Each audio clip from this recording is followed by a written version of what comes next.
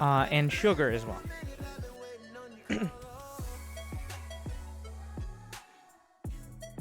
All right, we made it. We're in. Jimmy. Game paused. GJ, game number 1, all over. Great job, everybody. Pro gamers, top grandmasters.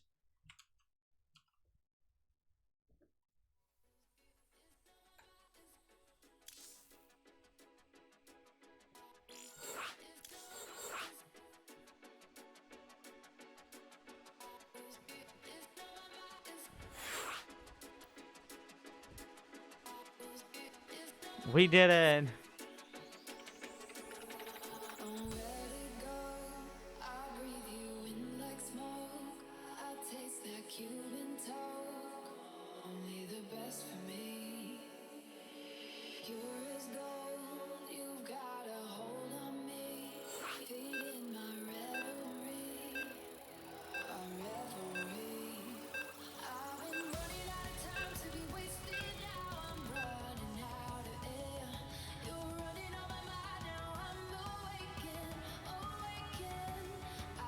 I'm sorry, I was thirsty.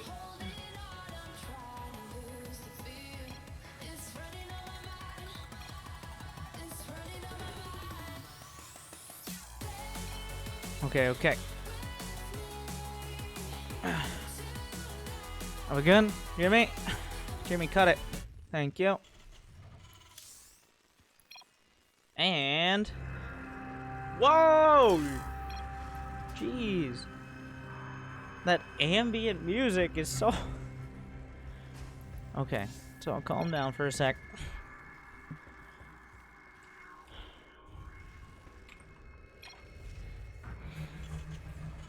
Welcome back to our very first match of the final WCS North America, WCS Winter North American Open Qualifier. The top 6 will qualify best of 3s throughout the event. There is a loser's bracket. 4 players will come through the winner's bracket. So you can't lose. If you lose, you're relegated to the bracket that only has 2 winners. But to kick things off, we have a team kill, which has a tendency to happen when you have teams of dozens of players. But in the bottom left, the Terran player in the purple. None other than Tag. You're pregnant. Bit of an interesting name for a Starcraft player to have, considering all the stereotypical implications, but he's had that for a while, like several years. Sticking with it. All right, in the top right, it is the popular fork knife player stealing his name, a very creative and original name, much like Winter. It's Ninja. Both these players, high grandmaster players on the North American server. And we're kicking things off on Cerulean Fall. Nothing fancy to start. I'm actually looking for some TVP builds here. What am I going to call them? Tag? I'm not going to say tag you're pregnant every time. Not only is that a whole deal, but it's way too many syllables. Like, that's not happening. First adept is coming across. It's actually a 2-on-1. I didn't even realize that was a Rex. Get in the game, Winter. Well, I am in the game, but get in the mental game.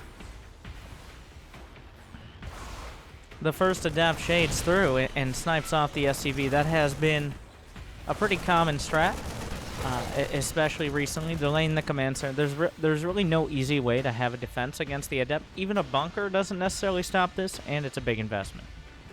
But since this is a 2-1-1, Tag is gonna... Well, hold. That is not two barracks, 1 factory, 1 starport. This is a... This is a bold play. He needs to hide it. If this becomes obvious...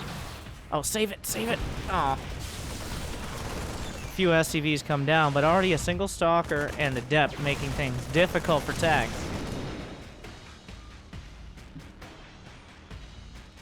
It's already 31 to 22 SCVs. This is a rough start for a Terran. And his strategy is kind of, I'm going to run up the ramp and hope for the best. A bit of a Wings of Liberty-esque strategy here. But if he masks it well enough. So right now, Ninja, he sees that many Marines. He's expecting the double medevac point. That's why, well, as I expected. But he doesn't have all the information like I do. Blink is coming up. It looks like Ninja was interested in a third base, which a lot of the time, especially against early pressure, Blink allows you to take. You got to be careful. You got to be active with those Blink Stalkers. They're very active units. They don't just sit in your base and hope for the best. But if Ninja does end up taking a third, this could work out perfectly. Right now, Tag's entire strat is make a bunch of Marines and stem up the ramp and hope he doesn't have enough force field. So that hallucination will scout this, but simultaneously he just used all his energy. +1 combat, shields, and stim. He should be moving out right now. There they go. Now, a warp-in used. The hallucinated Phoenix is going to come in. How many warp-ins will Ninja have ready? He needs sentries. He needs batteries. All he needs to do is hold this. He has the gas for a couple more sentries. That third base isn't happening, by the way. That third base right out. The Observer going to confirm what he already pretty much knew. Is there a scan? There is no scan ready. He's going to go straight for the third. There's a lot of Stalkers. Oh, he stims. There's how many force fields are there? He baits out one. Gonna go stimming right back in. Gets the sentry. No force field here. He has to hold the line. He's tearing through everything. The stim runs out. They hit the needle again. The probes are off the line, being gunned down mercilessly. 14 probes. Zealots, Stalkers, probes. Lots of targets here as those Marines fire so quickly, and suddenly Ninja dips dramatically to 35 supply. The Stalkers blink in, but they go out in a body bag. A handful of drug addict Marines will make their way into the main. The Stalker blinks away, more probes slaughtered. So, despite how... I looked at the worker count. I was about to say, despite how bad this looks, Ninja still has 3 bases. He's got Blink. If he was at 30-something workers right now, I'd be like, okay. Because he can rebuild those probes. Against this bio play... Yeah, that's, well... That sums that up. Ninja knows that's... It's not like if you're up against Hellions. If you're up against Hellions, it's very likely it's not going to be more Hellions coming up. And once you deal with the first round, the second round not as difficult. No, there's just going to be more Marines. And then after that, I know it sounds crazy, spoiler alert, more Marines and medevacs. There's no coming back to that.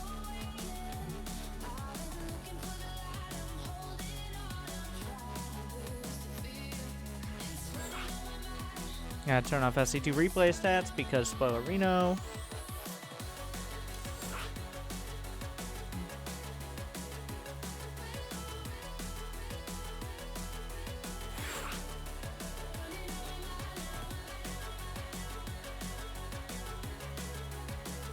Thank you guys again for tuning in. I'm just warning you. Again. Last WCS qualifier was 9 hours. We covered all of it one way or another. So settle in. There's a lot of Starcraft to be played.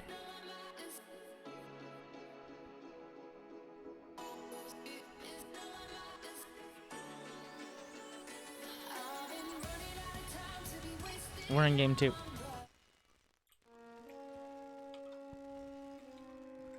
Game 1, a smart and effective build being used by Tag. Now, these players are similar MMR, both, I think, 50, 750, 800, top 100 Grandmaster, which essentially means they're going to be hitting each other on the ladder all the time, let alone any sort of practice they might do on that Storm Academy team.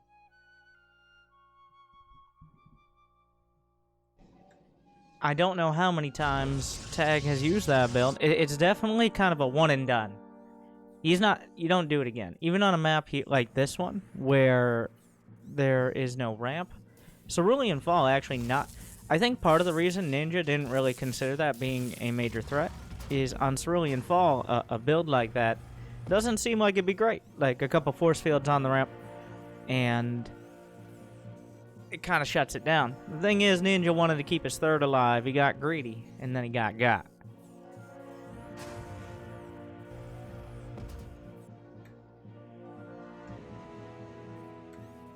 Probe actively scouting here. You already saw there's no second guess. So, you know, I'm going to try to put a focus today on some of these games, on what the players are looking for and why. I know a lot of the time I slip into that generic caster mode of, like, filler stories and all that. But right now, that first probe coming in looking, there's no second gas, and the barracks is on time, which indicates it's probably going to be a Reaper. There's not a reactor starting, and then more than likely an expand behind.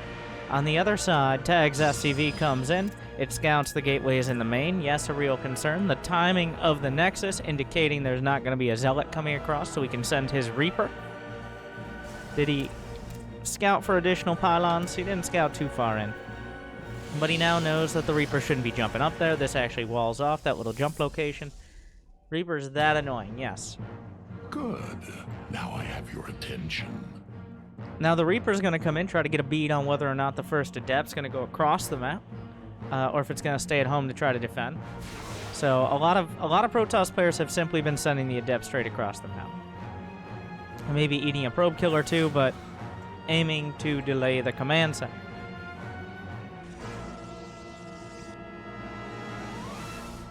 I don't know if Tag caught the tail end of that. Oh, a second Reaper. A little surprising here, but does give him a lot more probe killing potential. But the Adept comes in. Not again. Deja vu. We've just been to this. Oh, what a save! No, not that button. This one. What a save! Oh, I love it. That is something. And then the Reaper's coming in on the opposite side. There's a shield battery on the top of the ramp. Two Reapers are really start cutting through these probes. It only takes 3 volleys. It takes 5 Reaper hits to kill a probe. So 3 probes go down, and the SCV, I love it. I love it. The Bronze League Heroes / WCS Winter Micro. Just a little detail there, but makes me all warm and fuzzy.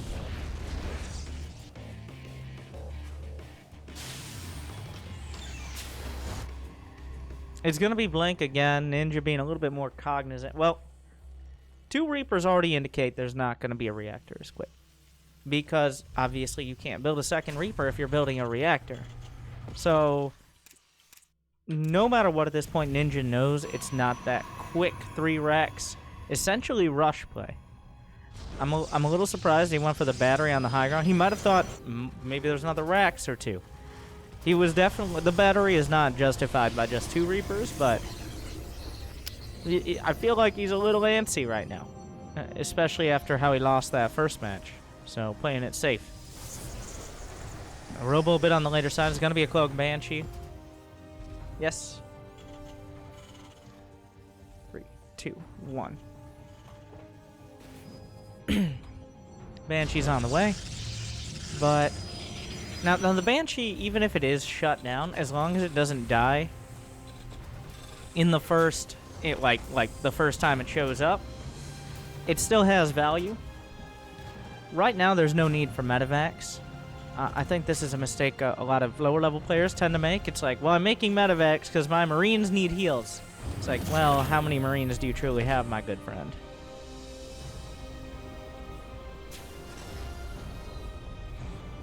The first Banshee will force out. Well, it keeps some Stalkers at home. It keeps an Observer at home. And it has a lot of probe killing potential. These Stalkers are here because if there's not a frontal push coming in the near future here, there's probably some sort of harass. I'm gonna criticize. I always criticize, even though I do it myself. Everybody does it on occasion. Building your main tech buildings in one of the most droppable locations in your base. 2 medevacs come in, your upgrades are gone. Zerg players do this, Terran players do this, not to as great of an extent. Why would you put your Spire here, or your Forges here, or your Tech Lab factory here? Like, The Banshee comes in. There is no observer on point. He might want to recall one. And yeah, he definitely... This is kind of a delayed Banshee because of how the whole build stacked up.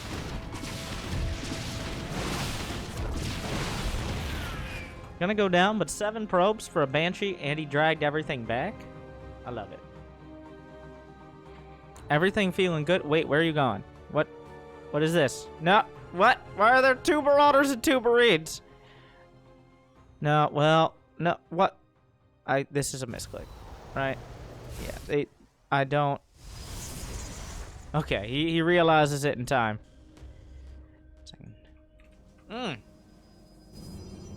I'm all about that. No. That was that was a misclick. Both these players, of course, your chances of qualifying are dramatically reduced if you're forced to go to the losers bracket. Only 2 players qualify from there, and the vast majority of them will end up there. So losing your first match means you have a nearly impossible road ahead of you. Players like Future and Jon Snow and Mcanning were in the losers bracket, and not too slowly in the last qualifier. So while the players we have on the screen right now are great, those are some of the best in North America, and they weren't able to win through. That is a scary Terran army. That is. He has put this together. There is no third command center. This is 5 racks pumping out bio, a couple tanks in the bank. He's got medevacs overhead. Is there charge? There is charge. How many gates?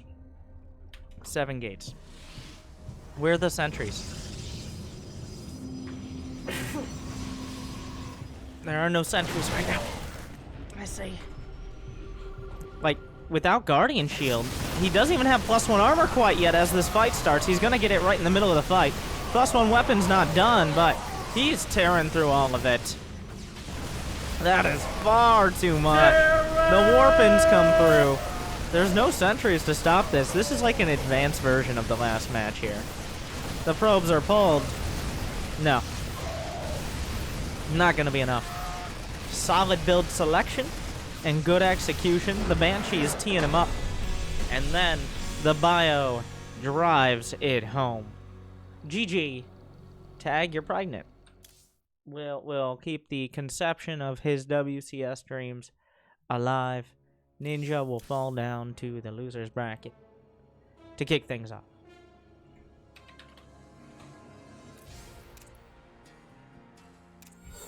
And we're immediately jumping into another match. No! I missed it by 1 second. But I have many of the WCS North American players on my friends list.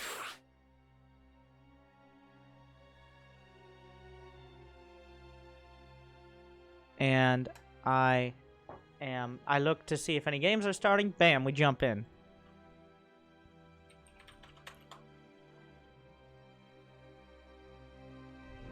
Raze versus Crucialnug. 6,100 versus 5,900 MMR.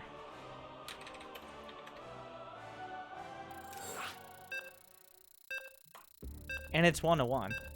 So, Raze is one of the top players on North America, and he's been, and is, I don't know if is, but he's been top 16 GM with Protoss and Terran. He's playing against a Terran right now. Also another Storm Gaming player. Shout out to Storm Gaming, but we're already in. Now, in the bottom left is Crucialnug. You might not know him, but he's actually one of the top 2v2 players. He's also a top NA player. He has a ridiculous amount of MMR. Maybe even in the top single digits, but he's also one of the best 2v2 players. He's in... So, a lot of the top 2v2 players, of which there may be like 15. This is going to sound weird, but play with each other a lot. And he's in many of those teams. They'll switch up, like... Player 1 is on player 3's team, player 2, player 4. Anyways. But I think at one point he was on a 2v2 team with somewhere in the realm of like a 98% win rate. Like 179 wins and 2 losses. Good. to be Now I essentially have the your top of the server. Now, attention. 2v2 not as competitive, but there are those top players that essentially make it like a Grandmaster ladder. So that's a bear. Is this a Ghost Rush? Now, it almost seems like a meme, but it's actually a thing. Nobody ever expects well, if it happens enough, they do, but no one ever expects the barracks in your own main strat. I think this is a Ghost Rush. I was doing this yesterday. If you caught my silent movie cheese stream, he's gonna make a Reaper first, but wait, no, okay, it's a factory. Never mind. I was really hoping for the Ghost Rush. Or is this an advanced Ghost Rush? It is. I'm learning so much. Okay, okay. I said, everybody sit up in your chair. We all know your posture is terrible. Stop hunching over your ramen for your pizza rolls. Everybody sit up and pay attention. Apparently a Reaper first. Well, the Reaper sells it. That's part of it. The Reaper existing sells this as, oh, okay, it's a proxy factory. Did the probe die? Uh-oh. The probe died. Does the pylon see this? The pylon does not see the factory. Nice positioning. Oh, down goes the Reaper. But inside the main is a tech labbed barracks.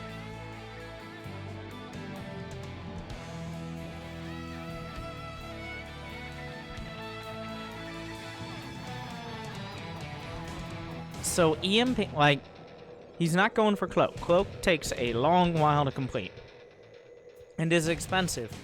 But just the Ghost itself, even if you have units, if you EMP the probes, they can be one-shot. This actually is a great build. Oh god, this is going to do really well. Raze is only one worker. Oh my god, the Ghost, the elite sniper coming in. Oh my. Already, 3-4 kills. Ghost racking it up. He's just gonna walk by. He's not even bothering with this. The damage has been done. 5 kills. 6. Oh my god. It's getting a little out of hand. Another Ghost is coming out. Another EMP, and he hits the Oracle! No energy for you. No Pulsar Beam. Oh, he might have done it already. The Nexus isn't done. He was making a bunker for... I mean, you get a Ghost in the bunker, it gets even worse. He's making another Reaper. There's already a Cyclone on the way at home. The expansion begins, but Raze starts out the match down 12 workers. Oh, what a beautiful build choice. I don't know what happened in the first 2 matches. That might add some additional context, but the EMP on the Oracle hurt really bad here for Raze. He needed that option. Now, there's actually nothing here. The Oracle can get some counter damage. Where did the Cyclone go? He built a Cyclone somewhere, right? I thought I saw it. No? Am I a crazy person? Don't answer that. Oh, I think he flipped the tech lab that was on the factory to the starport for Cloak Banshee. Which means he canceled his Cyclone. So Raze gets a little bit of counter damage. I feel like that was a little bit of a mistake. Concussive Shell Marauder. Oh, wait, no, he's going for Cloak. Wait. Why do they have the same icon? Why do Banshee Cloak and Ghost Cloak have the same icon if they can't use the same upgrade? Okay.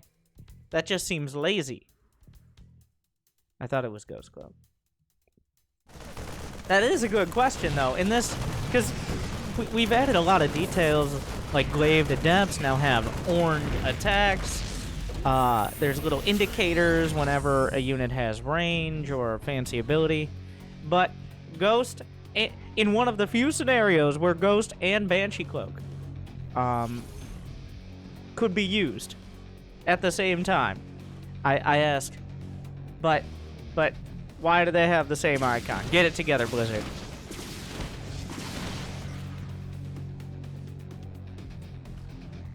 Is there Revelation? Oh, he actually gets the Banshee out. A little sloppy there from Raze. A hodgepodge army coming together. He's upgrading Combat Shield. The Marines are just buffer for all the key units here.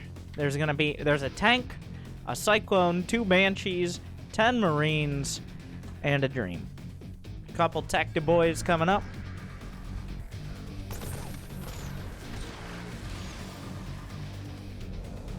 There's not that many units here.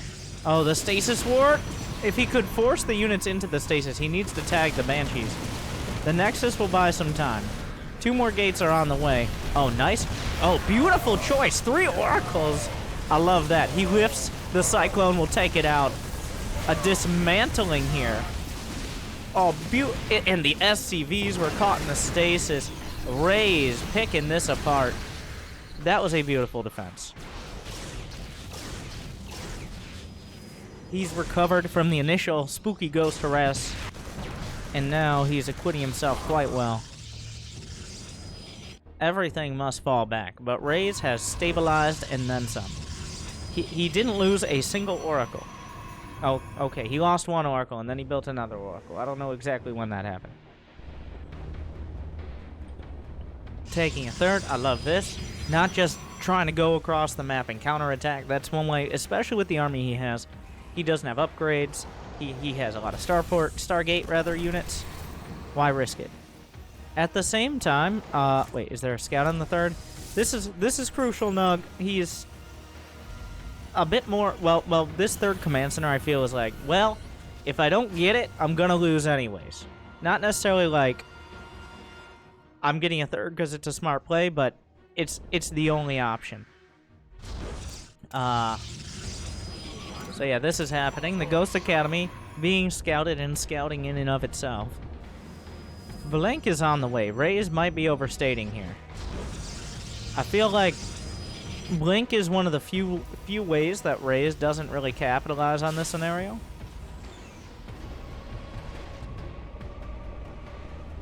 Because there are going to be rather, a couple medevacs. Stim, combat shield's already done. So, while there's going to be plenty of stasis wards. Now, Blink can work out just fine. The timing matters. But the Bio Army is coming together pretty quickly. He's got decent barracks production. And with a couple medevacs here, there is a danger.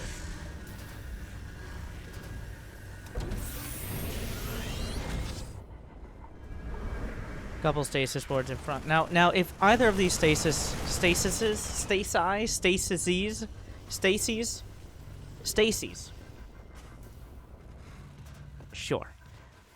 Hit a... Okay, wait. You gotta make big plays. He's gonna block his own base with the stasis unless he makes a huge play. Do it. He's gonna try to trigger it. Yeah, you have a split second to move the unit. Oh, but there are more. But wait, there's more! No! And now this is a problem. Well, yeah, he picks off one of these. Just go try to trigger it. He gets it. Reyes is maneuvering this well. You can really see, well, the details are there for both players, I have to say. This is a great game so far. I thought that Reyes might just run away with it. But Crucialnug, he waits for his moment. The patience there. You don't just send your Liberator in, it's not going to do damage all by itself. You wait until units are committed out on the map, they're out of position. Maybe he's looking the other way. That's a lot of stasis wards. Always make sure to ward the jungle. A scan will catch many of them. He's gonna try to trigger them. You gotta be like even if you know they're there, it's sometimes easy to get caught. There are more than he may have expected. Oh! The double freeze. There's still one more. There's still one more. Does he notice it? Oh, he does. All right. Wait, there's more. Oh my God. It's a minefield. Oh no! It wasn't the fourth. It wasn't the fifth, but it was the sixth or so stasis ward that finally stop right there, Terran scum. Enough of this, and that's gonna buy the time that Reyes needs for double Robo Colossus, and that's gonna shut Crucialnug down for now. He can't fight in a Colossi. Just a gateway army with a few oracles, sure, but 2 colossi, even without their fully extended thermal lances. They're on the field. I don't know if the scan caught the end of them. The upgrades, 1-1 against just +1 in favor of the Protoss. And yeah, you can tell the power of the Colossus. Wait, Widow Mines. Get some decent connections, but the force fields are great. The Oracle is still holding back. Good split so far, minimizing the splash damage. Raze may have overstepped a bit. The Ghost Academy is still alive, by the way. Not that ghosts are really necessary here. So now we see how the game goes. Does Crucialnug take his 4th? I think he drops it on location, but does he take his 4th, or does he maybe plan to pull the voice? Because he can't just sit back. He has to decide between these 2 things. He's on a timer now. Great game, by the way. I'm loving this game. A lot of different tactics and strategies, and just the way it's playing out is pretty significantly different than many TVPs, especially in North America.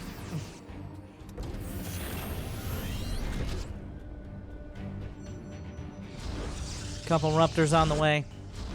He's got 4 Colossi. Raze is... This is a very strong army composition. Widowmine drop coming in. Raze, where's the reaction? Oh. Uh-oh. Uh-oh, it's gonna hit. But at the same time, so are the armies. How many probes was that? Half dozen, maybe more? The upgrades, 1-1. +2 on the way for both sides. Raze is gonna catch up.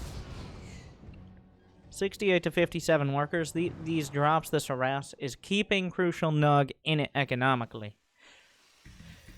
Here we go! The boys are pulled! This is everything, but disruptors are already on the field. I do not have high hopes for the effectiveness of this pull. This has to do it. 2 disruptors are going to throw a massive wrench in the plans here. He has to do so much damage with this as well. The 2-2 is done. He starts the +3. He's optimistic. That's 4 Colossi. How many Vikings above? 6. Not a huge... Oh, that's the disruptors! Big chunky hit to start. He has no more in production. He has 1 more disruptor in the mix. Oh my god. A beautiful split to start. The Vikings, they need a target down. A disruptor on the right. He's going to be able to dodge it out. The disruptor's actually being targeted down, but... there's not enough bio. GGWP, and Raze burns through in a great match. And he is going to be moving on, keep himself alive. This is just the first round. These are the games we're having in the first round. Give me more.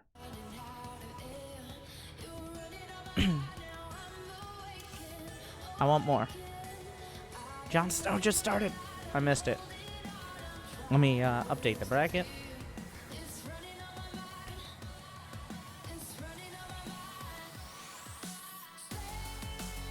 Hunt versus Turkey Dano. Oh, I want to watch that.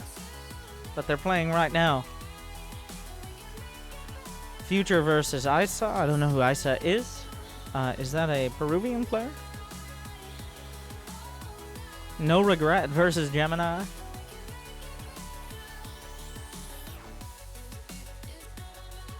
Game Time versus Drunkenboy. That is a match that has a lot of history, by the way. They're in the midst of it right now. Neuro was able to take out Borking.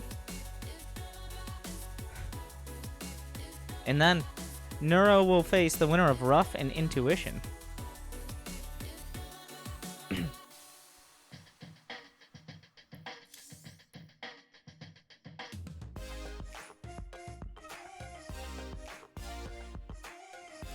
Got a little bit of down. If there's more than a couple minutes of downtime, we'll watch cartoons. So maybe hope for that. Everybody's in their matches. I'm just jumping in whoever we got.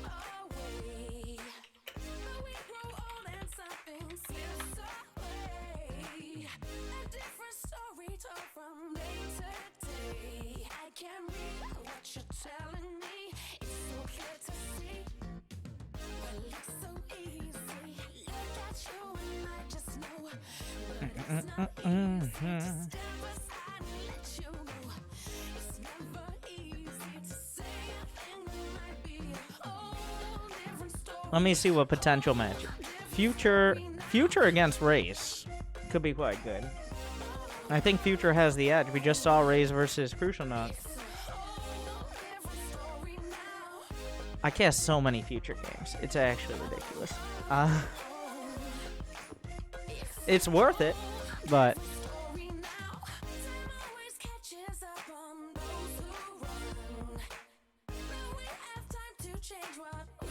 so many people in games.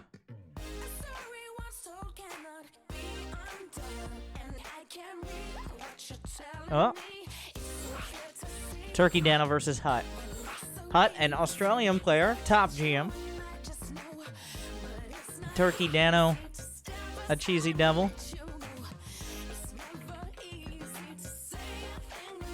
Oh.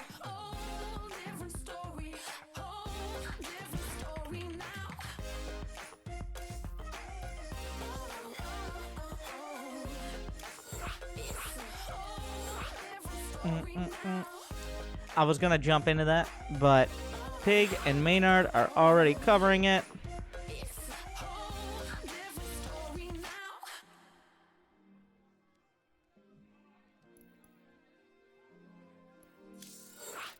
And we got Mcanning versus Tag You're Pregnant.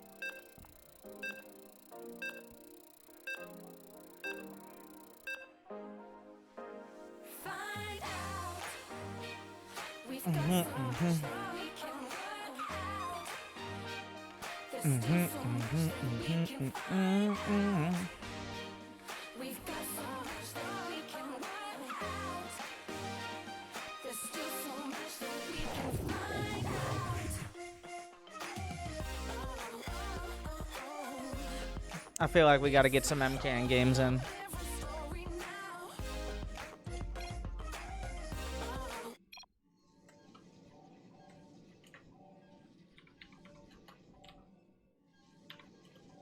Making sure the score is what I think it is. And we just started. Not 100%. 1-0. To who? All right. In the bottom left, the man with a plan. And 1-0, it's the Can from Flipside Tactics, Mcanning. And in the top right, we saw him against his teammate, but now he's got another Protoss to contend with. From Storm Gaming, for the second time today, Tag You're Pregante.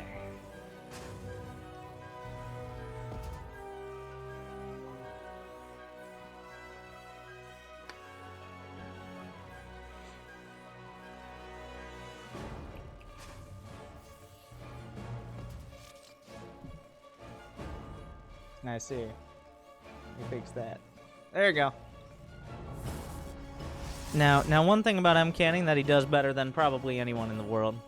Spray game. Spray game always on point. He's the Banksy of Starcraft. He always knows where, when, and where to lay down that GLHF spray. I've rarely seen it matched in professional casting. Oh. Marine comes out, which means the probe will die. The Marine existing, I said I was going to talk a little bit more about what these things mean. So the Marine existing is already a giveaway. Tag is going to be opting for a Factory Quicker. He's not going to have a Reaper, which means the first Adept can go straight across, try to get some scouting, some harass. Now, it'll likely be an Adept. That mineral is lost forever. He did pick it up with a probe. Mcanning loves his Robo. It's deep. I can't type in chat. I probably shouldn't. I was wondering if we'd see the same build we saw against Ninja. I doubt Mcanning was watching because he was playing a game of his own. But, I zoned out for a second. But it's the 3 racks play. The engineering bay should be coming online in just a moment. Now, will Mcanning read this? It's already a different series than against Ninja. Against Ninja, Ninja opened up with the Blink. Later Robo, got a bit greedy for a third. Mcanning doesn't mind playing on a lower economy. In fact, This might be the perfect time. Wait, did he see the third ray? No. This isn't an accident. These barracks are this far back, minimum, because, well, if he lets the Adept in, that's an accident. If the Adept completes the Shade, it'll see the racks. But it will also die, and Mcanning is not risking that. The thing is, unlike against Ninja, Mcanning he's the Duke of Disruptors. He's already got a Robobay on the way. There's not going to be Metavacs. There's no easy counter to Ruptors. This is almost the perfect build for Mcanning to be fighting. It's a bunch of Marines without Metavacs who have no exit strategy except stimming and killing everything. Now, does Mcanning kick it off with a Colossus? I think he might, because right now he probably thinks it's a 2-1-1. We'll see in a moment. Robobay's done. Colossus still good against this. Like, there's not too many bad he doesn't have the resources yet. But wait. Yeah, he's holding for a Colossus, it looks like. Which makes sense, considering he's not opting for the Warp Prism. Yep. Now, the Colossus is arguably even better than a Disruptor, because the Disruptor is, by definition, hit or miss. Whereas a Colossus is guaranteed to do some damage. This is a build that does not work against Mcanning. What Tag is doing here. Extended Thermal Lance might be the next option. I wouldn't be the least bit surprised, because there's not going to be a factory. It's just a bunch of Marines. That's it. That's the whole strat. Battery's on the way. Does he start another Colossus, or does he start Lance? He doesn't have that much gas to work with. Another Colossus. Now, the Marine should never get close. There's enough force field. Behind this Tag is taking another base. If he doesn't scan ahead, this could just be... does he even try? He's going to check for the third. Mcanning doesn't have the resources yet. Or the standing army to really compete with this.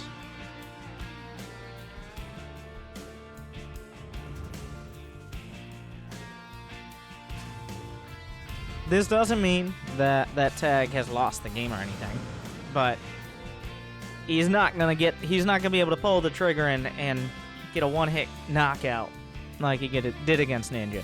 I'm kind of surprised he tried the strat against Mcanning. I'm not sure how game 1 went. The one thing he does get is map control. If Mcanning decides to move out, like right now. Has he scouted the starport timing? He did. Okay.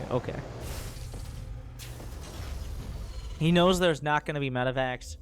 He has a lot of sentry energy. Is no +1, so this is still a little risky. And the base is done. So if he doesn't quite nail the force fields, Warp Prism is involved. Okay. But still, if he doesn't quite nail the force fields and the Colossi get knocked over, I think he'll be okay, but Metavacs are on the way. The first one coming out now. The army comes up. Yeah, he's going to zone this out. Does he go any further? He's continuing to warp in. A few Adepts in front. Well, this is a little awkward. The Observer going to scout that the army is not where he expected it to be. Mcanning has another obs. He's going to see this. Good. Is this a recall situation? He's going to step back. A drop in the main. Tag had an awkward Widow Mine there. Not quite connecting, but there's plenty of units here. The stim. Oh, this. Oh, my God. Oh, Jesus Christ. 22 kills. And we missed it. I'm definitely going to this replay. Oh, my God. Oh, I need to see that. I can't believe I missed it. I'm sorry. Hate me forever. Oh, my. 22 kills. And there's no way that was more than... He got 22 bio unit. Minimum 22 supply. Probably a couple Marauders. That was not a gut punch. That was a gut shot. And that is something that most people do not come back from. Oh, jeez. Oh, my. Whoa, Nelly. And we didn't even see it. We just saw the aftermath. At this point, I just want Mcanning to close this game out so I can go back in the replay and I need to see it. I need to see that.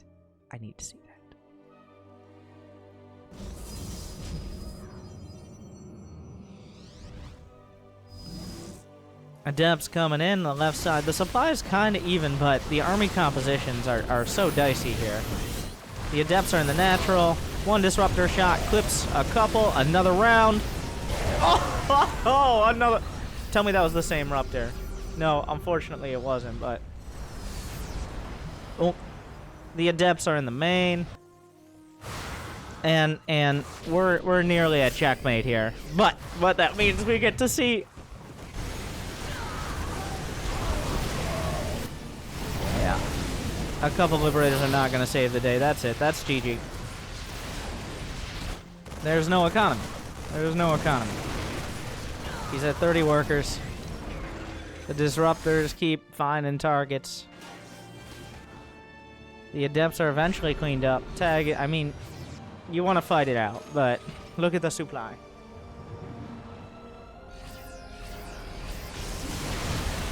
The Liberator's not even siege. Disruptor connects.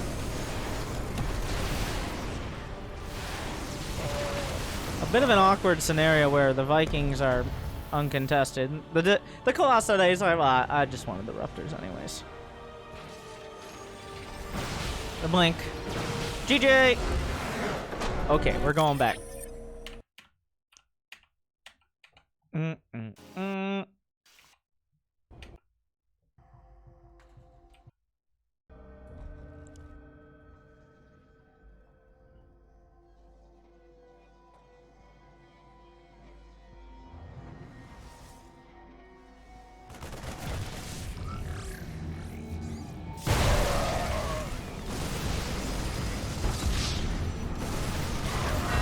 Can I get another angle?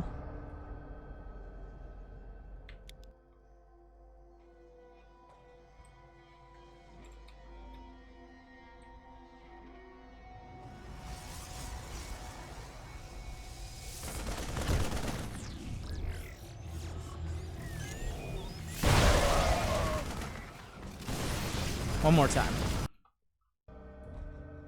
From the other side.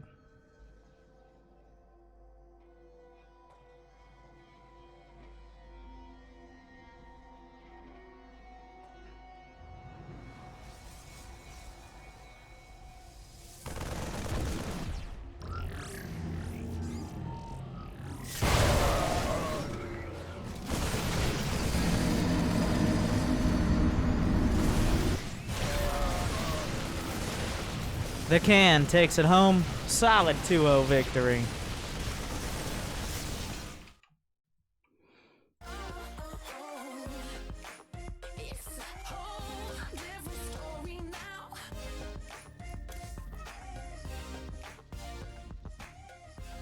Let's update this bracket.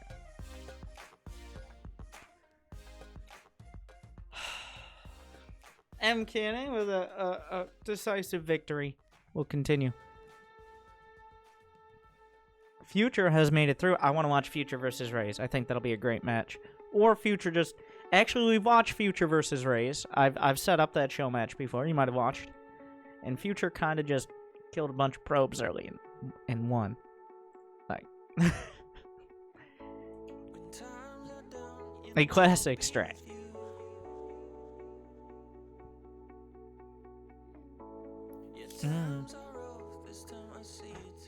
Let's see who. Mcanning will face off against the winner of Paco Mike and Avillo.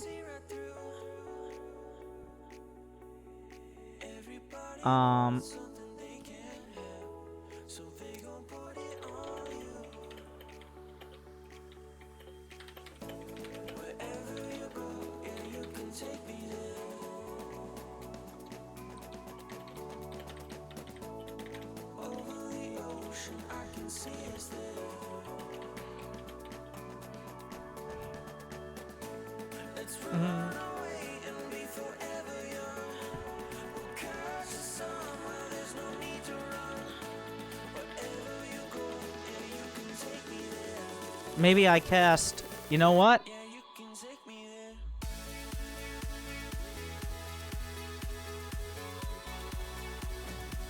I was about... Well, if I don't find a game in the next minute, I'm just going to open up Game Time stream. That's one way to do it.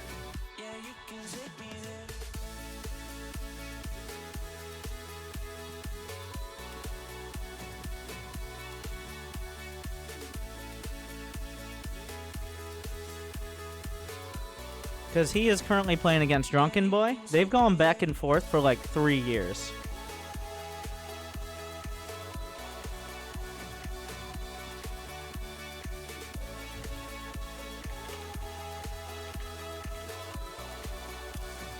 Both of them getting close or into WCS, but neither of them quite able to make it particularly far.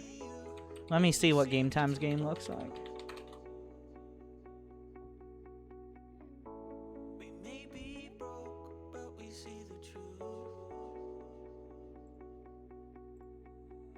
You know what? We're gonna do a live. Is he on a delay? Let me see. Game Time's not streaming with a delay. A bold move. Also, go give him some money, boys. We're gonna cast. By that I mean he has a $1 goal. Did you guys know you can earn... Oh, you know, I don't have the war chest yet, so how does this work? Claim XP. Cool. Nice. Alright. So Game Time, he's up against Mac, which is definitely not his favorite thing to fight against. A lot of dead drones there. No scout on the third base quite yet. Yeah, I'm going through all the upgrades. Road speed, Hydra range or speed, 1-1. I think that might be 2-2 starting. That's the ideal drone count? The ideal drone count for Game Time is approximately 54, because that's how many you need to max out on roaches as quickly as possible. For those who don't know, no, I think it's a little closer to 60 right now. Drunkenboy, I believe, has that left side. Hive starts. Oh, yeah. He definitely has more than 60 drones. I was just being... That was a joke. That was a joke, everybody. I might end up going for... Stop commentating. You're the WCS qualifier. You crazy devil. Hydra drops. Roach Hydra drops. Some Hydra drops. Those are actually quite good against me. I gotta say. I keep gesturing, but you guys can't see my face this second. He doesn't have a third yet, so Game Time's in a good spot. I'm not sure what the score is on this match as of yet. I'm gonna continue looking for games to jump into. Wait, who's John up against? Jon Snow is up against, because he's about to start his match.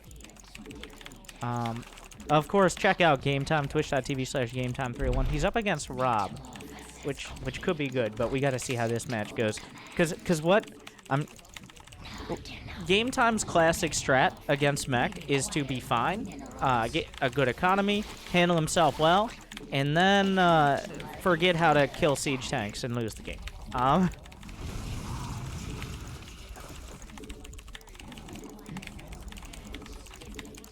gonna turn this down so this isn't too much copy. I don't know what he has on in the background, but I'm pretty sure that will be muted on the Twitch VOD if it's too loud. So we got to be careful about that. And counterattack is there. What? Why are there two random Vikings? Game Time's looking good. He's got a hive. He's got plenty of queens. Drunkenboy just took his third. So this is a pretty cut and dry. Go to Vipers and close the game out. If you can deny a fourth base and maintain a solid economy, that's a pretty solid just, all right, 1, 2, 3, knock him out. He's got to bring it together relatively soon. Yeah, Vipers are out. Roach Hydra Viper. I think he's at about 65 to 70 drones. 2-2 just started, so he doesn't have incredible upgrades. But the creep spread is good. Drone count is good. Tech is good. He's got Vipers before 10 minutes. Take note, Zerg players.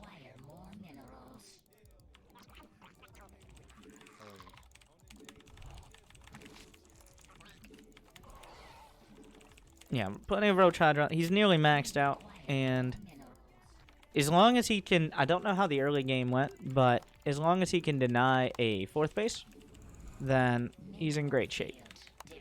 The 4th base is kind of the focal point. Drunkenboy is sending a bunch of Hellions out. He's looking for an opportunity. But this is kind of desperation. Sending that many Hellions out when you're only on 3 base, oh, that's a lot of drones. Well, if it works, then it's worth it. I don't know if Game Time just remade drones or not.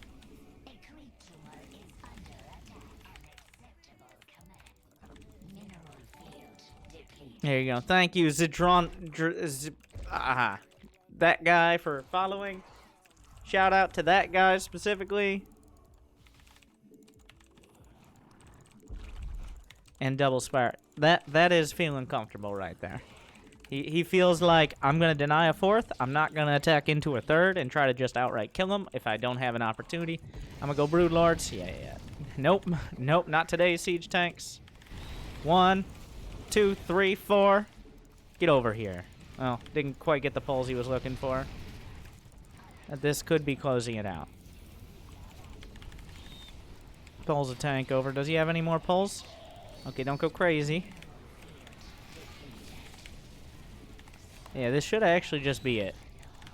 Game Time had a solid economy, put his macro together in a timely manner. And that's GG, right? Like, he is still, like, there's no economic damage. Smoked in this game. Smoked him this game. Shit. There it is. That was amazing. That wasn't even close. That early game was so good. Holy shit. That early game was amazing. Amazing.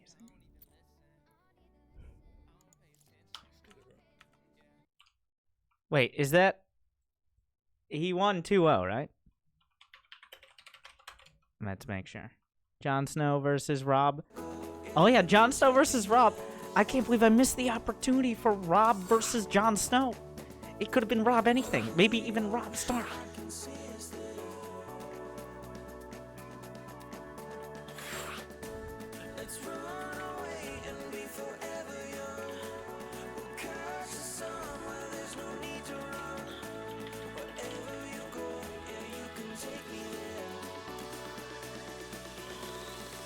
Alright, let's see who's coming up next.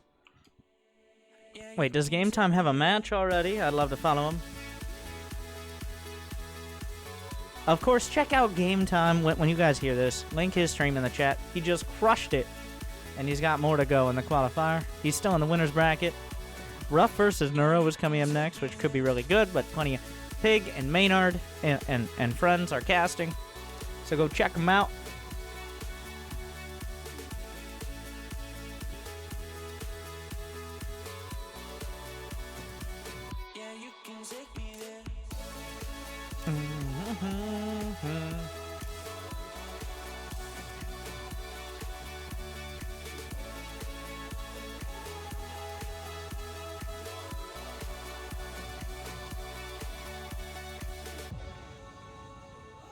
I'm just waiting for a game to pop up here. There are a couple I'm looking at. I'm going to try to get you guys in. We got to be decisive. We got to be quick.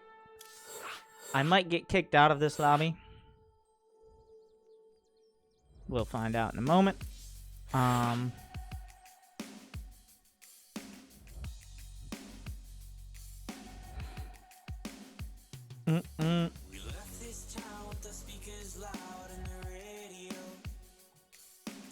We'll find out.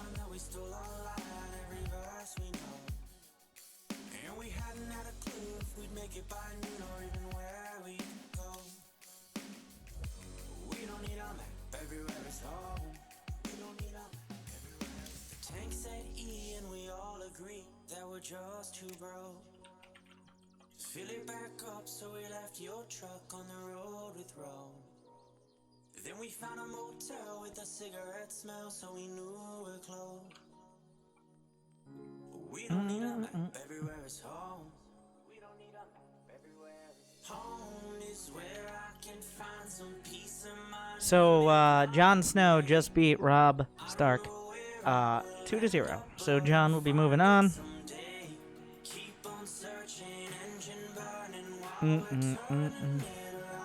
I'm still looking for Future versus Raze. I think that's what's gonna happen on that one. There's a lot of good matches. Like, sometimes the best matches are people you don't even know. Like, you never heard of. Well, you gotta hear of them somehow, some way.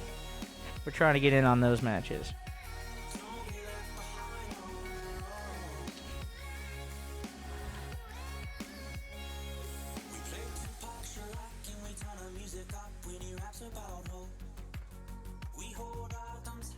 I'm looking through.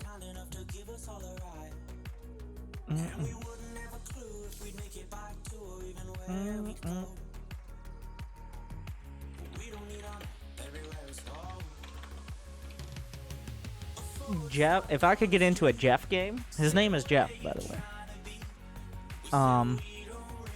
Would actually be pretty fun, because he is. Oh, rip. He just started. As we get further down into the qualifier, we're gonna have more regular matches, of course.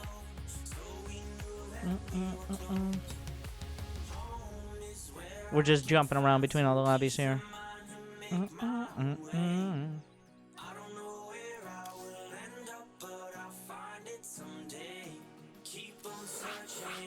What is this one? Let's find out.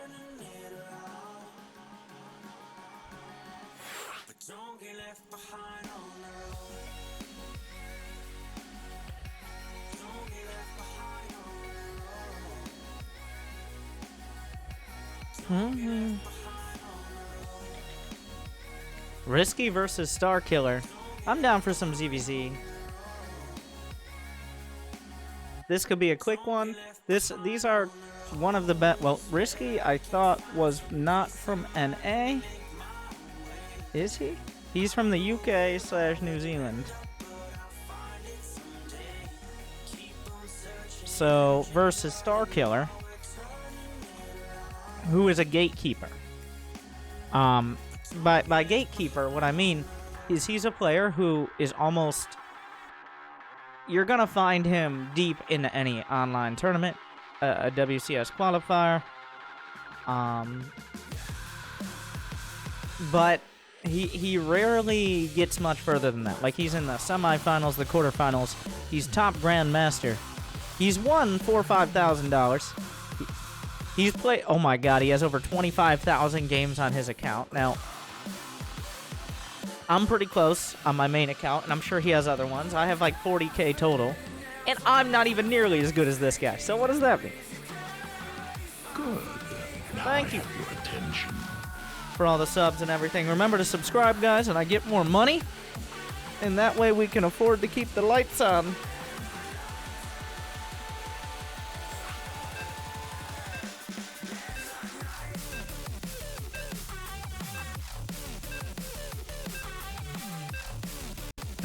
Here we go. Risky versus Starkiller. This could be...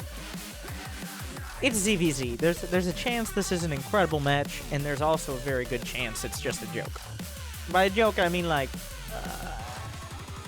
I don't want to say coin flip, but I would say coin flip. Let's get started. It's just us now. Us. And Starkiller. And Risky. In the bottom right, from Alp X, I'm gonna look it up and try to see if this is a team. It is Alpha X Esports, and the team captain right in front of you right now, it's Starkiller, and in the top left, Risky, who is on. I'm almost.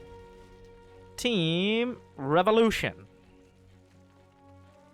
Both these players have won between $4,000 and $5,000 in SC2. Looking to make a lot more here. WCS Winter 2019.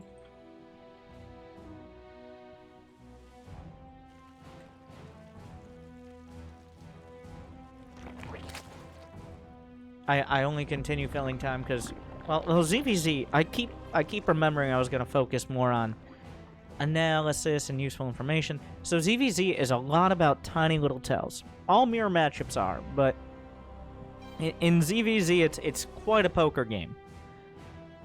You can show, well, do you want to hide your hand, which might cost you time, an opportunity, or do you want to just show it right off the bat and see if they call your bluff? Because sometimes you'll send out 6 Zerglings, and early on players can't know if you took gas or have quick speed, and they might only commit to a handful of Zerglings. Then bam, 24 more Lings come out and game over. Or, if they play defensive, get like a Spine Crawler or Wall Off or something like that, and then you only made 6 Lings, well, guess what? Now you're behind economically. And it looks like Starkiller doing something just like that. He's hiding... Actually, are both sides doing it? Starkiller's hiding Zergling. He's hiding his hand. When does he show it? The Overlord is coming in. Risky smartly bringing the Overlord in a location where he can see Zerglings, potentially going down the ramp. He knows the timing a Queen finishes. He'll be safe. 2 Zerglings out to scout. Starkiller's trying to sell him. He's trying to sell him on a macro play. Has he transferred extra drones down? Yes. This is another indicator. He made a Queen at the Nat. He transferred drones in the main. He's selling it. But is Risky buying? It looks like he is. He's got drones on the way. He's got drones on the way. No Baneling Nest. He pulled a little off of gas for more minerals. He took a third. This could be a disaster. Risky will now scout the Zerglings. But is it too late already? The speed comes out. Starkiller. Can Risky stop this?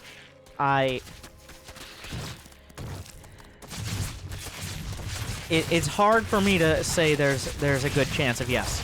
The Queens are going to hold the line for now. All Risky has to do is stop this from killing too many drones.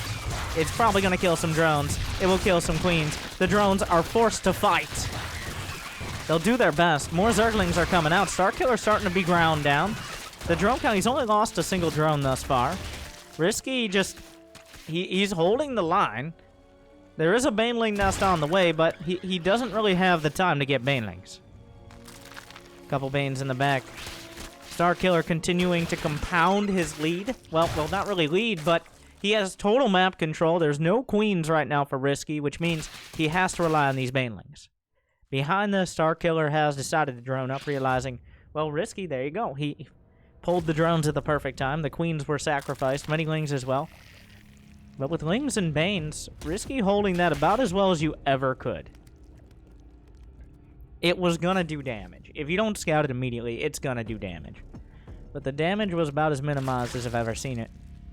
Starkiller will still have a lot of map control behind this, but Risky with a couple Banelings, gonna find himself in a pretty comfortable spot. And a nice scout with these Zerglings. He's gonna see the Roach Warren. So now Risky, I like this. He's gonna go for a third. If he went for a bunch of Lings and Banes, he'd be playing to Starkiller's strength right now, which is defense. As soon as the attack loses momentum, you've got to be decisive in whether or not you're going to double down or macro up. That Spine Crawler, he was checking a little to see if the Spine Crawler was canceled, probably. Some Banes behind. One Bane hit opens everything up. Starkiller in a dangerous spot right now. Not sure if that's what you wanted to attack. The Spine Crawler and the Queen have to be targeted well. Risky giving some respect to Starkiller in that sense. And this seems to be about the end of the attack. Behind it, Risky's going to have a third. He's going to have drones. Starkiller doesn't have a lair. He's doing it again. It looks like he's just going to attack again. The Lings tried to slip through, but immediately shut down. He wants to see, is there a lair? Is there an evolution chamber? Is there a next level of tech he needs to worry about?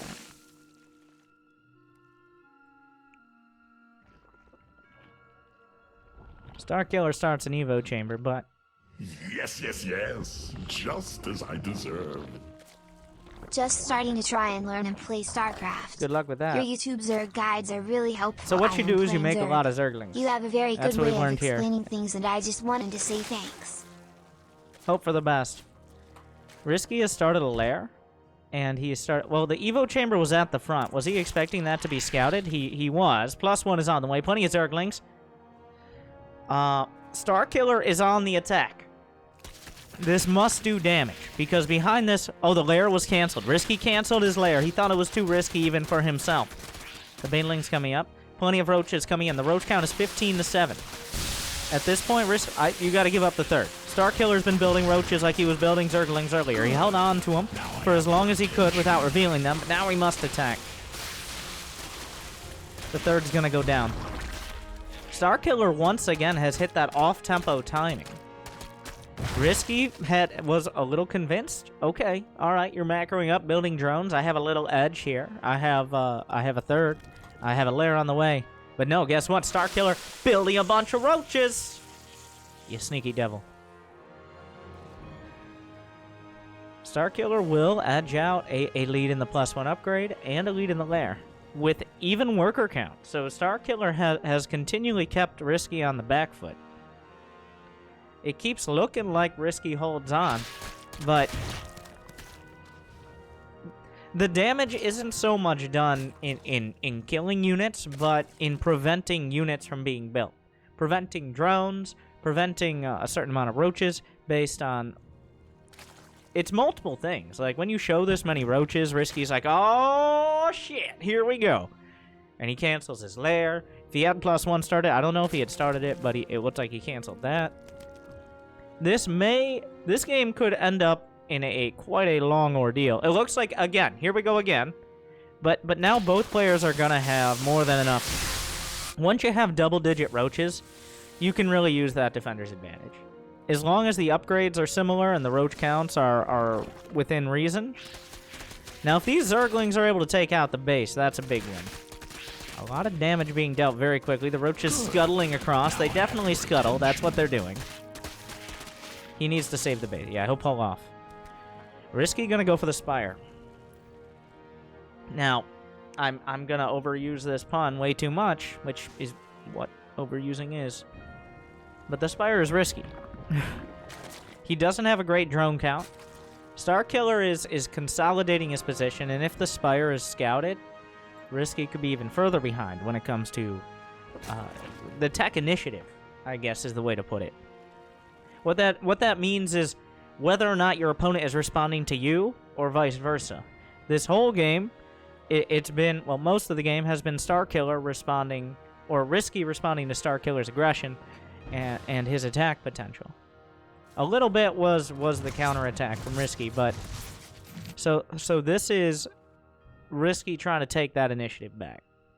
The Spire, if left unscouted, if left unprepared for, definitely gives Risky... Well, Starkiller is going to have to decide, do I just bring a bunch of roaches across the map and try to kill him? Or do I try to defend? Because he's going to take damage. If an attack starts and the mutas are just now coming out, that's worst case scenario for Starkiller. But that's not happening. The Spire finishes 200 invested, but guess what? Risky does not have time for Mutalisks. He must make Roaches and Ravagers to defend. The entire army is chasing a handful of Zerglings, so Starkiller maybe missing his window a little bit. +2 attack is closing in on completion, though. Corrosive Biles gunning down an Overlord.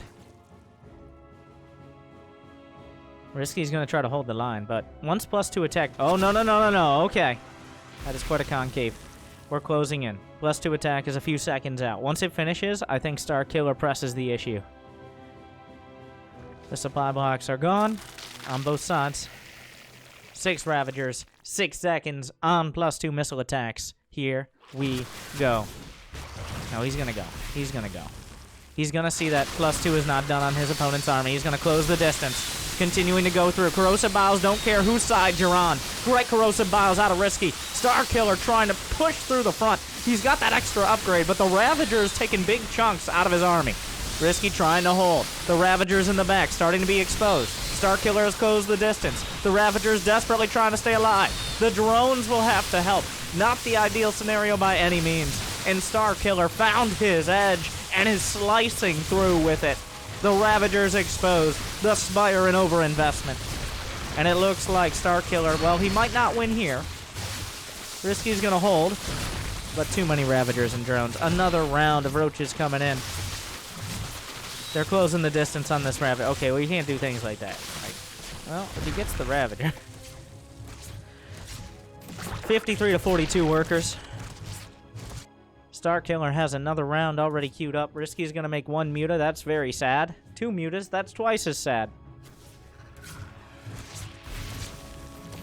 +2 attack is closing in for Risky. There's a dream here. The mutas might be able to save him, because at these low roach counts, Starkiller, the defender's advantage... did I speak too soon? I don't think so. Because that is momentum that is almost impossible to shift. The muta's gonna show up. What will this prompt out of Starkiller? Just an attack?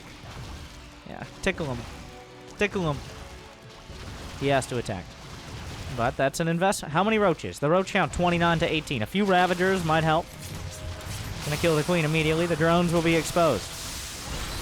He's just building... Starkiller is just building more roaches. The corrosive biles hit friendly roaches. Starkiller. Starkiller. Roaches don't shoot up. I don't understand ZDZ, apparently. Starkiller's gonna be pushed back. Now, he's looking at 4 bases.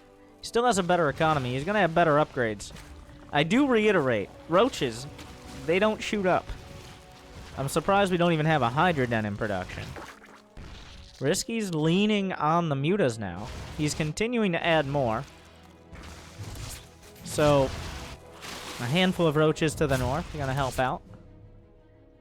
Don't want to split off too many. It's a dangerous game now. It appears Risky... Now, I didn't think this would happen, but Risky has taken that tech initiative back. The muta's doing a great job. What is the plan, Starkiller? How do you kill the mutas? He just has refused to acknowledge that mutas are a threat. That's what I'm getting from this. He's like, no, whatever. I'll shake it off. Shake it off. And he's just kind of ignoring that the mutas can do damage. He's gonna chase. He's just building more roaches. He doesn't even have burrow move on the way. I don't care about your damn mutas. I've got roaches. It's like, well, he has roaches too, so I don't know. I don't know, Kev. The 4th base will be taken out. Risky taking a 4th of his own. Starkiller still closing the distance. He still has plenty of roaches. Burrow move gave him options, but he didn't get burrow move. Like I'm saying, if he had it, it would give him options. Starkiller just trying to lean on these. The muta's really starting to add up now. They're starting to do real damage here, even against the +1 carapace. The roaches are in the 3rd. Drones are dying. Starkiller seems to have... Like, the mutas showed up, and his brain shut down. So, while the muta investment almost got Risky killed, it seems it has won him the game. Oh, that lack... Like, I think it was a misclick or something. He needed burrow move.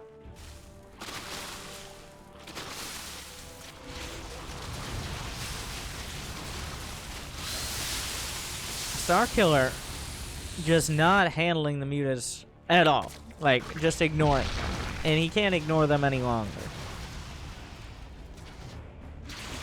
Everything being beaten back. Risky's at 50 more supply. There's still no direct counter to the mutas.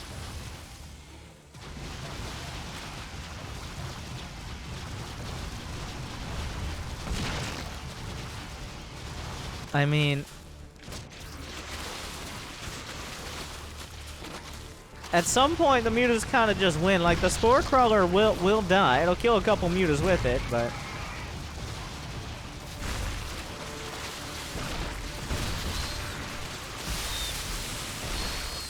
GG. Okay. Kind of a weird conclusion to that match. I could see a path with burrow move, but he didn't actually start the tunneling clause portion of burrow move. So, does kind of remove options there, to say the least.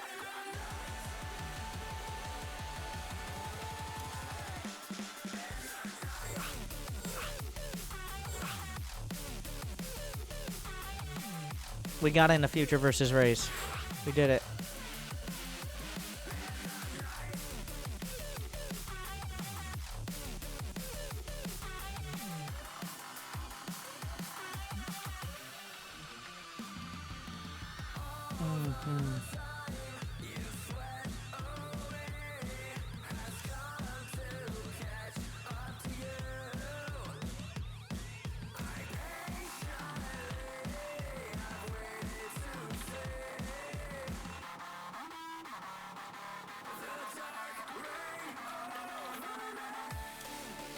Like, I'm really excited for this. Reyes, he looked on point against Tag earlier. But it's Future. Like, if we just casted Future in the entire qualifier, would you guys mind? Future has become a staple of the stream. And his games are almost always... He's the player who dropped 70-plus nukes in the finals of a WCS qualifier. And if he didn't nuke himself in the face, then he probably would have won it. Unfortunately, yeah, that part. But if you guys don't remember, let me remind you of that moment.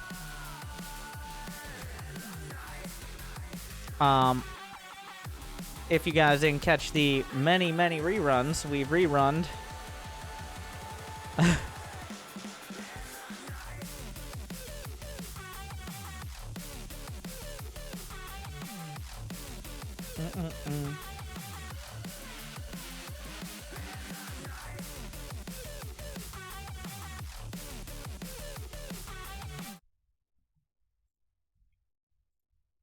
Army. He's trying to bait the army. He's going to run through his own nuke, isn't he? Plenty of roaches here. He's got to pull out. Future, no!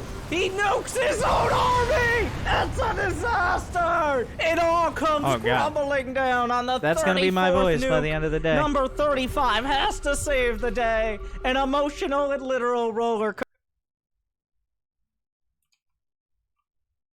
Faster, the classic army.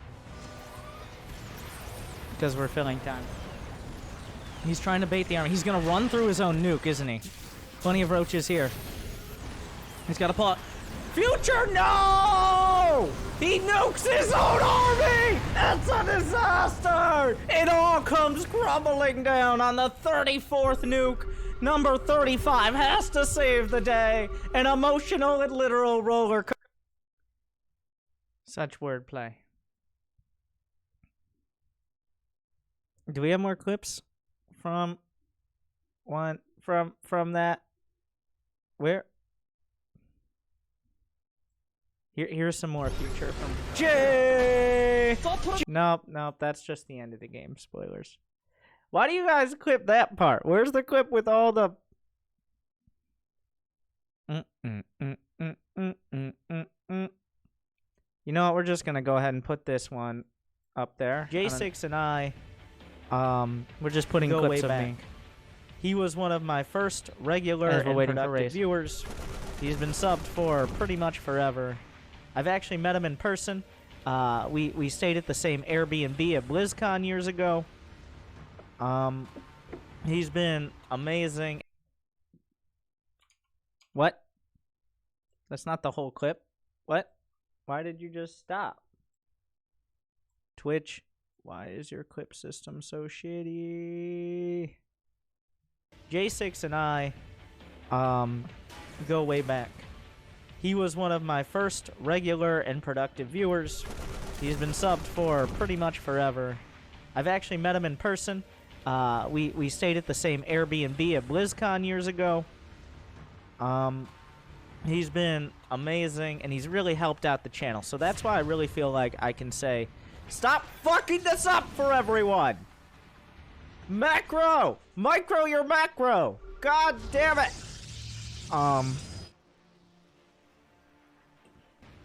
Thank you very much for your service. You guys think we should watch Winter Gaming live? That's what it's asking me to do. Seems like a douchebag.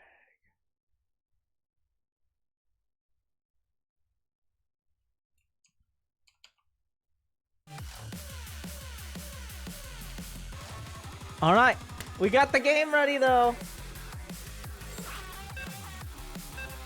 Oh, we're going. Okay, we're good to go. I didn't realize, like, we were right there. They had already done vetoes. Okay, 6 City.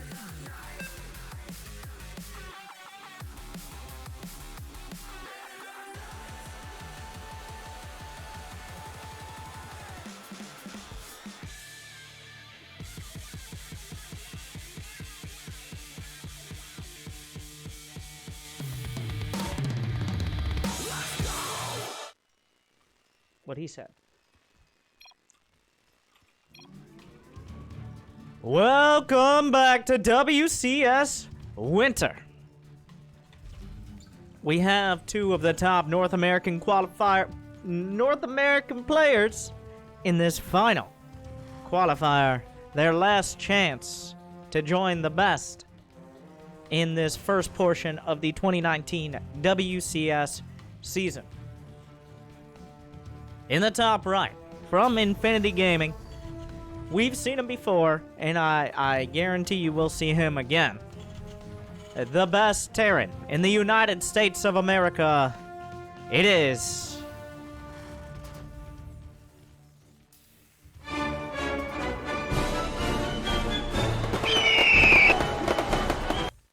Future. And in the bottom left,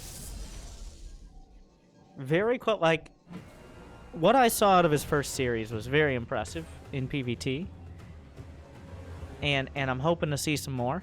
He's struggled against Future before, but from Storm Gaming, it is a Protoss and Terran Grandmaster, so putting his money where the Protoss mouth is. Not necessarily falling prey to, as Future described,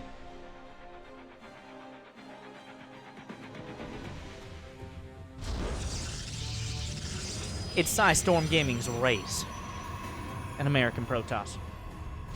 He is top GM as both, but slightly more confident and experienced at Protoss. So I wonder if he picks his race sometimes. I don't think so, but probe micro down. That should give him an extra detailed understanding of Terran. The problem with Future, we've watched this match before. I've had plenty of show matches because Future is so entertaining.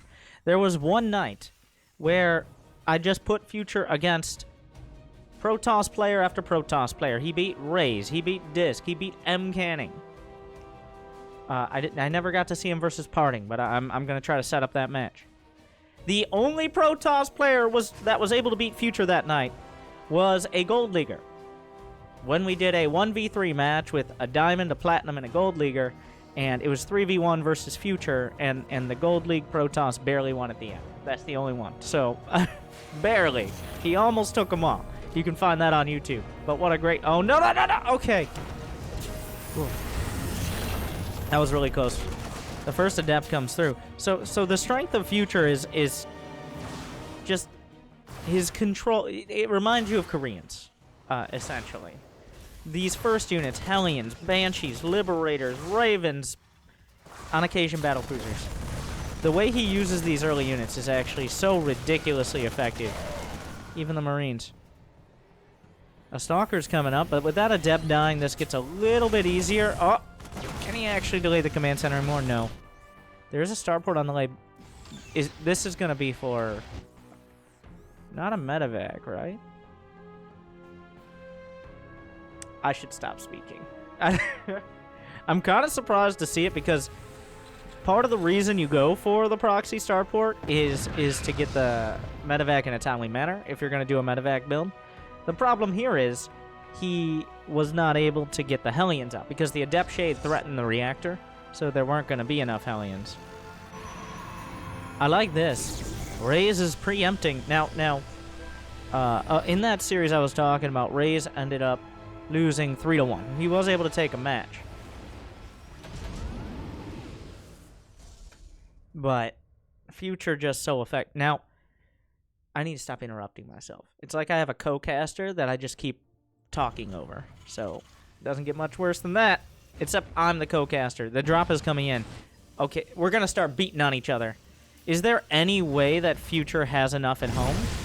We'll have to see, but the Stalkers must go forward or they must recall back. There's no other options right now. A Stalker's warping and 10 probes have died already. The bunker is not done. Oh, Ray's just working his way straight through. The Marines are all dead. Massive, terrible, terrible damage being dealt to both sides. Raises down to 17 probes. But at the same time, Future is being shut down at the front. He's already lost some SCVs. The wall will not hold much longer. A tank finishes. It will survive for now. He does siege it up. They don't have blink. These are just straight up stalkers. So many probes have been slaughtered. Can Raze work his way? He needs to kill that tank. There's no economic recovery.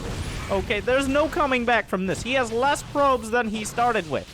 It's go now or go never. He shuts down the bunker. There's a single tank. He's gonna work his way down to the net. He's gonna try to recover. No, I think this is a mistake. If he can kill the command center, maybe not. That is the one way that the SCVs, will they come down the ramp for this? He's gonna re-siege the tank, but a lot of shots are here. Does he make the save on the CC? He does. The Hellions won't stop. They won't stop killing probes. Would you stop? The medevac seems like it died, but oh no. When the smoke clears, 25 probes have died. Ray is not decisive enough. And Future still has 30 SCVs. At some point, he will be able to reestablish his base. We're still a little ways out from that. And, of course, here it is. The tech lab, a cloaked banshee. There's not an economy. There is not an economy to be building extraneous units like observers. Well, observers okay, but extra stalkers at home. Raze is a long way from catching up. And is he thinking about the fact, well, where was the starport? There was no starport in his base. A Viking starting to zone things out as Future works his way through. It looks like he's going to try to break in here. The tank's edging forward. A third tank should... Whoa. Oh, the force field not on center. Cloaked Banshees could seal this deal.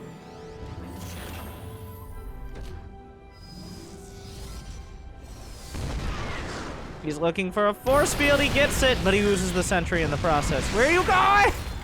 Oh, my. Ooh. Well, Future will be able to retake his base. The only way Raze could maybe recover from this is if he finds the starport and kills the tech lab before Cloak finishes. He doesn't know where it is. His Banshee can't be allowed to kill a single probe. Like, that's the summary. He can't lose a single probe. And even if he doesn't lose a single probe, it's not good. Oh, no! What the hell? It is back! It has 12 kills, and it wants more! Oh, Jesus.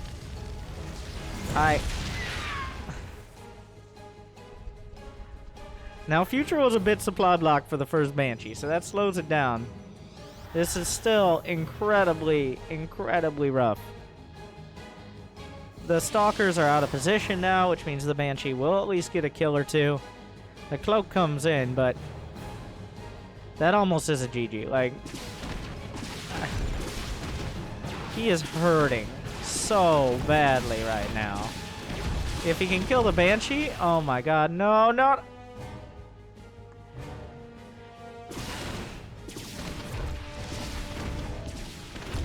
Future is 16 years old, by the way. So, got a bright future. Oh my god. I didn't even do that one on purpose. That one wasn't on purpose. I swear. Like, this will be the first year he can compete in the full WCS season. But he has to qualify.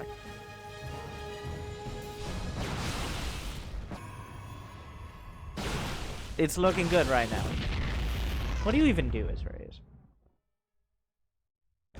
That's a legit. Oh, he lost the sentry. Legitimate question, though. Like, what do you do now? I don't know. I don't have an answer for you. He recalls, I believe that was the warp prism. Yeah. Oh, what a save. But what? Make one Colossus. He's down 12 workers. This is a dead Protoss here.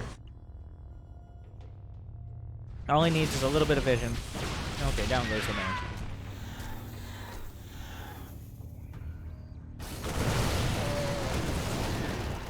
The Colossus is not done. The tanks are sieging up. They're not... This is not outside his front door. This is in his foyer. Yeah, good luck with this. GG!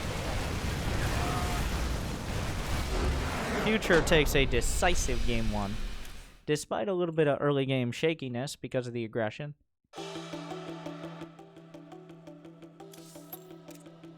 Wow, that's a worker graph right there. That is a worker graph. Not a good one for race.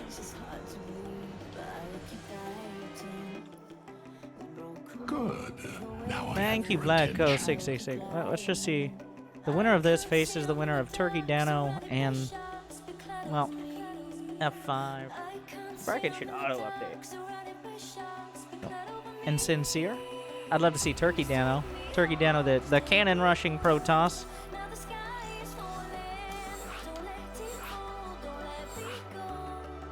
Game time fell 2-0 to Eggs. ZVZ, unfortunately. Ruff was able to take Neuro. Those are probably some spicy matches. Mcanning up against the winner of Paco Mike and Avillo, so we'll get back to that in 3 or 4 hours. Jon Snow versus Stater Disc could be quite good as well. CVP. But we're back.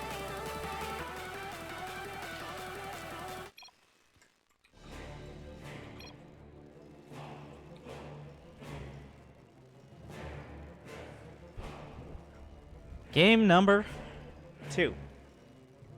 Best of 3, that's all it takes.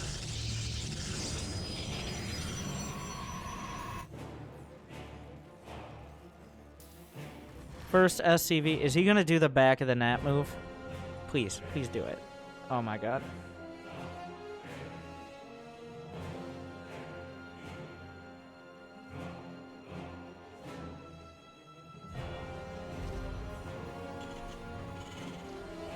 Oh, wait, did he see it?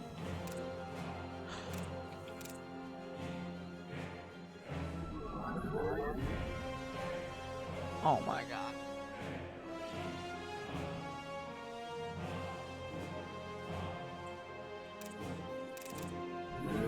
He even scouted for it.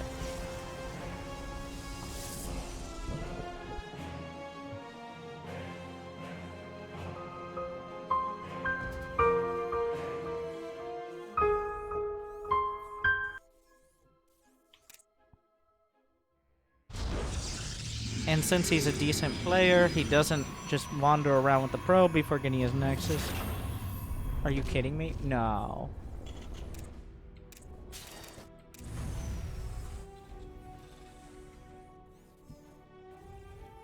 The probes are scouring the map.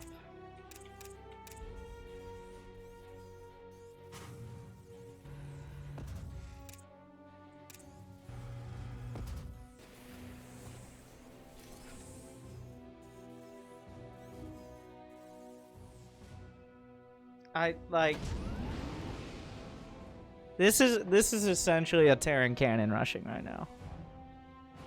Like,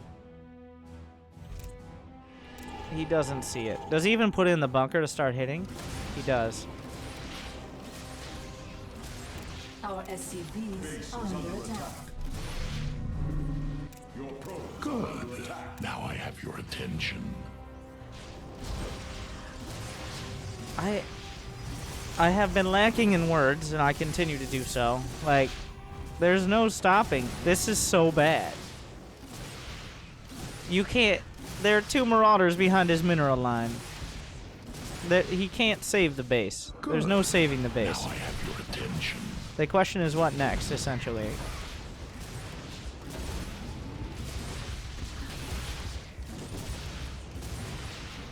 Let's go to the raise cam. Alright. Base is under attack. Your probes are under attack. Hello, darkness, my old friend. Yep. And there's going to be upgraded cyclones behind this, thus preempting any sort of warp prism or oracle or any of those silly things play.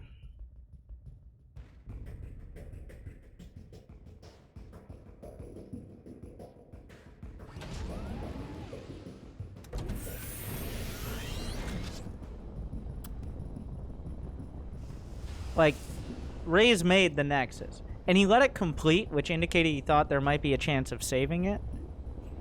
Or at least, like, he was dead if he didn't do something right now. The Cyclone's coming up. The Marauders will survive. Oh no, the Cyclone, the real kicker here. Oh, bit of miss micro. But, so this is an interesting set of management. Because a Warp Prism can potentially break the clone lock. The bunker, well, the barracks, rather, gives high ground vision. Oh, he's breaking the knees of the Immortal. The Warp Prism isn't done! Oh, wait, he's holding the line. Can he get a shot? Oh, no, the Warp Prism! Oh, no. He's gonna get the clone, but...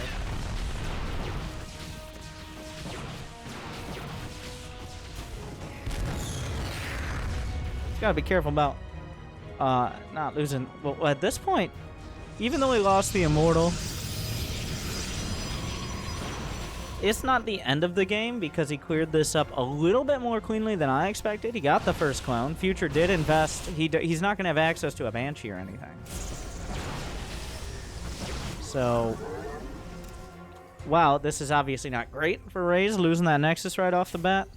Killing the first clone, and essentially the rest of the options behind this are removed because he invested so much in those. Means, as long as Raze doesn't lose, like, Sentries or Prism or more, you can lose maybe a Stalker or two, but as long as he minimizes the rest of the damage, by the way, this is happening, that's going to give the clones an opportunity. They're hunting. They're hunting. They know. I think the Prism may have actually been within vision range for a second. He locks onto the Nexus. A lot of damage output, but not nearly enough to bring it down. The Prism can be used to counter the clones with the pickups breaking the lock. So it's an interesting bit of micro. So despite everything here, Raze, you got to give him credit for staying calm and collected, and handling that about as well as anyone ever could who got screwed out of the scout.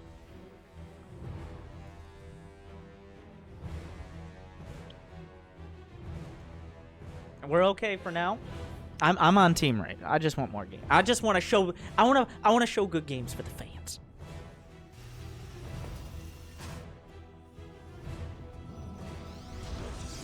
RoboBay behind this. He's seen the Rex, right? Yeah, he got the Observer in. Future is setting up with Stim, Combat Shield.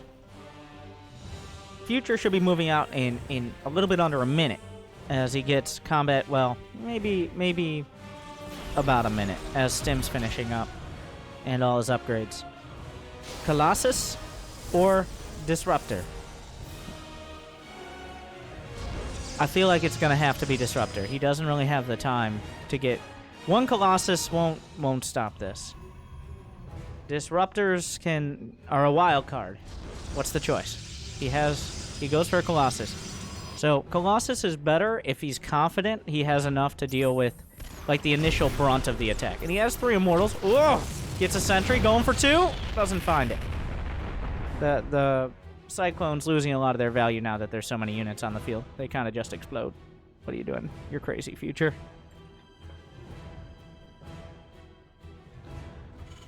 There is no third command center. Future is attacking. It should be...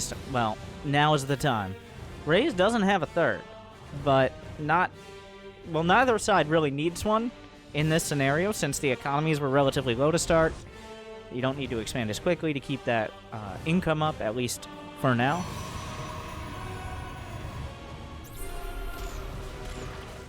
The Observer scanned out.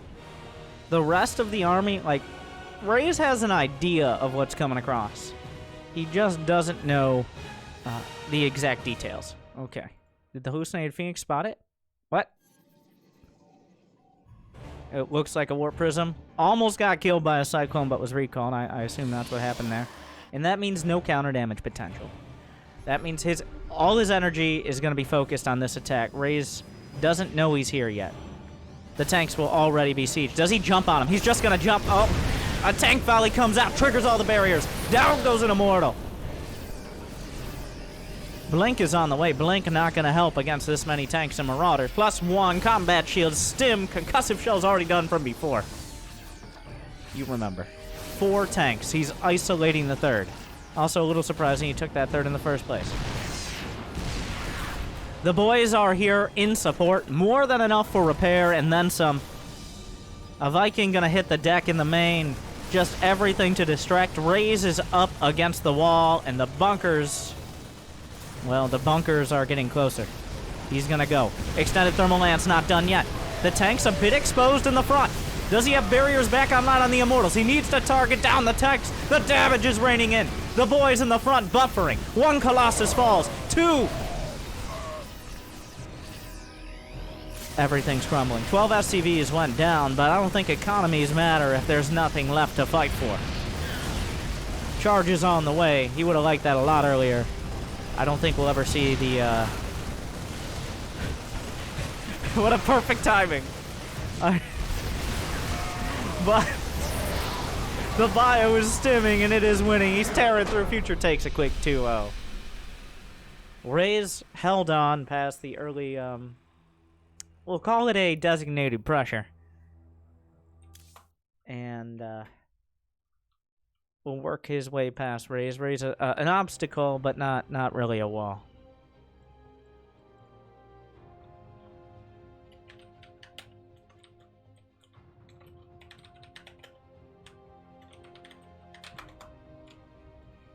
And Future moves on to face.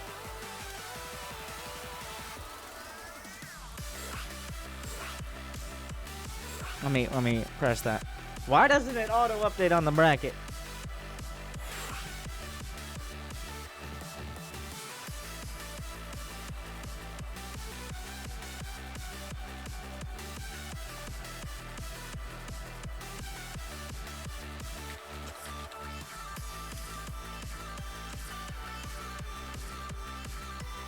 Wait, did Jon Snow lose? Wait, whoa, that's not supposed to happen. That's not in the plan. Turkey Dano. Oh yeah, we're gonna continue.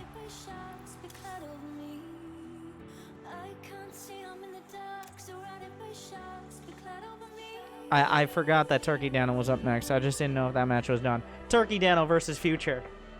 Another Protoss. This one a cheesy Protoss. I'm excited for this.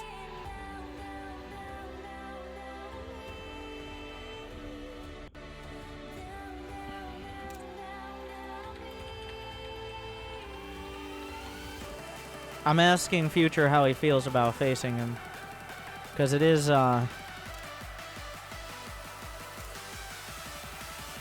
he is a spicy player.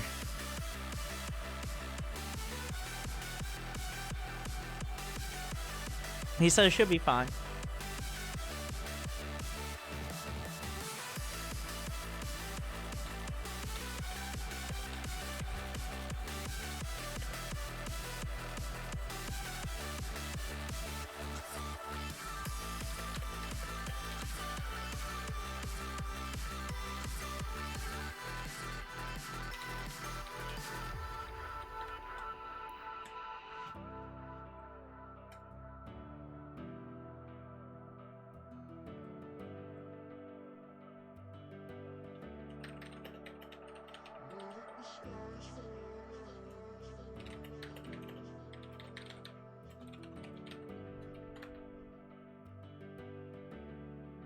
Just working things out now. I try to get by something that I'm not into. My mind is paralyzed. Don't care, I just might pack my bags and take off tonight. Taking a moment break. No Regret versus Cuddle Bear. Another great match. There are only great matches left. Risky versus Starkiller. Oh, Starkiller ended up taking that. Good. Now I have your Winter attention. versus Warren. Mcanning. Come back in a couple hours. Wait, no, Jon Snow didn't lose. What am I saying? I'm dumb.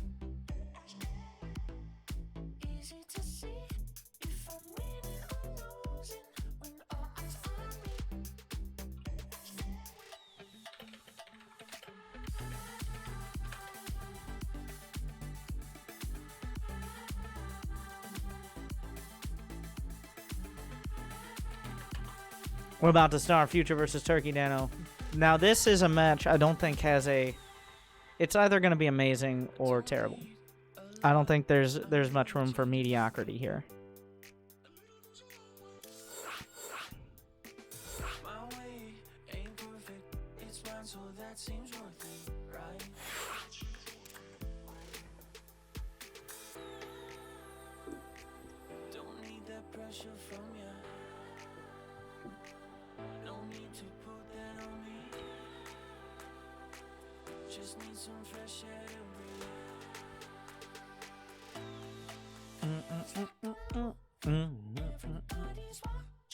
More TVP. I have yet to see a Proton... Well, Puck beat Future in that ridiculous best of 9 match we had, but he definitely wasn't feeling 100%. Turkey Dano says, please don't cheese me in the lobby.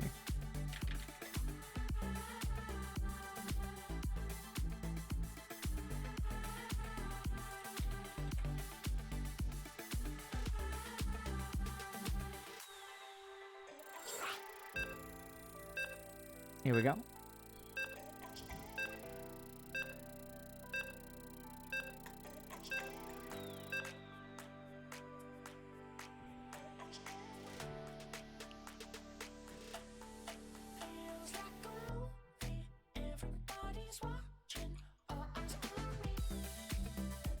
Shh.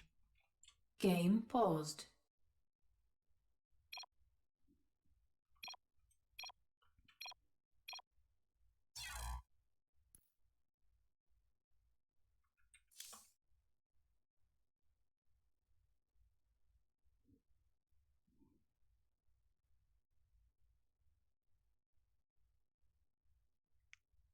They hosted the wrong map.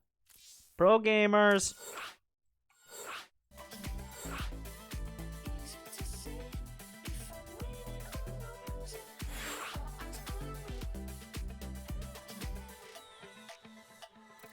Mm-hmm.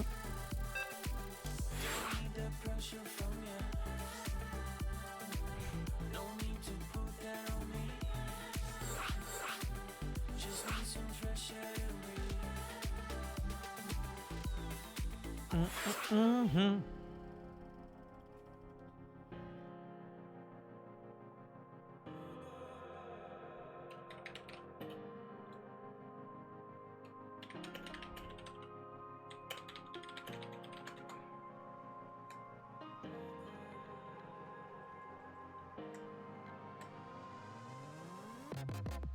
Building a fortress.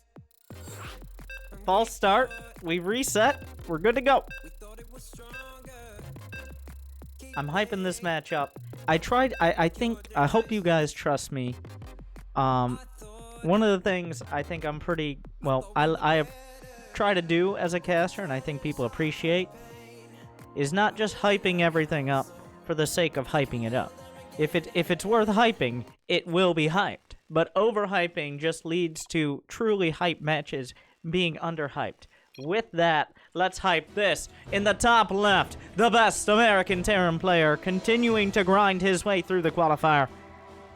I'm surprised he hasn't made it through yet. He didn't make it in the ladder qualifier. He didn't make it in the first open one. This is his last chance. I'm rooting for him. I'm a little biased. I'm very biased. Let me dispel with that rumor. It is Infinity Gaming's Future. And in the bottom right, already with a probe out on the map and a pylon in a random part of his mineral line, building a forge. It is from Rise Esports, and I believe, wait, is he's not from US, right? He is from Brazil. The spicy Brazilian cheeser. Turkey Dano. He's gonna start a pylon. Okay, we'll see if this ends up being a guide. Will there be a clinical defense? Wait, can he block this? Oh, disgusting. How do you react? What's the play, Future? He's looking for another probe. He's boxing out. Like, if he can deny this probe. Unfortunately for Future, he's on the side of the map where it's not as easy to wall off. Oh, God. Disgusting. Oh, the positioning! Future getting a little taste of his own medicine, but there are no pylons on the high ground, so eventually, and the second depot should be built out of range here. So, if Future is just able to hold the line, if he can prevent pylons on the high ground, stuff like that. Oh, in comes a probe. He's boxing it out. There's going to be vision. Oh, got to be careful about that. I'm sure he's dealt with this before. Future with no orbital yet, but we're getting there. He's minimized damage.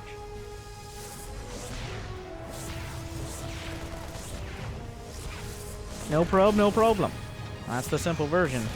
He's looking for the probe. Oh, he's boxing out. He can use the other probe. The Zealot is going to help out a lot. Future handling this very well so far. The probe coming up the ramp. Oh, one Marine dies. A second Marine. Oh, no. It's like there is no room for error here. And a Zealot is on the way. Now, 3 Marines can handle a Zealot. 1 Marine...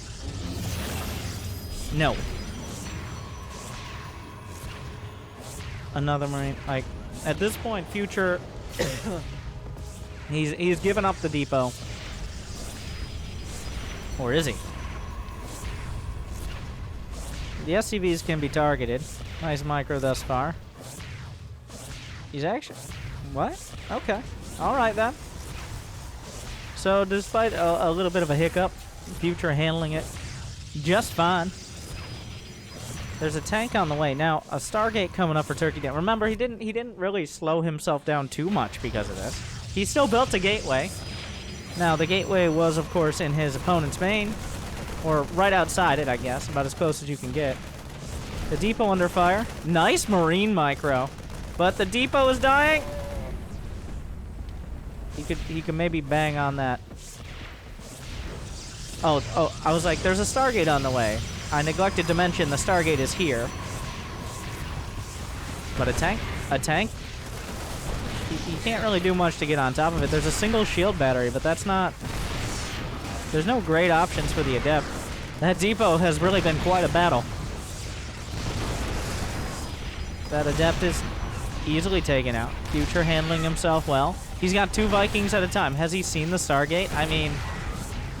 What else is it going to be? Worst case scenario, the Vikings go kill a bunch of probes. The tank doing its best. Eventually, the batteries run out of energy. It takes a while, though.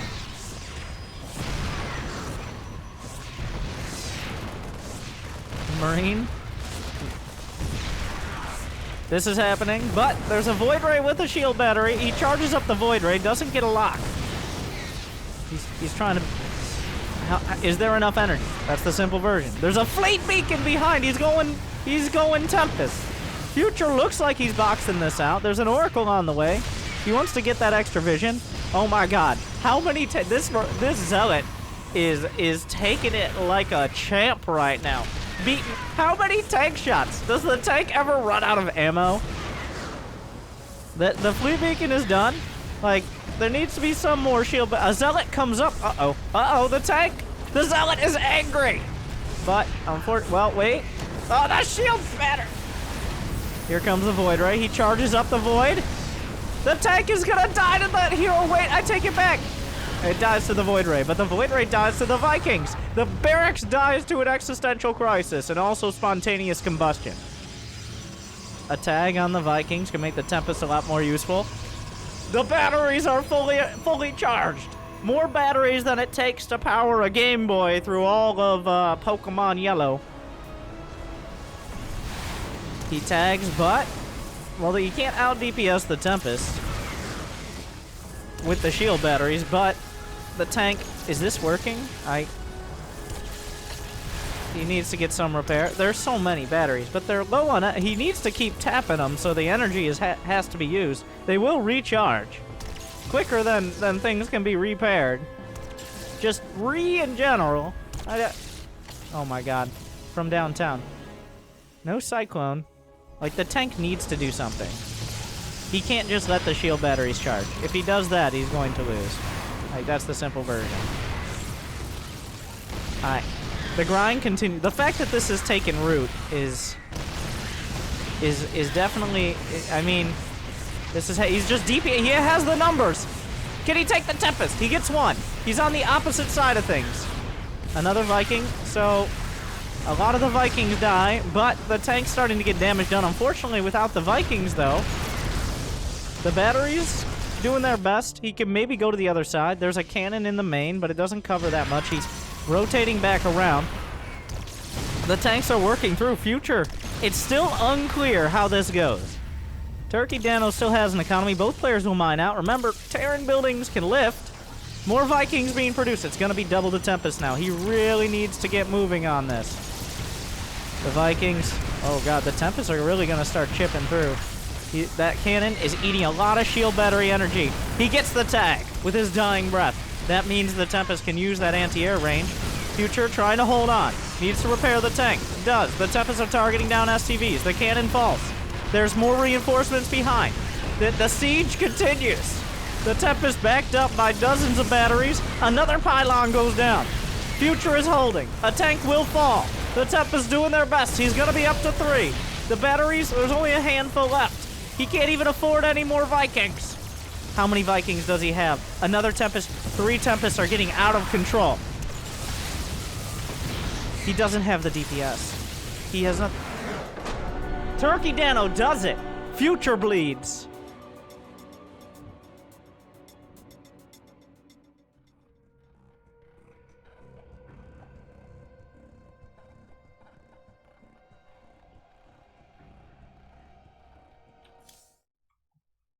Well, I told you, this was gonna be something. I thought Future had it locked down, but when there's a probe, there's a problem. The attack never stopped happening. He just kept reinforcing it. It seemed like Future would break out, but Turkey Dano kept putting up more barriers and batteries. The battery shields. And, well, that's one way to do it. Future nearly unmatched in straight up.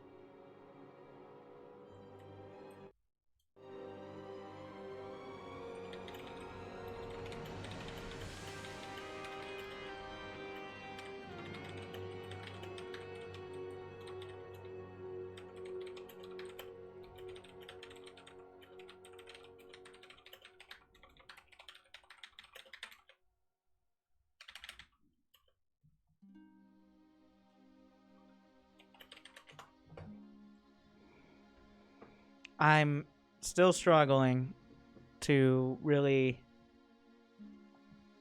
Oh, I don't like...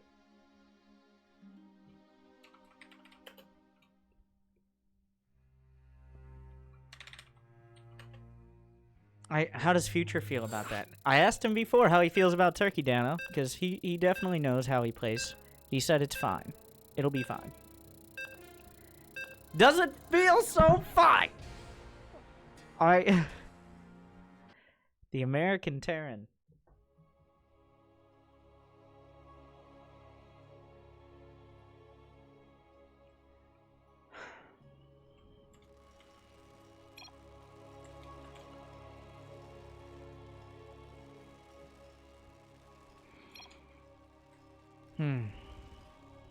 Game 2. I'm not surprised there's not a proxy here. He's just gonna let... Does Turkey do it again? This map... Now, no, some maps have a layout that facilitates that. Like you saw Parasite there. With the tiny little gap that you can jam a cannon into. He's sending a probe out, but... A wild gateway has appeared.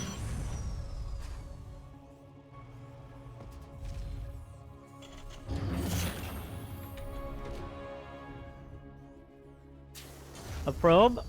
Now... Wait, no, you can't cannon rush too, right? What?! Oh, Mr. Turkey.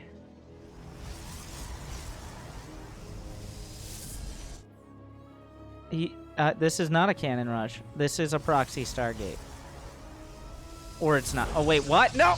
What? You're not Terran! Oh, I'm sorry, take the star all out of it. It's just a good old-fashioned gate. Well.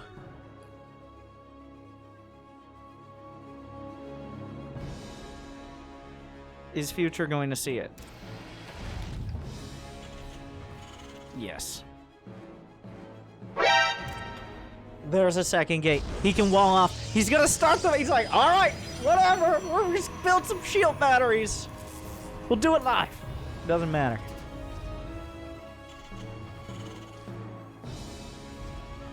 Now, does he try to kill the pylon? I don't think you're ever killing the pylon. A zealot is on the way.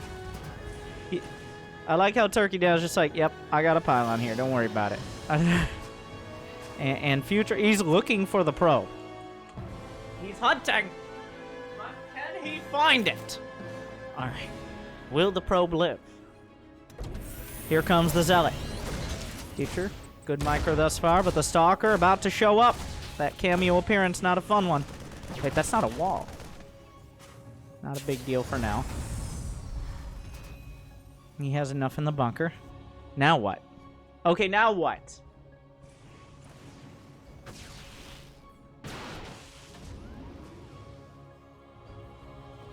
I think Future's wondering exactly that.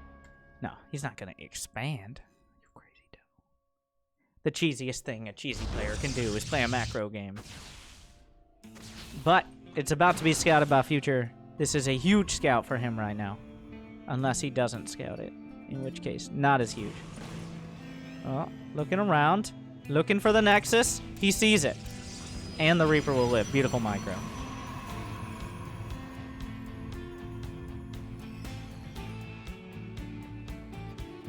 The tank will be on the high ground. This should be shut down.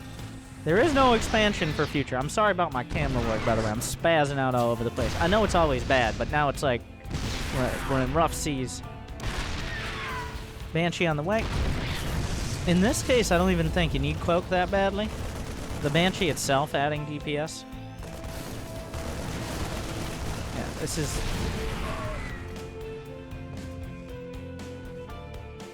But will he get Cloak? He has the gas now.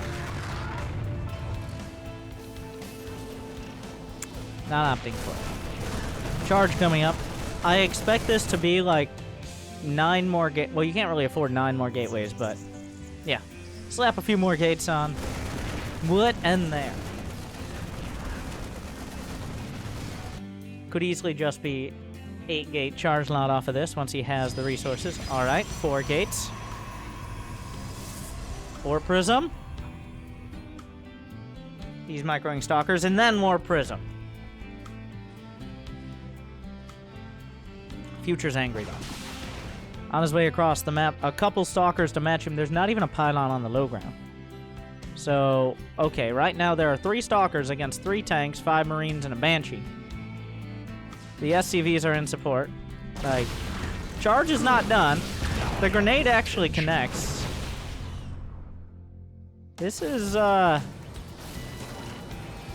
charge lots can help, but Future might, like... God, the tanks hit so hard.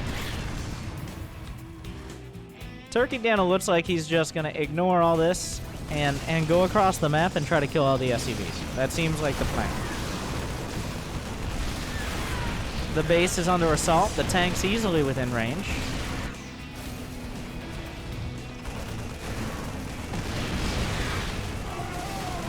Those charge lots not doing as much as they might have liked. But they do kill a tank. Future decisively strikes back. And crushes that. Yeah, that was, stick with the cannons, right?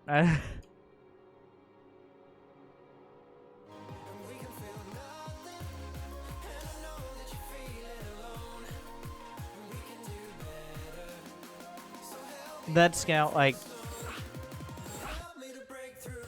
That's what happens.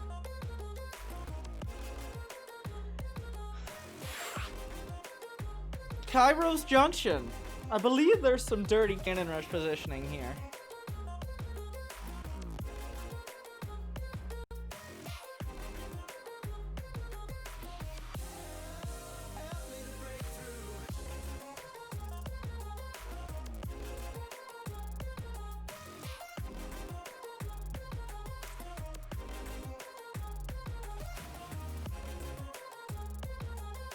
like I said, either ridiculous games or very one-sided. Because Turkey Dano's not going to expand and go blink into a third with 70 probes.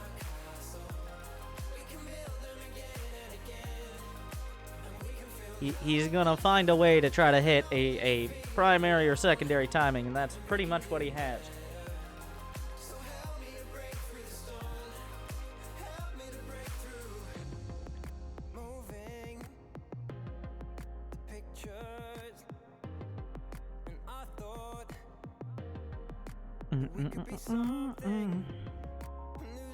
Do we have the wrong map again?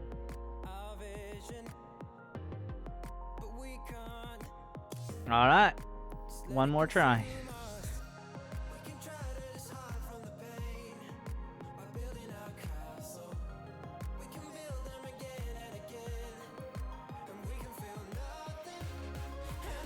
We're settling in. It might seem like, oh, we're working through the bracket.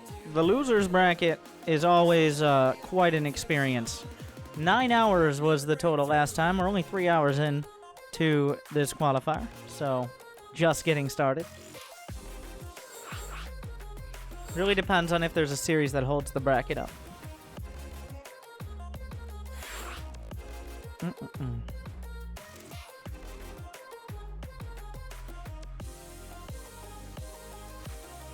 Mcanning versus Avillo is happening right now. I'm not sure. I assume someone's casting that, though many casters have been kicked out of the lobby, and not by Mcanning.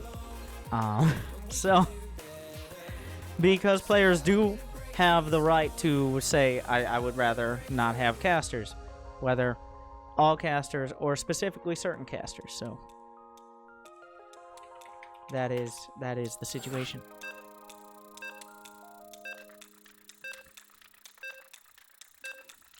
Cerulean Falls, map number 3.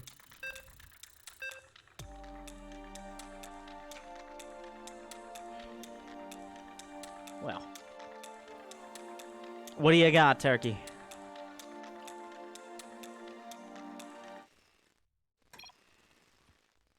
Cutting back to it now that we figured out how maps work. You make.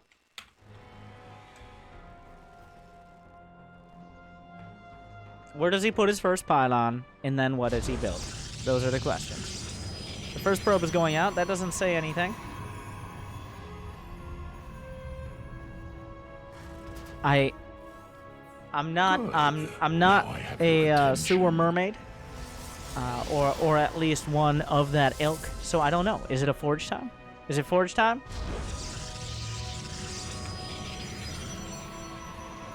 That's a forge. We're all learning about the possibilities of cheat. Like I'm already thrown off because I don't even know how to. I don't know how to do a I'm really bad at cannon rushes. I don't usually die to cannon rushes because I do random responses. Like my favorite response to a cannon rush is float all your SCVs in your command center and ferry them down to another base. That's my go-to. But at this caliber, instead of Protoss players freaking out, they'll just be way ahead.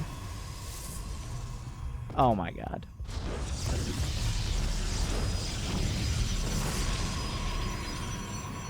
Can those SCVs actually get in there? Oh.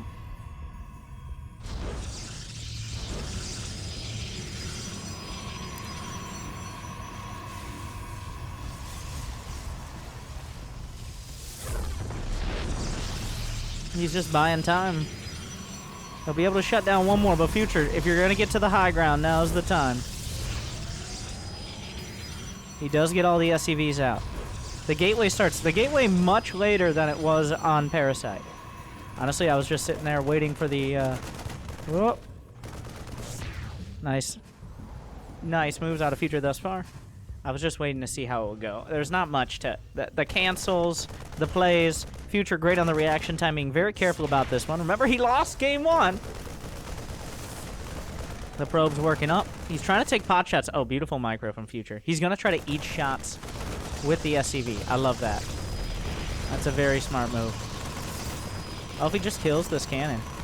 Future is handling this beautifully.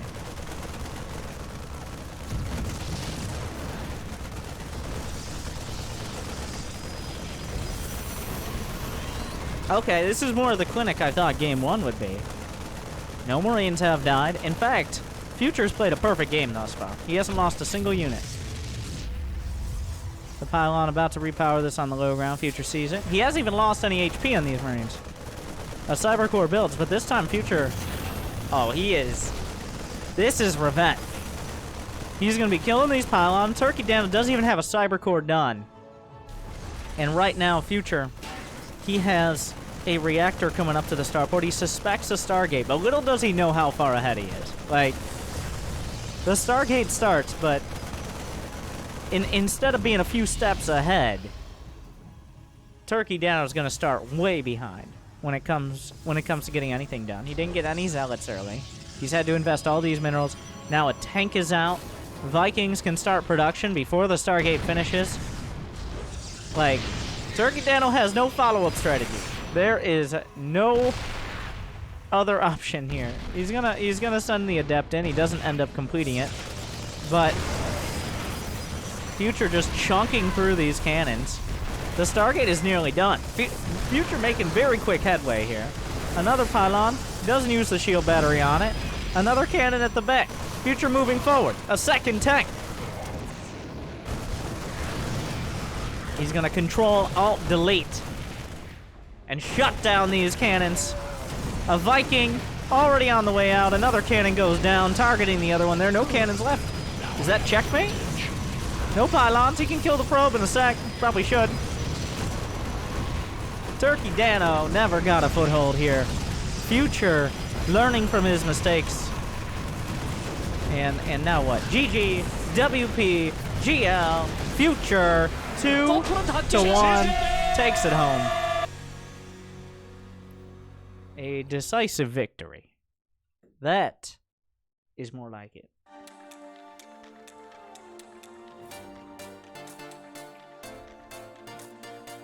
That means Future moves on to face the winner of, well, there's a lot more games to be played before we see who Future has to face off against.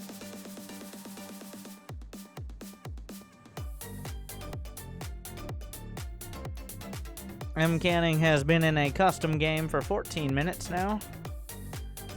I would love to jump into game 2 of that. We'll see if that actually happens. Is Mcanning... Actually, it seems pretty close here. So we'll see how that goes. But I won't be waiting up for it. We'll see who else is joining. Let's take a look through the brackets. Jon Snow versus Disc. Is that happening? It's already happening. They're already in a game. Rip. Rinzer versus Hunter. Both Grandmasters.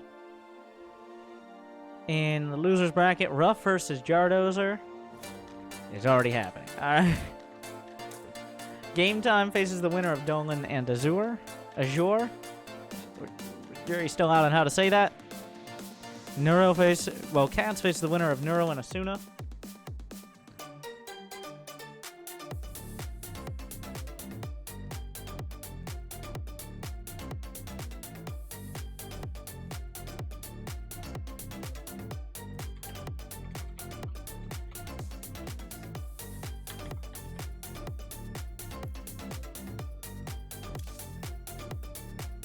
Any games? We're gonna go like, if I can jump in.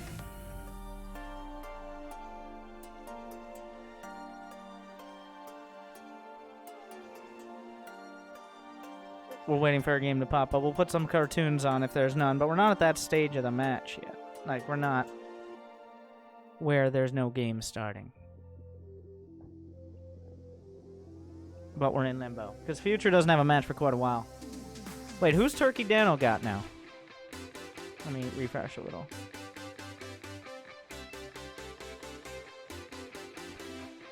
Ryu versus Risky. Warren is waiting. The God of Missouri.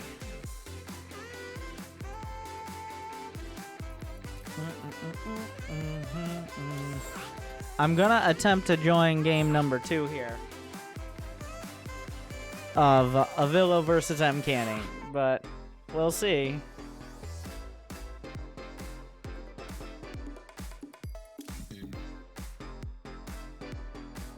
if I remain in the lobby.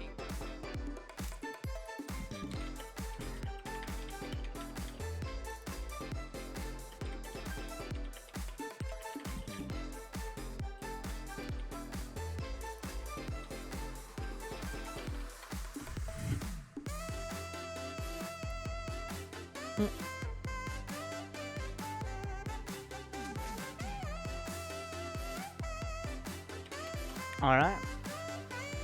That is actually the next game starting up here. Mcanning is up 1-0.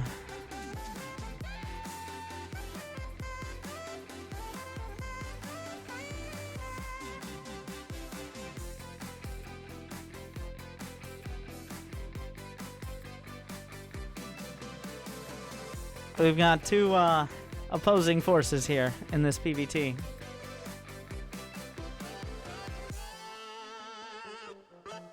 I'm trying to bring you, hopefully you guys are enjoying the WCS winter coverage thus far. And you hope, well, I hope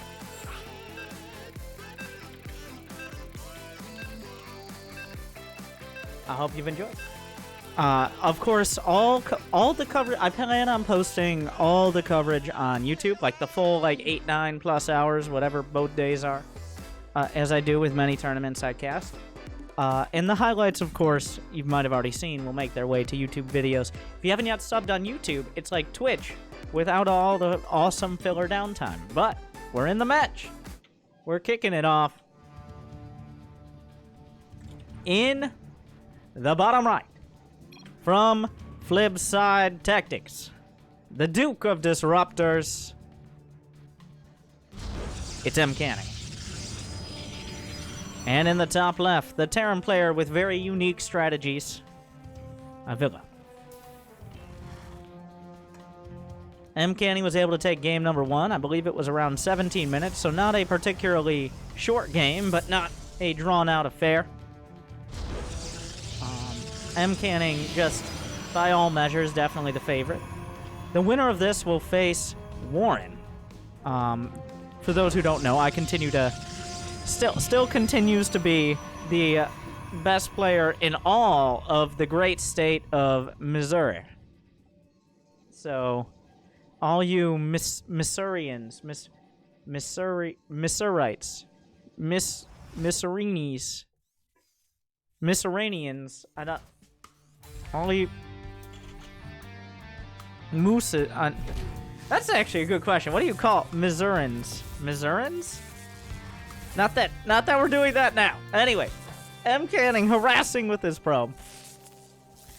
He's forced to throw the GLHF outside the base because Avillo decided to go for the spray. Well, a hard wall right off the bat, like straight out of Ron's League Heroes. An engineering bay will block the natural.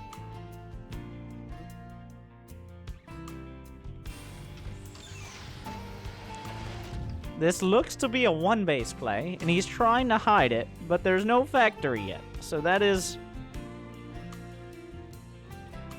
I'm not sure what the follow-up is here. There's still no factory. He's gonna build a factory now.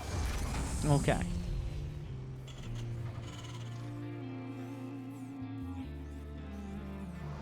Mcanning on the other side. Probably a Robo coming up next. Play it safe. Oh, a Stargate. Something nice and spicy. Well, a Stargate is a safe option, especially if you're expecting maybe some buildings out on the map. Little does he know, there are no buildings out on the map.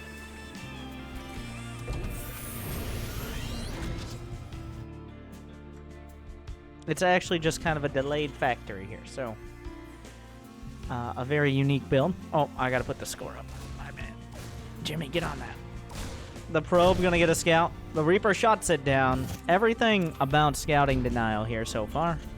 A starport begins. Is this a battle cruiser build? Good. Now I have your attention. I'm myself and Mcanning. And I have all the vision. Mcanning does not, but I'm sure we're both questioning exactly what this is. Because it's... I still don't know.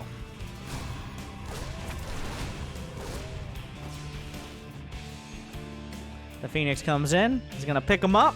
And the Stalker. And the Stalker!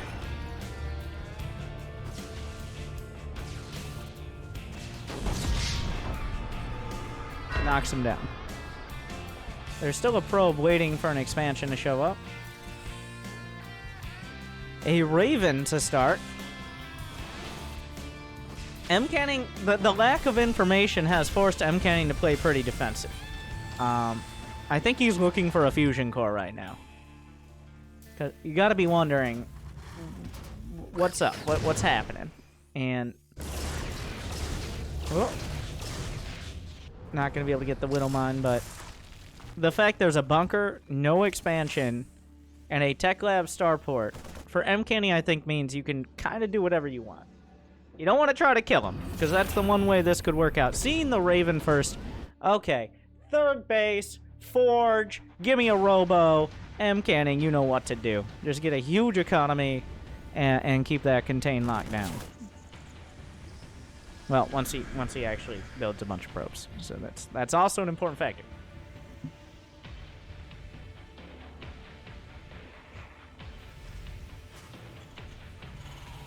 Cloak Banshee's on the way. Is he gonna commit to the cloak? Because I mean the Phoenixes do kind of see it. Mcanning, Twilight Council, Forge, still no third yet. I mean you want to cross your T's, dot your I's, and make sure you have detection. Those are all important things at this stage. The tag comes out, doesn't actually catch the Banshee.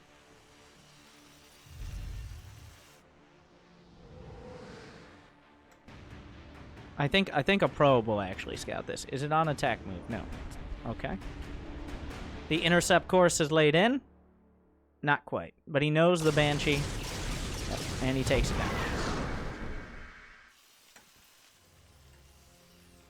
Of course he had the starport tag, so he saw the Banshee come out. It's not hard to deduce that it was going to be one. Mcanning comes in. He's going to see the Switcherino. Picking off some SCVs here as he can. Did he see the second starport? He did. And also the third command center. So Mcanning is working off of essentially perfect information. Avillo is not. He is committed to his current strategy. The Raven goes down. The Oracle gets out with 4 HP. Raven, an expensive investment. Mcanning sauntering his way up to a decent economy. He's got a fleet beacon on the way. Everything's scouted out. The scan kind of nails everything. Second Stargate, fleet beacon, couple more gates, Twilight Council, Forge, everything's spinning up. But the aggressive potential of the Mech Terran player is very close to non-existent. When you're building a Viking, 2 Liberators, and have your entire defense consists of 2 siege tanks, you don't have many options to attack your opponent.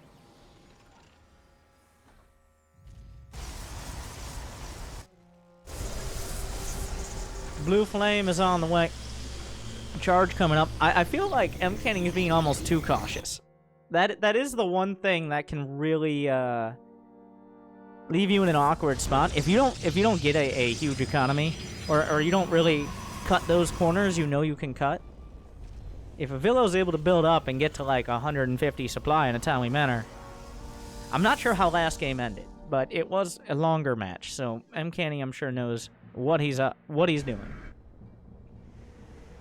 Carriers on the way. You get enough carriers and that solves most of your problems. Carriers got a nerf in the last patch, but 8 carriers is still 8 carriers. So, especially if you get some upgrades. He's only building 2. And he's not getting +1 air weapons. So I am, in the back of my mind, I'm a little concerned, like, you're not really taking a bunch of aces here. It's going to be a very passive game, but... Smart servos on the way. That's helpful for the Vikings and what Hellions he does have. There's no Templar archives. He's just building up carriers. The Shade comes in. It's going to be at the 3rd. Shade comes into the net, but tanks cover both. 5 workers, 7, 8. Pretty good so far. Gets 9. Those adepts pretty expendable. But Mcanning kind of skimping on the upgrades. Here's the Templar Archives. Yeah, I'm getting a little concerned. I trust the can. I think the can. I'm a little biased here. But since he's not going for ground upgrades, since he hasn't really sped towards a 4th base, this isn't a particularly quick one, I feel like he's giving respect to Avillo's army composition that it doesn't truly deserve. And that's dangerous, because while this death ball is not particularly, well, it's not going to come across the map and kill him right now, it's cost-effective. It will be cost-effective. The one thing it's missing is Ravens. Like, having a few Ravens in the mix could be very helpful, especially against things like Tempest, anti-armor missile, you Cheeto dust all the carriers and interceptors, and then suddenly they evaporate. Avillo's more... That is an army I have not seen before. Viking Hellion with a couple Liberators as placeholders. Mcanning with a weird amount of... If he takes the Liberators down, the anti-air is incredibly limited. The Hellions are useful. Storm is not done, but the carriers... Yeah, he's going to force out an Archon here. SCVs are dying. The 2 charge lots are slicing through the entire natural. So despite all of this, 2 charge lots are going to do more damage than all of the Terran units. Vikings hit the deck. 13 SCVs die. Mcanning loses a Templar or 2. That Archon is actually stuck. Did he lose? No, he didn't lose any carriers or Tempest.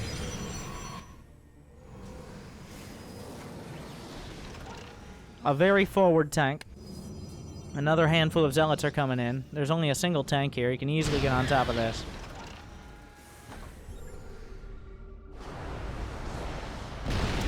The air upgrades, +1 air attack about to complete. +1 ship weapons already done. Whoa! That is a lot of Vikings. 21 Vikings! Jesus! He's gonna have to come back. When you have well, he's bringing back his... I'm gonna say this sentence. He's bringing back his Vikings to fight the charge lots.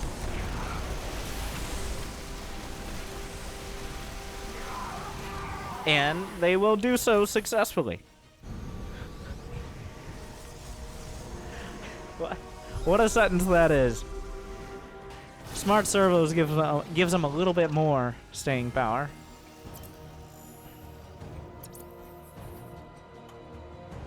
Mcanning now has... Well, he's getting closer to 200 supply.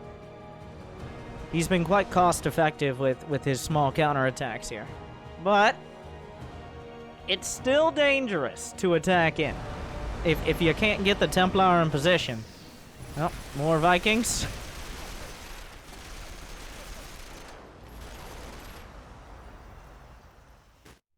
The Charzalots are whittling away.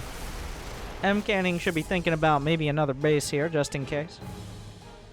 He's putting all the pieces together. The one thing I am wondering about are the upgrades. Like, he's not adding on upgrades for ground or air. Now, unit composition and spellcasting are much more important. I'm just surprised that's not a priority. This game is such a Cold War as opposed to continual engagements that leaves a lot of time for speculation. I know I'm doing a lot of it. Avillo's going to go ahead. Well, he's got a small counterattack. He does have solid supply. I think Mcanning is intentionally keeping his worker count low because he knows the strength of the Terran mech army. Like, if he has too many probes, he might just get run over. A ghost dies to mostly tank damage. Charge lots coming in from both sides. Mcanning kind of just getting rid of some minerals here. And the tanks are really helping him out with that. Here comes the Golden Armada. Any amount of storms on those Vikings. Oh. Ready to raise some hell. Is the tag? The tag is there. Oh, beautiful tag catches most of the 27 Vikings.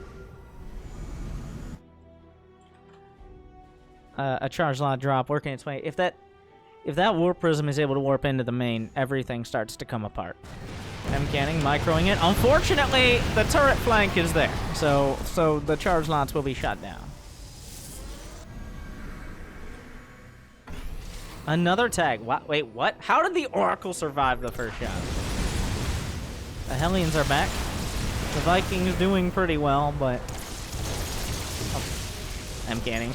The Vikings are not there anymore. Vikings historically have been hard countered by Storm. Glad to see in the 21st century that is still true. Nice micro so far on the Vikings. The Viking Flower, there's so many of them. Oh, and if he can kill the Templar... Mcanning actually struggling to make too much headway here. That is so many Vikings. He's one-shotted carriers. Credit where credit is due. That is some nice Viking micro. And Mcanning is not breaking this. Yeah, that was just not the positioning he was looking for at all. You're gonna need to repair those, but... Is there a nuke? Does he have a nuke? No, he's looking for EMPs. Wait, what? Oh, the snipes! Was a little ambitious, but how many Templar now? Just the 2. He's warping in more. The real objective is to contain. You don't have to kill... Like, Vikings are not gonna win the game. I say that. There's only +1/+1 shields on the ground right now, so the Vikings can actually, if in some crazy scenario there's no more air units, the Vikings are kind of effective on the ground. Both sides kind of neglecting those upgrades. Mcanning now working on +3.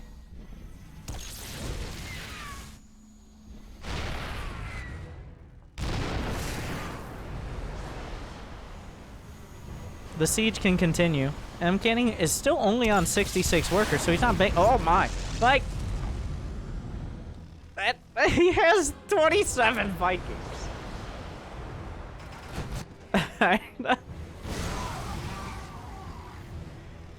Avillo's going to attack. Wait, did he get the Templar? Some EMPs connected. There are no more storms. Okay, where are the rest of the Templar? He doesn't have storm. An incredible tag. The ghosts have cloak, but not anymore. Mcanning is struggling. This army, it doesn't look scary until it's there, until it's at your front door. The EMP is connected. The revelations. Oh, the EMPs on all the Archons, stripping them of their shields. Mcanning trying to hold on, but Avillo is successfully pushing forward. Still a lot of tanks involved. Forward or back? He goes forward. Where are the Templar? Can target down maybe some of the Vikings. EMPs hit everything. The Vikings targeting carriers. They will do so successfully. A lot of carriers getting knocked out of the sky. Mcanning, he's got storms at the back. The tanks are not siege. The storm's gonna turn things around. Avillo's army composition is crumbling. Mcanning, holding the line. Blink Stalker's going forward, and the fragility of an army that's based almost entirely on Vikings is shown. Defensively, they're all right, but once you try to attack your opponent, then does not go as well. Mcanning with the decisive 2-0. It looked a little dicey a couple times there, but he's able to take a solid victory. And a clean sweep. Moves on to face the God of Missouri in Warren. Mcanning versus Warren has been a historically fun match as well. I've casted it a couple times. Let's see. I want to take a look at the bracket, and then maybe we'll just follow him there. Gotta get Warren on the stream.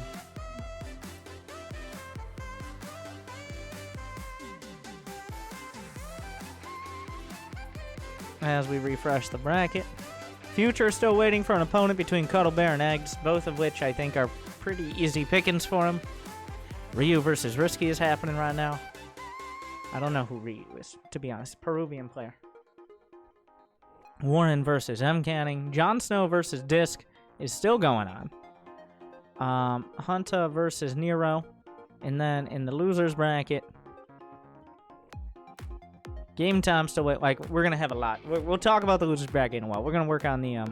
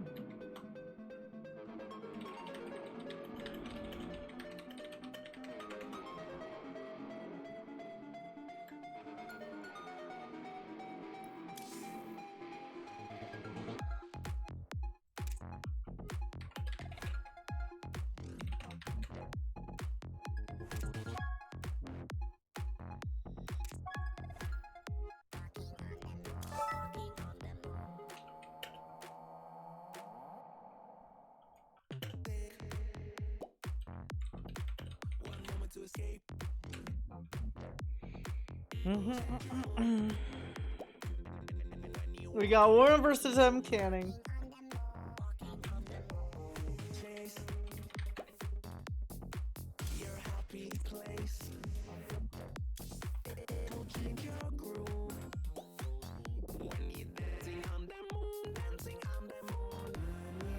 We're waiting for Mcanning.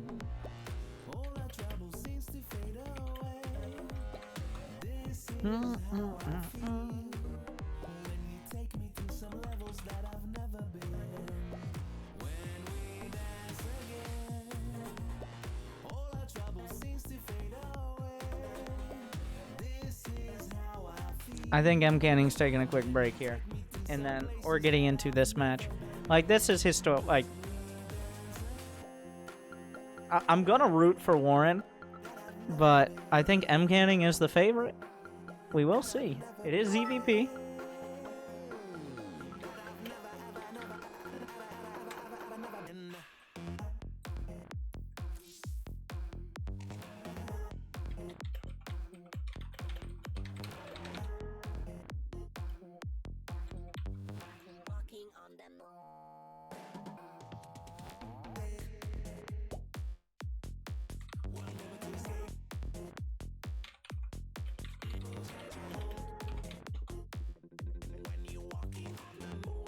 The next match is Warren versus Mcanning.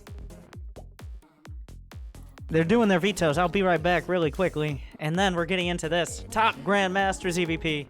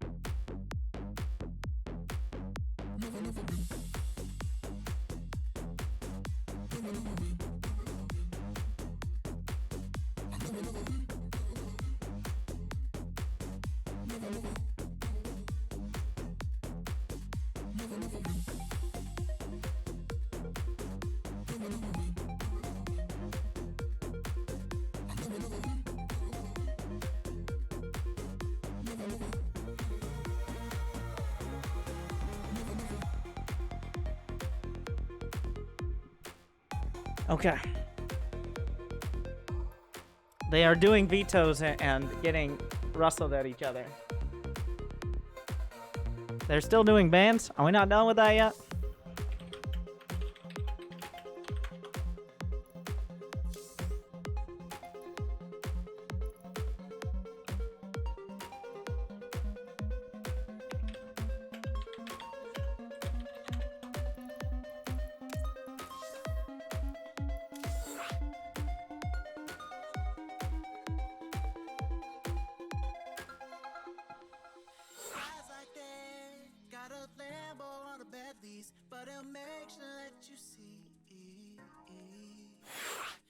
Got a visa that he don't pay, and he won't remember your name.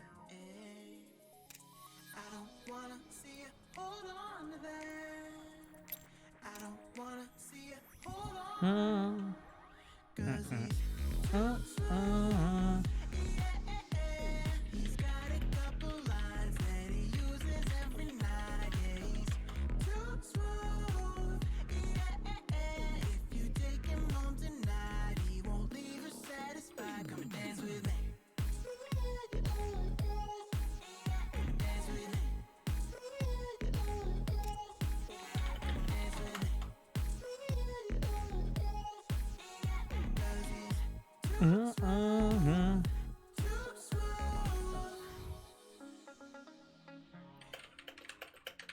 Guys like that, they got nicknames in their phones, and they won't be taking it slow.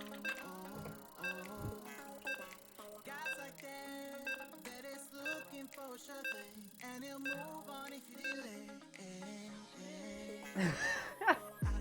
Warren picked the wrong race. And we were chatting it up.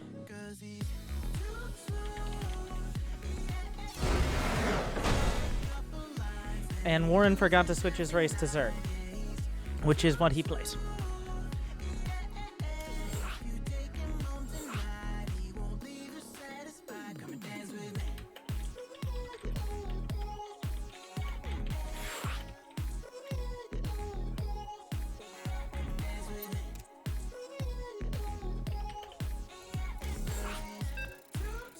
Here we go.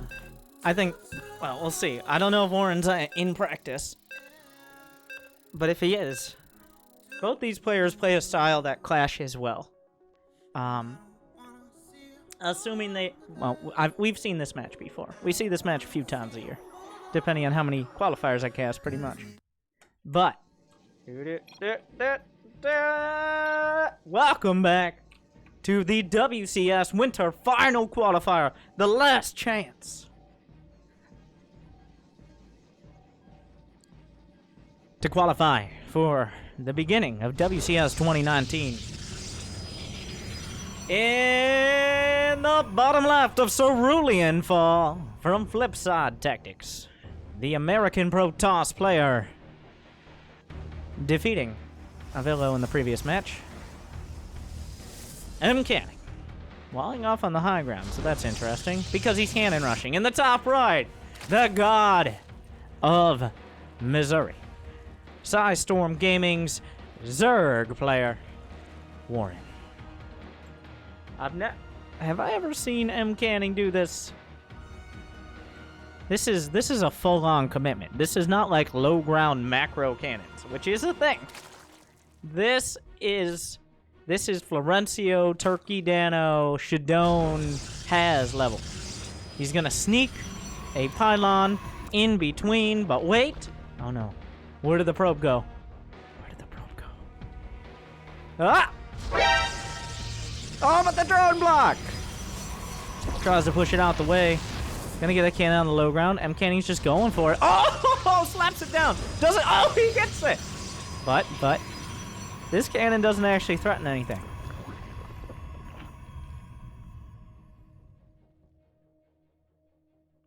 Like, this doesn't actually do anything yet.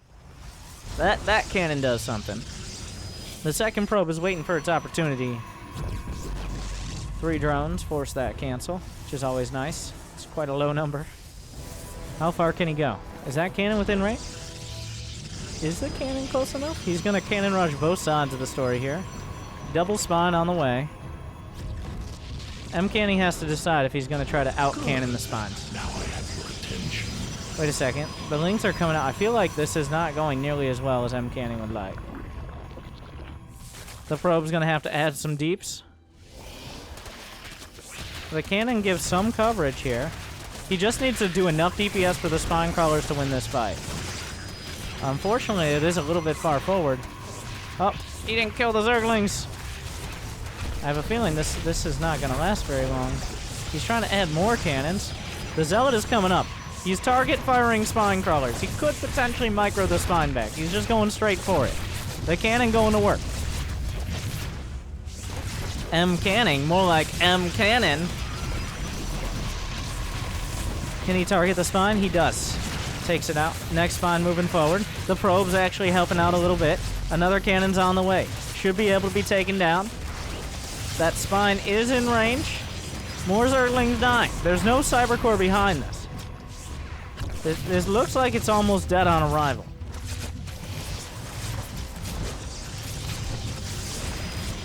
That spine can actually hit the... Well, I take it all back. Well, kind of an awkward exchange. No cancel there. He's trying to target down the cannon. The Zealot doing its best. Another Zealot coming up. Oh, the probe is blocked. He gets the spine, though, at the last second. The probe is blocked. The creep is actually denying this. So, a weird turn of events. Warren only has 14 drones. Like, this is... I didn't even notice this. It's literally creeping forward. Does he have the space for one more cannon? Does he have the space for one more? I don't believe so. The spine will stop this. A Cybercore starts. Both sides... He literally creeped this out. There's no longer any space to put any more cannons. Mcanning, unfortunately for him, well, he does have a probe on the low ground, but that's a lot of Zerglings on the way across. There's no way he can take a Nexus, right? Also does not have a gate in his base. Also, Warren stole one of the gases. An Adept is being... He's going to have to recall his Adept. But that's a lot of Zerglings. What? You know Zerglings are coming across, right?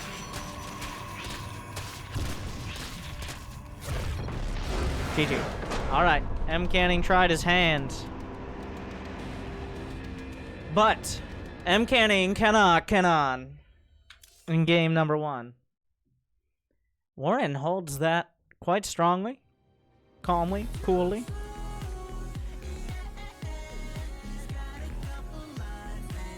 Cerulean, Alexander, Parasite.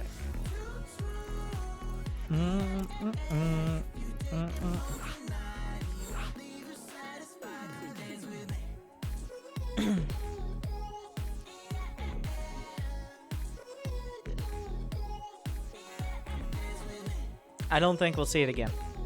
Honestly, a little sloppy on the execution there. The placements on the cannon's not as clean as you'd like to see them.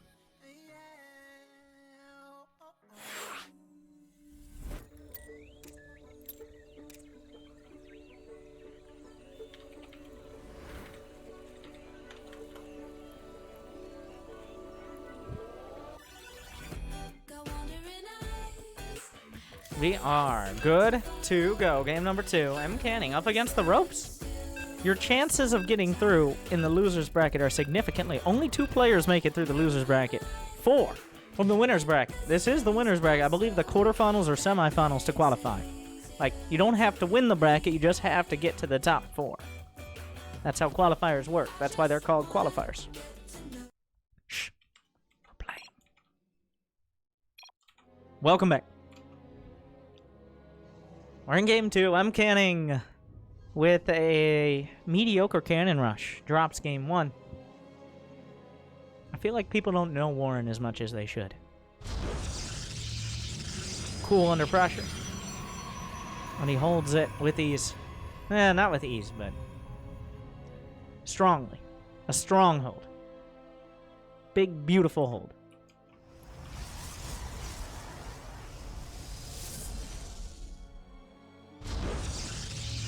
There's going to be a gateway this time. I've seen a lot of creative ways to wall off, because some of these maps have a little bit of a weirder choke point at the natural. And Port Alexander is one of those. It's thinner. It's like half a building thinner than usual.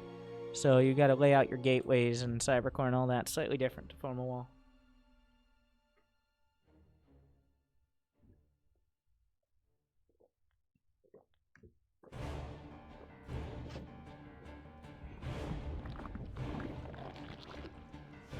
The probe. The probe will scout. Drop the spray. Of course. Gotta be on top of that. I don't expect this to be a quick game. Mcanning, I don't think he's a cheesy player. Last game notwithstanding. Very mid-game player. Even later game. Warren is the same way. Warren is a North American Zerg, which essentially means he's pretty okay at doing Zergling rushes if he has to. He struggles in the mid-game, and then if he gets to the late game, it's either going to be he's way ahead or it's going to look real sloppy. Don't worry, I'm not just talking about Warren. I'm talking about North American Zerg players in general. I'm stereotyping everyone. Very reliant on Lings and Lisks, and less so on Festers and Vipers.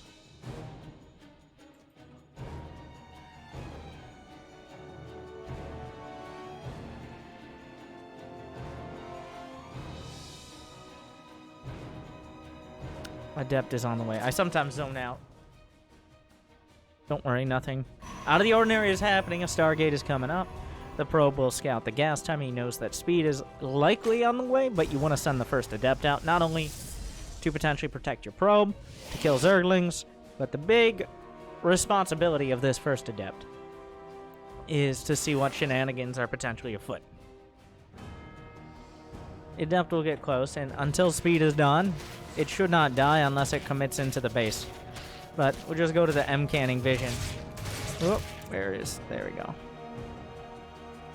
And you'll see he's looking at the drone count. He's looking to see for gas. Any Zerglings? Any more Queens on the way? Phoenix will be the choice first. A Phoenix essentially means he's convinced there's no all-in coming. And he feels safe. If he thought there may be Zerglings or Banelings, then you build an Oracle or maybe a Void Ray. Or Roaches, for example. A Void Ray. Nope. Phoenix it is.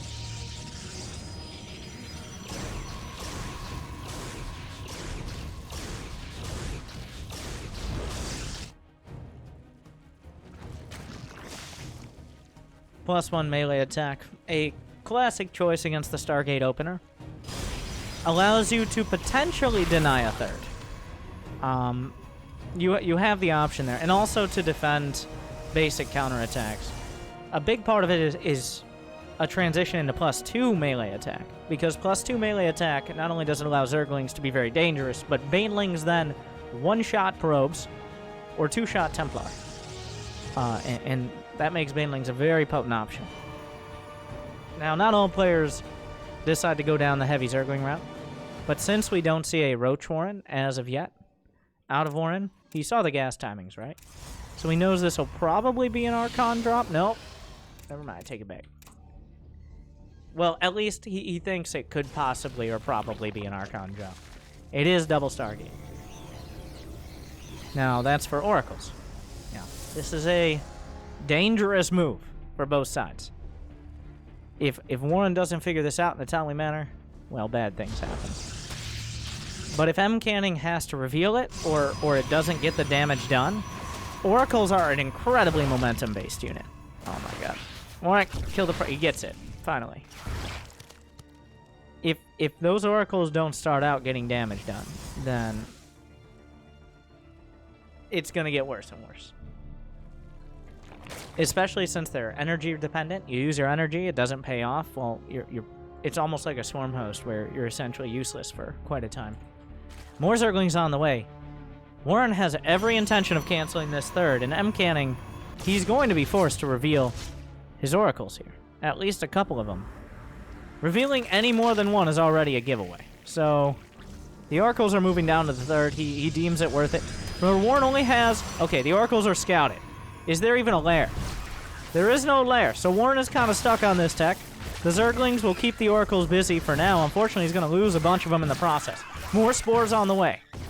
Good Oracle micro, and he tags the Lings to keep track of them. The Lings do force out the Oracles.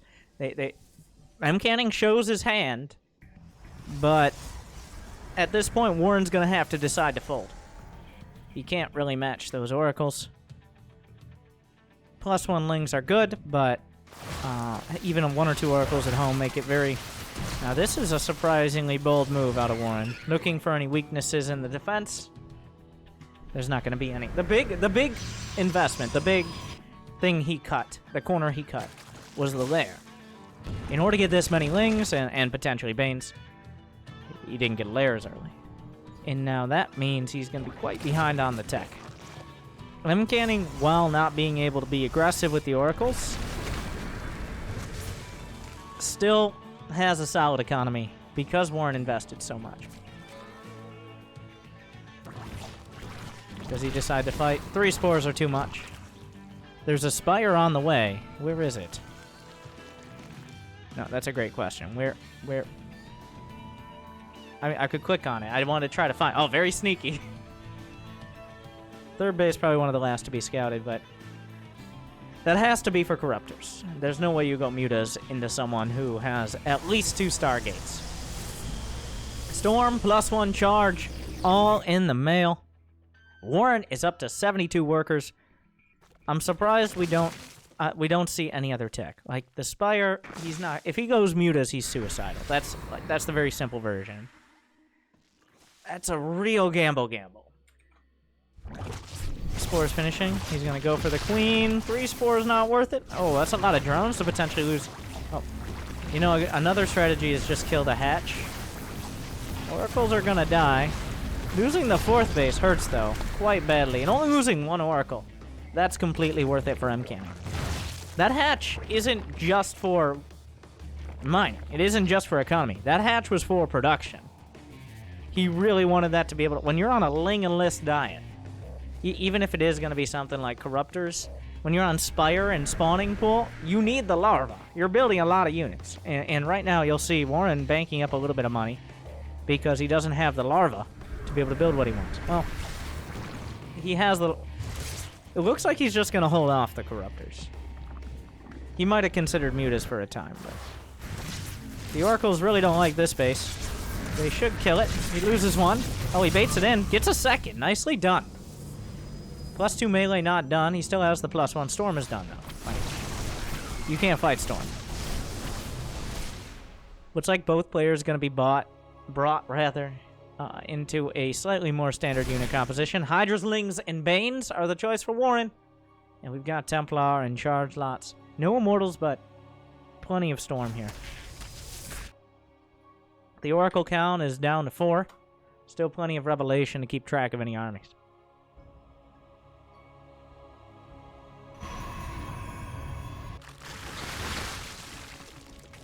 Hydras, Lings, and Mains done. Warren is at 81 workers, so all he has to do is hold on. He just started +2 melee. +1 flyer attack is on the way. Oh, Warren's going for the big switch. Some Stasis Wards in the mix. Those aren't Templar, right? Yeah. It's like, Storm drop, you crazy devil. A Fleet Beacon is on the way, but the Fleet Beacon, I think, is to preempt Broodlords, so we can get Tempest. Or maybe just get Carriers and have that deadly unit composition. Warren does not have a hive.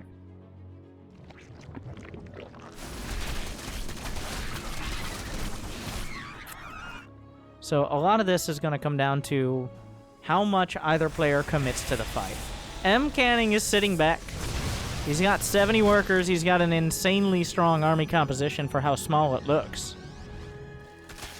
Whereas Warren has a lot of tech, a big economy, but he's not progressing his tech. Well, there's the infestation pit. A mothership. Okay. All right. I dig it. The stasis ward. Mcanning is backside. He's buffering himself. Like, even if he takes a mediocre fight, he has a follow-up here. The Storms. If Warren gets the Templar, this whole game turns around. Mcanning is on the edge of dropping down to the loser's bracket. He did lose game 1 in that failed cannon rush. Some Banelings. Do they have +2? They don't, and they are not getting close. Hydra's coming in from the left flank. They don't have speed yet, so they got to be very careful, especially off the creep. Couple Oracles taken down. Mcanning distracted. He was microing his Warp Prism in the main. We'll cut to that in a sec. But a lot of the Templar are going to go down right off the bat, forcing out many of the Storms. The reason that Mcanning wasn't paying attention is he was worrying about the Warp Prism in the main. He was being targeted by Hydras. The Zealots will be warping in, but the amount that Mcanning lost in sheer important army composition in the middle of the map cannot be, well, it can be understated. It wasn't that bad. He still has some Templar. He still has most of his Archons, but much of the bulk of his army that allowed him to kind of move around the map is gone. Carriers are on the way, but Warren now getting a hive. The one thing Warren doesn't have is that hive in a timely manner. He upgraded, once he sees the carriers, he already has the Spire. He hasn't revealed, he hasn't made any mutas, hasn't made any corruptors. So, while Mcanning kind of preempted the Spire attack, just the fact it hasn't been revealed yet will probably be a factor. Burrow is being utilized.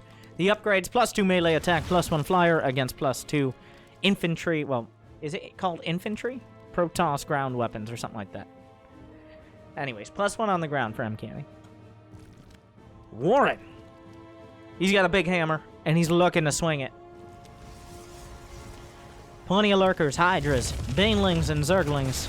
Mcanning's base, he's not even going to try. Find an opportunity to reposition. The problem here is he's struggling for counterattack potential. Some banelings are coming in. Oh, beautiful stasis. Or was it? Oh no, the banelings, they're +2. It only takes 1. It only takes 1. He gets none. Only 3 probes down. That stasis a little bit off the location.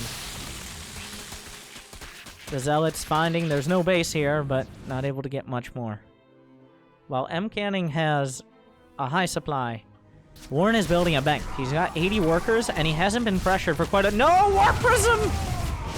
That's not where it wanted to be. Great storm on the Hydras, though, to start. A very good fight could allow Mcanning to continue that momentum across the map, especially now the carriers are revealed. Storms on top of the lurkers. The first wave, the front line, is eviscerated. Hydra's working on the interceptors. The interceptor count dipping heavily. That's a real factor at this low carrier count. The mothership providing that cloak, but the detection is there. Warren doesn't have enough units. He brings in the Banes. The Templar will retreat behind their much more bulky friends. Bulky friends. It's good to have friends. Broodling cleaned up. Mcanning with the very cost-effective army composition, and Warren with a lot of money in the bank. Adrenal glands are on the way for those cracklings. They attack so fast. That's why they call them cracklings.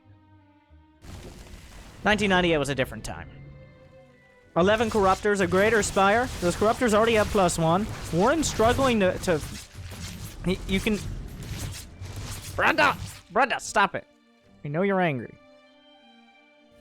The stasis ward was gone over here. Some Zerglings will draw the army back. Baits out a storm. Warren in a precarious position, despite having all these bases and economy. He really does need some Broodlords to be able to zone out the Templar. Because if he doesn't zone out the Templar, the Corruptors can't engage the Skytoss army. Zergling's still a real and present danger. If Mcanning's not able to keep Templar at these bases, they can rip through the cannons now with these upgrades.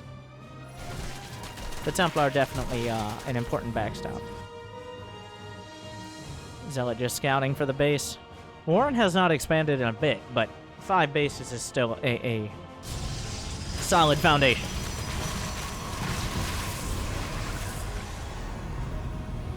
Mcanning taking the front base. A pretty bold move, but he has the army to back it up.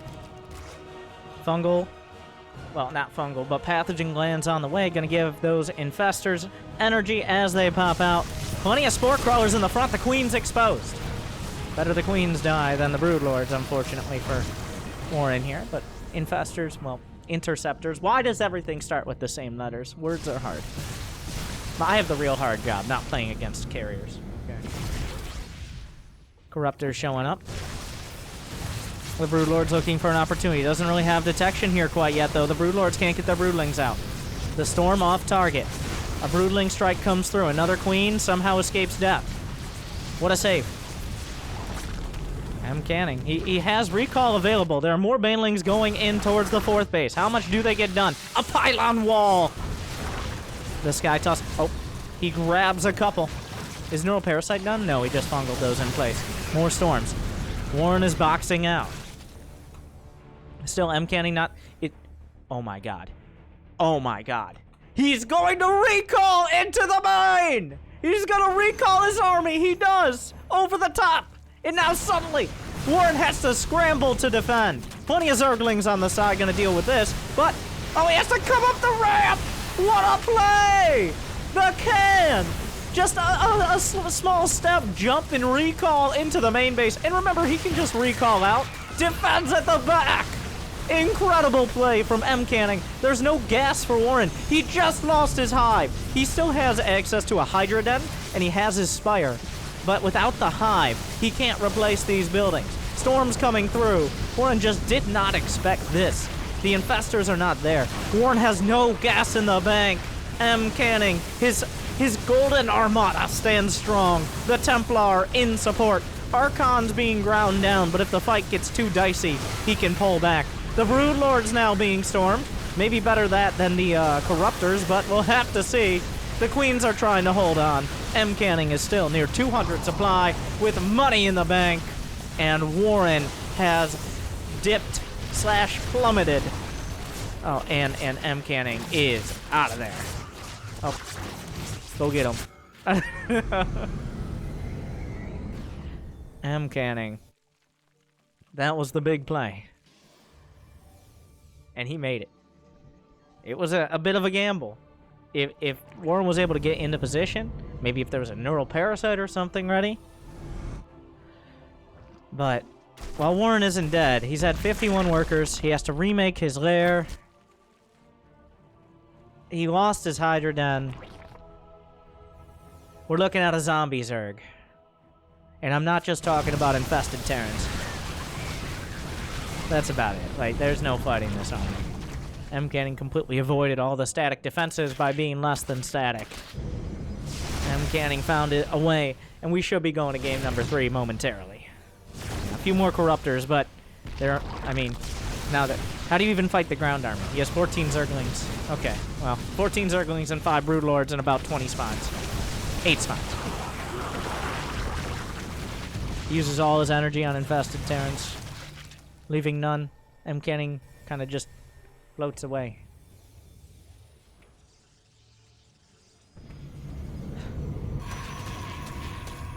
Mcanning still has 67 probes. He's mining off all these healthy bases. But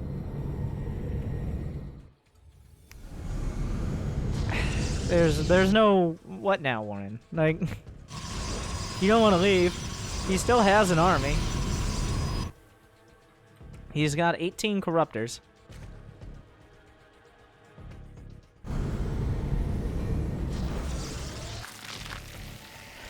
Investing in Banelings is a bit desperate. Even if he kills like 40 probes, Mcanning is still fine. In fact, his army will become stronger. So, the Broodlords are going to try to hold their ground, but there's no ground left to stand on. And also Broodlords fly, so that's also a concern. The Banelings crash through, kill a probe or two.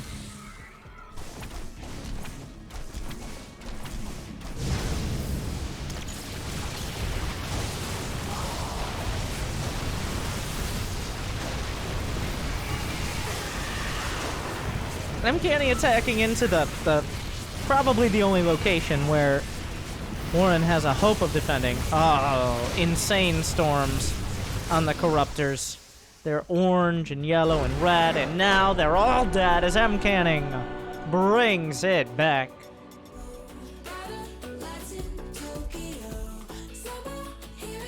One to one.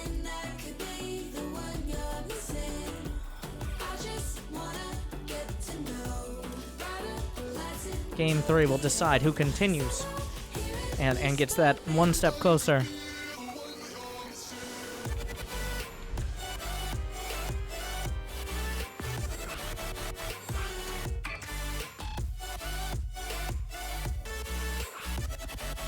Warren says, I don't think anyone's ever used a mothership to recall into my main, so thanks for popping that cherry, he says to Mcanning.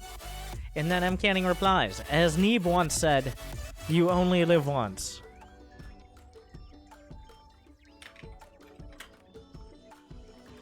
Warren says, talk about a big dick play.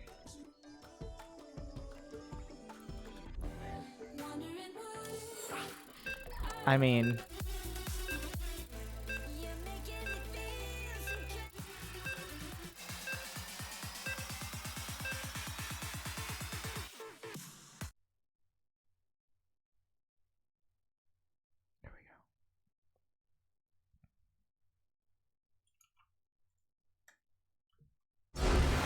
What? Warren was Terran again. Why does that keep happening? Ah! Why does it keep defaulting him to Terran? Blizzard is trying to send him a message.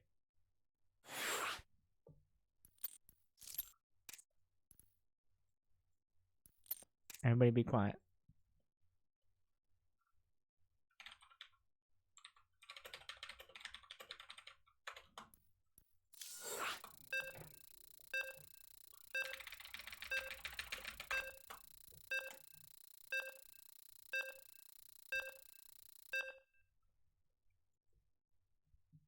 Here we go. Game number 3.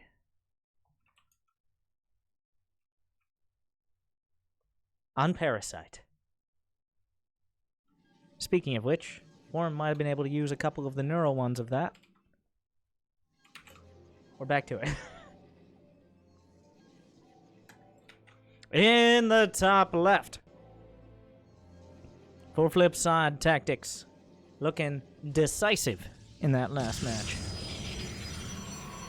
Mcanning. In the bottom right, had everything going for him right up until he didn't. Psystorm Gaming's Warren. He had all the right ideas to deal with the carriers, the mothership, besides the recalling into the main part. Besides that part, looking great.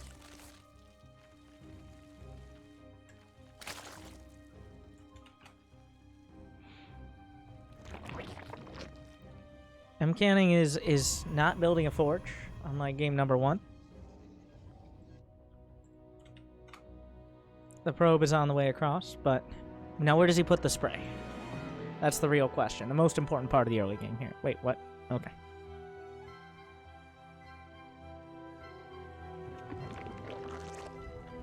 Gonna put it right next to the hatch. Make sure that spawning pool already laid down so we can't overwrite it. A key play there from the probe. Well done.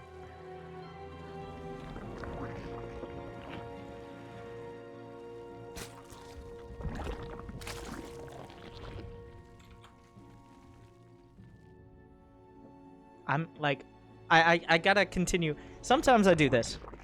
I hope you guys don't mind, but I'm just thinking about a lot of things in my head. I'm not saying them out loud. I'm just thinking about all the builds and strategies I've seen these players do. And what it's pretty much gonna come down to is I'll land on, he'll probably go for a Stargate. Neither of these players are particularly cheesy.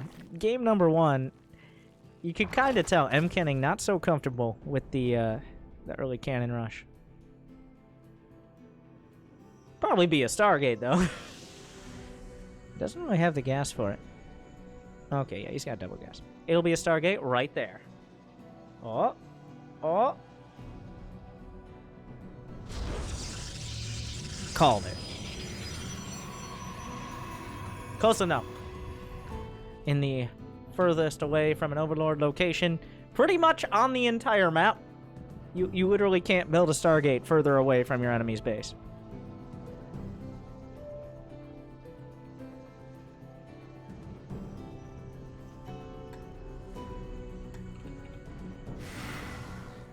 Adept's gonna shade through, confirm a third. Once again, this Adept, a lot more than just a threat. It's a scouting tool. Mcanning's gonna check for the drones. In fact, he can see that another queen is producing. Whenever a Zerg building is having a mini seizure, that is... Whoa, Mcanning going kind of deep. Only a couple lings here. Maybe calling a bluff. If you only make 2 lings, the Adept can actually kill some drones.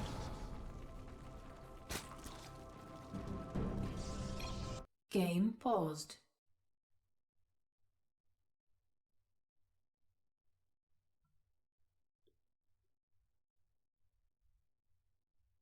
This is a TV timeout. If you guys could pause your ad block. Be right back after these messages. Welcome back, everyone. Have you heard of Twitch? Oh, we're back.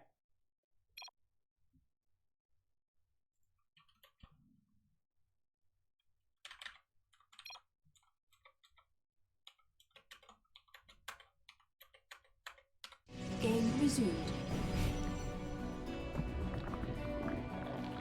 I did my job as a referee. That's going to be a flag on the play for Mcanning's fan base messaging Warren. I mean, I'm part of Mcanning's fan base, and I did message Warren, so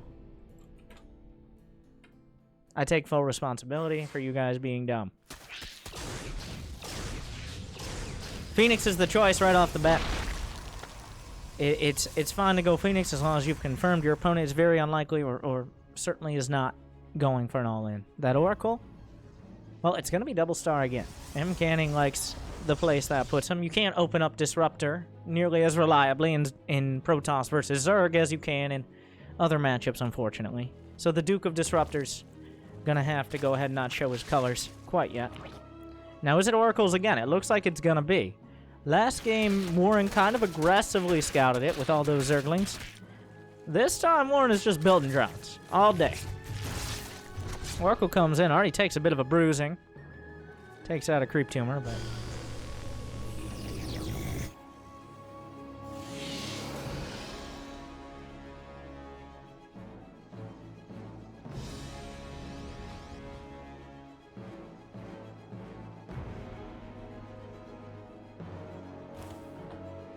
Two Oracles. You guys can read the production tab. Stop. Focus. I know it's only been 4 hours. We'll probably have at least another 4 hours of casting, if it's anything like last qualifier. In fact, more players signed up for this one. But I don't know if that means there's another round. I don't think there's a whole nother round, but there's more players, less buys, stuff like that. Roach Horn is on the way. That is a... If he builds roaches, that's a huge misread. Warren is just building more drones. How many oracles are there? We're at 4. When do you go? He's got 5. That's not enough to reliably kill spores, queens, and to kill drones without taking loss. Does he just hold them until they're scouted, or... I think he goes now. 6 seems like the number. It is the number. Roaches are on the way. Roaches, not a great counter to oracles. But they will be spotted. This Zergling, the real hero. Need more... Wait. Warren, he's not building. He's not building... Spores! He's not building spores! Uh-oh. Is he gonna build spores now? Oh, this is gonna do a lot of damage. Okay, so... Run away, drones! Oh, wait, he's got a few queens. You know what? Okay, queens are really good.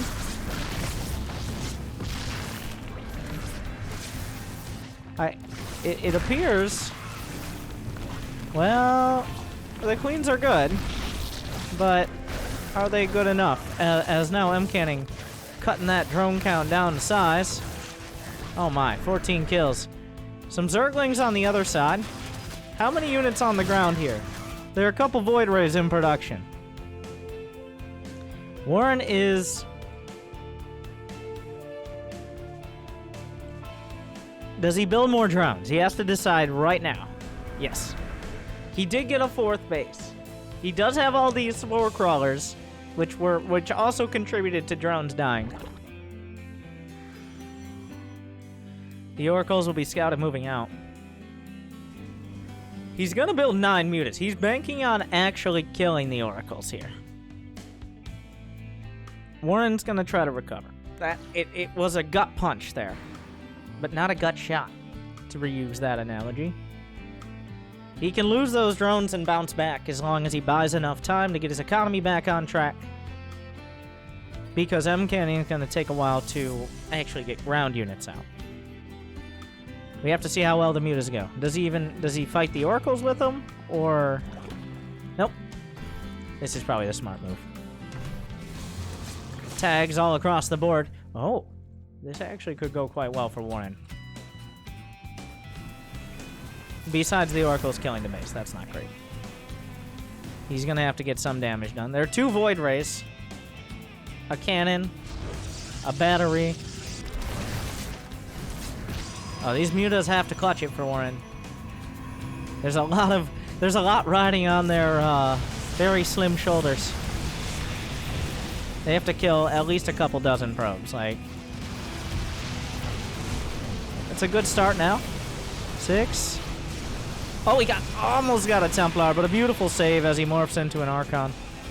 There's some cannons in the main. Mcanning is boxing this out with ease. 7 probes is not enough. once the Phoenixes are in high enough number. Now, Phoenix is a not great against Hydras, but he can definitely find some use for them if he gets enough. Warren is struggling with this economy.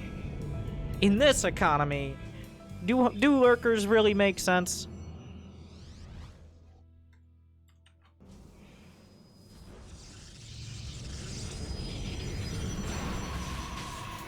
The Phoenixes should already be out. Gonna take down one cannon. A few free probes there. That's nice. Field batteries are good, though. At this point, the Phoenixes are out. Like, Warren is scrambling.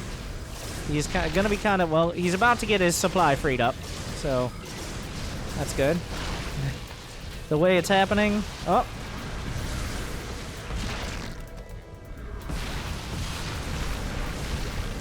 You don't need to see it, right? Like, you can hear it.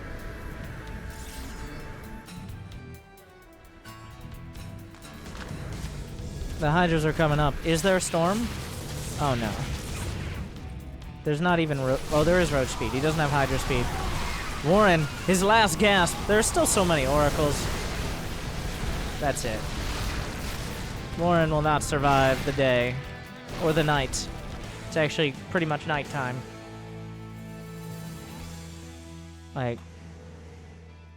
The tech is not there. The upgrade's not there. I guess +2 attack.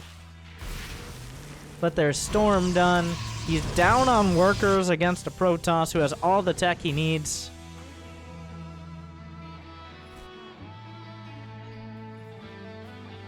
The army will eventually be cornered and killed. Oh, jeez.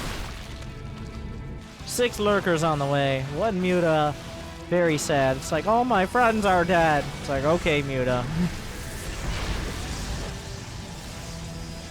Join them.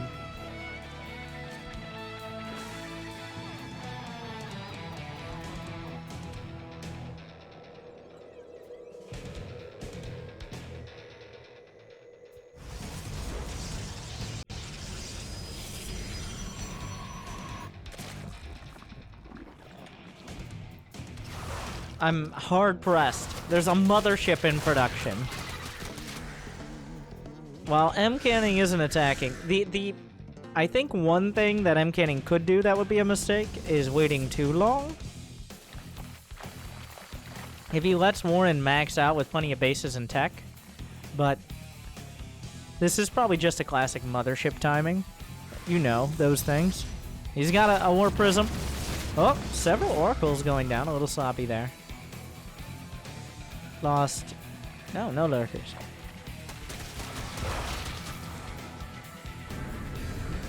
Yeah, Mcanning playing this very safe, but this is the one thing that might let Warren survive. A few misplays, like if this War Prism doesn't do much, it's gonna do something.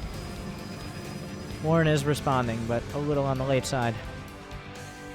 And then the army is moving into the front, the classic 1-2. He could maybe just take down the Lurker Den. All the Zerglings are committed into a tiny choke point of his own design. The Roaches and Hydras out of position, and that allows Mcanning to move through the front.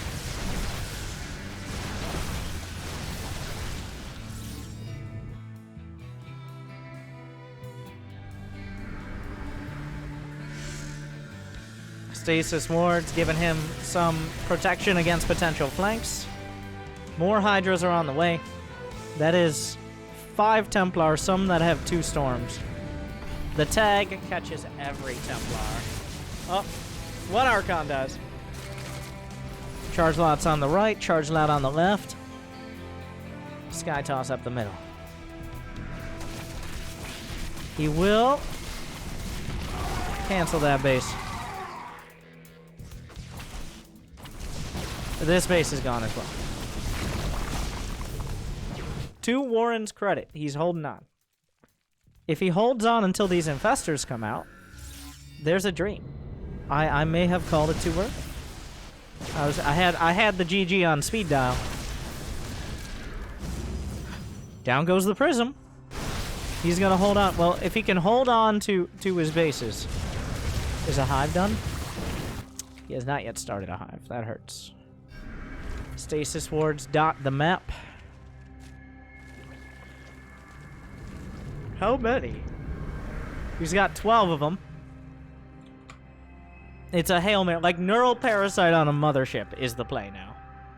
That is Warren's last hope. He's not going to have Hive for Brute.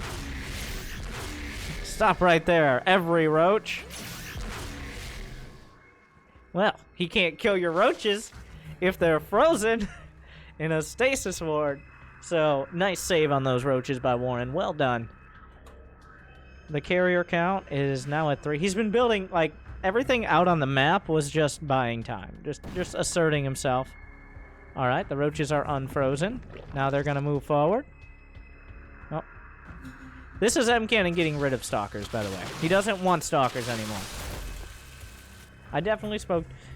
Mcanning being incredibly patient. Once again, if Warren holds on, this is the one way. There's still... We haven't gotten to the real bread and butter yet. This is just the biscuit. We haven't gotten to the mothership and carriers. And remember that recall into the main that essentially decided game number 2 is even more of a threat. Now, getting to the main is a little harder, but...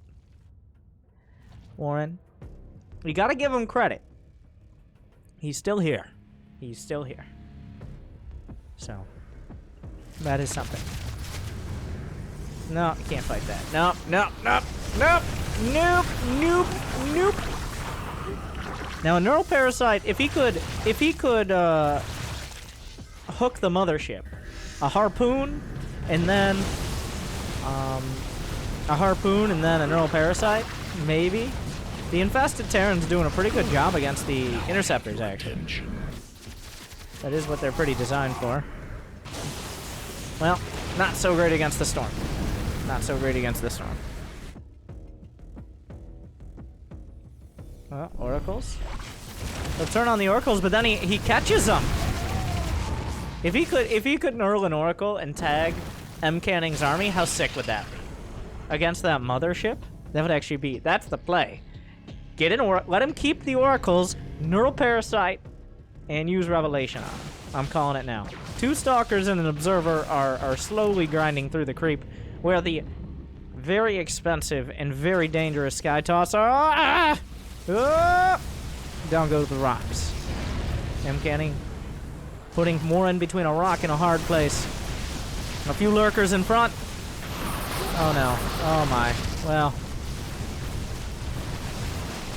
How many more Infested Terrans will die? Oh! The storms! Now, the thing is the Interceptor count isn't particularly high. That base is super gone. This is happening. Everything's being stormed but those cleverly concealed roaches. The tactical stasis ward saving his roaches. Mcanning is grinding. Warren has money in the bank. Does he have like... Does he have like an Infestor? You gotta burrow. Here's the play. You burrow an Infestor in the main and wait for the mothership and then Neural Parasite it. Does he have burrow? He does. Please do that. Please, please for me, Warren. Like, that's the play right there. You just keep one Infestor in the main. That's it. Oh, I would love that. Is there? No, those are Overseers. No, don't do it. Don't fall for it again! Not again! Deja vu, he's just been to his main before. Carriers everywhere! But the Hydras are up the ramp. Infested Terrans from the side. The force field on the ramp at the 18-minute mark. But the Interceptors are dying. He may have to recall out. 30 Interceptors left. He's grinding through them faster than they can be produced. There's so much Zerg! The mothership dies! The storm's incredible! But Warren is holding! The Infested Terrans are killing carriers. The Storm's still killing a lot of those Hydras. He cannot get the carriers. Well, most of the carriers will die. They're out of Interceptors and they're out of HP. What a save by Warren. What a save! He got everything up the ramp, and what looked to be the game ender this time was a bait. Now, the prey was not going down easy. It wasn't like easy peasy, just kill mothership, bunch of carriers, and Templar. No, that was painful. That hurt a lot. This carrier took a wrong turn somewhere. Goodbye. There's still Templar at home. That was Warren not dying. Winning is an entirely different ordeal. Still plenty of Templar, but Warren lives to fight another day. He's supply blocked, unfortunately. A handful of charge lots once again becoming very valuable at this stage of the match. There's no units here to defend. He will supply. He can't. Some of the drones burrow, some don't. It's like, you guys will make it look like we don't have a bunch of burrow drones. But he doesn't have detection. Ah, screw you. Warren's just gonna go. He's gonna pop the infested Terrans. He's gonna beach ball the high ground. These charge lots are grinding through the rest of the economy. Like, this game has been on a timer for quite a while. The beach ball is thrown out. Wave 1. He's got a lot more energy. The storms are there. Does he have more where that came from? He does. Keeps throwing them out. Fungals on the interceptors. Very helpful, actually. More beach balls. The storms push him back. But the infested Terrans taking pot shots. Down to 25. The interceptors are getting slaughtered. The charge lots are killing all the drones. Warren has no economy. This is everything. This is it. Neural Parasite catches the carriers. If you can't beat them, hire them. But infested Terrans! The Neurals break! Mcanning, like, all he needs are ground units now. The interceptors are pretty much gone, but the charge lots are not. Archons will come up. Storms in the midst of everything. He'll pick them up. He'll knock them down. Warren is down to 100 supply. The charge lots will finally be cleaned up. The interceptors will rebuild. There's no detection here, so Warren has one last gasp. Because right now, a lot of the supply is in the mail. He's got a couple carriers. He just finished a Colossus. Where did he get a Robobay? Not that Mcanning... Well, Mcanning is actually hurting for minerals. He can't resupply his interceptors quite on time. Is there even one storm? There is.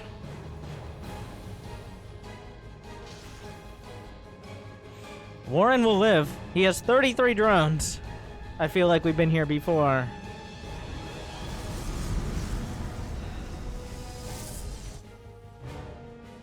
The last gasp of Warren. A mothership shows up once again. There's next to no detection. The Archons are helping to grind through. The interceptor count has reached a critical mass. The storms have arrived. On the Hydras. Mcanning takes it 2-1. Warren with a valiant effort. But Mcanning finishes it off.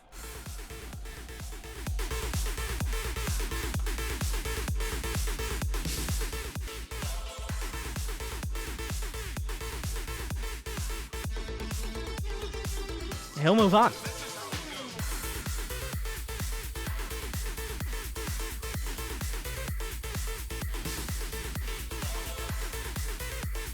I'm looking at... So the winner face is risky.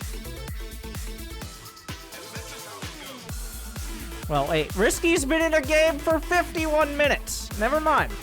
I just assumed Risky was going to win for some reason. I don't know why. But he's been in a game for 51 minutes.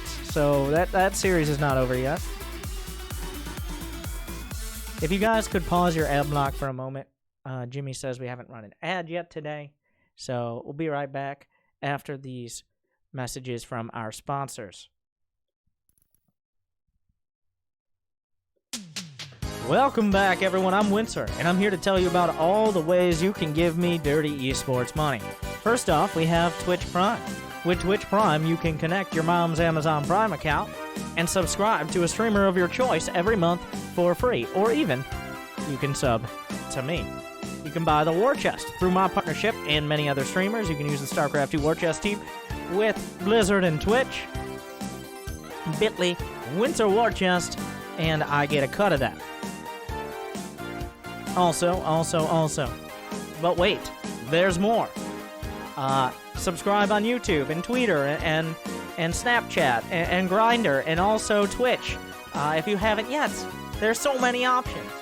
And now you might be like, Winter, why would I do that? Because if you subscribe, not only do you get all the things described below, but I get more money. You can make the difference today. Now, thank you, and back to your regularly scheduled programming. the final matches of the winners bracket of the WCS Winter Qualifier.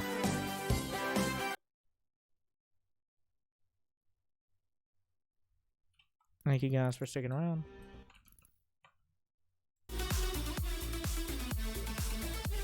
As I scour the bracket.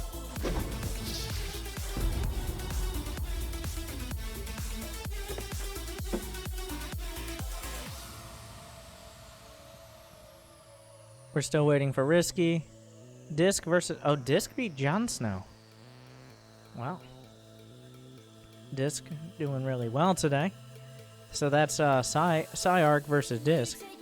Is that happening right now? Yeah, he's in a game. We're going to try to jump in to any of these matches as they come up. As always.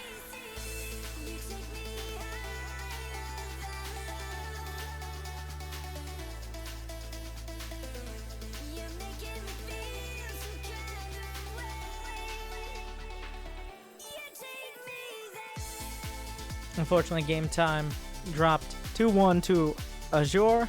Still no Azure. Azure. Azuri. Jon Snow.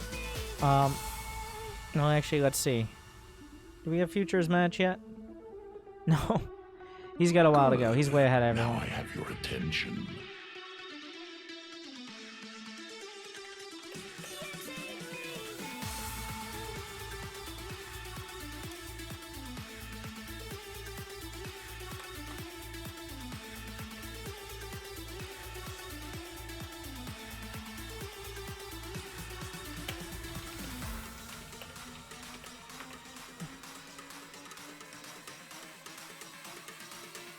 Yeah, Ryu versus Risky. I don't know if anyone's casting that, but it's over the 50-minute mark. It's...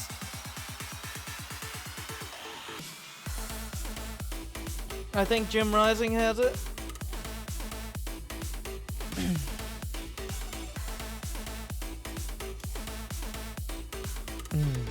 Good. Now I have your attention. It looks like it just ended. I'm not 100%. No, it's Disc versus Sarch. Good. Now I have your attention.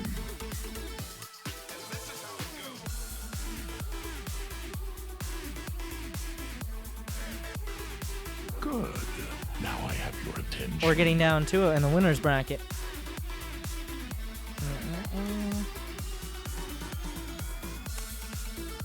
Hurry up and wait. It might be cartoons time. Good. Now I have your attention.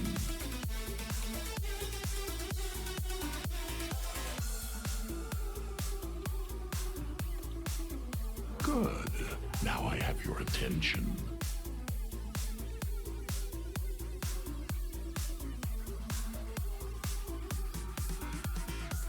Good. Now I have your attention.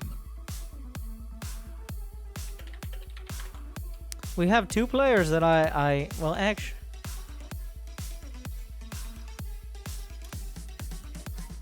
Do we have those players? I don't know. Maybe, maybe not.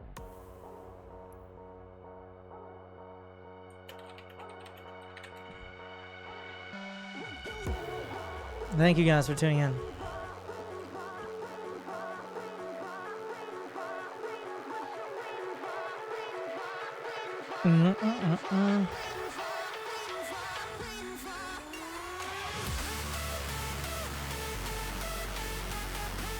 So for those who don't know, more info about WCS Winter. It's happening. No, I don't know any more info. Just Google it. I think a couple weeks after the qualifiers. Oh, we got a match. We did it.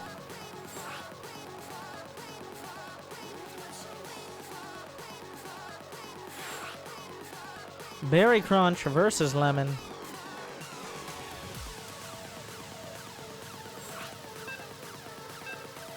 Terran versus Zerg. We had so many of those in the last qualifier, but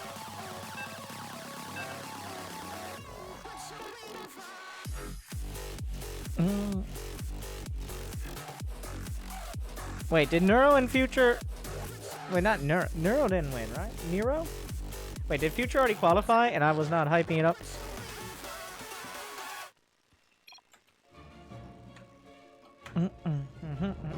We're in this game, by the way. Hey! So much. Welcome to the live qualifier. Ah, Future already qualified. All right, Future's done. Future wins. He's out of there. I'm not playing 2 games on Singapore. That's fair. And also, Nero / Vindicta have qualified. So, 2 Terrans.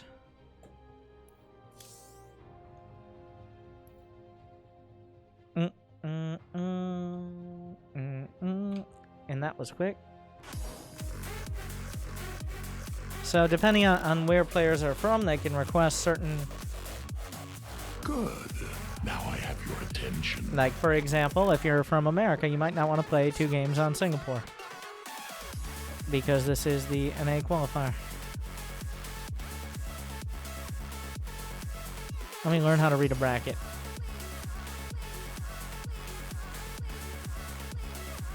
Is Ryu versus Risky still going?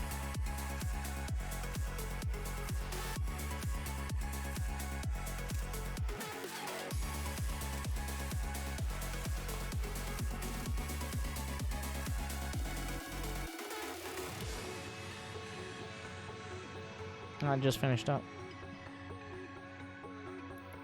I guess we're following Mcanning today.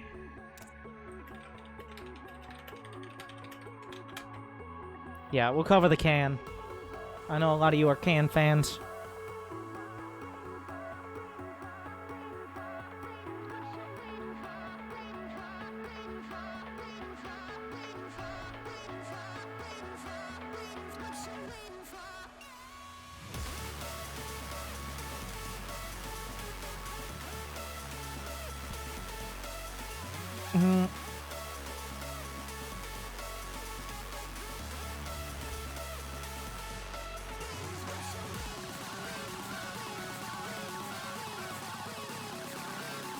Yeah. Don't worry, just listen to the dubsteps. Actually, I think this is actually dubstep. Unlike most of the stuff people say is dubstep.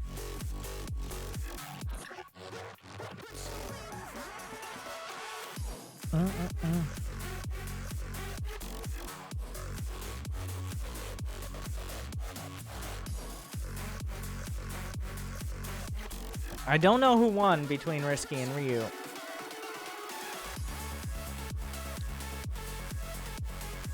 It's Ryu. I believe who is a Protoss? No, that's a Zerg. Wait, they just played a 55-minute ZVZ? I need that replay. Does that... I need to find that replay somewhere.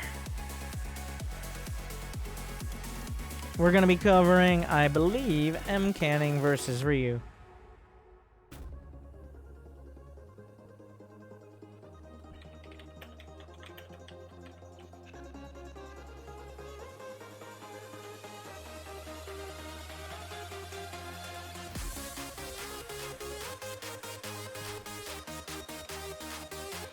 I won't be surprised if Ryu needs to take a break because he just played a 50-something minute, I assume, ZVZ.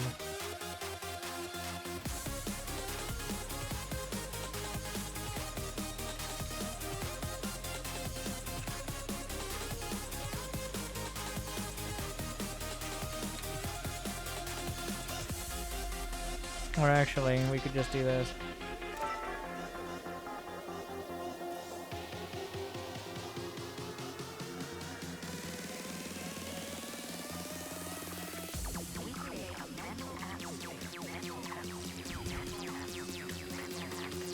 Yeah, that's crazy. A 50-something minute ZVZ. I need to...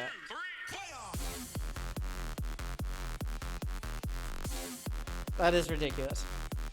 This match is to qualify, by the way. Whoever wins this next match qualifies for WCS Winter. I'm sorry. I'm very biased. Ryu is Peruvian. I gotta support my man the can.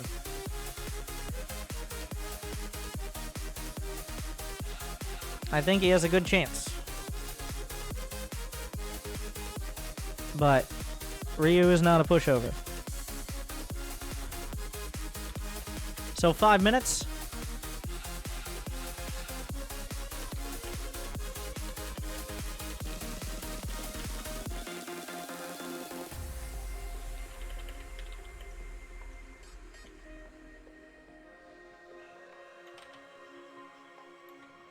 So we're gonna watch some cartoons for a little bit. Actually, yeah, cartoons.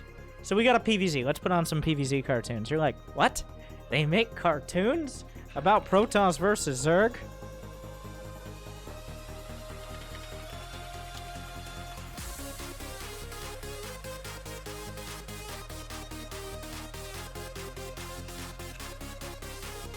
Oh, my sweet child.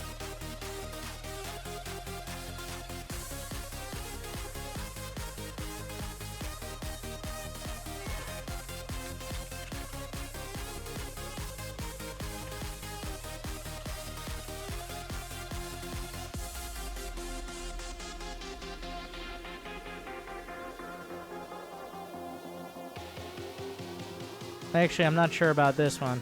You know what? We'll just... I want to watch cartoons. Everybody wants to watch cartoons. Let's watch some cartoons. Use that Carbot command. If you don't subscribe to him right now, why do you hate everything?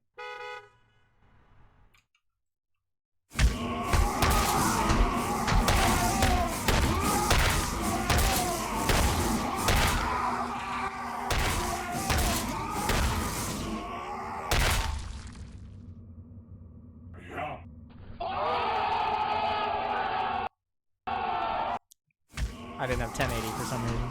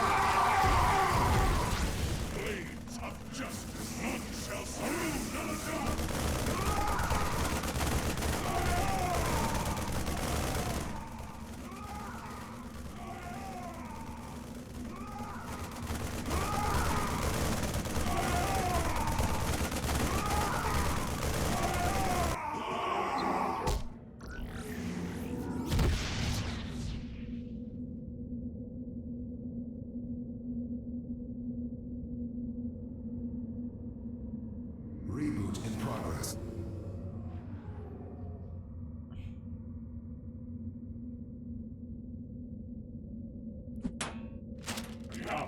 Bring it!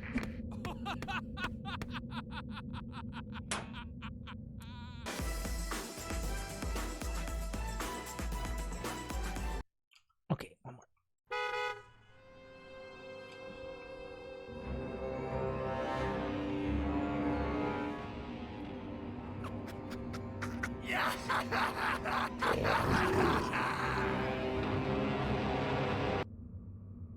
Hell! Get me out of here! By the numbers, boys. Oh,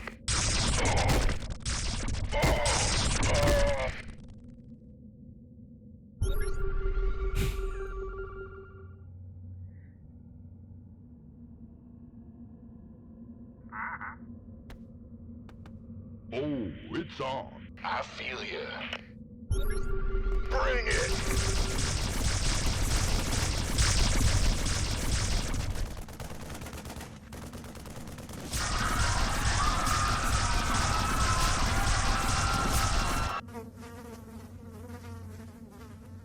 Target acquired. What are you doing? Good. Now I have your attention. This vessel requires assistance. I'm on it. What, you run out of Marines? Job done.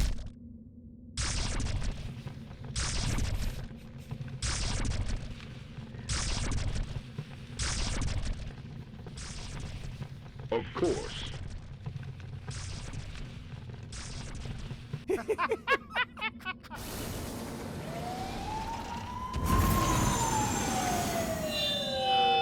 Come out with your hands up.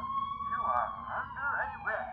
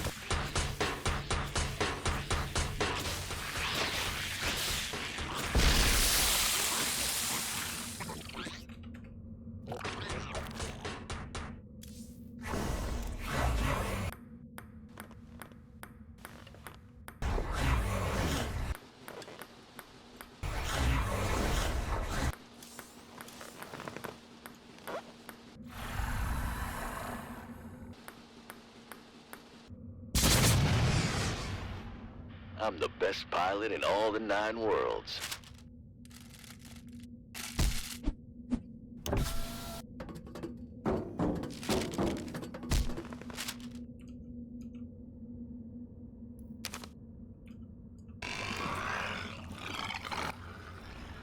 Dun dun dun dun dun dun dun dun dun.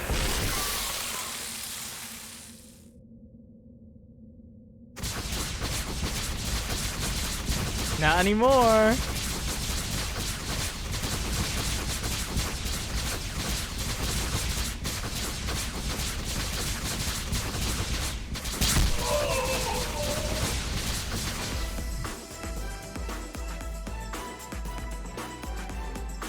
Use the Starcraft's command. Right now, we're playing. They're doing their vetoes. Ryu versus Mcanning to decide who qualifies for WCS Winter.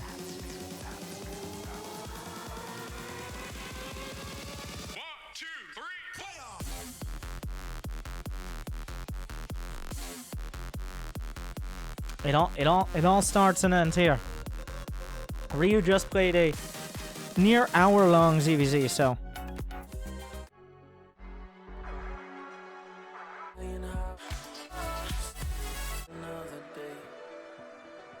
they're doing their vetoes, I assume in whispers. This is it, though. Mcanning is right there. As an American and as an MCAN fan, I'd love to see him in WCS Winter, but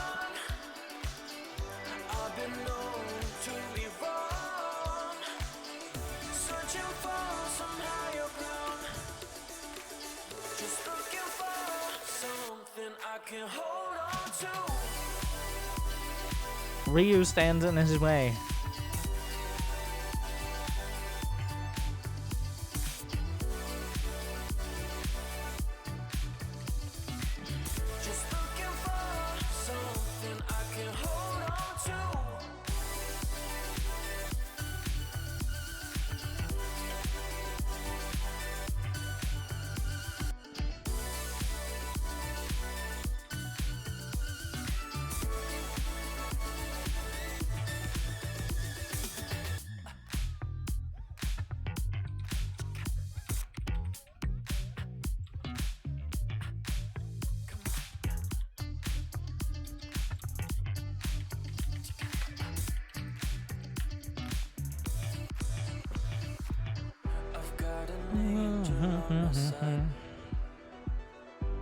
And once Ryu went AFK, and then he came back, and then Mcanning went AFK. And once he comes back, we're gonna know what maps we're playing for this final qualifier.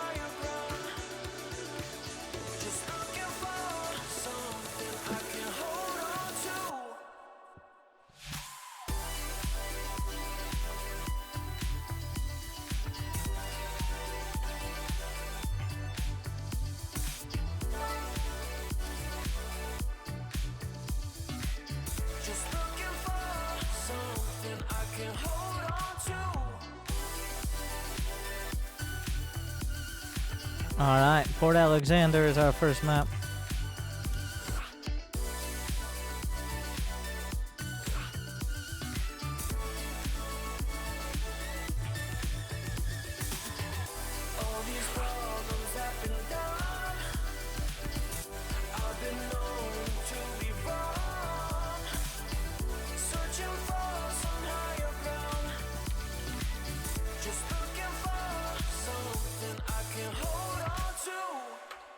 Good.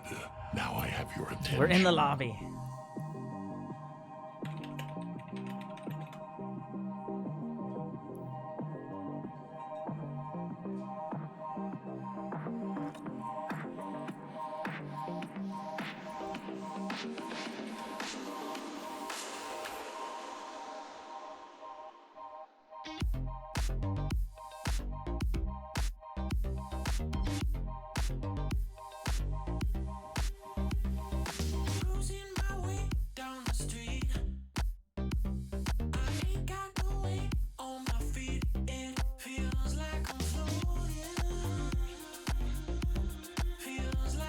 We're waiting on the go. Ain't nobody like you, yeah, you got me. Tripping all over my shoes, yeah, I'm falling for you. Ain't nobody like you, yeah, you got me. We're ready to go! For my shoes, yeah, I'm falling for you. Ain't nobody like you.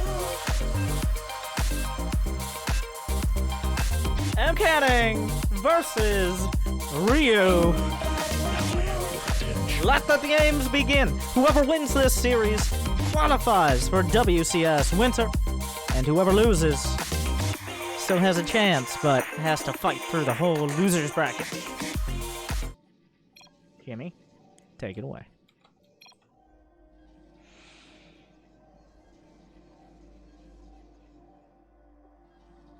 In the bottom right.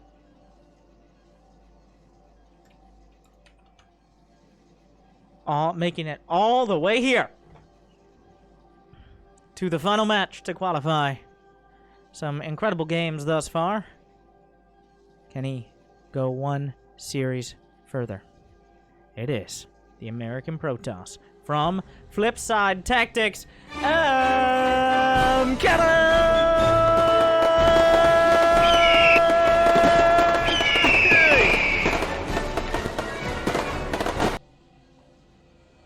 And in the top left, just got out of a 1 hour long game, near 1 hour long game in ZVZ, so we know he can go the distance. It's the top Grandmaster Zerg. I don't see a team listed. He's from Peru, but he's made it this far against not pushover opponents. A fearsome competitor, going to be even more difficult than Warren, more than likely. The god of Missouri, who Mcanning just played. Does he have what it takes? It's Ryu. I hope not, to be honest, but very objective.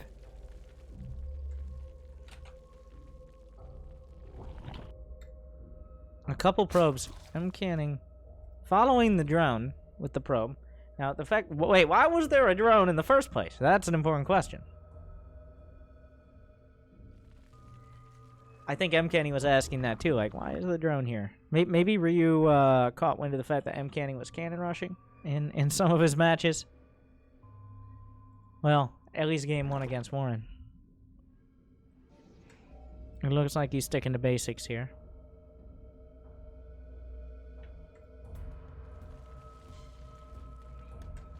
Going to be speed from Ryu. So we're back on. It's the textbook here. We've got a gate expand, probably into Stargate, against someone with speed, and then Is he taking a third? I'm still not sure what that drone was doing. Ryu not taking a third yet, actually. He's going to go for the safe version. Yeah, sending the drone down now.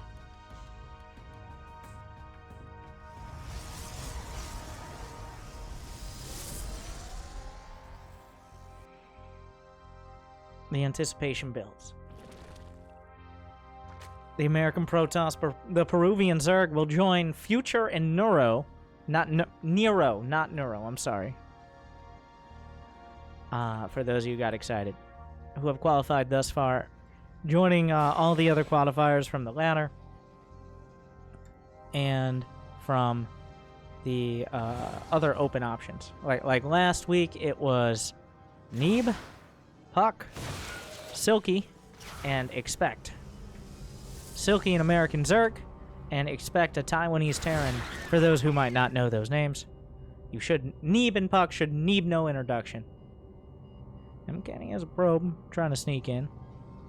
Was this? I wasn't really paying very close attention to the opener from Ryu. It's a little bit different than we're used to seeing, but not so significantly so. It requires too much. Yeah.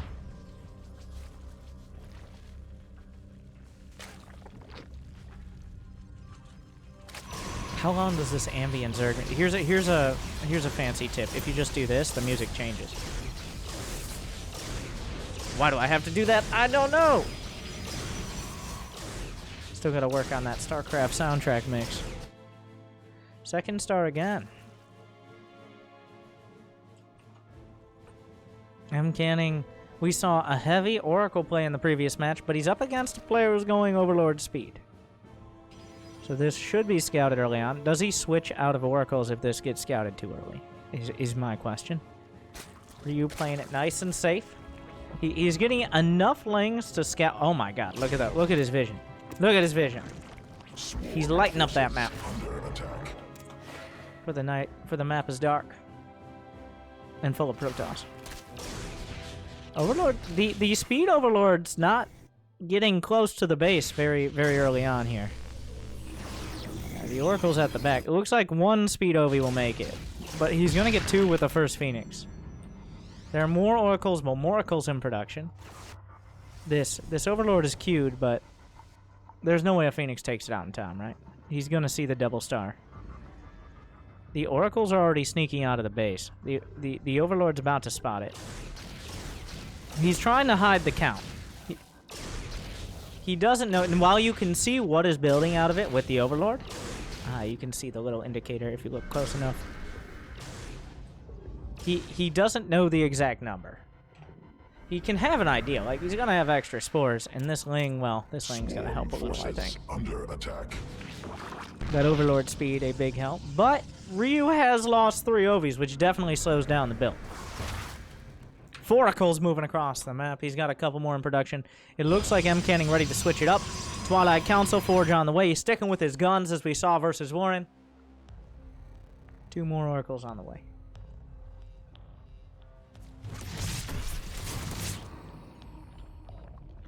How much do these first 4 Oracles? And we're back to this ambient Zerg music. Great. The tags on everything. Did he see the 4th base? He did not. So that's some key information Mcanning is missing. An Overseer going to be targeted down. Ryu is looking for the follow-up. He's looking to see, are you going to continue on the Stargate? Or are you going to switch to ground? And the Overseer getting vision of this base. Not this base, but the commitment to ground is going to be important. Can you stop?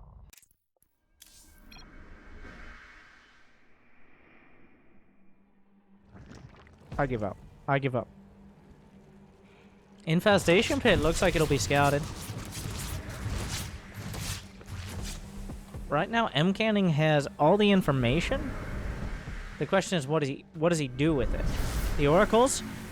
Now, my question is whether he was intentionally letting that hatchery finish.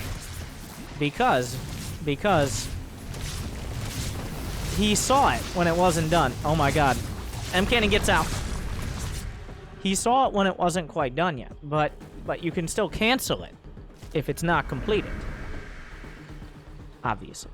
But this way he killed it. He lost how many Oracles? 3 Oracles in the process. That was a lot of transfuse energy as well. How many gates does Mcanning? He's going up to 8. 68 probes. Everything's coming together. Templar Archives is on the way. The first... Is that the first robo? The first robotics facility. The Oracle's just revealing everything. Ryu has now lost 3 Overlords and 2 Overseers to a single Phoenix, the real MVP of this game. Oh. One of them was not like the others. It feels like Mcanning is taking some control of this match, but one misstep can definitely let it slip. He doesn't have an army that can really pressure. And if he overextends, then he's never going to be able to move out again. What I mean is you have Templar, you're going for Storm, you got a lot of... I think they're now charge lots. But if he ends up losing a lot of these gas-heavy units, he's spent the whole game building up to this. Yeah, be very careful not to just throw them out willy-nilly. Nope. What a fun term is willy-nilly, by the way. Burrow is already done here.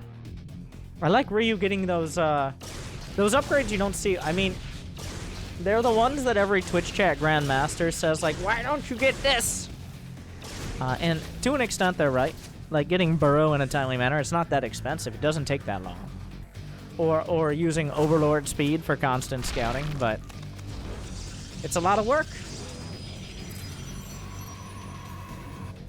Mcanning once again content. I mean, going double Stargate it means you're kind of forced to play a passive game past the Stargate units.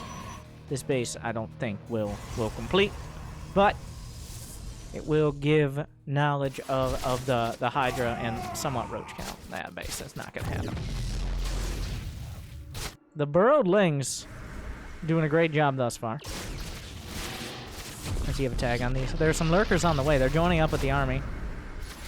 He doesn't... Mcanning has not yet spotted the lurkers. Is there a warp prism on the map? There is not, so there's no... The longer that Mcanning is just sitting at his base... Oh, a lurker drop! How appropriate, we just watched that carbine. There's a Phoenix in position to intercept, but it probably won't kill it in time. The Stasis Horde is there. That's not that many lurkers. He tags them all, and he pushes them back. A Phoenix coming in. Oh... Mcanning is all sorts of ready for this. I don't know where this Stalker is going, but the lurker drop is shut down hard. The lurkers are exposed, and Ryu is forced to tuck his tail and run back to the creek. Hive is on the way, so is the fleet beacon. The next level of tech. Looks like a drop of... Maybe a drop came in? Was that a lurker drop too? He's lost 5 lurkers. I'm not sure how many were at the front or not. How many dropper lords? I believe that was also a lurker drop, so... Mcanning blocks both sides of this attack. 6 more lurkers on the way. 8. Ryu kind of feels forced. Take it, take it, take it. Got it.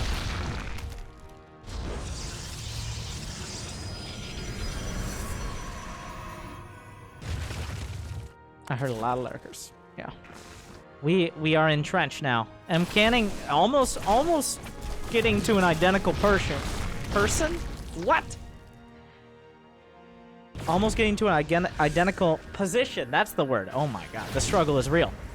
That he was against Warren, at least in terms of army composition. A little bit heavier on the Immortals because of the lurker count. What is this? Mcanning? These are actually expendable. He's maxed out. 72 probes. Ryu up to 84 workers. But both sides have access to almost the whole tech tree. They're just finishing growing it out. Fleet Beacon is already done for MCAM, but Greater Spire is in production for Ryu. Plenty of... Yeah, Adepts at this phase of the game have lost a lot of their value. You don't want to just throw them away. He doesn't have a huge bank, but he wants to get rid of them somehow. If they can kill drones, yeah, that's great. Ryu, with this investment in lurkers and also potentially broodlords, he's kind of tied to a certain army composition. Yep. The Adepts shade through. Ryu going to be cut down to size. Some Zealots on the side. This Immortal needs to get it together. Adepts still slaughtering drones. Ryu trying to find a position to actually do anything here. The Adepts picking him apart. Mcanning. The glaive slicing through. Spine's killed. This Immortal has to give up the position, but lurkers on their own, he can just slam right into them. He does. The storms are there. The Hydra's out of position. Mcanning has torn this Zerg defense wide open, and now he's got the Templar to box out. Charge lots are working their way over to the left. He's already worked on the spine crawlers. The hatchery implodes. More like explodes. It was killed by animals. Ryu will hold the line for now, but he's crumbling from the flanks. The queens. This is happening. Some corruptors on the way. Well, Ryu took a lot of attacks there. He took a lot of damage. It's still superficial. He still has his tech. He still has an economy. He still has income. And he still has army. It's not until maybe a War Prism or something like it that Mcanning can really reliably engage. Well, drag enough army out of position or find an option to engage the main army. A handful of stalkers that he doesn't need. He's correctly predicted that there aren't many more drops coming in. The Corruptor's looking for a snipe. Another base will be canceled. The Broodlords are revealed onto the stalkers. Ryu gonna hold his ground for now. Void Ray's on the way. I am reasonably sure that he had... Well, where there are Broodlords means there are more than likely Corruptors. That is not, I think an Oracle or a Stasis Ward died there. A few charge lots maybe gonna spot this out. Very important to get out ahead of it. He actually will kill a base if he's not on top of it. Hydras and Lurkers looking for some position. A handful of Stalkers that still exist. He doesn't have Blink. There's still some Lurkers defensively. In comes Ryu trying to push forward. The Stasis Ward actually could work out despite the detection. No, he'll take it out. Tempest from downtown. He's got a Mothership to help cloak. The Corruptors looking for snipes. They find them on the Void Rays. Charge lots on the left. The Spines will shut it down. What the hell is this? The Stalkers get behind the lines. He's peeing all over the Stargates. They're starting to melt. Can he save them? The storms on the Corruptors. Oh, all the Corruptors disconnect from the caustic spray. The Stalkers chased down by the Queens, but the Zerg army is in retreat. Corruptor sneaking around the outside, around the outside, around the outside. As he finds his way through the base, he got one of the Stargates, a couple of the Void Rays, dragged Mcanning's Mothership back. But neither player is able to engage armies directly without immense risk. A lot of Lurkers and Broodlords means that the Templar are vulnerable, whereas those same units, well, Tempest, the Mothership, there's no detection here. He's going for the Mothership. Instead, he finds some Storm. Ryu gonna move to the right. Those northern bases slightly more exposed. The Corruptor's trying to drag the army out of position. They will do so successfully. He has not scouted the ground army at all. Cannons holding the line for now. Lurker's actually going to die to some cannons, but Mcanning, where does he decide to go? His base is gone. Recalling on it, not an option. Anything that starts with temp is very important to keep alive, ironically enough. The Corruptor's looking for a snipe. Do they find it? The storms are there. He's going for the Mothership. He finds Psionic Storm. That was very greedy out of Ryu. This Immortal has a big task, but it's up to it. The Corruptor's gonna snipe off the center base, but the army! The Lurkers caught on the ramp! The Storm's ripping through! The Broodlords isolated and should be killed by the Templar. Well, by the carriers, rather, soon enough. Everything on the ground will evaporate for the Zerg. The Corruptor's at the back. The Immortal killed the base, and Mcanning's army stands together, whereas Ryu loses most of his and doesn't have the money to replace it.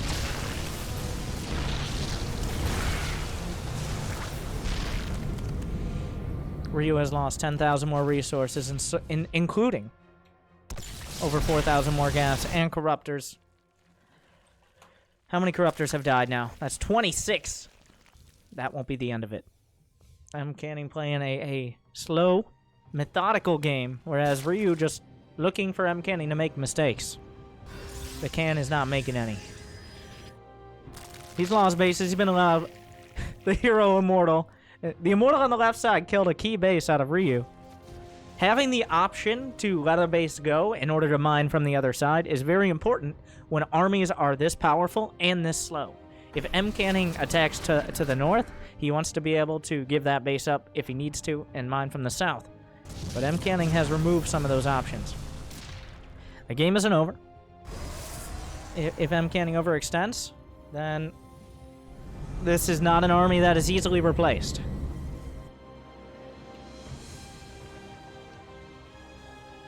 3 DTs. The Dark Templar joining the field.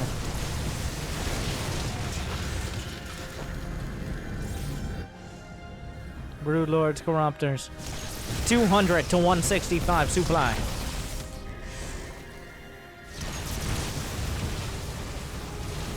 Infestors and Corruptors on the way. It's just the army is not together here for Ryu. Mcanning still working. Oh, the storms. Corruptors melted. The DTs were taken out, but how does he deal with the main brunt of the forces? Where are the Corruptors? Where are they? They're AFK! They're stuck at the top of the map. The mothership is crashing through alongside, of course, all the units underneath it. Carriers, Archons, Void Rays, Templar, GG, Mcanning. A WP out of Ryu. Mcanning takes game 1 quite decisively. At no point did it feel like Ryu... Let's see what map 2... It at no point did it really feel like Ryu was breaking through that. Mcanning playing it very safely.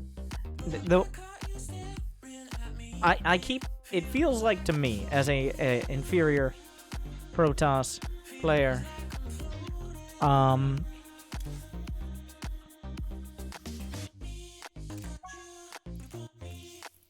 I'm saying I'm making the map.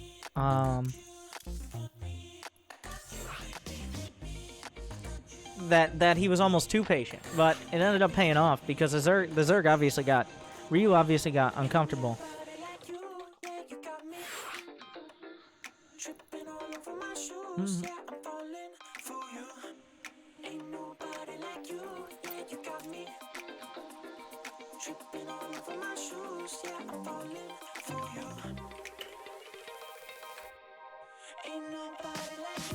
Mcanning is 1 game away.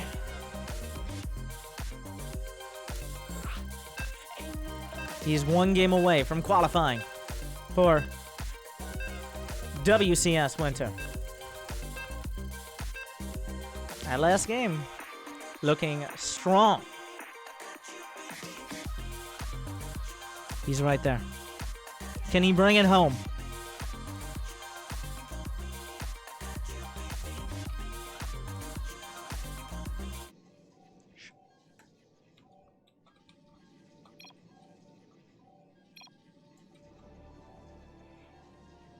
On match point, on qualifier point.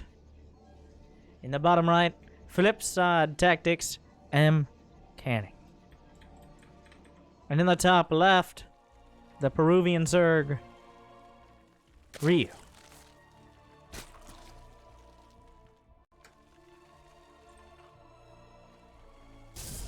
Mcanning seems comfortable and confident in playing a later game, whereas Ryu and Warren before him struggled. Like, not really committing to big plays there, especially that last game. He didn't do any crazy recall in the main.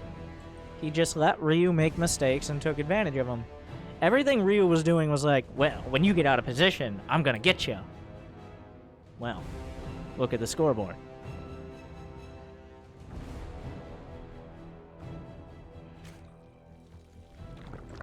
Hatch first, gate, expand for Mcanning.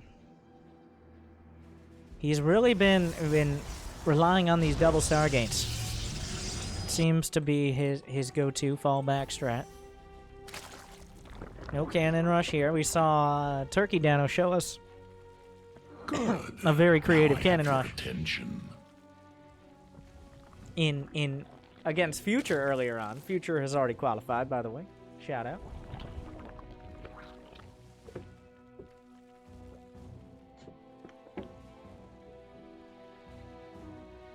Thank you guys for joining me. I hope you've enjoyed the first 5 hours of this cast. There's plenty more. The winners bracket is finishing up, but we have the losers bracket, a much harder fight for the last 2 slots. You really don't want to drop down earlier than you need to. And there's a lot of top players there, but honestly, in the losers bracket, there's no one like, they got it. They're getting through. There's a lot of players who you'd think of as kind of those gatekeepers. Like the players who could take a game off of... Well, not even... honestly, Mcanning is usually one of the gatekeepers. But maybe today he steps through the gate. We didn't circle... Don't circle back... Don't segue yet. Back to what we're talking about. But we got players... Let me just take a very quick look at the losers bracket while the very standard early game starts. We got No Regret, Jardozer, who was in Star Ladder, Raze, Creature, Turkey Dano, Bio Ice, Cuddle Bear, Risky, Warren. All these players who, if you're not careful, could end your run, but don't always reach the finish line themselves. The Zergling does not get far enough to see the Stargate. But Mcanning gonna do nothing but opt for the Phoenix first.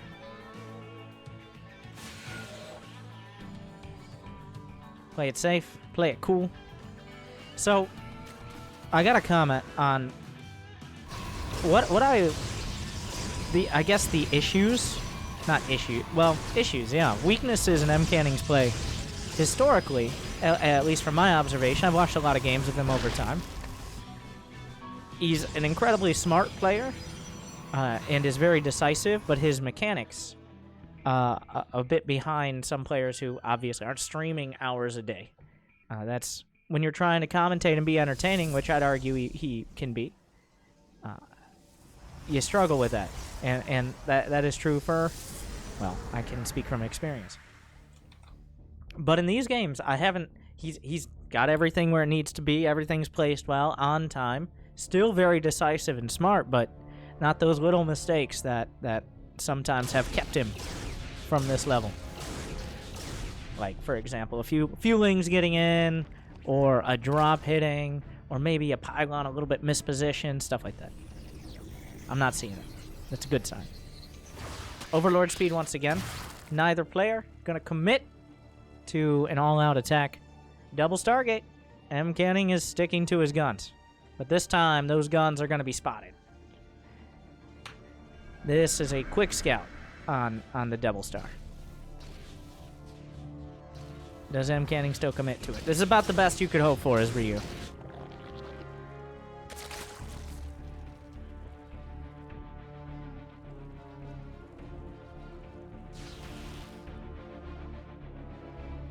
Yeah, still going to go for the Oracles. I mean... Many Protons versus Zerg openers are like this. It's not like, I gotcha with the sneaky build. Plenty of players will know an Archon drop is coming. That doesn't mean the Archon drop is a bad build. Same thing for the heavy Oracle play. Having all these Oracles is not like, I know how to counter the Oracles. There's no counter. There's just dealing with it a little better. Having those extra spores, some more queens, good creep spread, stuff like that.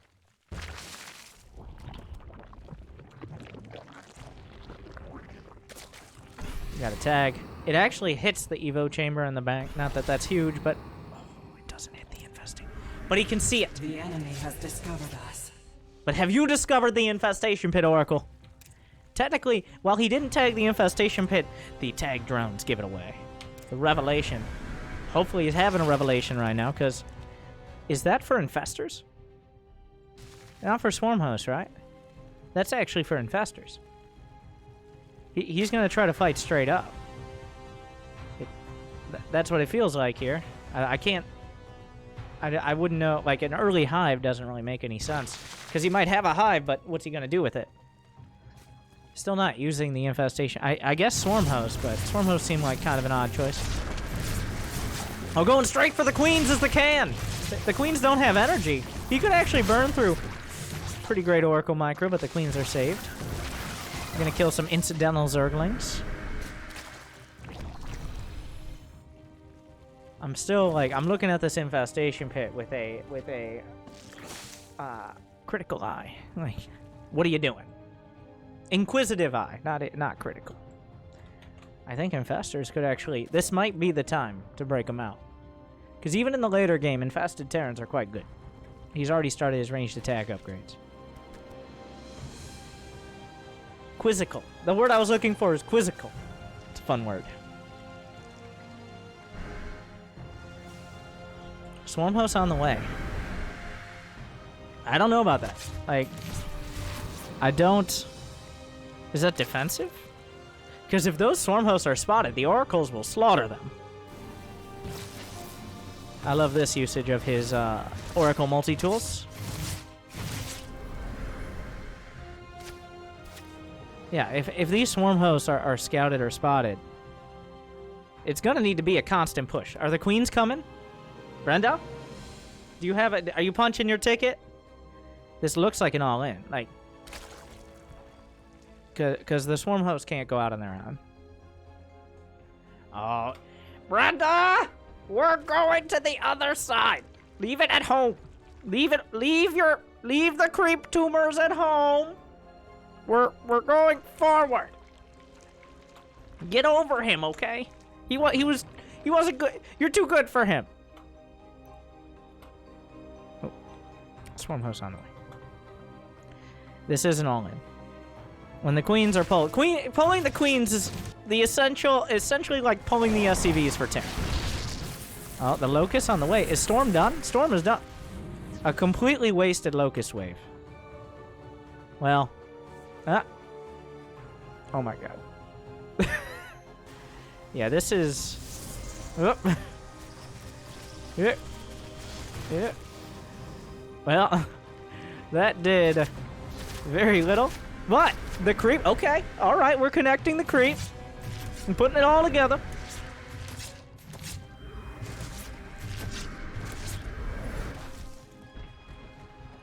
Mothership is on the way. Hive. Okay. Ryu is not committing to this anymore. He's decided that instead of being out on an island, he's going to make it more of a peninsula. And the queens can just go ahead and continue on their efforts. They don't have to fight, but instead are civil engineers.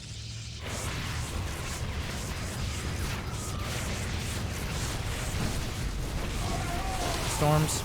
I mean... If you don't kill him, there's not that much DPS in the cannons. The storms are what ward this away. Mcanning being quite forward. I think he feels a little pressured here.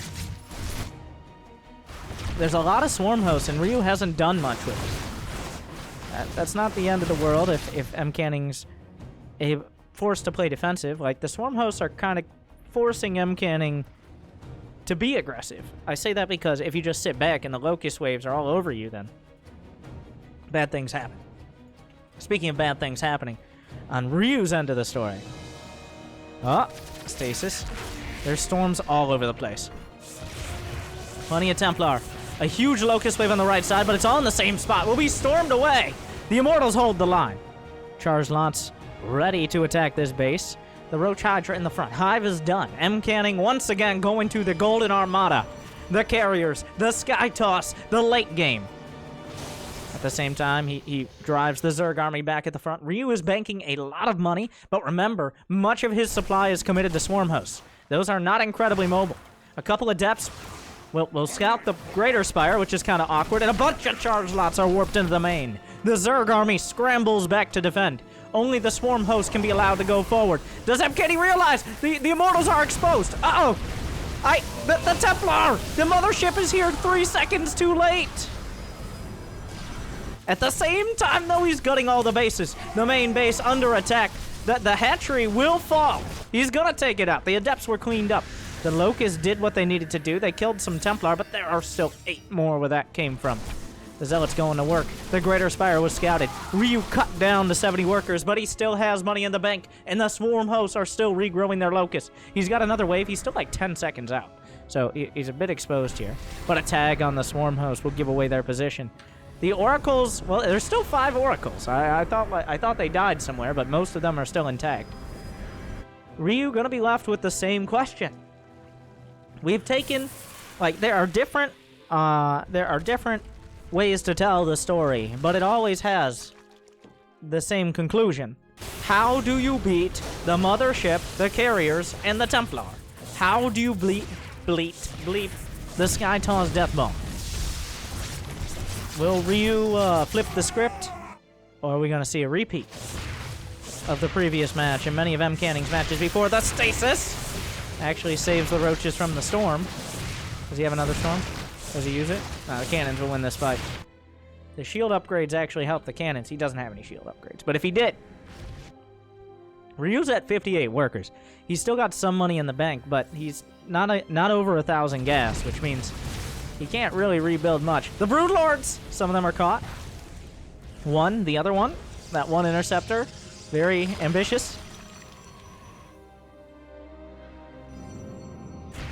Another Locust wave. Part of it is frozen. The Locusts still do time out while frozen in a stasis, fun fact. Mcanning. Deja vu.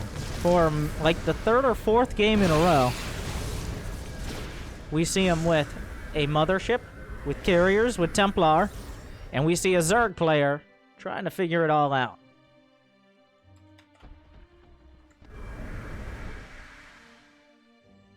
Ryu does not have a great economy. He needs to be mining as much gas as possible. He just spotted the Warp Prism here. It's kind of an awkward... Swarm hosts are almost wasted supply now. That's the problem. Like, too much of his army is in Swarm hosts. This is actually a problem, because those Locusts are just not getting anything done. They had one good wave where they killed some Templar and a couple of Mortals, but past that, well, before and after that, they've just been... That's like over 50 supply in Swarm House. That's really pushing it. The Oracles did not have a revelation in time that time. That's actually really bad. He needs to remake those. Yeah, he agrees. 2 Oracles immediately. The revelation is what has been letting MCAN stay a step ahead. Now, he's got to try to at least stay, but not get too flat-footed. There's a Warp Prism on the right, a Warp Prism on the left. That Zealot will never see the light of day. Ryu now, he's stabilized. 50 drones, but he's mining 1,500 gas a minute. That's insane. Mcanning not too far off that, but he's now making a big play. Is there Neural Parasite? No. Are there even Infestors? There are not. He's getting Neural Parasite. Like, oh god, half the Swarm hosts are frozen and half wish they were. There's no detection. You can just save the Archons. Oh god. So Ryu needs to... These Swarm hosts are now dying horribly. They scream like ghosts do when they die. Oh jeez. Ooh. Rated R for wrecked. RDTs. Well, there's some spine crawlers here. Okay. We don't like your kind around here. That's a lot of spores, but 44 interceptors. The Archon's getting a little ahead of themselves. The interceptor count is important. They can't be replaced very quickly. Some fungals come up, whittling them down. DT's on the base! They're going straight for it, but there is detection. And Oracle gets a great tag, but also killed in the process. Mcanning is just a few storms potentially away from securing his spot in the World Championship Series. But it's still on thin ice. He definitely has the initiative. He's kept the Zerg Ryu on the back foot. He's got carriers, he's got Immortals, he's got Templar. All he's got to do is put it all together. Some Archons and Zealots are working through. A Neural Parasite. Fungals. There are still options here for Ryu. He's got 18 Corruptors. What are the upgrades? +3 missile attack and +2/1 for the Corruptors. Oh, the Storm! The Corruptors just like that. Half HP. The Templar trying to go forward. That one not going to connect. Is there a Neural Parasite? No, he got a tag on it. The Revelation's so important. Time Warp is used. Remember that? Remember that exists? Mcanning completely unpressured at home. The rock's taken down, meaning the Infestors will have to walk around. The Corruptor's looking for an opportunity, trying to bait out Storms. Storm's a little late on the draw. The base evaporates. Still some Zealots going to work. Mcanning is going to let Ryu just try his best here. How many Corruptors are left? He's got 15 Corruptors. Mcanning just seems unstoppable. He's grinding forward. He's still maxed out. 70 probes. Untouched. Ryu is struggling to put enough on the field to keep Mcanning from just breaking through it all. looking for a snipe, but instead finds a few interceptors and dead corruptors.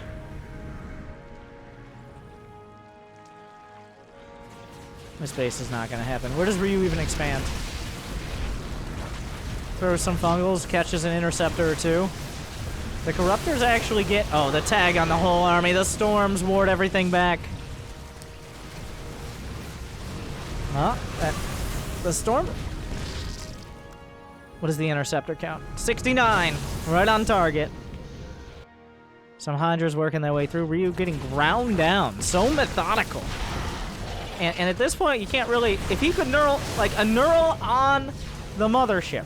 Or... Oh, another storm. The Broodlords themselves being hit. He's getting desperate. He's running out of time. Another storm. I'm kidding. A little forward with that. The Hydra's at the back, but guess what? There's more. Wait, no storms. But the Hydras, what are they even doing? You got 9 Hydras or something like that? 10 Hydras? Mcanning untouched. Now, they do force the army back. He does recall. Ryu will step forward to fill the gap. But he's at 46 drones. He's struggling for minerals.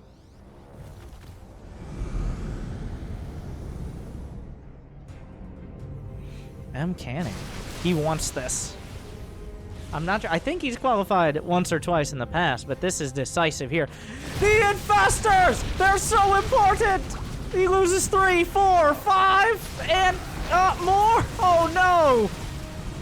It's a disaster for Ryu. He needs those. He needs a neural parasite. They're gone. The Broodlord's gone. Mcanning takes it all the way. He brings it home. He wins the whole series. And he will qualify for WCS Winter. He takes it all the way home. And there you go. Mcanning does it. A decisive 2-0 to finish it off. And he will join the other top StarCraft 2 players from North America in the World Championship Series.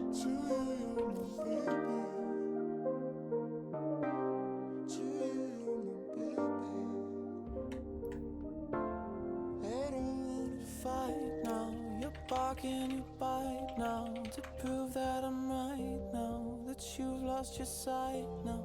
I'm holding it tight now, can't see through the night. I'll just show you my light now, to paint these walls white now.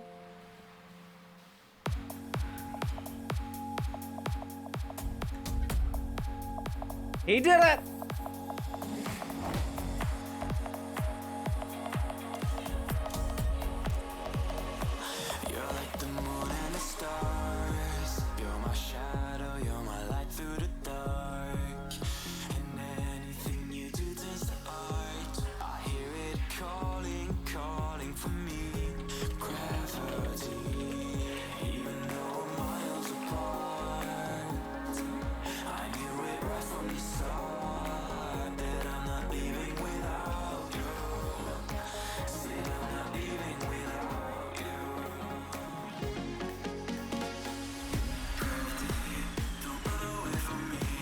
I'm tweeting, all right? Don't judge me.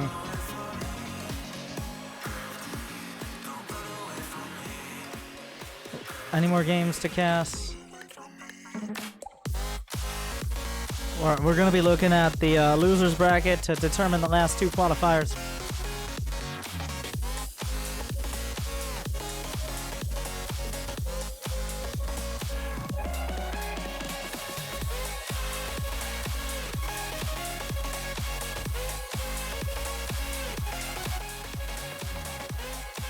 He does it. I'm a fanboy. I'm an Mcanning fangirl. Who isn't?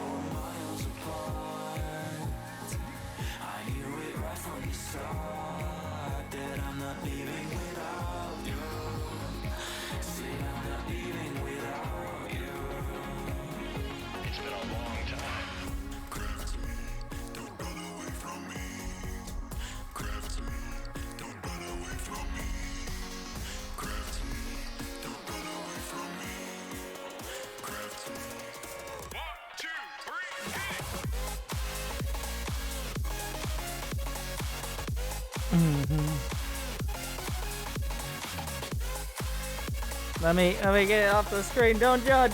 I'm screenshotting.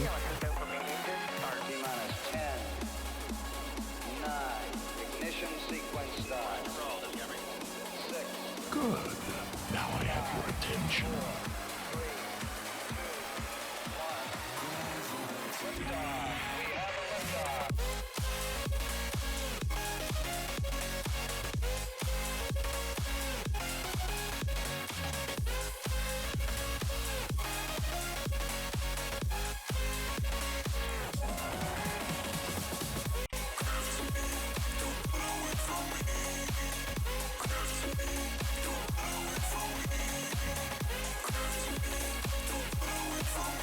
Yeah, let me see. That's a good idea. Let's get.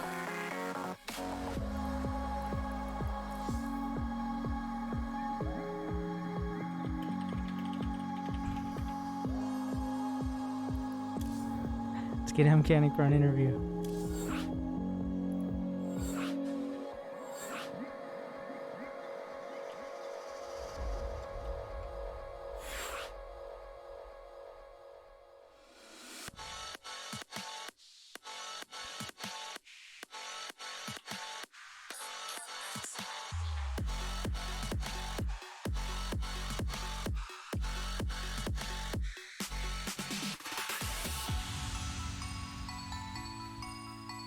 He may have run outside and has begun lighting off fireworks and shirtless while pounding a natty light.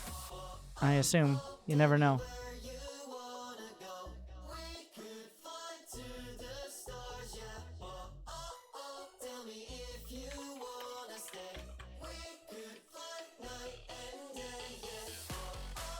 Good. Now I have your attention.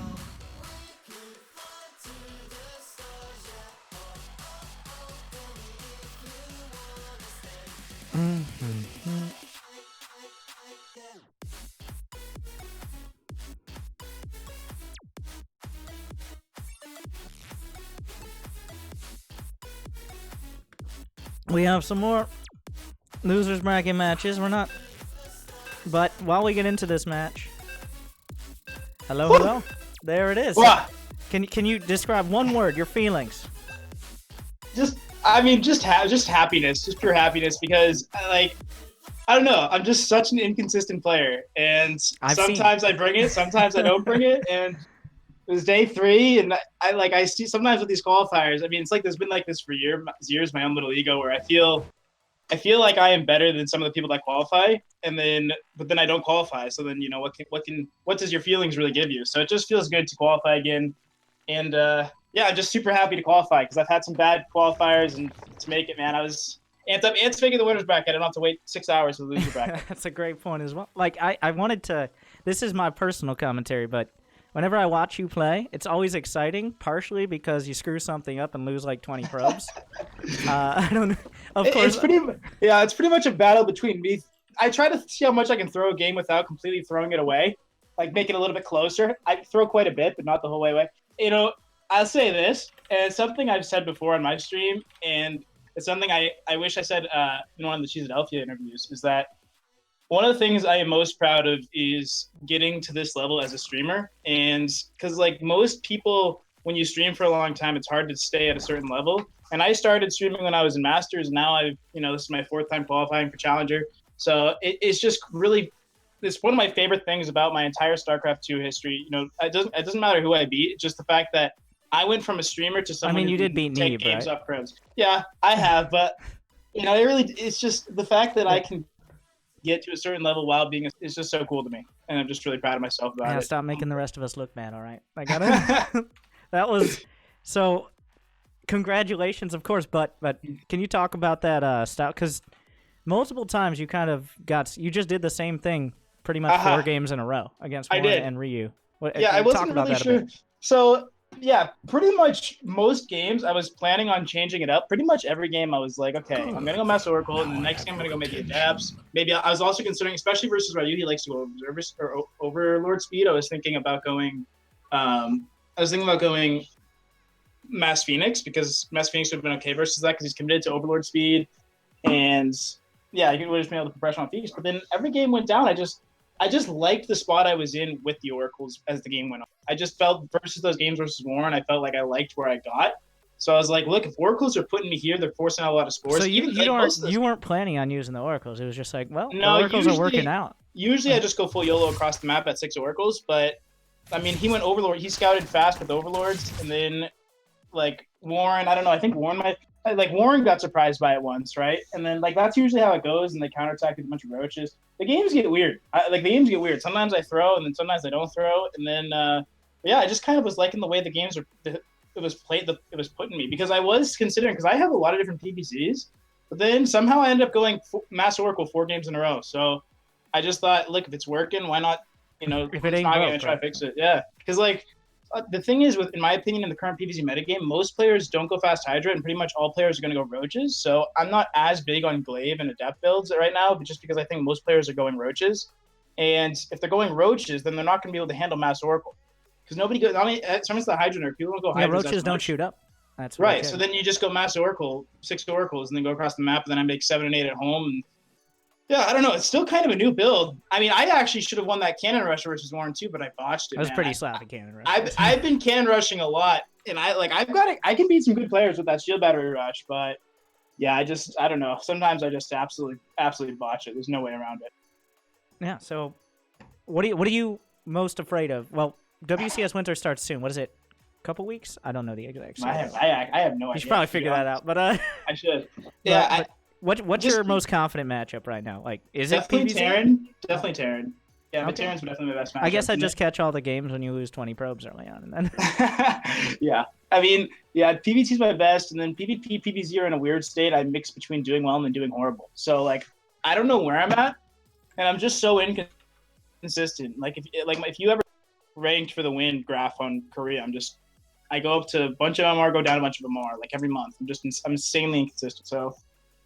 Something I'm trying to improve on, but how much do you credit playing on Korea with finally like? I don't really think about it like that. I don't know. I just think about the games improving me as a player. I don't really think about it on Korea, but I do think it probably helps. I don't really think about it like that though, but I do imagine it helps me. And going forward, like up until what can people expect? Because obviously you guys should know, of course. But twitch.tv/Mcanning. How does this affect your stream? How's it going to affect it? Besides all the, of course, support that should be rained down upon you. Yeah, it doesn't really like. I've always told my stream I'll always be a streamer first, forever. So whatever happens in me qualifying, getting extra, stuff from a challenger or whatever, like that's just gravy. Because like, I just will always be a streamer first. There would be no result I could get that would make me say, okay, I'm done streaming. I'm going to be a pro player. I would just never make that decision. So just hope to play well as a streamer still and make us streamers proud when we go into WCS Challenger, I guess. I don't know. I'm not really scared of anyone, but I can lose to anyone as well. So there's that. Yeah, I'm always excited. Congratulations. Thanks for casting the games, man. I'll actually – there's one proposition I have. We do have Rays versus – oh, it just started. I was going to be like, you want to cast with me?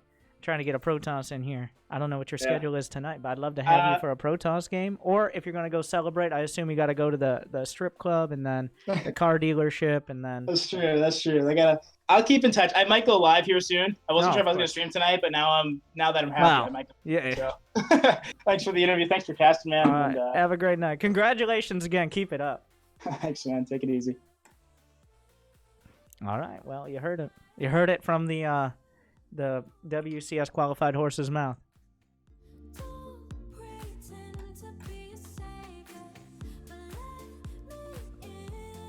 Congratulations to Mcanning.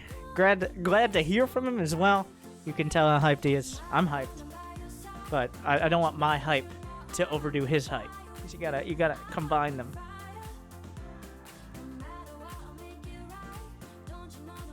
I'm trying to get in on a game. Was that game 1 or game 2 of that? So you just saw, by the way, Risky won that game. So shout out to Mcanning.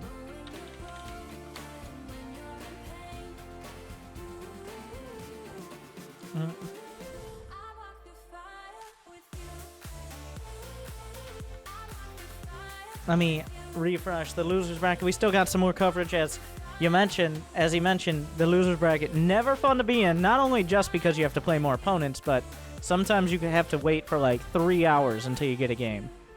I'd love to see this match, but maybe another night. Well, we'll put another show match together. Those are all the players who qualified. Jon Snow is currently in a match against, well, this is the Japanese Winter, who we saw in the last one. Jardozer made it through as well. Creature and Raze are playing it out. And No Regret is waiting for him, as well as Ryu. So, the winner, well, this bracket and this bracket, the winners of those. So we still got 3 or 4 more rounds.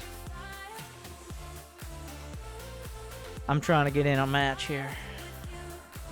It's narrowing it down. There's only a few matches happening at once.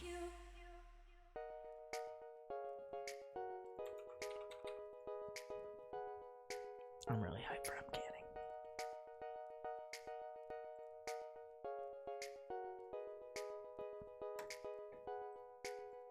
Mcanning. Wait. I saw one. I saw a match. A wild match has appeared. What match is this? It is... Wait, what? I thought he got knocked out. No? Did I miss it? I don't know. We'll see. The game's starting. What? It's Squadron Tower Defense. No!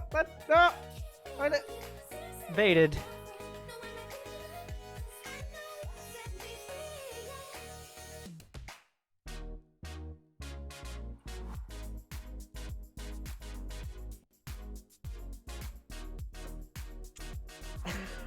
I was like, I thought he got knocked out. He did. All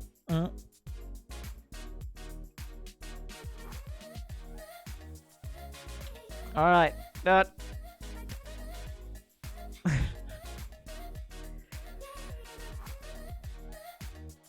Gotta be careful.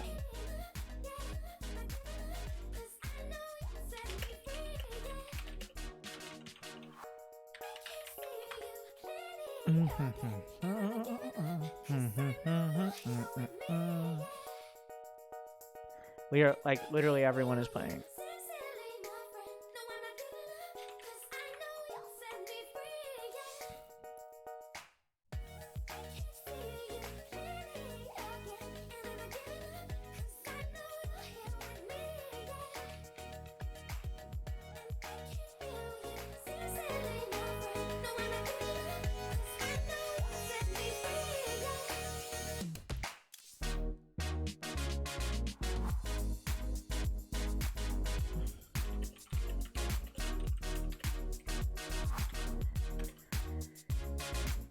What? Now, if you guys have a preference, we haven't really looked at any TVZ today. I'll try to get a TVZ. We had so much TVZ last time. We've been watching PVZ all day. Creature Raze. Wait, is Creature is Protoss, right?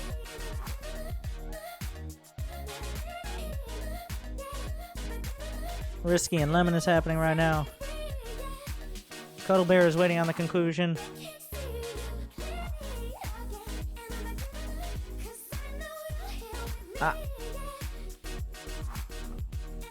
Welcome to Bracket Watch 2019, featuring, well, me, and trying not to miss a match. Life is hard. It could be anybody. We had one ZVZ.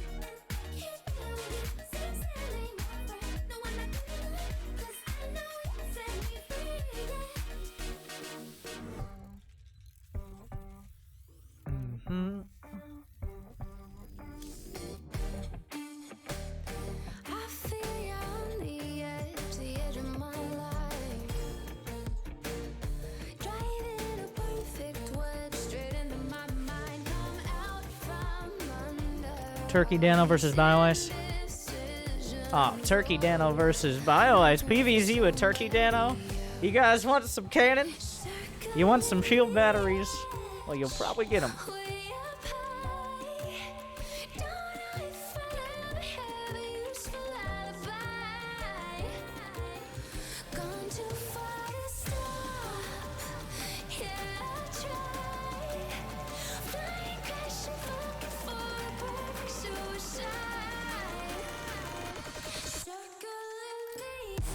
Remember to subscribe and I get more money, guys. By the way, if you're like, oh, I have a Twitch Prime sub and my favorite just chatting streamer hasn't been chatting as much as they used to. Well.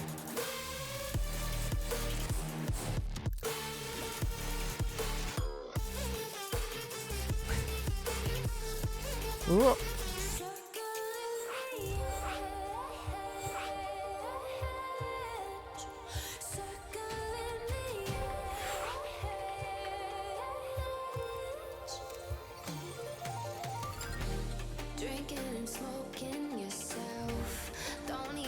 We got a game. Raises up 1-0 versus Creature. I actually am interested in watching a PvP right now. I haven't seen any PvP today. Well, wrong button. Sorry.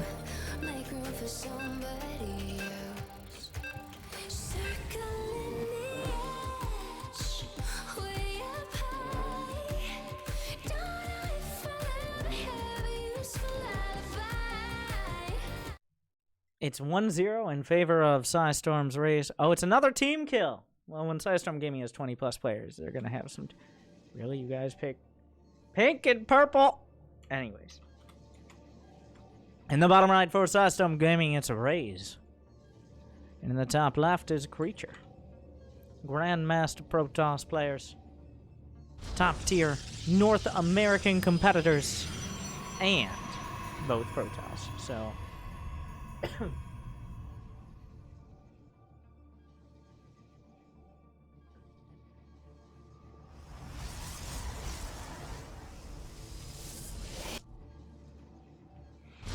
No forges on the way. I'm not. No, Mcanning is no longer on the phone. By the way, just in case.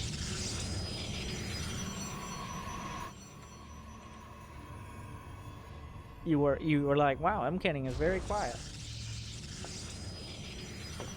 Not a quiet guy. He's quite excited. So Protoss versus... The reason you go for 2 gates in Protoss versus Protoss, or at least it shakes out that way most of the time, is simply because Protoss units are so good. It sounds silly. But if your opponent has 2 Protoss units, whether they be Stalkers or Adepts, or well, not Zealots, but mostly Stalkers or Adepts, and you only have 1, you just, like if you try to take and expand, it's just not going to happen.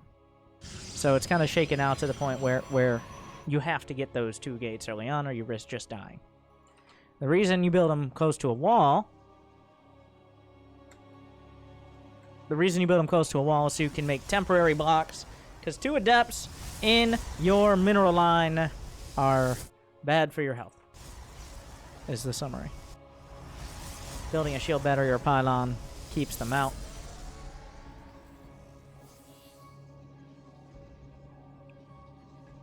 Creature given a GLHF out on the map. Where's the return from Raze? Now I have your Gotta get that spray. Oh, he's scouting around. Now, another important part is keeping track of pylons. There's a certain timing when you should have your first, your second, your third pylon, and that does factor in. Oh! The sentry's on the wrong side of the block! The probe will get a full scout. Every second that this Stalker is not helping to... Okay, he cancels it. That could have been... Okay, so did the probe scout the Stalker sentry? I don't believe so.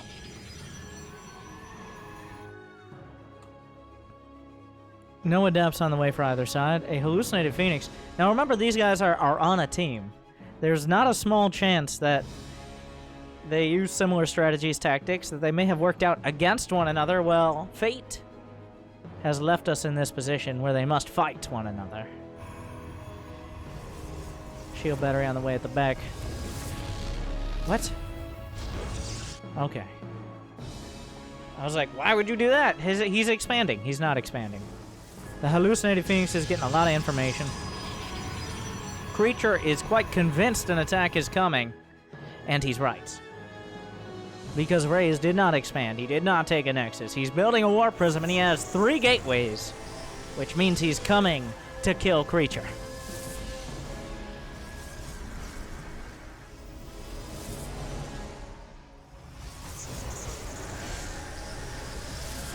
Oh, Stasis Ward was a good idea, but now he has no energy. Pylon at the front. There's going to be the juggle potential. Another Oracle on the way. The Oracle's... What? Creature! The Florencio expand. I don't know if Raze can break this. Creature's going to be looking very closely at... Well, Creature's quite supply blocked right now. That is a problem. Yeah, he missed a pylon because he was building a Nexus in the bottom left corner of the map. Some juggles. He can work through the gate. There's not enough real DPS to stop this. The force field is good. The shield battery is good as well. Great Ghetto Blink micro from the Prism. The Oracles get involved. Ray's doing a great job thus far. There's just not that much damage coming out of Creature. A Void Ray's on the way. Definitely a much more potent option compared to the Oracles. Raze is expanding. His Nexus is halfway done. The gate's almost dead. Gate is dead. Top tier commentary.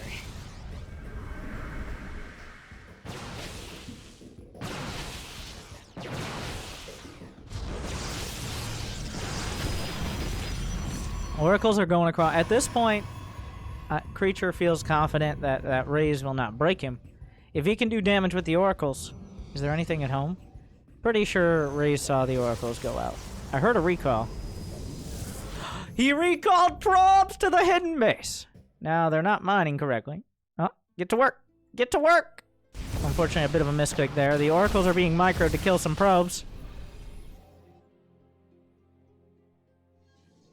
No, it was just a few seconds. Wasn't too bad.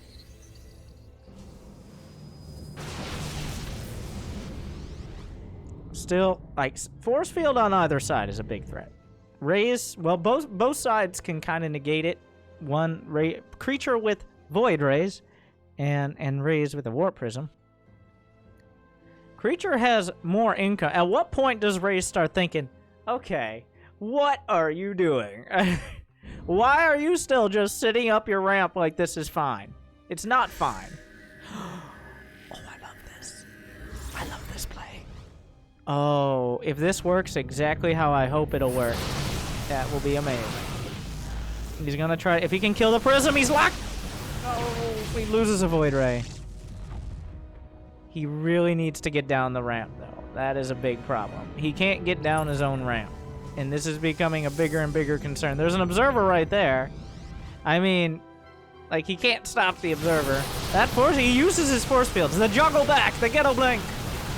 Now, is there a Guardian Shield ready? He's not using it. He loses the Sentry. This is kind of an awkward exchange. Raze bit off a lot more than he could chew here, it seems. And the Warp Prism will retreat. Raze is not... He doesn't have all the info here. He's like, yup, denied his base for, like, most of the game. I'm way ahead. Nope. There is an expansion in the bottom left, and to keep up appearances, Creature is expanding to the natural. I mean, at some point, that will be less than a placeholder. Oh, he's gonna see it. Recall is off cooldown. He can maybe recall like a Void Ray or something. But the fact that Creature isn't attacking is already a pretty big giveaway. Aha! He's just like, wait a second here. And, yeah, there's a lot of vision. He was just playing super safe. Creature with the super ballsy play of just taking a base in the corner. It's going to pay off. That Warp Prism. Oh, without the Prism, all he has to do is defend the base. All the Stalkers are coming across. Blink is done, right? Blink is done. Raze is sharking around. He's looking. Now, being contained for that long has been tough for Creature. He's lost way more in this game. I don't know if the expansion is going to be enough to change that. Does he recall? Now or never. There it is. What's coming with it? They all show up. The Void Rays are charged up. No Guardian Shield. Some force fields are used. The probes must be pulled. Reinforcements are here. Picks up one Stalker. Blancs on top. There's not nearly enough Stalkers. Creature is crumbling. There's a Zealot with this. The Sentry shows up. Not a huge increase in DPS. The probes are trying to retreat, but there's barely any home to go back to. GG. Rays takes it 2-0.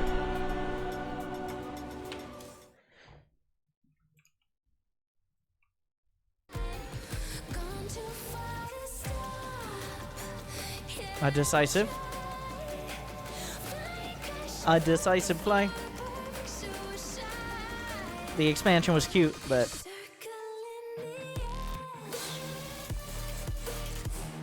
not cute enough. Now we have No Regret versus Rays. I'm down. Let's do that. Let's do that one.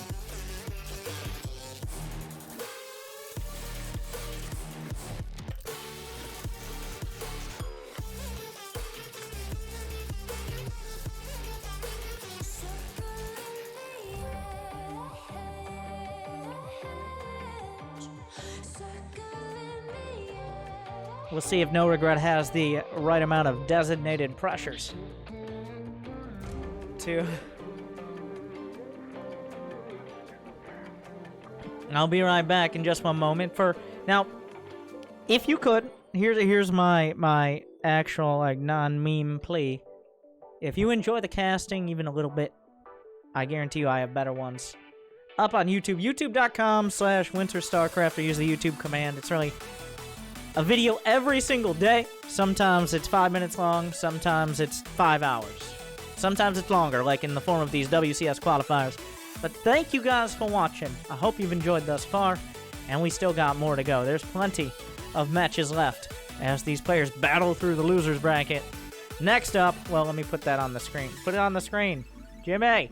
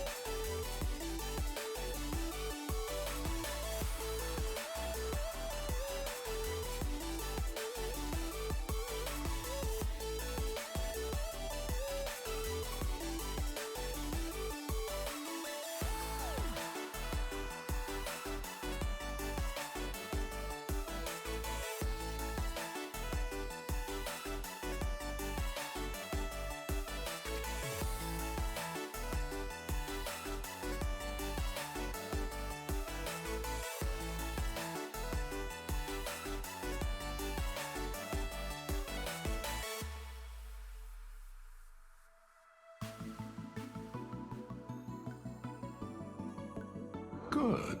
Now I have your attention.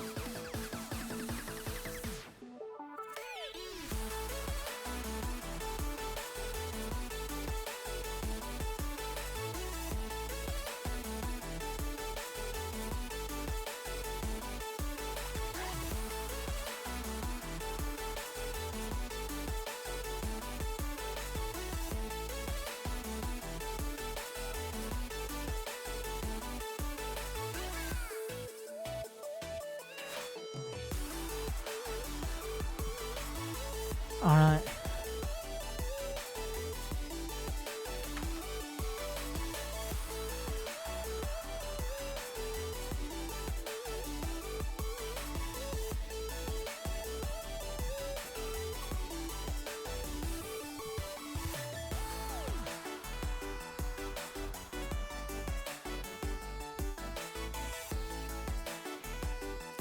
Here we go, here we go. I'm sorry, there's so much going on, so many games. I have no idea how many games I've casted. It's not that many. We're fine.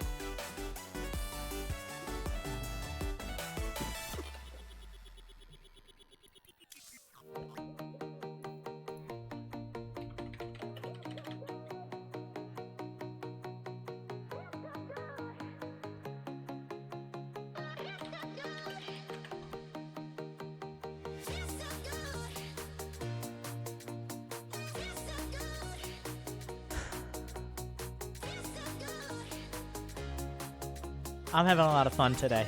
The first qualifier was fun, but stressful. Today has been a lot of fun. I think, like, outright. I was scared my voice wouldn't be able to, like, be good.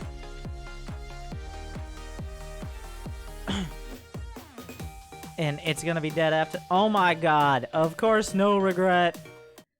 Our first match of this series between No Regret and Raze is Stasis! In the top right, from Root Gaming, the organizer and manager of the, well, I guess the Foreigner House in Korea, where many top foreign and Korean players stay, and also quite the player himself, the Canadian, playing from Korea. It's No Regret, who still has approximately 0 to 1 shoes to eat, by the way. The internet never forgets. And in the top left, why am I saying it like that? Okay, calm down. In the top left, the American Protoss on Sidestorm Game. It's Raze.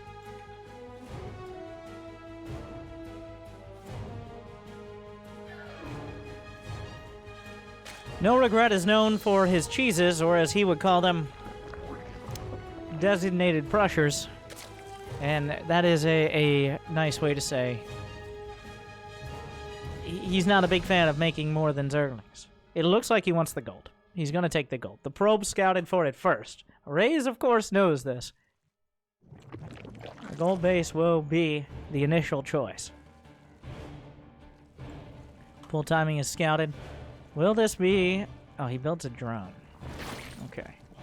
Will this force a Zealot? Raze, are you going to call the bluff? I feel like No Regret is basing his decision on whether a Zealot is building. He makes 2 Zerglings, 4 Zerglings. No Zealot is building.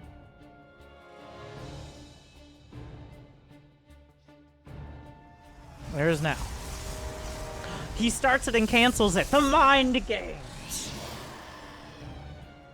The probe was scouting to make sure. Like, once the probe wasn't 100% sure it was going to be an expand, but once he saw it, okay, the mind games were more on No Regret. That was a reaction from Raze to what he thought the information was. Probe being chased down, but there is an adept.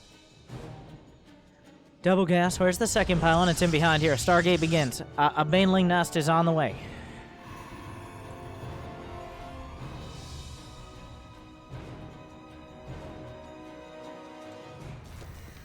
Six more Zerglings. This is just a straight-up Baneling rush. A designated Baneling cheese. The watchtower will be cleared out.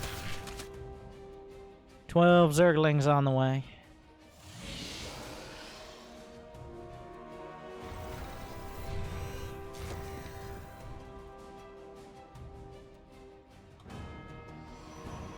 The Adept. Oh, the Adept spots it!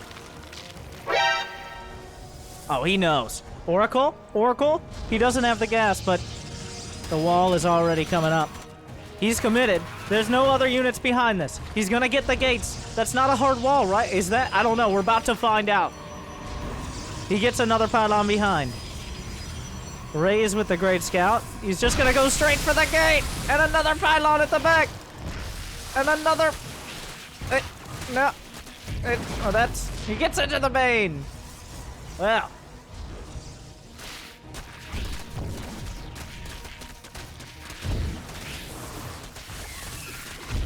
A lot of probes are dying. It's raised down to 18 probes. Like, the Zerglings are getting work done. The problem here is even if he brings the probe count down dramatically low, the follow-up is not... There's not great options here. He killed more probes than I expected. He got 14. That's actually way too many. That was pretty sloppy out of raise. That shouldn't have happened. But... This Spore Crawler's on the way. He's not even he's building a lair in the main. This is just like we're gonna throw it at the wall and see what sticks. The Spore Crawler perfectly on time. A single drone dies.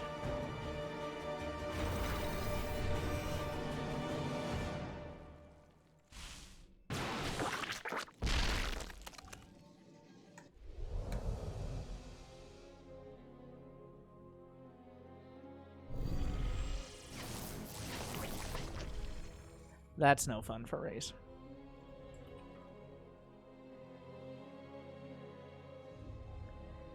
So, despite how mediocre it seemed this Baneling bust was going to be, it seems like No Regret going to be in an okay position. Getting the third base in a relatively timely manner. Good. He has a lair. Rays has hard-walled himself in. So... The question, well, now what? What do we do now? What's the play now? Nope, that was not the best move. I apologize for that. That was not the play either. Another Stargate on the way from Rays. No Regret with maybe the most drones he's ever had.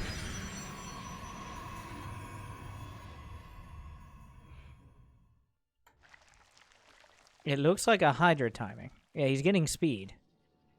Is he going to attack into a 2-base Protoss? And a better question, is it going to work?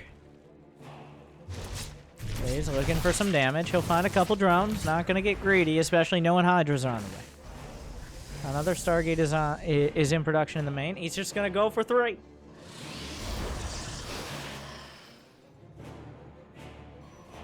Moracles.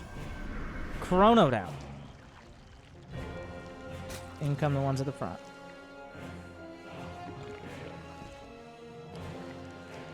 I think No Regret at this point, realizing probably not going to rely. Is he going to try to take down all the rocks and get through? I'd love that. Oh, more drone kills. Doesn't have quite enough for a tag. Oh, finds more drones.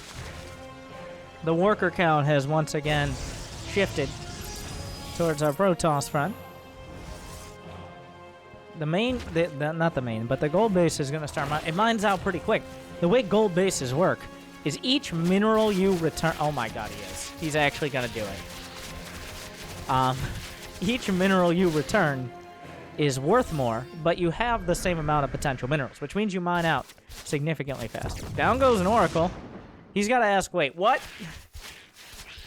No Regret is quite the excavator here. He's got 1 out of 4 sets of rocks.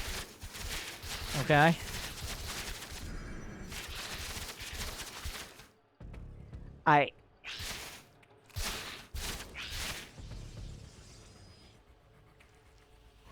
No, he's done. Good job.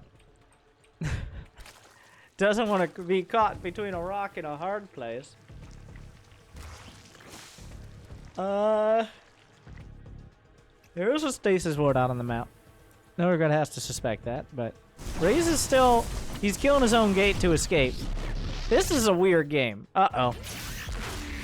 4 Hydras is pretty significant. Not the end of the game.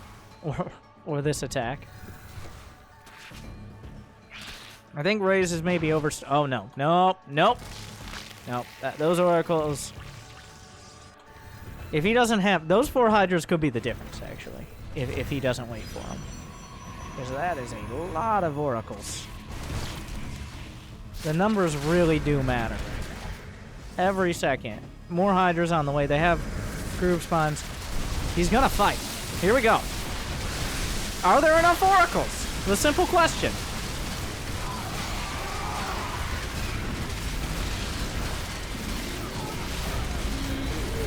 Yes! The answer is yes. By that much. I had no idea. I didn't even want to risk commentating. It's like, do they? It wasn't as one-sided. Like, usually in those fights, one side starts winning super hard. That was about the closest you can get with Hydra versus Oracle fights. And a lot of those Oracles out of energy. Are there any upgrades? No upgrades for either side. Nobody's found that kind of space. The Lynx trying to jam themselves through. Not going to work out. He forgot to butter him up before he came across the map.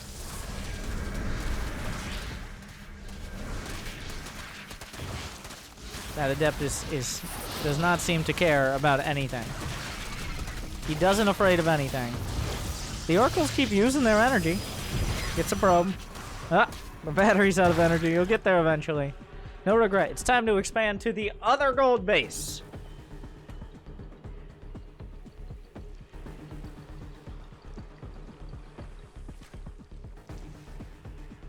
The Oracle's on their way across the map. If Raze is able to get the third up and mining, like, there is a clock on No Regret, right? Well, there's been a clock the whole game. It's just the time keeps changing. What?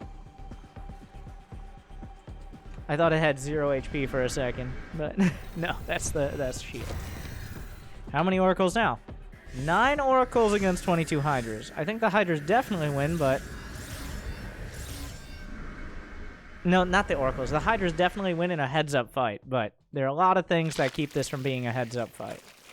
Once again, No Regret coming in with his 3rd or 4th or 5th attack. I don't know how does he see the stasis? He could lose the game right here. Oh, I think he saw it. He needs to trigger those stasis wards. There is no other option. 1 Oracle. 25 Hydras versus 11 Oracles, but a maze of stasis wards. He really needs to trigger those. 1, 2. Gonna go for any in the back. There are none, but if there were. Okay, is that the Banelings closing the distance? He has a force field. The Guardian Shield will be used. Not all the Hydras are focusing. The Oracles are, they're enough. Okay. And a Stasis catches some reinforcing Hydras. Have we now seen, did enough survive but No Regret is still building Hydras. Are you not out? How are you not broke yet? How are you not out of money? The gold base has 3 mineral patches left. He's like, I will never build a 4th. How dare you, good sir? How dare you?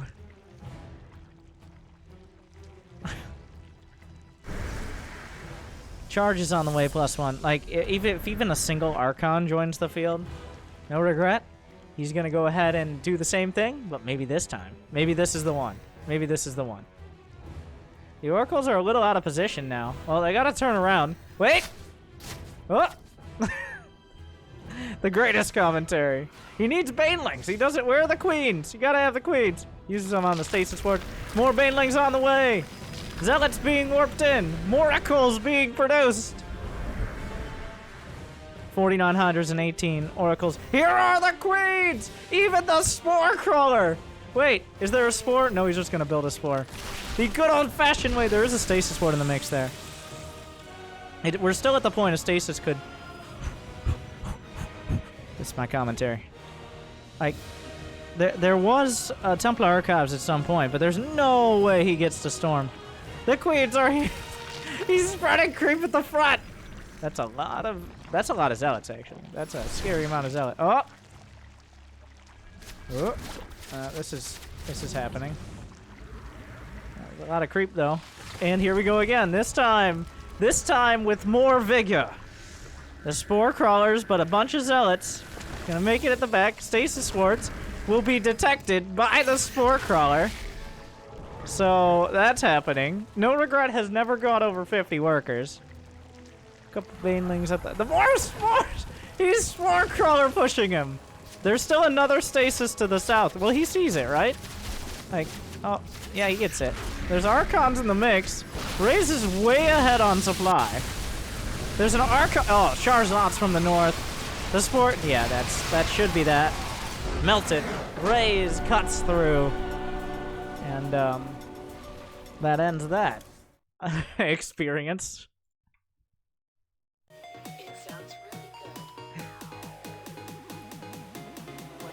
Well, that happened. What's game 2 gonna be?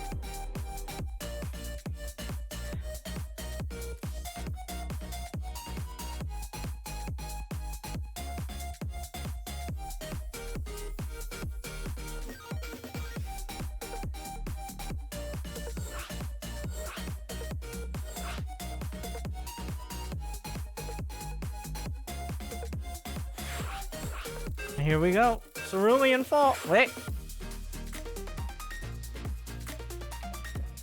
Or not.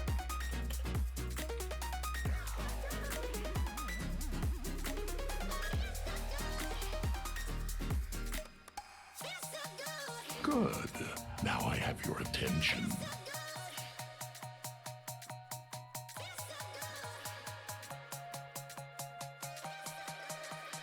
Good. Now I have your attention.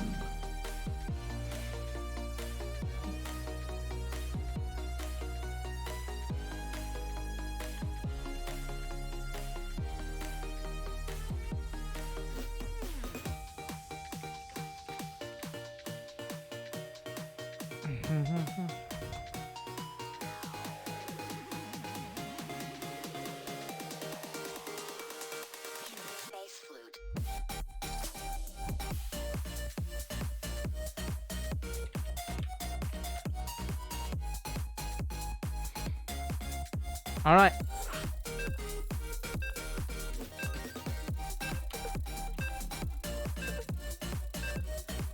We got everybody in the game. We're going to game 2. Who wins?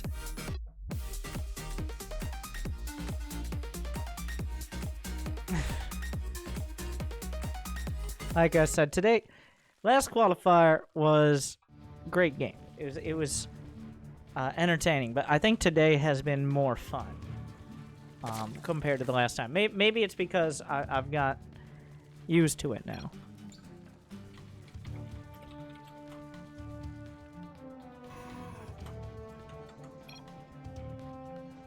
But it's been a lot of fun today. Or maybe it's just Mcanning. I don't know.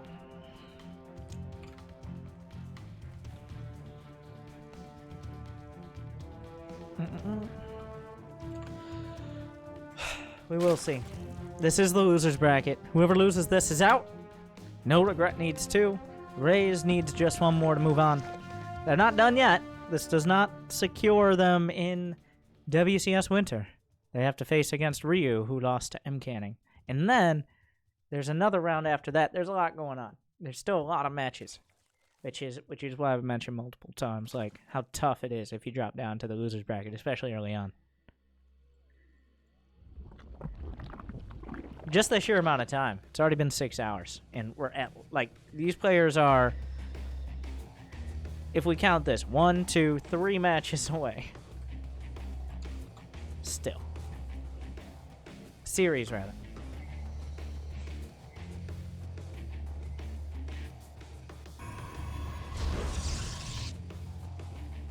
Ray's actually going for a Cybercore before Nexus.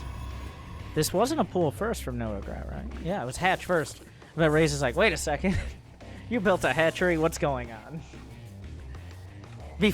You built a hatchery before a pool? This is unprecedented.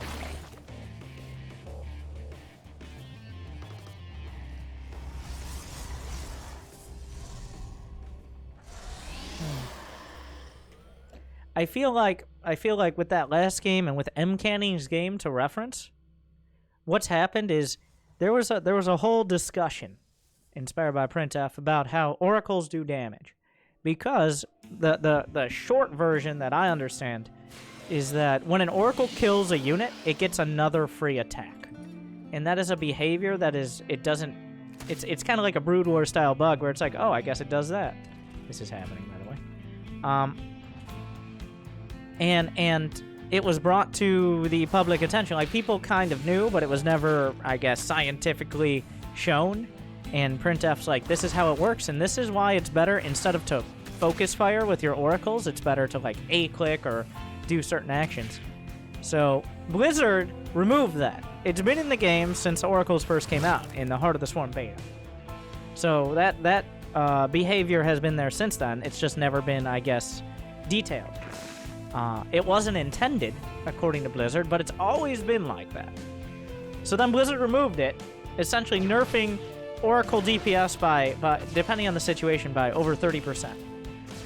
They immediately reverted that change, because Protoss, and even non-Protoss, were like, whoa, you can't just change that! And that's why Oracles were so effective against small numbers of light units, like Workers or Marines, or even Hydras. But since it's been reverted, the Oracles are how they've always been, or at least the way they've been last year. But since that point, we've seen a lot of Protoss players, I feel like, experimenting with the Oracle. We saw Mcanning use a lot of them. We see Raze here. That was partly out of necessity, I think, last game. But there's been a resurgence in players who are like, oh yeah, Oracle's pretty good. As they're like, yeah, they have all these useful features. Better make them look so good they get nerfed, right? And interesting. Yeah, the Oracle's gone through, has had a tumultuous few weeks, let's put it that way. But it's landed Mcanning now, essentially, in WCS Winter, and we'll see if it can do the same for Raze.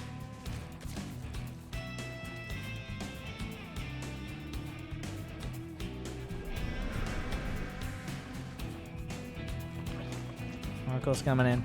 No Regret has gone for a quick lair and spire.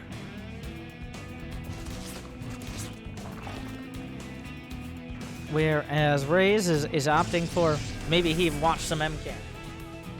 He's opting for a second Stargate. If he scouts the Spire, this is bad news bears. Oh, he doesn't tag the Spire, but the drones give him vision. He'll know. Yeah, he's like, you know what? Maybe another one of them.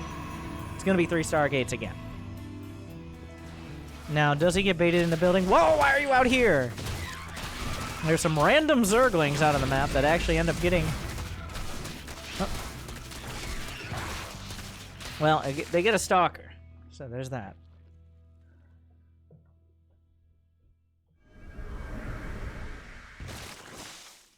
Phoenix is on the way. He's going to confirm... Wait, is he actually going for the Spire? Is he doing the pulsing?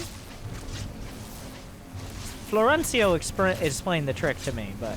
Looks like he's just right there. He's gonna... Oh, no. And he rebuilds it immediately. And then he cancels it because there's no way he's just gonna do another Spire, right?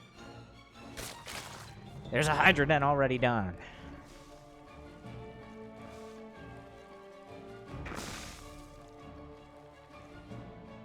Still a lot on the ground here. No upgrades on the Lynx. It's a cold day in hell when No Regret gets upgrades in 50 drones. So he's doing one of the two.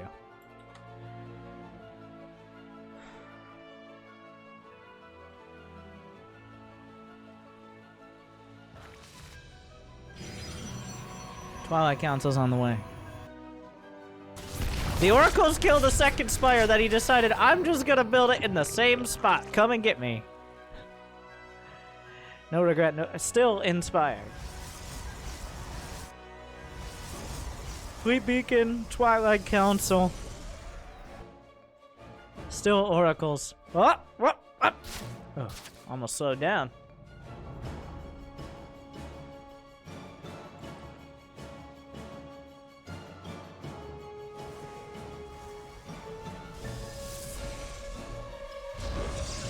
$26 slings on the way. Oh my god. I just completely zoned out as No Regret built up this huge army. Wait. Phoenixes have been built. Raze has been pretty convinced that No Regret was going for like a much heavier Well, he was convinced on the Spire. The oracles aren't turned on. Their beams are not activated.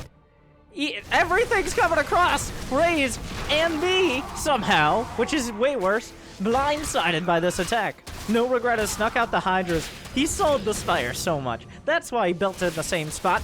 A mind game. And guess what? Now, Hydras and Lings in the base. Phoenixes will not save you now. No Regret has enough economy to keep this going for quite a while. There's nothing happening on the other side. He's out of energy. He's out of probes. And he's out of the game. No Regret takes game number 2. We're all tied up. Yeah, I wasn't even paying attention to the production tab. I was all like, look how he lost his Spire twice. And so was Ray, as it seems.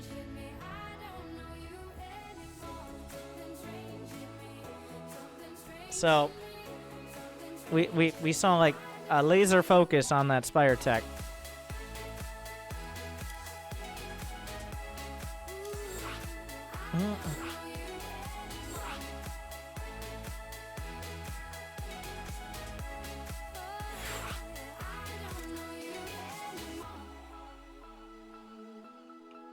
Another designated pressure.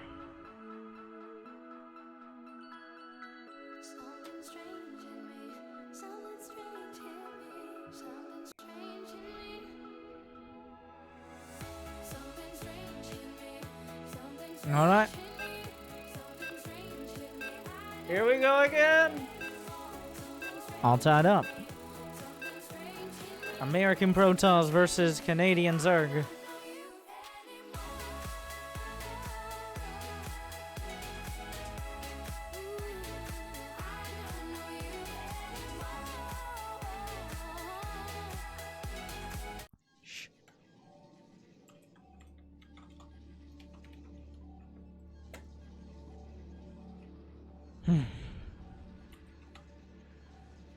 Unfortunately, we don't get any 50 nuke games from Future today, but we've had plenty of good ones. No Regret just blindsiding with that Hydra Ling attack. Now we're on Automaton, which I don't think No Regret's gonna just expand here. There's gold bases anywhere on the map. Gateway.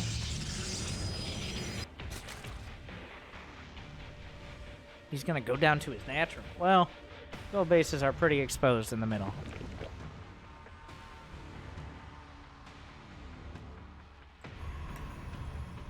Oh. Am I tired? There's so much good Starcraft yet to be played.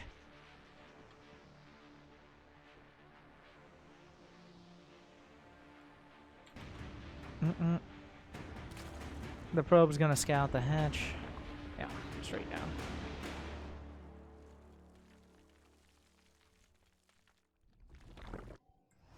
And it looks like, well, looks can be deceiving, but it looks like a standard opener. As it's weird to say. I'm kind of just, I stare at No Regrets production tab as much as possible to try to figure out exactly what's going down. Raze is what is not very surprising. Everything looks fine so far.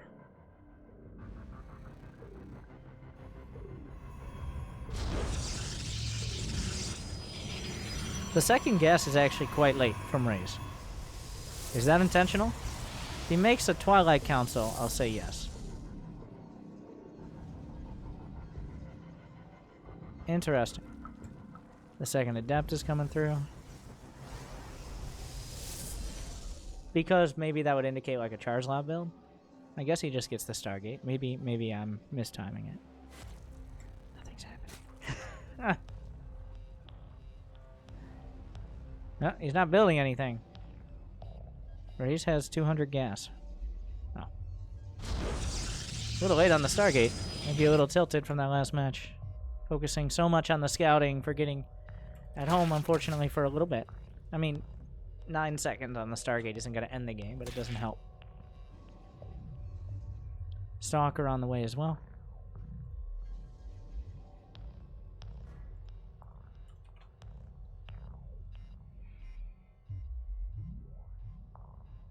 This music is so ambient. It's zoning me out. Where's my height? Give me something. Come on. There we go. That's better. Evolution chamber is on the way. That's likely for +1 melee attack. Stargate is done. The Adept shade through to the main. No Regret doesn't really have any drones there. He hasn't lost any thus far, but there are no Zerglings on the way because he was supply blocked. This is actually going to be some pretty serious damage. Some mistargeting, unfortunately, out of Raze. He'll get to the natural and find a few kills. Does he have any plans to get the Adepts out of here? Doesn't look like it. He's circling around, finds another kill. He kills five drones at a pretty key timing as well. Did the Overlord get killed off? No. A Phoenix comes out. Nope, that's not a Phoenix. How hard was that? That was a layup. It's obviously not a Phoenix. Another Oracle's on the way. He really wants to follow this up with continued damage. Aggressive. There's Zerglings in the base. That's not ideal. Where did the Stalker go? The Stalker went to chase the Ovi. Drones will die. Oracle flies into a Spore. This game has gone sideways. Raze still has a worker lead. The Oracle, the Overlord will be killed. Supply blocking No Regret, who does not have any Ovis in production. But at the same time, the Zerglings got in. Got a full scout, as well as a couple probes. So this is a messy game already. I can't imagine it getting any less so as time goes on. Stargate number 2. Can I get another one? Another one. There it is. 3 Stargates. That seems to be the order of the day. Oh, another drop. No Regret is only at 39 workers. Does he have a lair? I believe he has a lair in the main. Check in a sec. Oh, stacking them all up. The lair is done. There's no lair tech. Got a Hydra done. Nope. A Spire. So, here we go again. Very similar to the previous game, at least where we end up. Oh, yeah, he sees everything. That was a perfect revelation. No Regret won't do the same thing again, right? Like, not go for a Hydra Den and try to pretend like he actually wanted to go Spire. He's got 44 drones. Will we ever see more than that? Probably not. Many, many, many Zerglings on the way. Adepts are shading out. I think the biggest mistake Raze could make, as he did in the last game, is thinking that No Regret would just transition into a standard macro game. That is, many players have made that mistake before, and many players have been punished for it. As we see right now, probes are dying. Adepts are nowhere to be seen. He's trying to warp some more in. The Oracles are halfway across the map. 4 Oracles are good, but not enough to grind through all the Queen. He's just gonna, you gotta turn the Oracle on! Flip the switch! Flip the switch! The Oracles are coming into the main! The third base being ground down, he cancels. The Oracle's turned on. Now there are 5 Oracles on this side of things. Corruptors are on the way. He can kill the Spore. 5 Oracles can definitely kill the Spore. The drones, they need to run, but they can only run so fast with their little non-existent legs. Another Queen comes up. He targets it down. The Queen will burn. Well, all the Zerglings coming back. Zerglings don't counter Oracles, so a bit of a misclick there. The Adepts are still on location. No Regret, still down in workers, but he has this army on the field. He's building Corruptors. Raze has added on gates of the non-star variety. This Oracle is now out of energy. Cannot activate its pulsar beams. The base, go on again. Wait, not canceled. He loses 400 minerals. 1 Oracle gonna go down. 3 Corruptors come to repel. The Oracles are almost out of energy as well. That will throw him all the way back across the map. The third base is gone. Raze, you just gotta hold. He's warping in Stalkers. Corruptors, I mean Stalkers can take him out, but now Zerglings are back on the menu.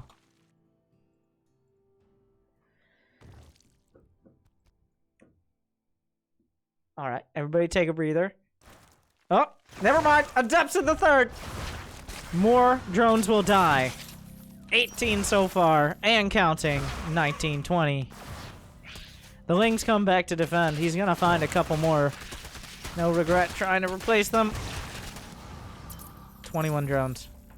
The Oracle's waiting for their opportunity. The Corruptor will find them. Still no third base. Is there a Twilight Council? There's a bunch of gates, but no Twilight Council here. 14 more Lings on the way. Can I get a better song? Oh my god. The struggle is so real. The Zerglings come up! The Nexus goes out! You can't explain that. Nope, no cancel again! Race! But the Corruptors are coming up. They can kill the Lings are providing cover. He could maybe just kill the Nexus. Does he go for it? He's going for the throne! The Stalkers are coming back. The DPS is gonna ramp up in a second. The shields are gone. The health is gone. The Nexus is gone. Raze is now on one base. The Zerglings get in. The one base is exposed. He doesn't have a sentry on the ramp. No regret. Is now making Hydras. He's building an army that can fight this. He had enough with the third. He made it to the natural. The Lings, he can't stamp them out. They're in the corners of the massive main base. What is going on? They're still Oracles. They weren't killed. The Oracles can find damage. The drones will run. The Oracles will find them. There's no escape. He goes straight for it. The Corruptors are here. Going for the drones. Kills the Hydra. Gonna kill as many drones as possible. It's a massacre. It's a slugfest. 49 to 44 workers. Raze has more probes, but no regret most obviously has more bases. Corruptor's not great against Stalkers. This I know for a fact. And the Oracles do survive. 6 Corruptors are left over, which are enough to snipe a base, but not very quickly.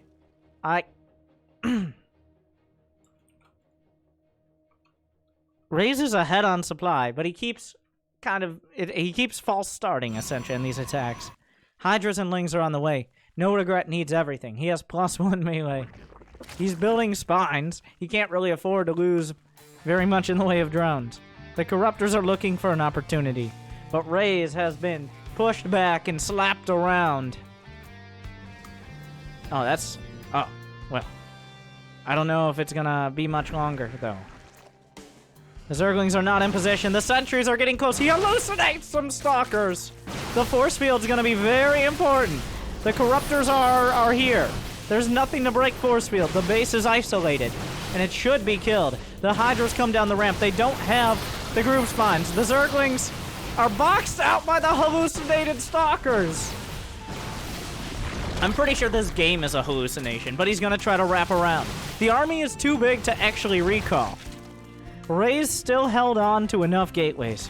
He's circling around looking for the opportunity. The Stalkers and sentries are coming in. The stasis ward's on location. The force field's helpful. The drones will be caught in a weird turn of events. The Corruptors will finish off most of the Oracles. No regret trying to hold the line. His WCS Winter hopes on it. The stasis force field is actually helping No Regret, but are there enough Hydras? The rest of the drones.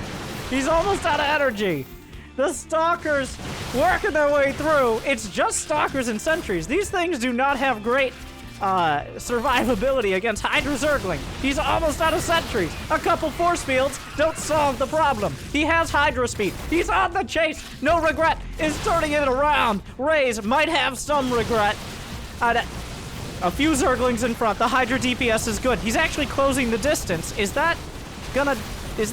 Wait. Stalkers are so bad. I don't know. But the Zerglings come up. There's not another Warpin. The supplies are even. The worker, No Regret, still somehow has workers. He's gonna chase this all the way back. Raze still has a worker lead. Another Stalkers die. He's rebuilding Oracles. Nobody will get a third. Ah! My voice is gone. Bases are gone. Oracles. 1 HP in a dream! What a day! Not even close, baby. One Oracle could turn the whole tides. No Regret has kept Raze off balance this whole game. But as soon as he finds his footing, he comes across with a haymaker, but doesn't quite land the knockout blow. No Regret stumbles back, but recovers. But does he have a chance to do it again? A lurker den is on the way.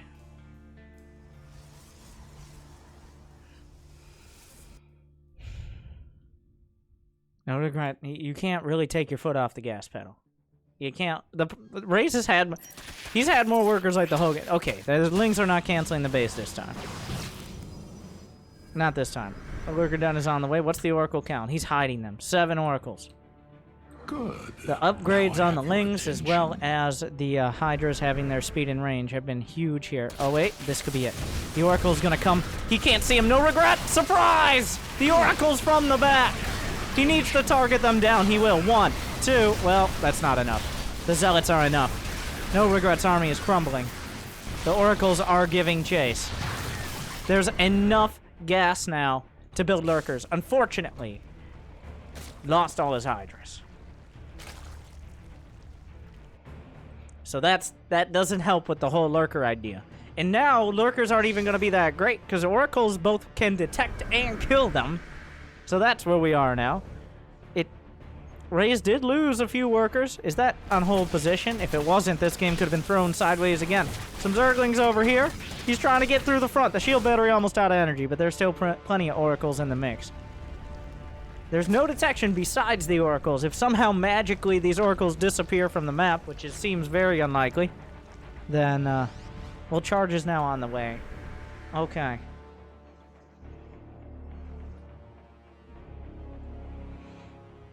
Zerglings at the back. One Zergling run by can still... Oh, no! No, no, no, not again! Not again! The base is exposed! Charge is done. He's gonna kill a bunch of probes. Now, can he get out? He's going straight for the base. Charge is done. Charge is done. The Zerglings need to get out of here. The Zerglings running away. They're buying time. The most important part. They're gonna have another set of charges. They do damage on charge. Oh. Raises... Well, how many... He only lost like 3 or 4 probes there. Raze once again is looking for the kill. There's a chance, like, hold position Lurkers. I can't tell if he has them on hold position, but hold position Lurkers might give him a dream. Their Banelings on the way. Corruptors. Raze has had enough. He's now got Zealots on location. Are there any sentries with this? No, but does it matter? We'll find out. Zealots being warped in, but can no regret stop the final march of Raze. Plenty of energy on the Oracles. It has to kill. He has to kill them. The Lurkers come down. The Corruptors are out. The Oracles will be activated, but the Lurkers are gone. So is everything else. The drones are gone. The Lurkers are gone. The Hydras are gone. The Oracles are gone as well. But what else is there on the ground? That's actually too many Corruptors, leaving us in a weird scenario where he can go across the map with his Corruptors, though. And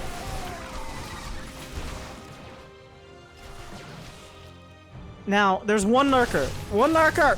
One Lurker to save the game! The Corruptors need to go kill bases right now. They need to go kill bases. He needs to go kill bases with his Corruptors. We're innocent. There is no anti-air. There's 2 Stalkers. He can actually kill bases with them. Like, and he must. He has to get the 3rd. Oh, the Templar. And then the Archons. That could seal the deal. Well, actually,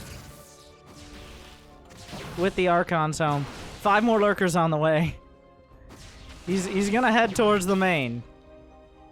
He's maybe trying to bait out a recall. It's unclear. The Oracles, that's still all of his anti-air. No regret not giving this up without a fight. He's trying to box out the Oracles. There's 6 Lurkers, which is a surprisingly high number. He's holding the line. He's got some evolution chambers to hold it. But Raze only has 39 workers, but... Oh, wait a second! The Lurker choke! He's choking him! Oh, what? Can you... Wait, who wins?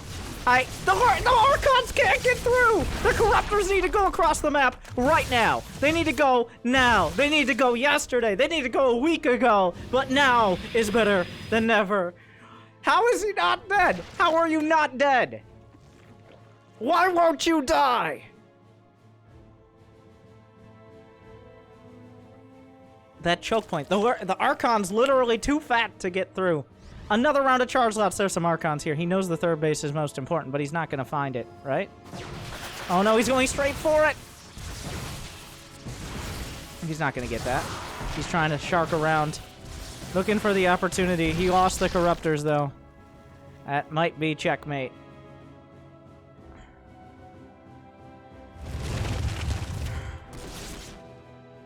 Just enough. There's no third.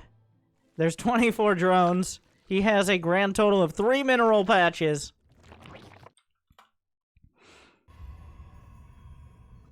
The first robotics facility will be produced.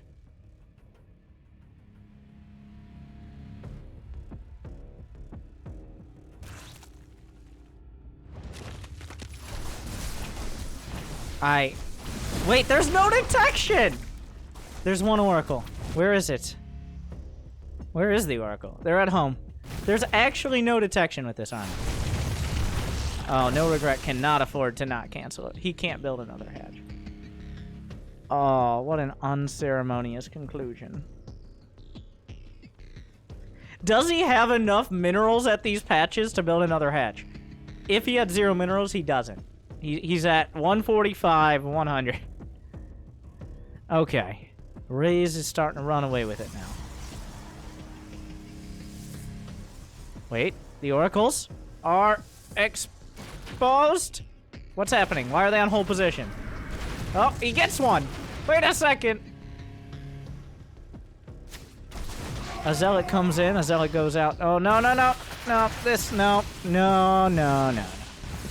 Okay. Well.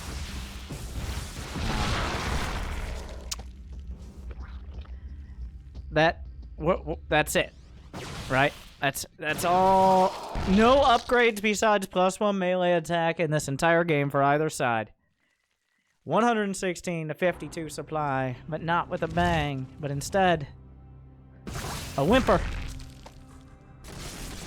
Well, while he's got lurkers, he has a dream.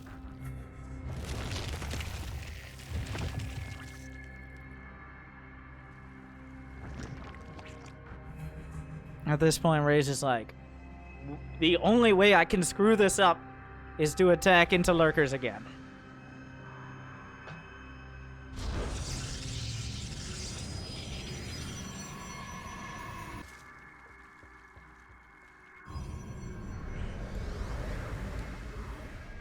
I'm finally ready to say it. We should be seeing GG any second, Tasis. But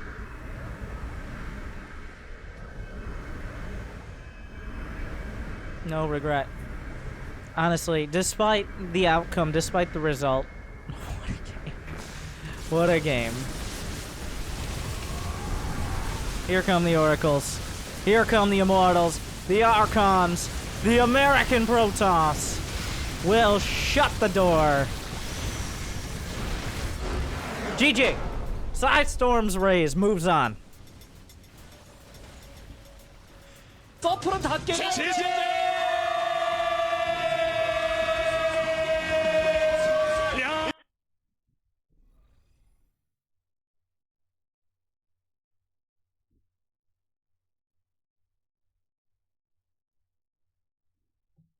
Zerglings and a dream.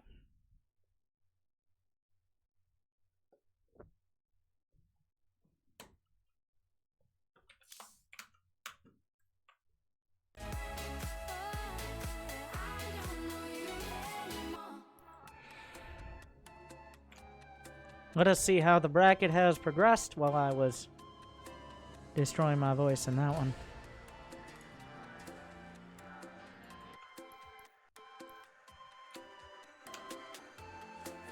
Turkey Dano. Oh wait, no, this is the upper bracket. Jon Snow versus Eggs. Ryu versus Raze. Bio Ice versus Cuddle Bear. No, wait, no. That game isn't over yet. They've been in game for 20 minutes.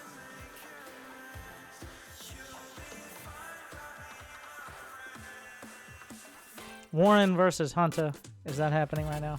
Let me see if there's anything to jump into.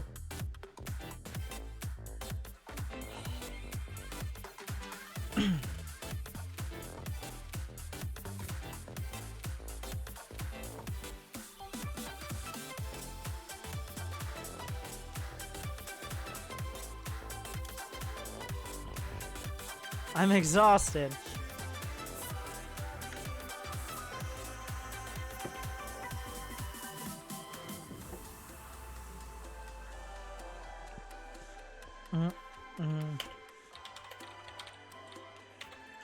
I'm gonna try to pull off a PVZ, by the way. Though we have a ZVZ, a PVZ, a Zerg versus Zerger or Terran. I'm not sure what race Hunter is.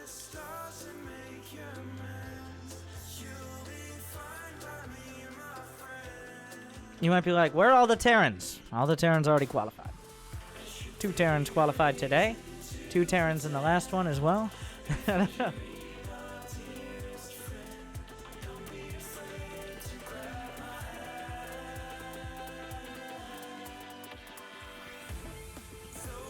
Let's see what's happening. Cuddle Bear versus Antis.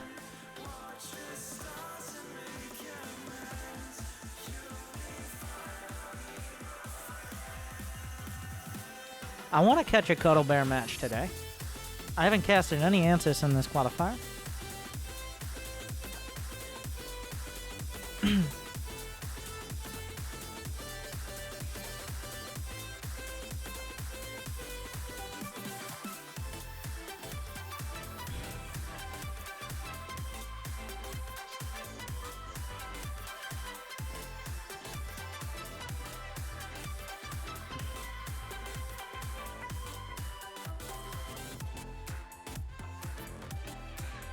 Raze and Ryu is starting. I could watch Raze again. I'm gonna try to catch a non. Is Pig still in that match? Yeah, still going. Sick TVZ. Probably by the time you hear this, it'll be over. But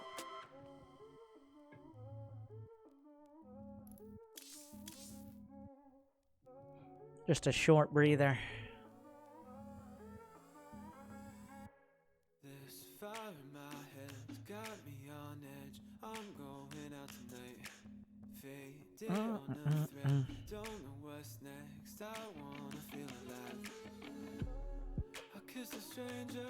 BioIce versus, well, I kind of want to wait for the end of, well, I hope Cuddle Bear wins to face BioIce, but I'm not sure how that's going to go.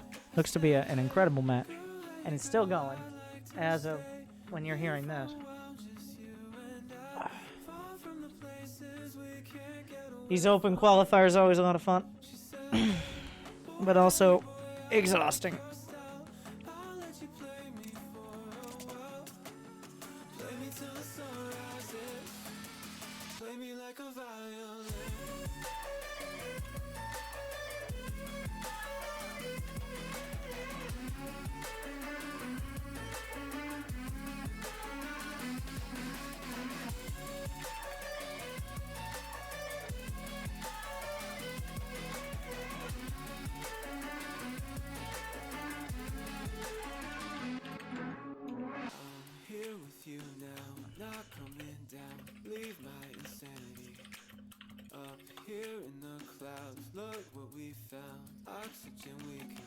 Jon Snow has won his match against Eggs. His name is Eggs. LOL.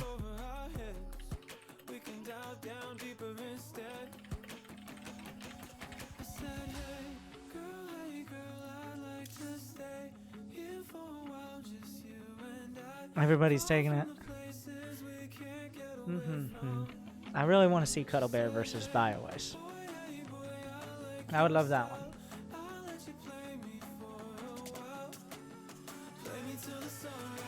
And I could.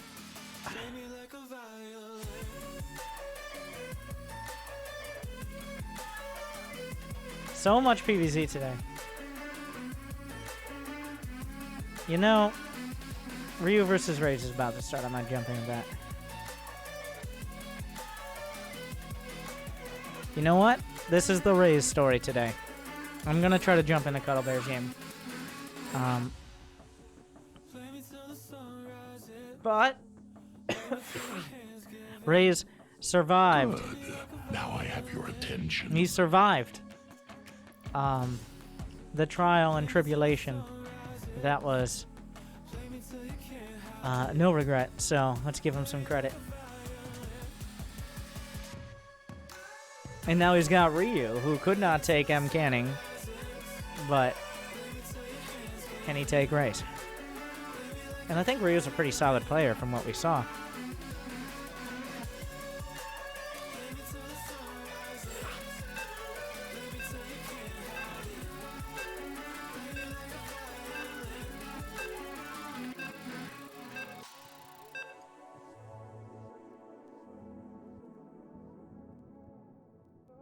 Raze, I don't know, like, honestly, most days I think I'd put Raze overall a little above Mcanning, just in terms of general skill, but he's also someone I think that suffers a little bit more from nerves.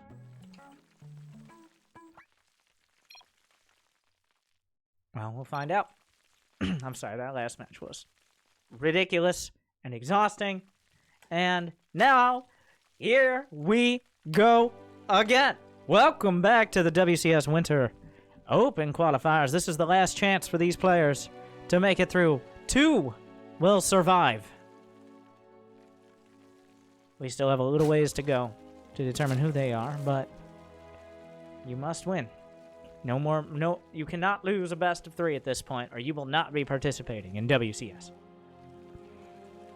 In the bottom right, going all the way through the winner's bracket, but falling short, losing to Mcanning. He's got another Protoss ahead of him.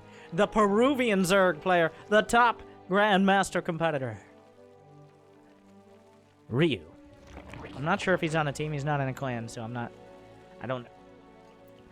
In the top left, surviving, no regret, Psystorm Gaming. For Psystorm, sponsored by a member of what have you, Psystorm Gaming. It's the American Protoss, Raze.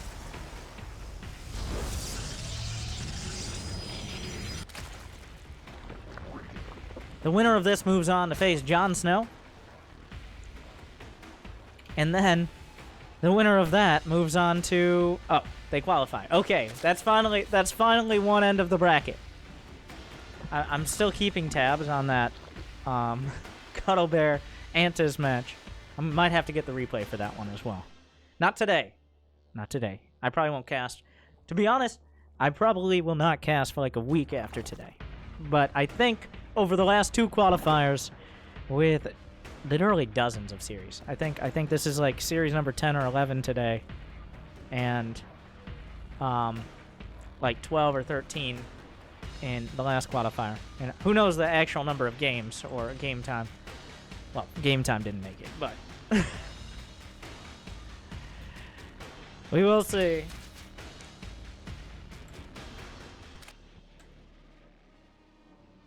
A Stargate again. Oracles, I'm convinced that the light that was shown on the Oracles, the printf's whole post, and then all the drama around the changes, has definitely inspired Protoss players to give Oracles a second look.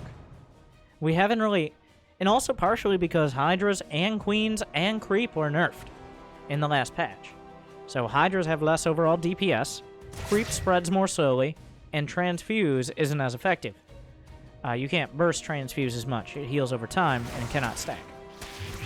So, with Oracle players before, like there was a strategy a while back where essentially you just make a bunch of Oracles. Okay, make a bunch of Oracles. That's the whole strat. Looks like some Zerglings got in and scouted the star. They did. But players got better. They learned that Hydras, pretty good unit, and if you got enough Queens, you shut it down. But now that each of them has taken a slight hit, it seems Oracles are back on the menu. And Protoss players are, well, it's becoming a common choice.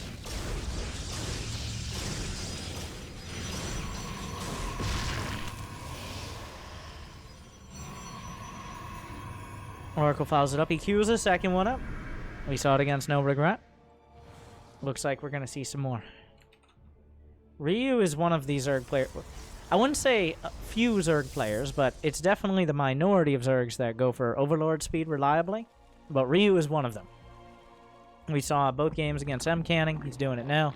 I think we can safely say in a standard game he's going to be going for the Overlord speed. keeps you safe, but it's an investment. Means you don't have the option for like a quick lair or upgrades. More of a stylistic choice, but I think it's born out of dying to random Protoss BS. More often than not, you're like, you know what? Screw you. Did he lose an Oracle? No. There's an Adept that died somewhere. Stargates 2 and 3 are in the mail.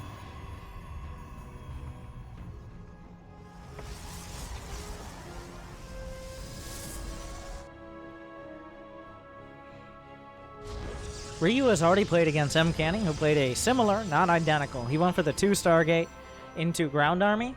We've seen a lot more Oracle dependency out of Raze than out of Mcanning. For, well, whatever reason. Against No Regret, it was because a bunch of Hydras were knocking on his door. Again, well, that was most of it, actually. That was the majority of the time.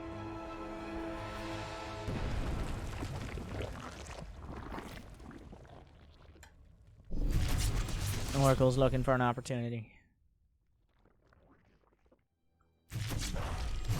Oops, did he cancel? Nice. Nice little cancel there to make sure it doesn't get taken out. A single Phoenix will kill Overlords, but... Infestation Pit. Against Mcanning, Ryu did a pretty good job with the Swarm Host. As long as you can box out with Queens, and, well, mostly with Queens. He doesn't have a Hydra Den, I don't believe. 2 Adepts. Yeah, no Hydra Den. Infestation Pit will be scouted in one of the least comfortable ways possible, which is by 2 Adepts killing your drones in your mineral mine. 3 Oracles at a time.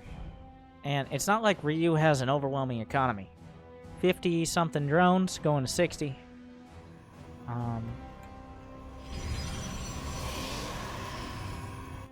He's sitting back. This time he's going Infester. This is what I thought was going to happen against Mcanning. I keep referencing... We've seen a lot of... Let me suffice to say, we've seen a lot of Protoss versus Zerg. A lot of it.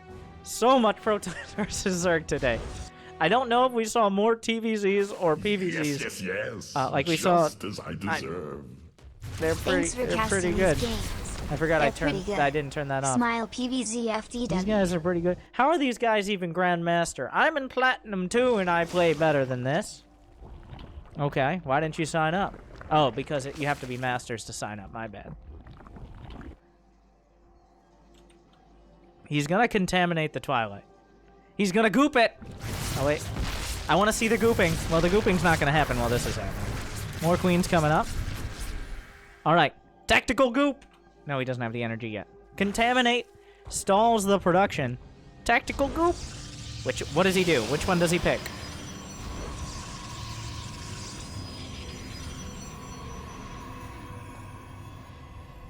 Pick a building. Any building. Come on. I'm so excited for this.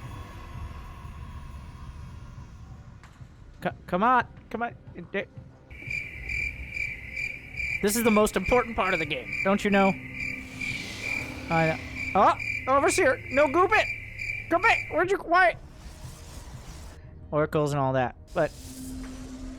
Contaminate. Come on. You can do it! Maybe contaminate the Templar Archives. I don't know.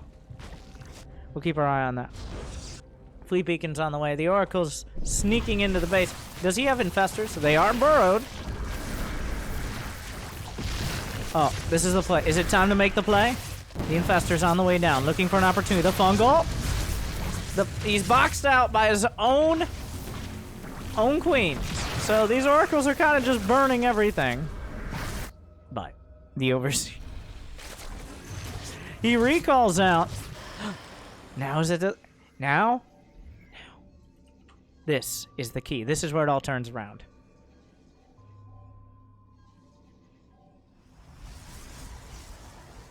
I don't even know what you go for. Oh! Hey, there it is. He delays the +2 attack. That's what we were waiting for. For like 30 seconds. Moving on. Rio's moving forward. The drones, the Predator drones on the attack. Blink is done. Raze is assuming direct control of this match.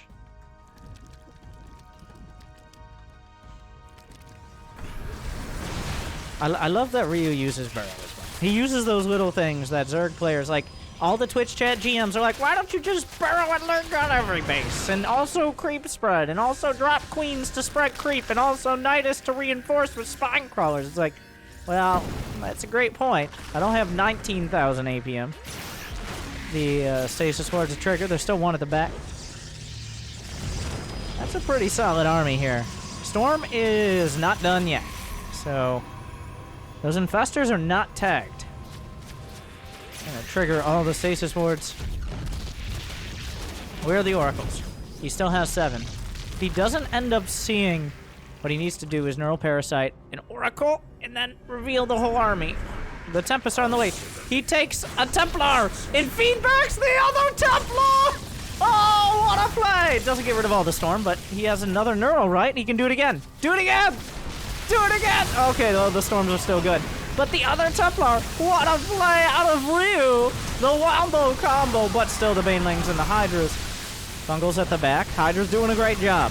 Raze didn't have those feedbacks actually turn the tide. He's gonna, instead of, if you can't beat them, hire them. The Tempest, turncoat. Does he have detection on these? He's gonna cut. No, he doesn't. He just lost the revelation. He can neural one more time. Why are you unburrowing? That's a great question. Raze is holding the line. A surprising turnaround. He grabs another Tempest. Snipes a Tempest with it. The neural parasite turnaround. The more Tempest going down. Remember, Raze still has a solid economy, so this isn't the end of the world yet.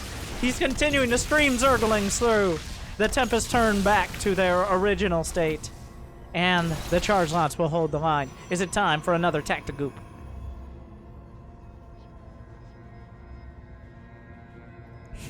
Most exciting part of the match. Wait, is it? Yeah. Some Zerglings are caught. So, a great attack out of Ryu. That went a lot better. The Infestors made it... Oh!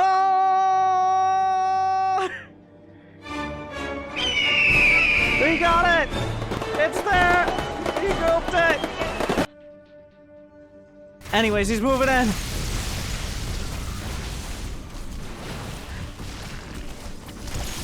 A weird army composition. Surprise! Like, where are the purple bars? Where are the Templar? Some Zerglings on the right. Charge lots. This is very important. Ray's able to do some counterattacking.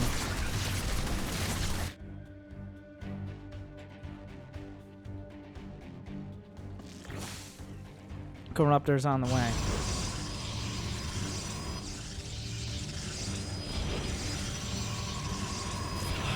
So, this seems like another game of Ryu making some big plays, but well, against Mcanning, he didn't really make any headway. Raze has not opted for the carriers. I keep comparing them. The Overseer, the real MVP. Oh, he's got another one. Give us another one. You got it. 125. Why is it so much energy? It should be. You know, one thing, we can buff Contaminate, right? That can be a real strat. The thing is, it's really only used in ZVZ. Does he have +2 melee? He's one-shot probes. And Raze is like, oh, thanks, I had too many probes. But he did.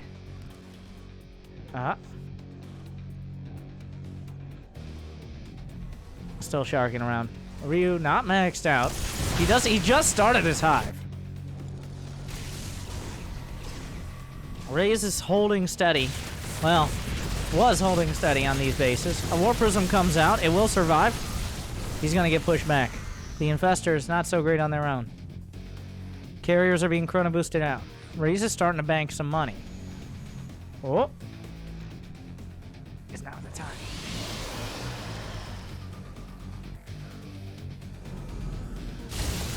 Wait. Okay, Corruptors. You calm down. You calm down.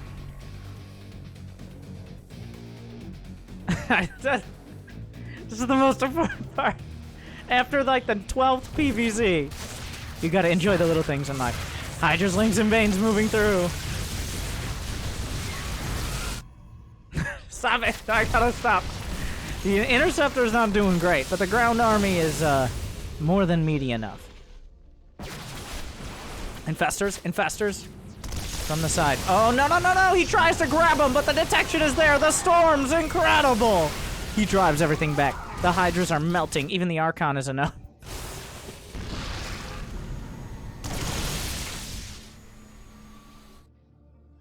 Okay, stop it. I'm getting addicted to that. Alright. The clean comes in, the clean goes out. You can't explain that. Corruptors. Now he might have what it takes.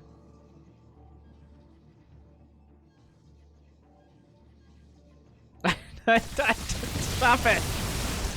The storms are on the way. The Archon evaporates. The storms are the Corruptors. Whoa! And the Templar. The Templar weather their own storm. GG. Raze takes it. Oh, did he get it at the end?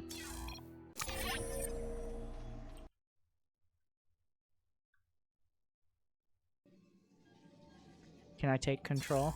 Okay, okay, stop it. Stop it. I need to stop. Raze with a decisive Deathball army, and Ryu, once again,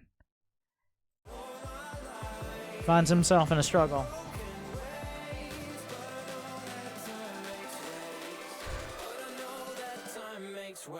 1-0 Raze. We could be staring down the barrel of another PvZ after this.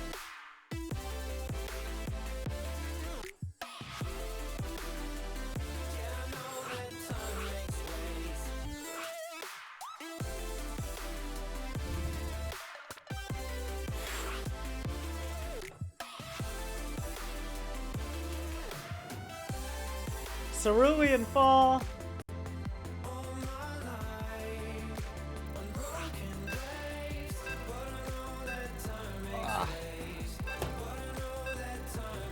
As we move into hour 7.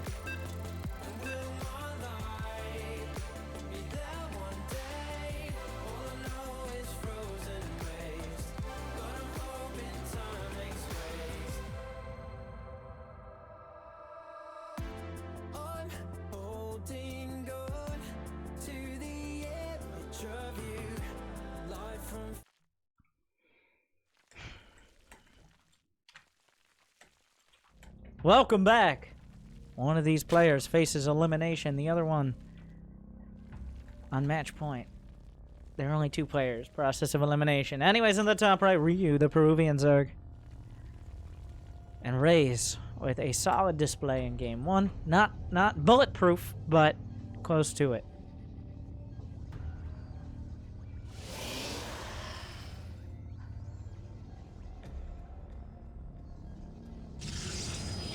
Give me the forge. Give me the forge. No, he's not going for it. Ah!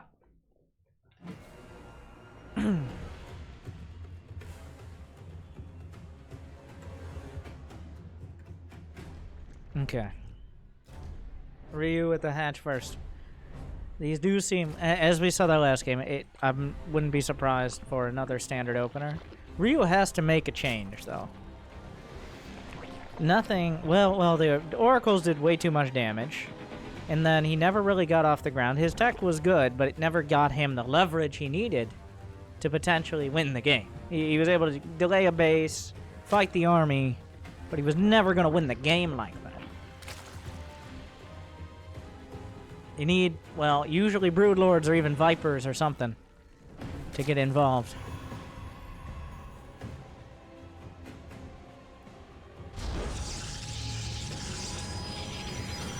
Raze.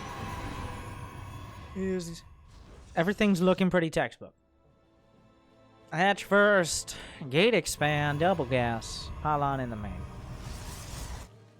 Hatch gas pool with a little bit of a later, well, is he going? No, he's a little bit of a later third, but pulling off a gas for more minerals after getting that metabolic boost, that zergling speed, that gotta go fast, that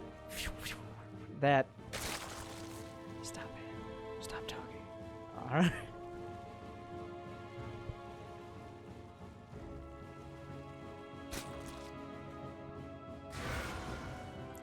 Adept coming out, Stargate in the back. We've seen this story before. But does it end the same way?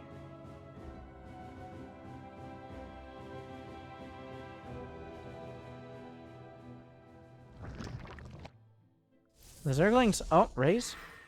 A couple Zerglings will get in, but the Adept may get into the main. He doesn't commit. Ooh, the Zerglings blocked out by the probe. Nicely done. Now there are 2 Adepts. They've gone directly across. They are a real threat.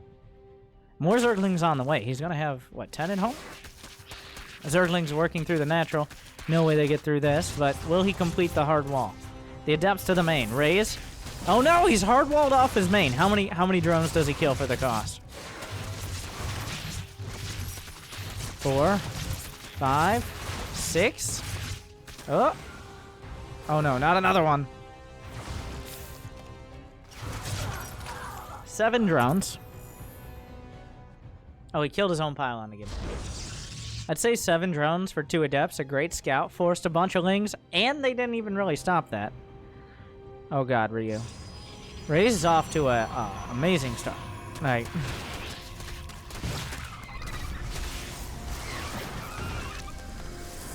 He's making a shield battery because he's thinking, well, I killed that many drones and forced that many lings. All I need to do is not die. And it seems very certain that'll be the case.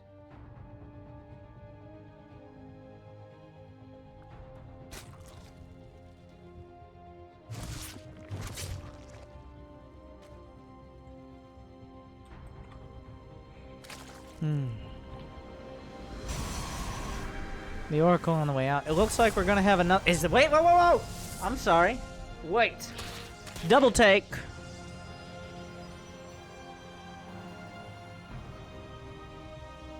Is that a robotics facility?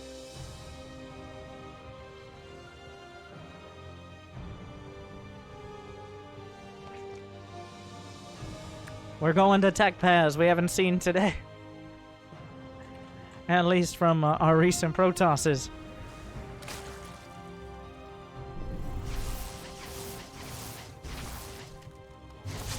Oracle's looking for an... He's selling the whole idea of Moracles. Oh, no. Okay, that's a bit of miss micro there out of Raze. Oh, Raze is going in for the kill. He's trying to sell the idea of Oracles, and if Ryu starts buying what he's selling, well, guess what? In comes an unexpected charge on your card. It's a bunch of Zealots. Bunch of Zealots. A lot of charge lots. Good. Now I have your attention. How many gates is that going to be? It's going to be... Oh, he flies the Warp Prism over a Ling now, so... That kind of... gives away a lot of... a lot of the plan. Is going to be 6 gates, so not a full commitment, but still a healthy one. The third base is not just a placeholder.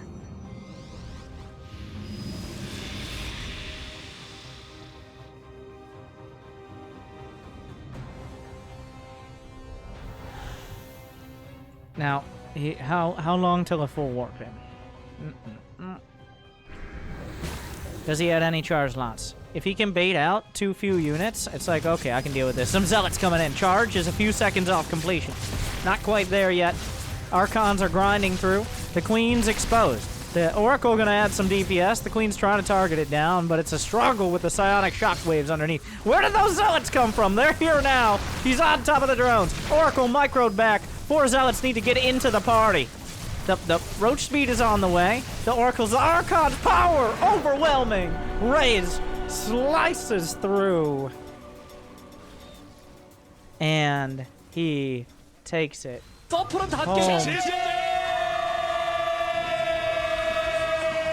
The combination. Binding purchase. Raze will move on to face Jon Snow.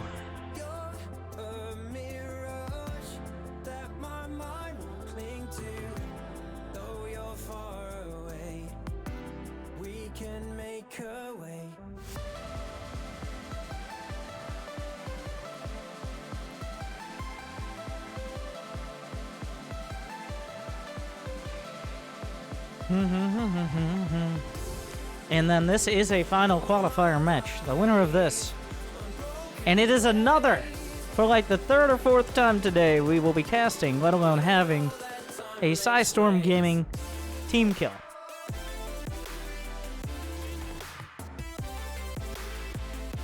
BioIce versus Cuddle Bear is happening right now. We're going to probably catch up on that side of the bracket. We're just going to follow Raze the whole way through. Hopefully you've enjoyed the story thus far. And hopefully you are interested in the conclusion.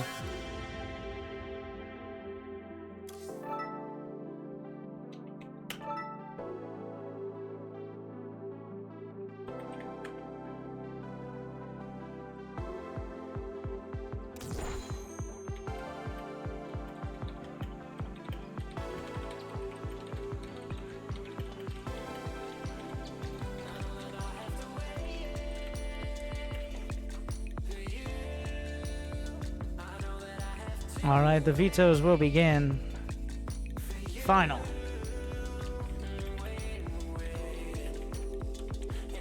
Another Protoss versus Zerg. Raze has made it this far. Can he go all the way, or will Jon Snow, the king in the north, finally complete his journey? Be right back. Couple moments, and then one of these players will be your WCS Winter Challenger. How appropriate for Jon. And one of them will be going, well, they're already probably home, but you get the idea. Be right back one second.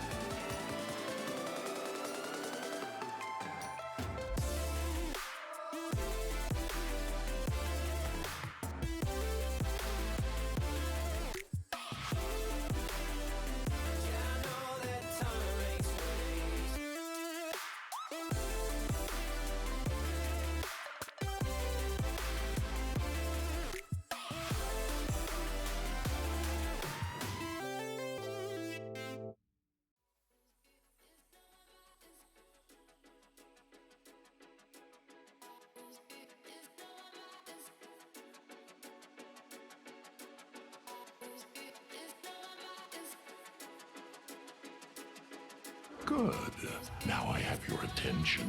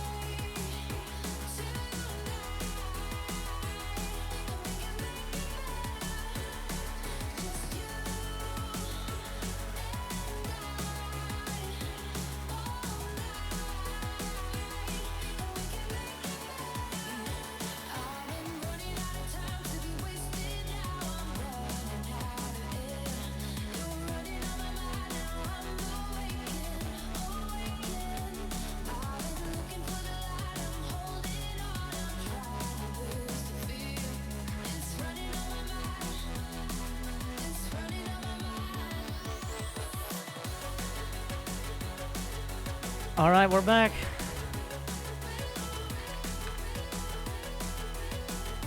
So, fun fact, by the way, guys.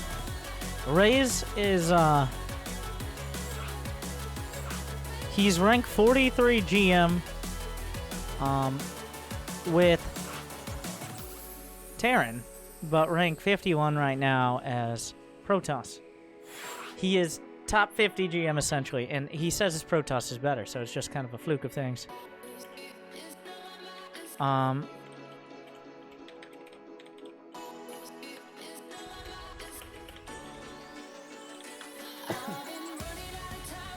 So they were just discussing it. Jon Snow was like, "Hey, you want to do TVZ?"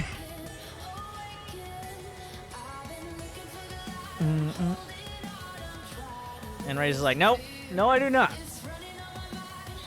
He's on a Protoss versus Zerg roll as well, and we know for a fact that Jon was watching that last match. It's another team kill.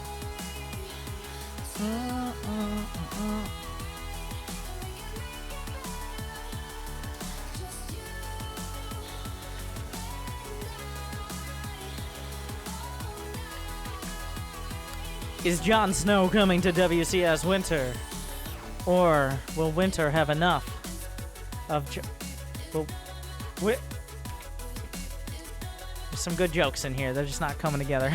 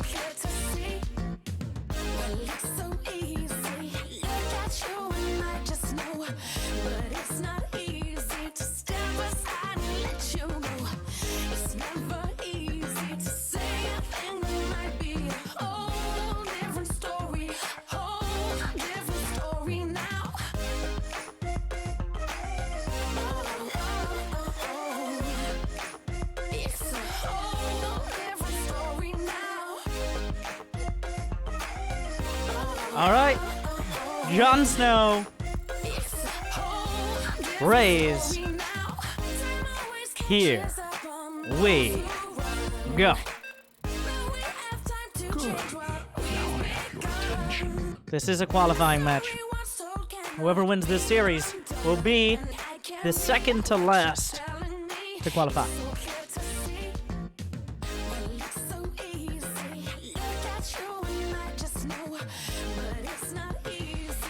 Jimmy.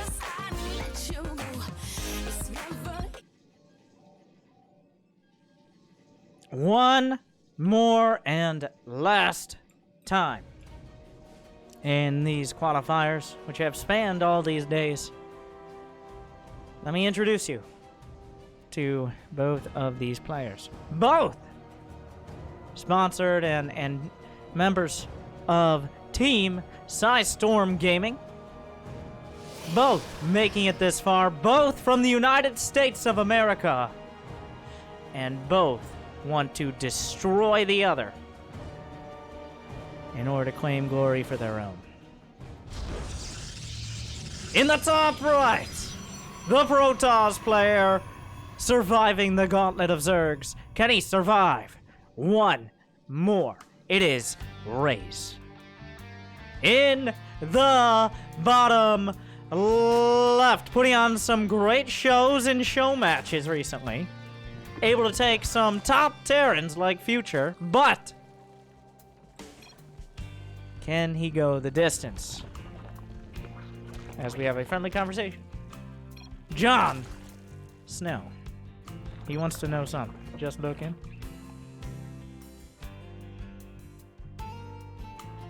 What they're talking about is this first Overlord placement.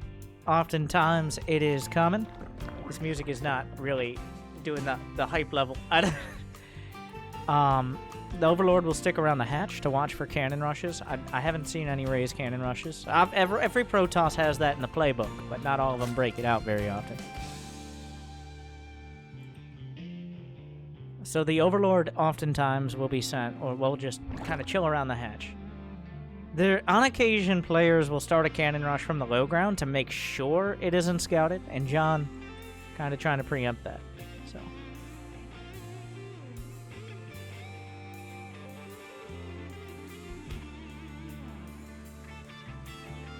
looks like we're going to start off with the basics. Now, Jon Snow has had the benefit of watching Raze play several matches now, at least that last series. He told me he was watching.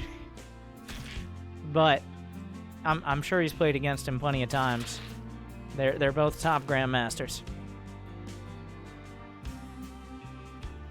But Raze has won all these. Raze seems very comfortable, especially in a more standard macro game. No regret made some inroads. No regret plays a different brand of Zerg. Almost a different species. Much like Haz plays a different species of Protoss, but Jon Snow is a more macro-oriented player, maybe mid-game. I'd put him kind of close to, who am I trying to say here? A little bit kind of close to Snoot in the way he plays, at least stylistically. So, like he's willing to go to the late game if that's what it takes, but he'll look for a timing. You can't just say Cyril, because Cyril's just better than everyone, so you can't compare anyone to him. But there are players who have tendencies towards early timings, and players who have tendencies to just play defensive. And Jon Snow tends towards the more defensive style, in my experience.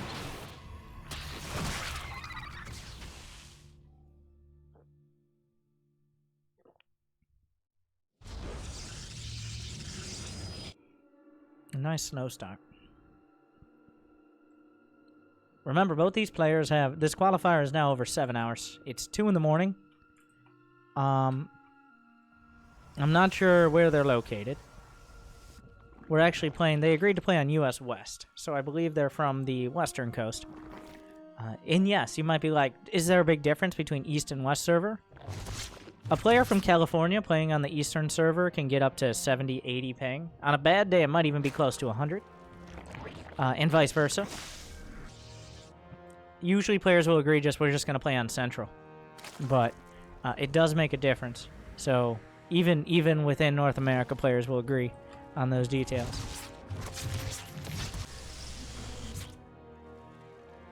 Of course, there are 3 servers, West, Central, and East. Most players who are playing from like Korea, Japan, Taiwan will be like, we're playing on West. They'll still have 100 ping, but or more, but that's how it is. Ever since Singapore became part of the Americas with the great Blizzard server merge of 2000, I want to say 15, they've enjoyed that, and so have we on the ladder. Sorry, Australia. Roach Warren's on the way. A Robo. Looks like a pretty similar... Well, where's the Twilight? There's no Twilight. Actually, I haven't been paying any attention to the game itself. I zoned out. I zoned out as I described myself zoning out. But 3 oracles. Maybe he's trying to sell the whole oracle idea. Those can sometimes combine. They can sometimes combine with a big adept push, but this time it's going to be a robo. He's building a second one. I believe he got a scout. Good. Yeah, he can see the Roach Horn at the back. Another situation where revelation, not revealing anything itself, but the tag on the drones. So I'm actually going to start doing that. I'll apply that myself. Just tag the drones. They'll show you what you want to see. Don't worry too much about scouting the back of the mineral line. It's happened a lot in the last several games. So the lowest cost, I don't even know if you should show the adepts. Like, I feel that was a bit of a mistake because the adepts popping out there, he's like, oh, that's not an Archon drop. The Archon drop is scary. There's no easy way for Jon Snow to know that it's not an Archon drop to follow it up. But now that he does, he can be like, well, we'll leave 4 roaches in the main and call it a day.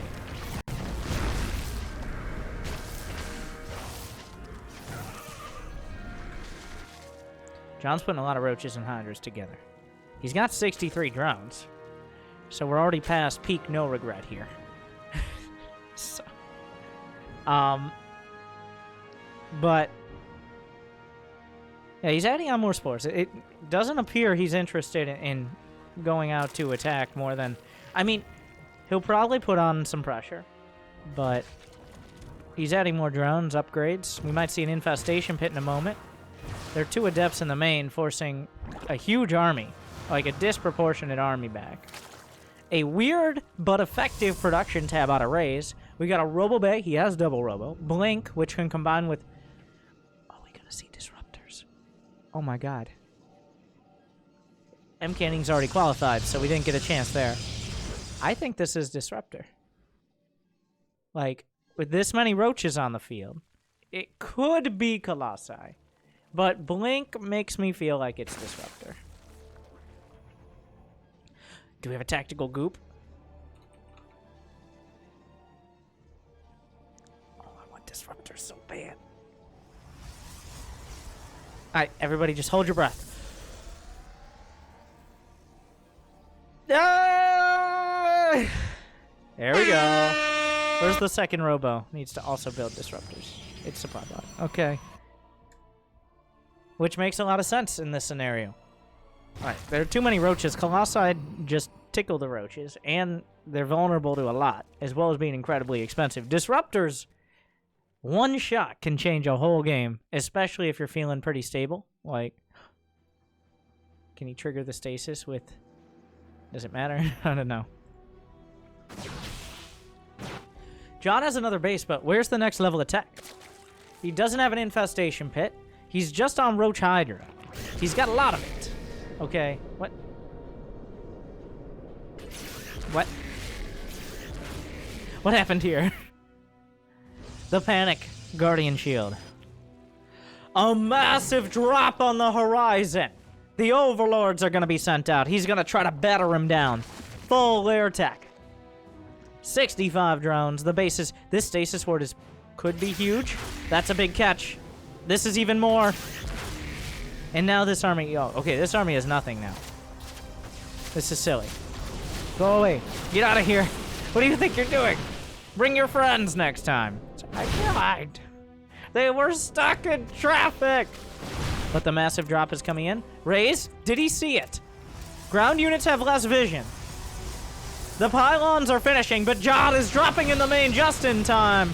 The Colossi are coming out now to buffer for the Disruptors. Does he recall? The whole main. This is all the production. How much does he recall? Most of it. The Roach Hydra is going to attack the left side. The Oracles will try to hold the line, but John's already there. Disruptors popping. He dodges with the Overlord. Who says Zergs can't drop?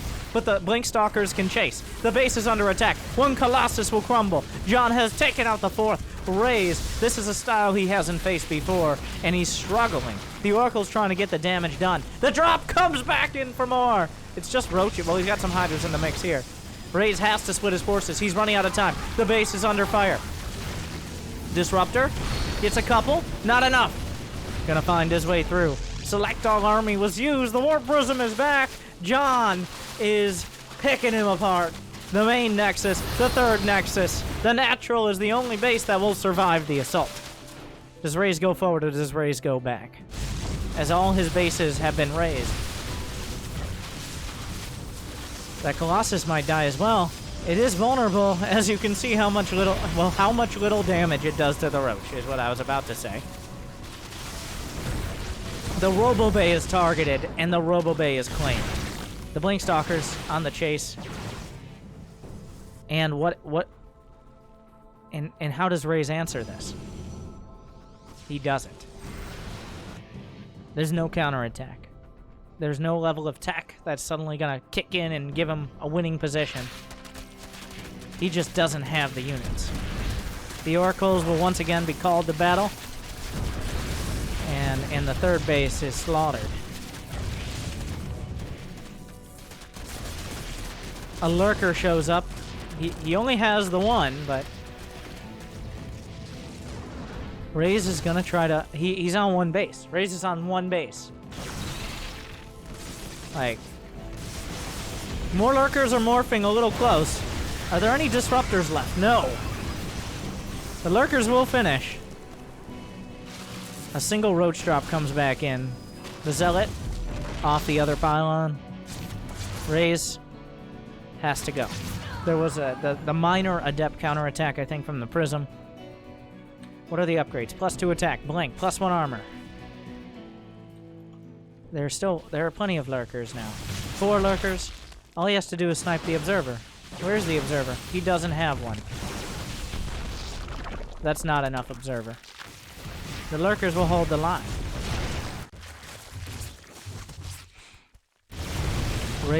John has taken out key bases and then consolidated his forces at home. He doesn't have a huge bank.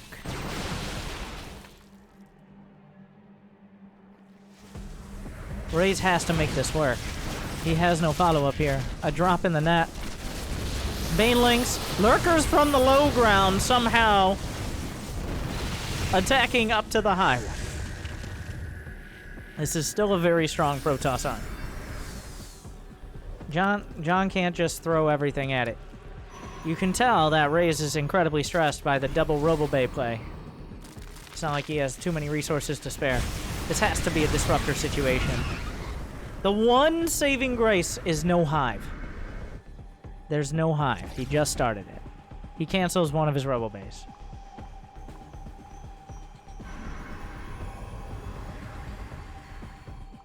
He's building another Colossus. Infestor's on the way. John hasn't been on a massive economy, and he hasn't had... Oh, is he loading up Banelings? Oh, he can just drop on top. There's no storm. There's one less Warp Prism. He saw the Infestors. There's only 30 probes. Aspire just started. So, Raze, he almost It's real, like, it can go from bad to worse incredibly quick here. It's just Hydroling Bang. How many roaches left?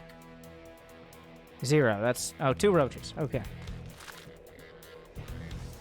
3 Colossi, plus 2 attack, extended Thermal Lance. What's in here? Banes. Banes. Don't worry. Thankfully for Raze, he doesn't have a base in the main, so he's not going to have to worry about this. Ah! The Overlord gets by. He spots it. John, on the other hand, can get some Vipers. A DT almost gets itself killed trying to defend this. Is that a +2 Baneling? Okay, it's not. The attack at the front.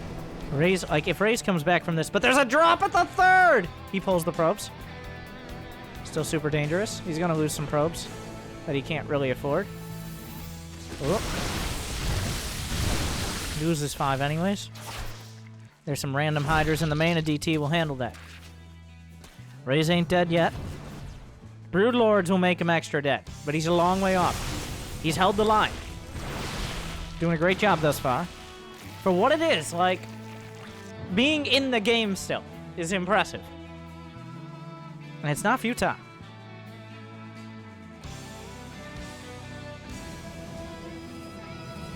The Colossi are on the high ground. A disruptor? What dreams are made of? I feel like time's running out for Raze, though. Oh no, this... Yeah. Oh, God. That's bad. 13 of barely double that probes. And another round as well. Though those are hiders, but... Raze, you gotta go. You have to go. The time is up. Disruptors don't need detection to kill lurkers. As we'll soon figure out, hopefully. Oh my god. That one lurker just defended this whole attack by itself. John's still trying to split these units up. There's 15 probes dead now. He's down to 18. Which might actually be good for Raze. As John can't build any more army. The farm goals! Can he fire the disruptors? Can they fire while bungled? I don't actually know the answer to that. But they're not getting the shots. Where are the corruptors? There's another shot. The army is being surrounded. The army. There's one lurker. Those lurkers stopping everything. If he just had the observers, he doesn't. Those broodlords are GG lords. That's because instead of shooting broodlings, they shoot GGs. There you go. I think he did another Hydra drop, and Raze is like, you know what? Let's move on.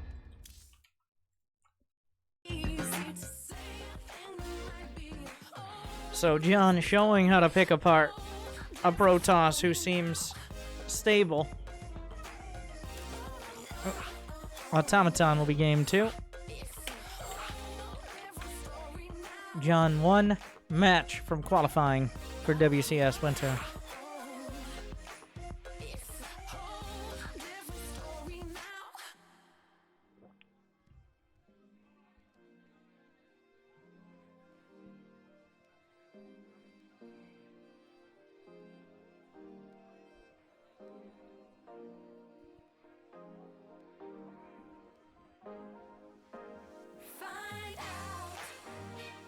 We've got I'm not sure what the sit rep on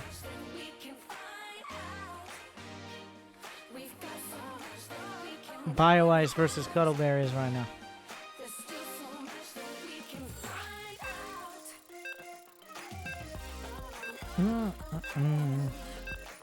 Yeah, that's gonna be the last series, making it through. But Jon Snow versus Raze. Raze has had an insane amount of games to play today.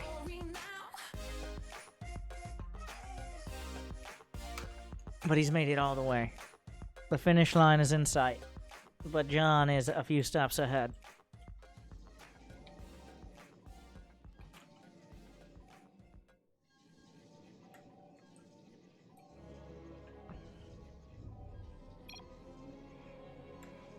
Raze in the bottom left, Jon top right.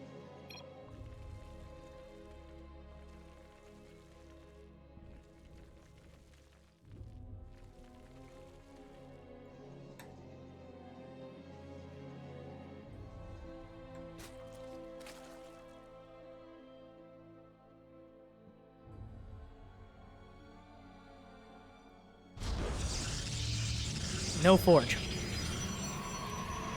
No forge.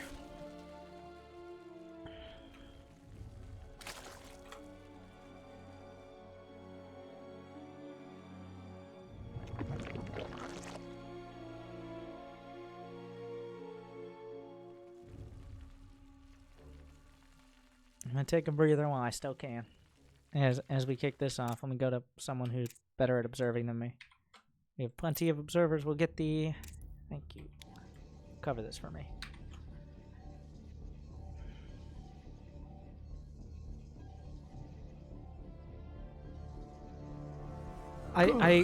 Now I have your attention. What? Are you not observing? Oh, yes. They're doing that whole professional thing where they don't flip the camera around like a crazy person. I think I've gotten better over the years at observing while casting. There's a reason there are professional observers in, like, WCS. But as a player, you're moving the camera around dozens of times a minute. Sometimes more than once a second. That can be very disorienting for people trying to watch. So I think I've gotten better about it, but I'm nowhere near like watching a WCS produced cast where that is. Well, there are people hired for that, and they do a great job. Makes it very easy to watch. Me, on the other hand, look, he's chrono boosting at adept. I don't know, how crazy is that?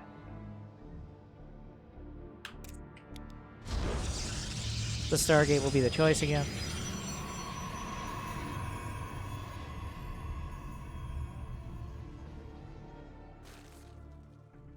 Now, does he lean into the Stargates more? The Robo didn't work out. That was kind of a weird switch as well. A bit confusing. Like, he went for Robo without a Twilight, so no Archon drop. As well as trying to just go into double Robo, so he was hard countering Roaches, but Jon just didn't attack. Like, if you go double Robo and build Immortals, you counter Roaches, but if they just don't attack you and get a good economy and Hydras, then it's like, oh, well, now what?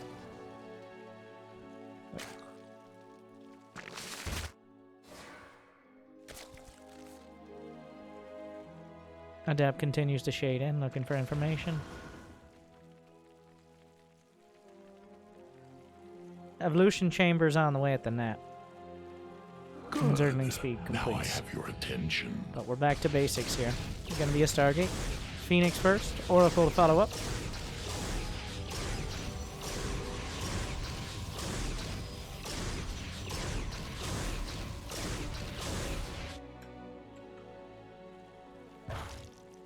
Melee attack is the choice, which is not uncommon against the Stargate opener. And now we see. Does Raze... He's building a second Oracle. But if he's going to add on a second... Would you let me finish my sentence?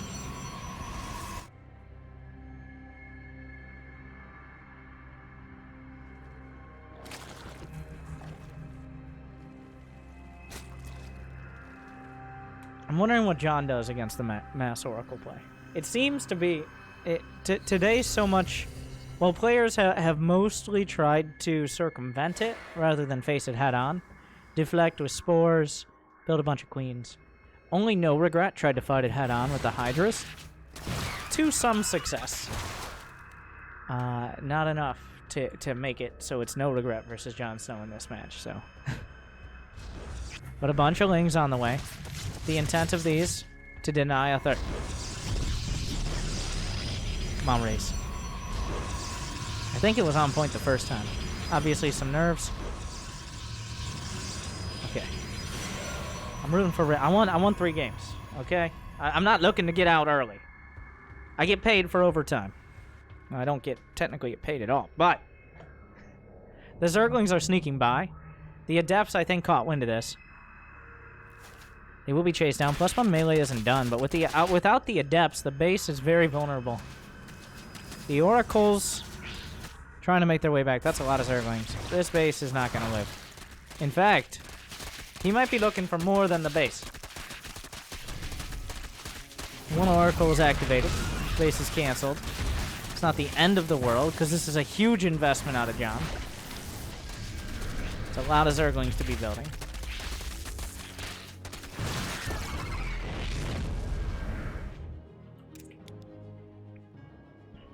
Raze is now... Oh. John is a scary opponent. And it looks like a little bit of nerves here. As... There are cracks showing. You can see the less than perfect play. The Adept's getting caught. The Oracle's out of position. The third... He needs to hold on to this third. Like, he cannot be forced to rebuild it again. He simply can't. John's at 60 workers. Raze cannot afford another slowdown.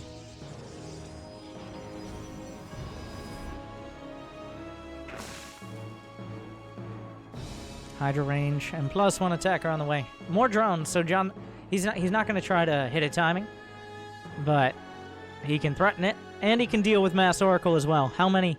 So Raze has been holding on to these. He hasn't shown more than the first 3. This hasn't done much to convince John he's not going Mass Oracle. There are plenty of Hydras. Well, not plenty of Hydras. He's got 8 Hydras. If 9 Oracles come across the map at the right time, 8 Hydras don't stand out very well.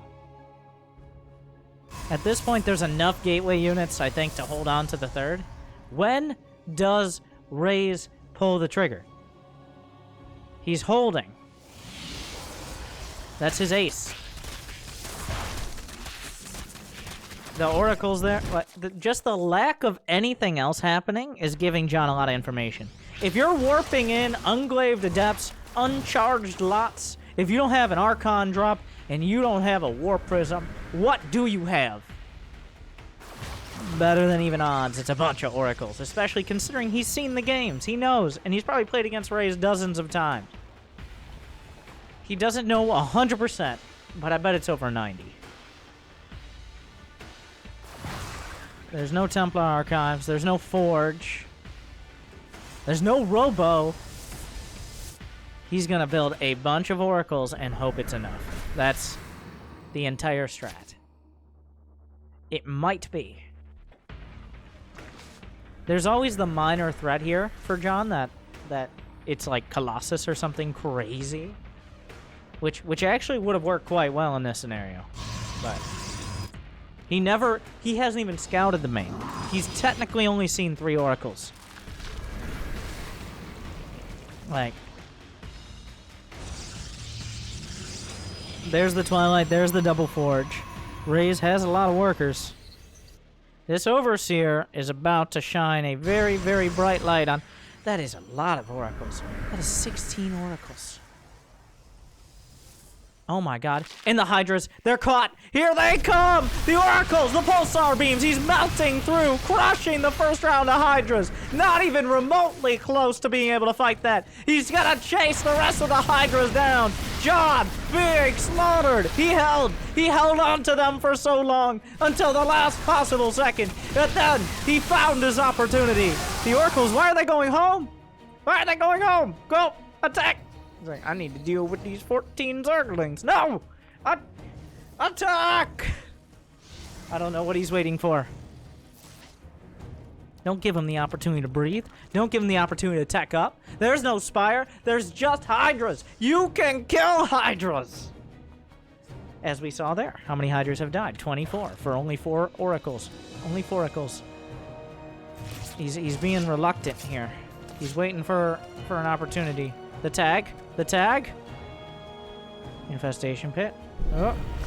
Oh, he turns it on. He targets down the infestation pit. He can run him around in circles. The drones! Oh my god! Look at the counter! Jesus Christ! It was so fast! He kills him so fast! Ah! Okay, get out of there. Another tag. John down to 46 workers, just like... I can't snap. Fun fact about me. I'm deficient as a human being. Don't try to teach me. Twitch chat has tried that too many times in the past. The Hydras, Lings, Banes, the Queens, Creatia... Brenda! What is this bright light on your face? I don't know. No, it makes me cooler than you. No, I don't think it's a good thing, Brenda. You should get that checked. Oh, okay. Okay. Don't worry about it. I'm just different. Moving on. Banelings are coming in. John now has to... Oh, it's gone. Stop right there, Banelings. Not today. Raze has turned it all around. But now he needs to finish the game. The Oracles are not enough. Eventually, there's gonna be... Well, the Oracles can't kill everything on their own. They run out of energy, and he's not sponsored by Red Bull. Don't turn on all the Oracles. Okay, good. A mistake you can definitely make. It costs 25 energy just to light the Oracle up. And then it costs energy while running. It's like your car. Or hover bike. Or a steam engine. Not a good example. Kind of. Anyways. 5 infestors on the way.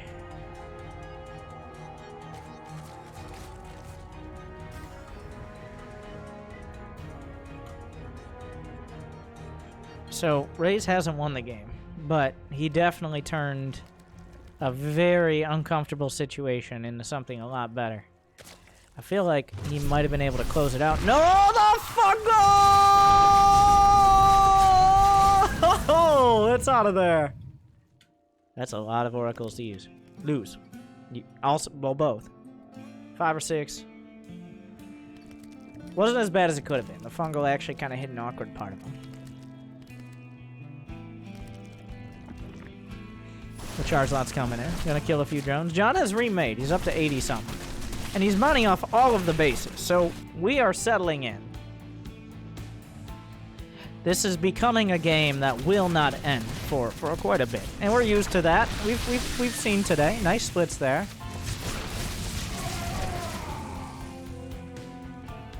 The Oracles, well, he still has 8. So there should be like 14 stasis wards on each part of them.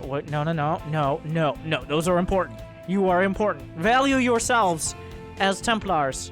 Where are you going? Templar! Where are you going? Oh no! Run back! Hover back! Flutter your capes faster. He really can't lose those Templar. Those are all of his Templar. He would... That is tantamount to losing the game right there.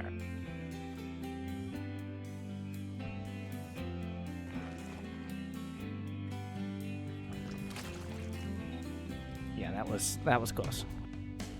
He kept track of it. Some more banelings coming in, but good luck with that.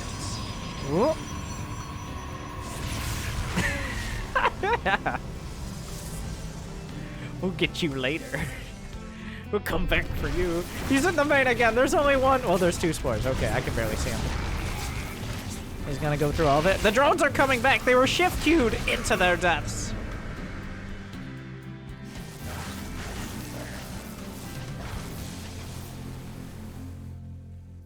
What? What are all these? What? Why is the army here? The Templar are exposed. The Fungals. What a weird fight. He can feed back. The Tempest. What? is happening? The oracles are in the main. The storms are mostly used. The Tempest will grind through. Raze is just, he's killed everything in the main, but the whole ground army was caught out and surrounded. It felt like both players were kind of ignoring it for a while. The oracles have run out of juice. Well, there's a couple left. I don't know if they'd eventually... Zerglings don't counter oracles. Give them something else to shoot. All right, run under the beams. Come back. John is scrambling, but he maintains his bases. But Raze still has plenty of economy. All right. He can remake those Templar. He will. He can remake more. Well, he didn't lose any Tempest, right? He lost one Tempest. The oracles have done great work here today. This has 9 kills, 16 kills, 12 kills, 6 kills, 11 kills. And just to think of how many oracles has he lost? He's lost 13. Whatever those little light bulbs did. The Spire... Oh, that's a second Spire. Does he have a greater Spire? No. Yes. That wasn't hard. Why did I say no? No. Fake news. There's no greater Spire here. Zerglings surrounding the base. They don't have adrenal glands, so a bit of an oversight from John. But, I mean, no base is standing up to that many Zerglings right now. Carriers are coming out as we slowly consume the rest of the map.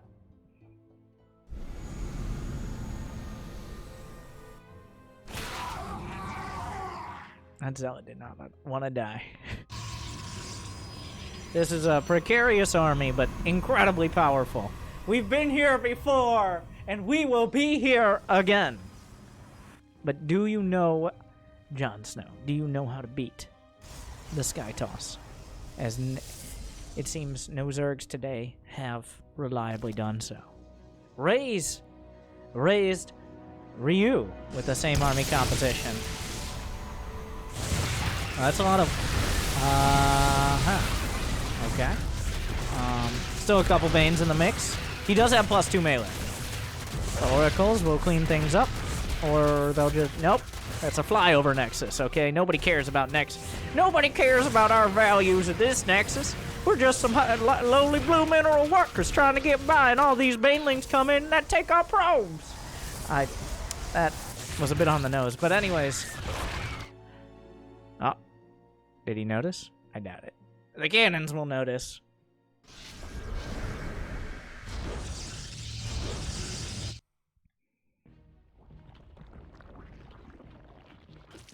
Ah! That scared me. This RV... How did that RV scare me? This is what happens 8 hours into casting. Ah! Well, that could have been worse. But, I mean, you don't want to lose 10 probes, but he doesn't really need 10 probes. Oh, he steals. He steals a Tempest. He unsteals a Tempest. The storms on everything. All the Tempests are knurled. I'm not sure if that's hurting or helping them. Raises the Oracles join in the fray. Yeah, it's definitely not helping them. Raze is losing a lot here. Well, you can't recall knurled units unless you yourself have knurled a probe built in Nexus. So he's gonna lose all that. The Broodlords will live. A catch and release for some of these, but not most of them. John showing a much better command of this scenario. John is maxed out. He doesn't have a huge bank, but Raze is not maxed out.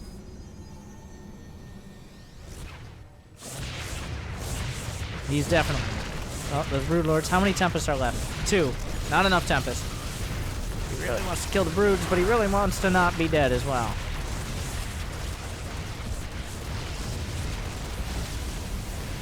Is there enough for Storm? Yes, but does it matter? Is this the point where you have to go, like, Stalkers again? No, he's gonna go with the Archons. How do the Archons stop the Broodlords? The answer? They don't.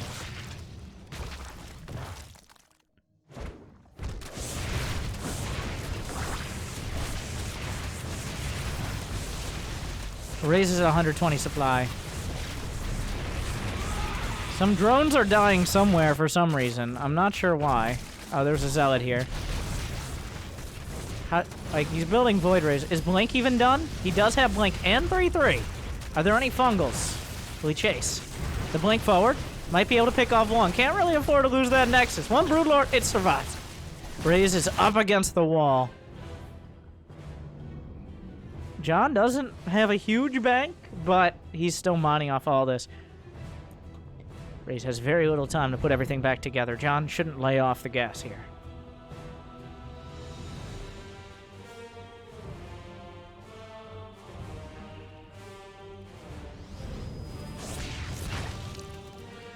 Some more banelings are coming in. Raze cannot afford any more losses. Oh, those are +2 banes. Very scary. Raze will. This will be the last army he builds. He must do or die, essentially. There's no Templar. John is being like. There's no storms. Raze is gonna try to brute force this. Void Rays, Archons, Charge Lots. Are there Banelings underneath? John is like this. On paper, John has the right army. He wins. Fungals and Neurals and Infested Terrans. Let's not even talk about. Okay, let's talk about it. 16 Broodlords. Some Charge Lots in the main. That War Prism gonna be chased down. That's not gonna happen. But each one of these, a few more seconds for Raze to rebuild. He needs to rebuild. He needs another Nexus somewhere as well. How are these Charge Lots still? The Broodlords have to chase the Charge Lots, which is opening up the map. John, where are you going? Where are you going, John? The Broodlords are coming back. Where are the Corruptors? Now, does he decide to try to just target the Broods? The Brute Force army. He's just going for the Broods. Where are the Corruptors? The Infestors are joining the fray. Infested Terrans on the ground. Storms, good. Another one coming up. Doesn't even matter. Way too much Zerg. That's gonna be it. Jon Snow wipes the floor with Raze's army. Even turns it against him. And GG, Jon Snow from Psystorm Gaming will be your next qualifier for the WCS Winter Championships. Championship? Are we going with championship? Anyways, John shows finally. We've been waiting all day for someone to show how to beat that. And he does. Raze, oh my god. Just, what you guys would want to see this, but the army value just insane.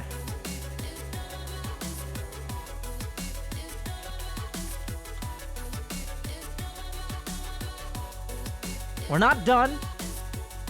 John will be our 5th out of 6 qualifiers today.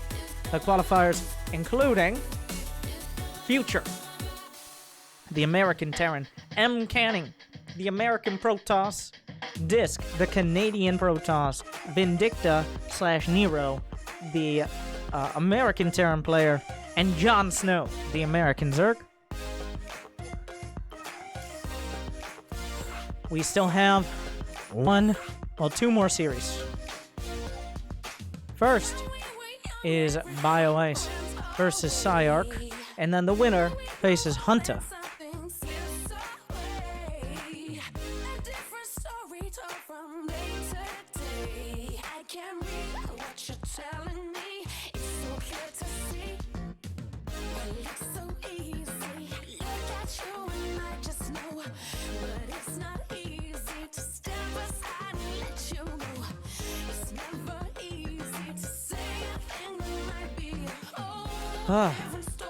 This will be a TVZ. Sarch is I believe he's a Japanese player. Yes, he is. And we have TVZ. This, I think, is the first TVZ today. After all that protest, so much Sarch.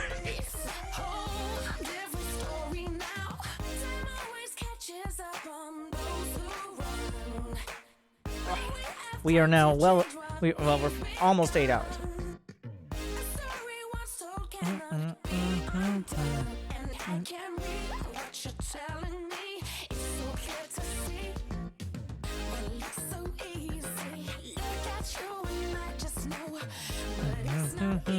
We're almost ready to go. We have BioIce, the American Zerg player, will he join Jon Snow, or will Sarch, this is all I have for Terran, Sarch, no, wrong way, will Sarch be able to take him out? Oh, by the way, we're not starting yet. Good. Now I have your attention. Thank you, guys. BioIce is getting coffee, so in that time, I'm going to shout out all your subs. Thank you very much for all that support on this tumultuous day. JK, we're back. Thank you, amazing. I think I can summarize them all. Sick nerd ballers. Thank you very much.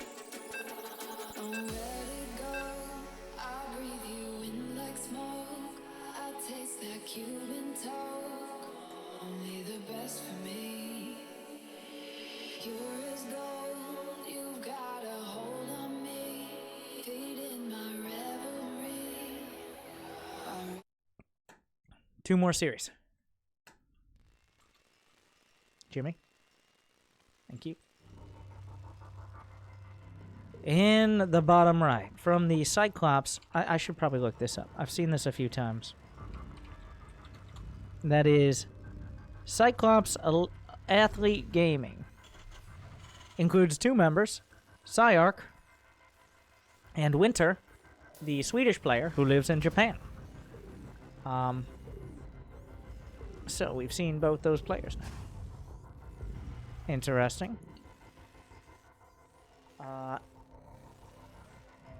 And I don't know when the last time, if ever, we've had a Japanese player qualify. Starcraft just does not seem to be as popular in Japan.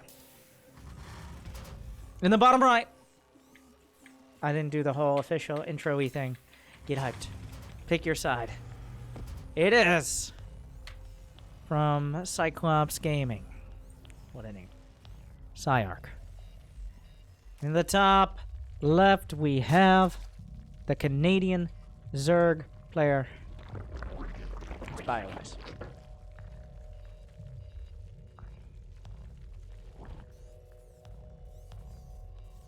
The winner of this faces off against Hunter, who I believe is also a Zerg player. So, buckle up.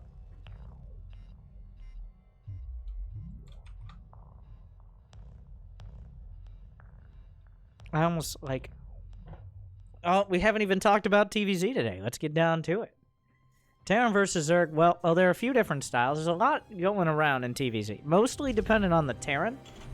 Historically, Zerg has been a little bit more reactive. There are some all-ins and stuff like that, but most Zergs rather, react to what the Terran is doing, as opposed to trying to create some initiative themselves. There are little details like pull first. Maybe Ravager rushes, but overall it's like, are you going mech? Then I'll probably go Roach Hydra or something along those lines. Bio, Hydraling Bane. But as for Terrans, the openers are pretty dynamic. It's going to be a 1-1-1, a Destiny Cloudfish build, Barracks, a Factory, a Starport. In that order, of course. Well, I'm not guaranteeing a Starport, but more than likely a Starport, as the Reaper dances back and forth. But the variety of openers that come from that, you have access to almost every unit in the game. Pretty much literally every unit in the game that Terran can make. And we'll see some players go Battlecruiser Hellion. You'll see Hellbat timings. Potentially, on occasion, like a Siege Tank push, but that's pretty rare. Usually, it's some variety of Hellions combined with a Starport unit or two. I'd love to see the Battlecruisers. I'm a big fan and have seen great success with the Battlecruiser opener, which some players will take into a mech build, and some players will take into bio. I actually saw a few going bio successfully after the casual one Battlecruiser harass. Battlecruisers are so expensive, but so strong.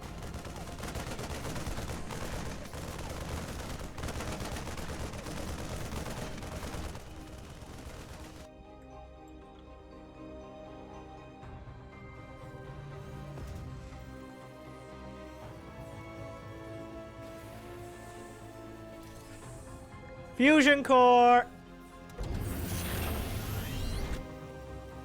How much did BioIce see? He saw a starport, a factory, and a barracks, which tells him very little. He knows it's not going to be a big stem marine timing. So.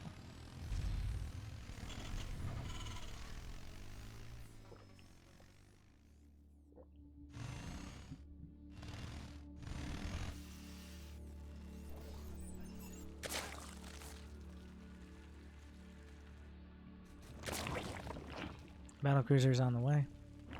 Spore crawlers preemptively. So the timing of the spores indicates he doesn't know it's battlecruiser.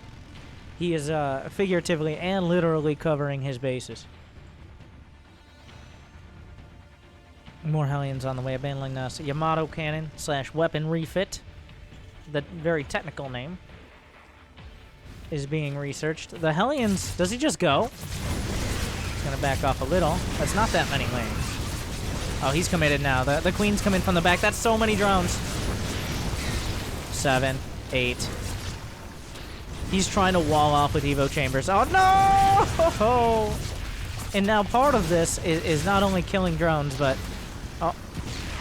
Doesn't quite find the target fire. That could have been even worse. Like, we could be looking at easy double digits there. But... 9, honestly, feels... okay. For 6 Hellions. And some Zerglings. We're lost, but... The jump into the main! The Queens, he did connect creep from his main to his nav. Very important. Targeting down drones here. He didn't actually shift Q at the start. The Queens are coming up to repel. The Sport Crawler tickling the Battlecruiser. Yamato cannon!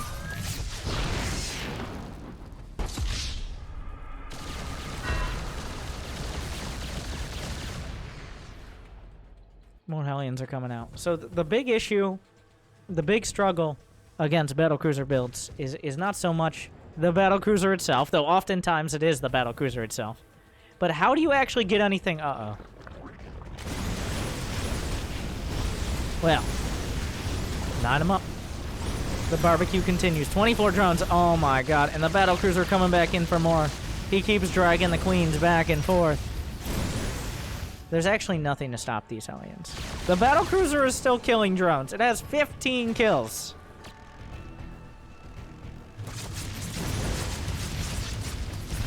The hell? Oh my god, no! This is getting to be too much.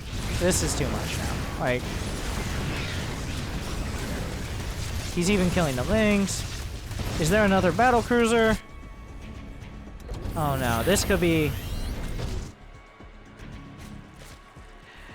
Battlecruiser goes in, battlecruiser goes out. Will he jump back? He has another Yamato, he'll probably use it.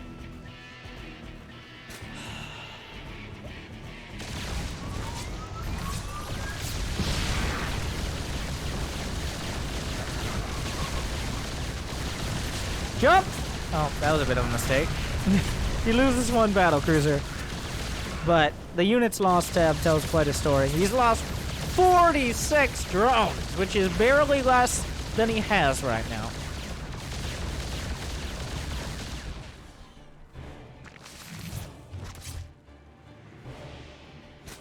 BioIce is on thin ice. Sarch is taking not just a third, but a fourth. He's got 5 factory double armory production behind.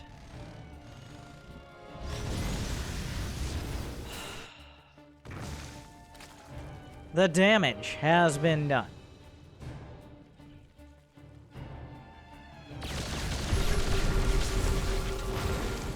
Even the Hellbats are a struggle. The battlecruiser just doesn't even care! They're so strong! The Hellbats trying! Well, the Roaches are trying. The Hellbats are doing fine. The battlecruiser gets baited back in. It does have jump online. The Hellbats are winning the fight. This base will be delayed. A tiny victory in a sea of defeats. So BioIce will hold, but it's nothing short of a miracle. At this point, he's dead. He's not out of the game. It would be nothing short of a miracle if he survived. If he won this game. Like, I just, there's nothing. He has nothing There's not even roach speed. The Thor just pounding and pounding. The base finishes, it starts on fire. It's like, oh, this is not how I ordered it. Do you have insurance? Hell no. Speaking of fire, the Hellions are working their way through. This battlecruiser has 10 kills. I don't know. Where's the other? Doesn't he have another battlecruiser? There's a battlecruiser somewhere. I don't know.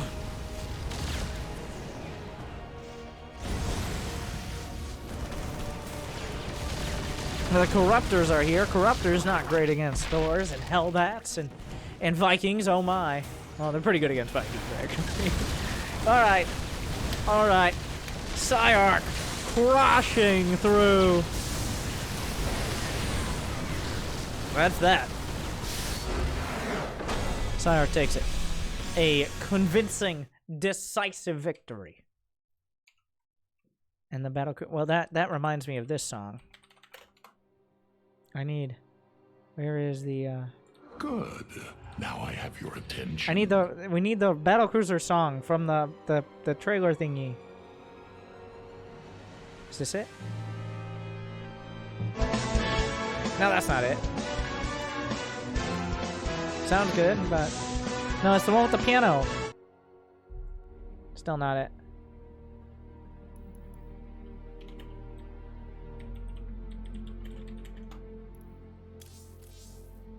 Still, wait, what's the one? I have it. Don't try to... Good. Now I have your attention.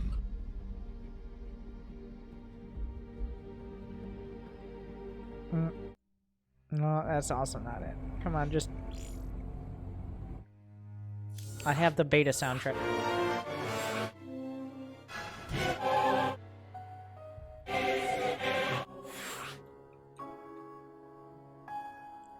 See? First try every time.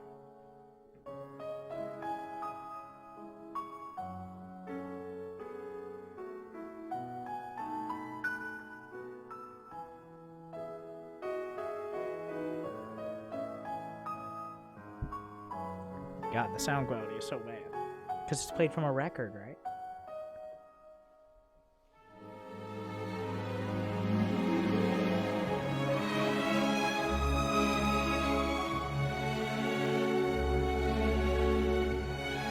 We're going into game number 2, the semifinals, to determine who will qualify for the World Championship Series Winter 2019, casted by me, Winter in 2019. Thank you for watching.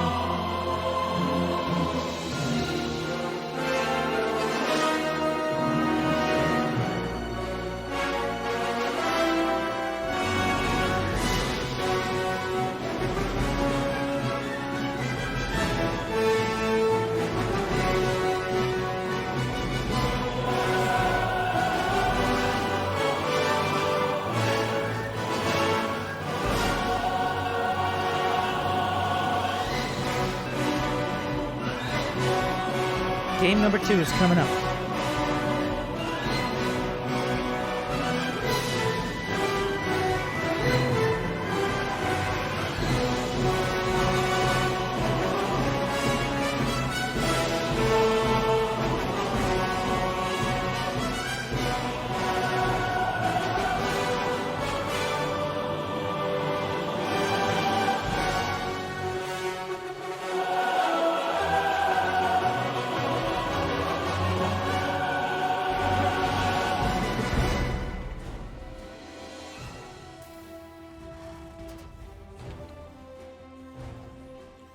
In the top right, one game away from advancing to the final qualifier match.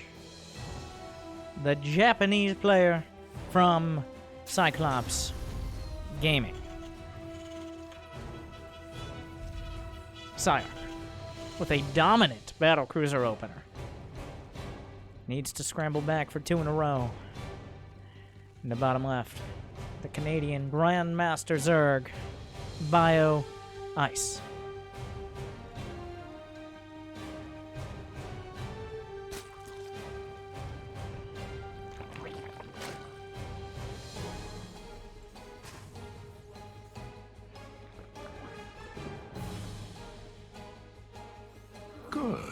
Now I have your attention.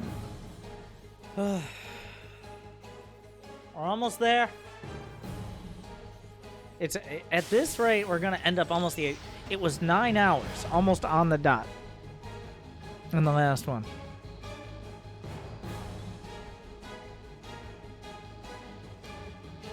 The last qualifier, rather. We're over 8, and we have one more series after this.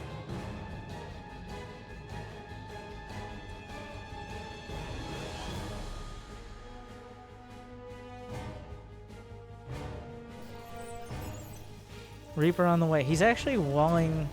No, of course, you're going to wall off first, but. Pull it together. We're almost there. We're almost at the finish line. These players, I assume, are feeling very similar to me. A lot of them started in the first round 8 hours ago, and they're in the losers bracket. That means they lost and had to play way more games. Winners bracket was over and done with, like 2 hours ago. More than that, maybe. But if you drop down, especially early on, you got so much to do. The Reaper comes in. Does it get a kill? No, no kills.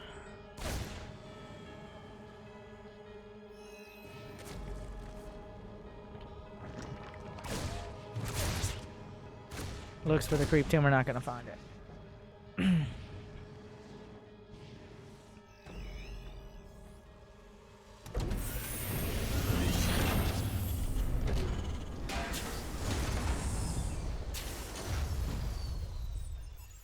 Hellions again. Starport again. Does he slap a tech lab? A second Marine? Okay.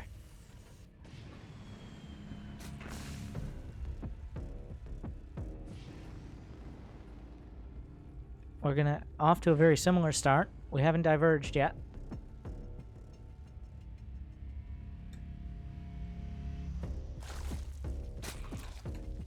Zergling speed is on the way. We're gonna have to see. Does he build it? Fusion core? Fusion core. Give it. Why? Why would I do that? It's an armory. He's going for the Hellbat. You had one job. The 2 Marines.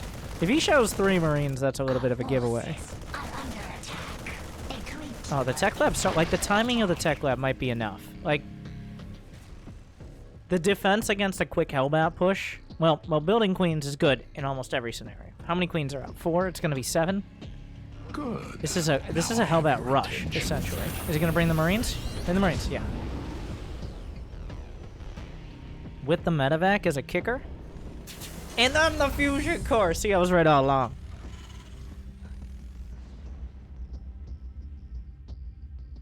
Now, the important thing here is not just that BioEyes defend this, but he defend this without hamstringing his economy. He needs to make sure he doesn't get baited into overproducing units. He doesn't lose queens. If he does, the battlecruiser comes in and deja vu, right? The queens are coming down. There's a handful. The lings are wrapping around the back. Hellbats attacking a cone. This is actually great micro from BioEyes thus far. He's on the back side of the Hellbats, making it a lot easier. Well, he can negate their damage. Oh, that was incredible. That's exactly how you do that. Sarch did not retarget the Hellbats onto the Zerglings. That's the only way Zerglings can actually really damage Hellbats, is from their backs.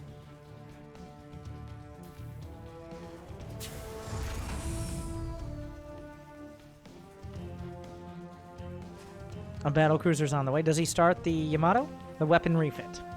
There's only one weapon. It should be called Yamato Cannon Installation unless the weapon refit gives you the ability to... I suggested this. The balance team is like, no, not a huge fan. The Yamato Cannon, the battlecruiser, once it has the weapon refit, it should be able to land on a Ghost Academy that has a nuke in it. Load the nuke into the battlecruiser and then fire that like a Yamato cannon. So instead of a Yamato, it's a nuclear missile.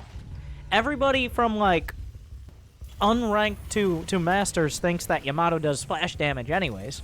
Well, maybe we're getting a little bit more public education on that with how many battlecruisers are being built. But for years, everybody's like, well, it does splash damage. Look how big the... Nope. Yamato one Zergling and its friends are going to be fine. Oh, surprise! The battlecruiser's in the main. Weapon refit is done. He chases down a queen. Oh.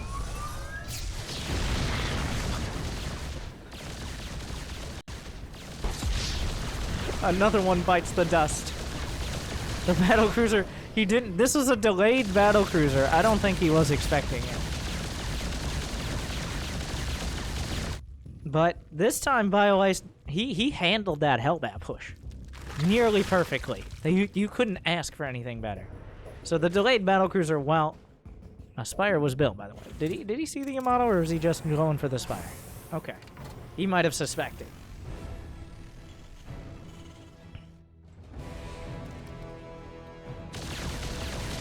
Sarch coming around, but this is, now we're gonna see what BioIce would have done if he had an economy in the last match. Battlecruiser just raining it down. He's almost got the jump. Can the cruiser get away? Meanwhile, Hellions are waiting. They're gonna move in. The jump. It's runny! He can jump! You can jump! I heard the jump. It did not go off. That slight animation time. Unfortunately, now the banelings are rolling in. So everything has gone wrong for Sarch this game. A near complete reversal from the last match.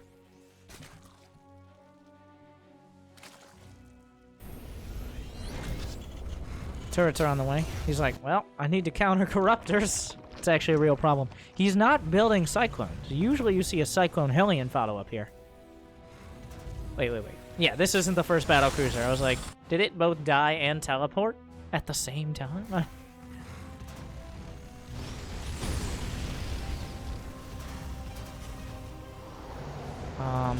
There's a Thor. Thor is enough, right? Like, this is a real question. Like, is the Thor enough, though? To, he can lift and get out of there. Now, Corruptors can shoot flying things.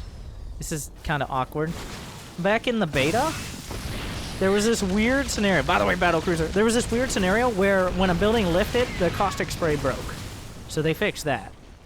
And then there was an issue where the caustic spray would go like unlimited. Like the building could float away and one Corruptor would just be hitting it until it was out of vision. So, and now we've landed on you can lift, but you can't go out of range.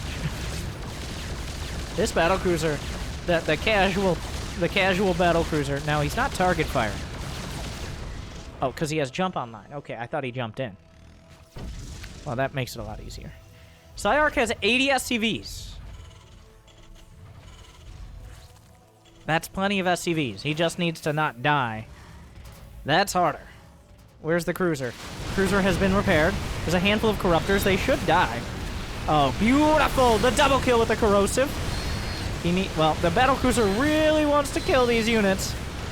The economy, like the boys can be pulled. He's breaking through the wall. That tank at the back gonna be helpful. Dozens of SCVs exposed. He needs the tanks. He needs to work his way through. He's gonna lose a lot. He has SCVs to lose. No cancel here. BioIce is bashing through. The SCVs will retreat. Oh, and he nails a lot down. He still has plenty. If Sarch can stop the bleeding right now, he needs to stabilize now. BioIce doesn't have a huge economy. He's on Roach Ravager. The production needs to be here, is the simple version. It's not here right now. The tanks are the high ground. The orbital command is on the run. Well, flight, you got the idea. BioIce is almost doubling the supply. +1 weapons and +2 armor are nearing completion. Some Hellions make it out. Oh, SCVs. That's a lot of roaches. What are the upgrades? He has +1 attack. He's just running over the top. More tanks. They can siege. They'll siege on the ramp. The tanks are desperately trying. The boys are pulled.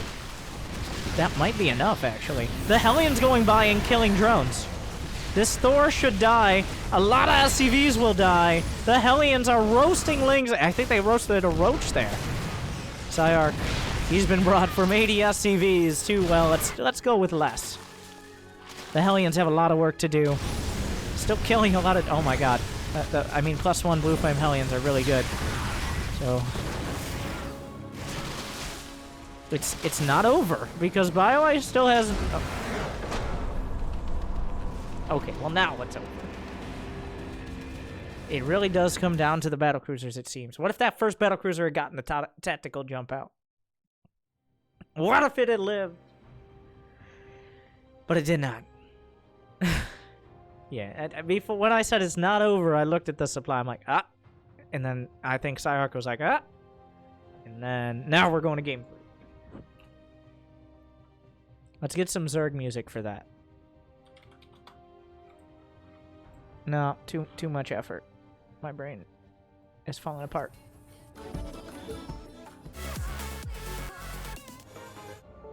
Wanna be free. No, I don't wanna fight, 'cause I know we'll be fine. Just to say our goodbye. I just wanna be me.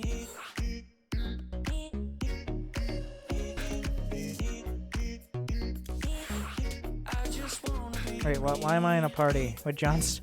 When did this happen?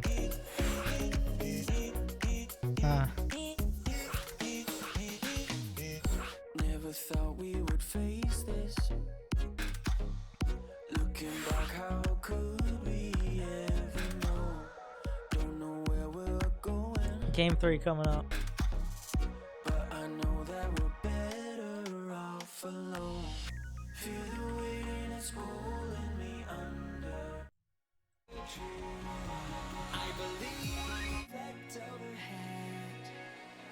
Whisper something sweet over your city to counter the bitter end. Game 3 will be on Cerulean Fall. One of these players will move for their chance. There's one more opponent. Hunter has been waiting for who knows how long. Also from Storm Gaming, by the way.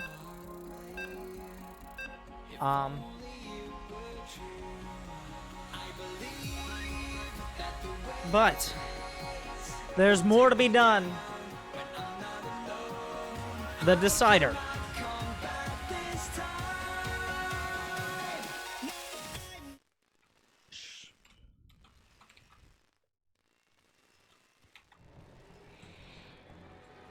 In the top right of Cerulean Fall for Cyclops Gaming, the Japanese Terran player. It's Sarch.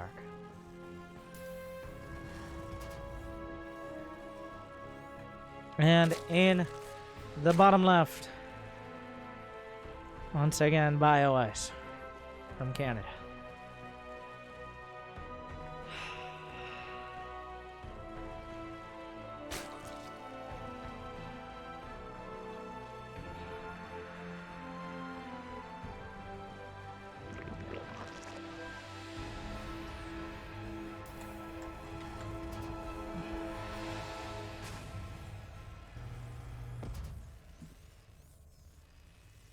That was kind of an odd build from Sarch.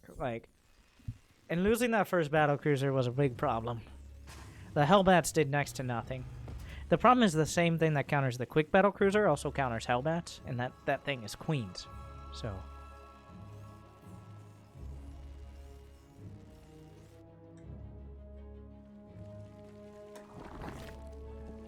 this map has a lot of bases, a lot of space between the bases.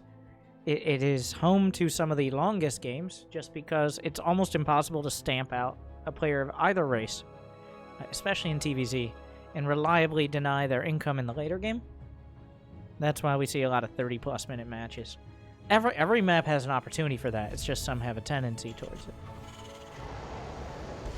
Is this the match where things even out? Because honestly, in the styles that both of them are playing, they're both willing and ready to go to the later game.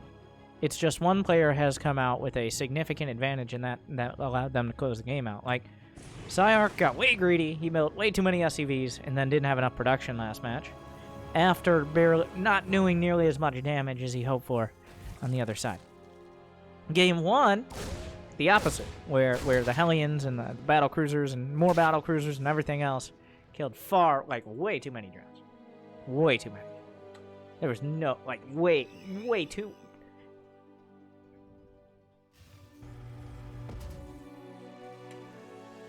No second guess yet for Sarch. Just a quick 3cc. Where's he gonna put it? Where are you gonna put it?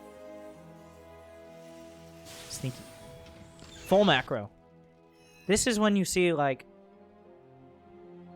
Well, so far... How am I trying to say this? It's the decider match. You either win or you're out. Both players will usually go on their fallback styles.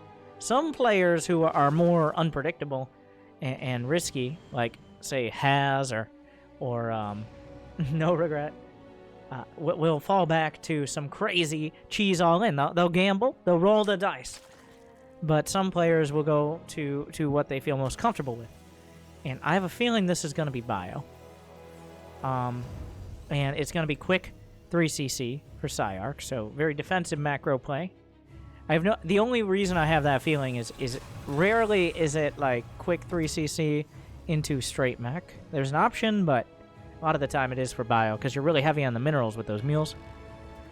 Speaking of bio ice, he's taking this pretty seriously, but mostly just relying on queens to get the defense early on. Not overreacting. He didn't freak out from game 1 and just start building spore crawlers at the 3-minute mark like a platinum player. A medevac to start it. It's going to be... Wait. He's going to drop Hellions in the main. He's starting Stim. I don't know if that is for show. That could be for show. Probably. This looks like a gentleman's game. We are going to have it out. Everybody will get what they want. They'll get all the tech.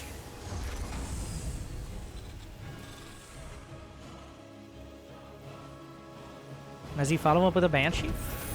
Or a Raven? Interesting. The medevac is for sneaking Hellions into the main. Does BioIce have an idea? He's building spores. He doesn't know what's coming next. There's an armory on the way. I may be entirely wrong. Don't just build the fusion core. Be like, no, this was the plan all along. It's like, no. What? Why do you have 2 tech labs? What are you building, Sarch? There's 1 engineering bay and 2 armor. You know what? I guess he likes mech. I was wrong. The Hellions are dropping into the main. The Zerglings? Not responding in a timely manner. More Hellions are coming in towards the net. The 1-2. The roast on both sides. How many in the main? He's boxed out. More Hellions in the net. The Zergling's going to eat the brunt of it. How many kills? 5 kills so far. Not deadly damage. More Hellions into the main base. Oh, no! He lined them up! 12. 13. They're everywhere. He's giving them hell and then some. He'll wish he was... Oh, no! It's a disaster. 23. And it's not over. He's target firing a few more down. There's still a Hellion in the main. Oh, no. 25. For 9 Hellions and a medevac. Oh, no. The only saving grace here is there's not a huge follow-up. But Sarch's like... Oh, did I just give Sarch 3 points? It's like, yeah, great job with those Hellions. You just... My bad. Oh, no. The classic one, too. The bait and switch.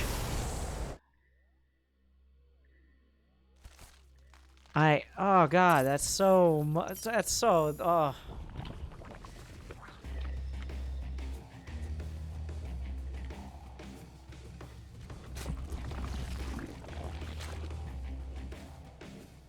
It's really hard. Like even though he has the drones now, he had to wait a solid minute, maybe more, to rebuild those. In that time, Sarch wasn't worrying about his SCVs. He was getting more factories. He was getting his upgrades are half done, and there's no chance of BioIce counterattacking. This is kind of a desperation spire. In fact, I think he's expecting the battle cruisers. There are no battle cruisers. A Raven and a Banshee show up. That'll give away for sure no battle cruisers. So, what now? The upgrades for BioIce. This is another game that... Oh, this is not as bad as game 1, somehow. But it's just not. It's not as bad, but it's close.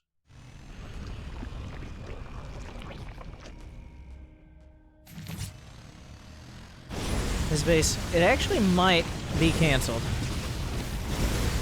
He really doesn't want to cancel it, but he also doesn't want to lose a bunch of Zerglings, so life is hard. A Zergling counterattack's going to do very little. There's already tanks and Hellions. That will reveal this is for sure mech.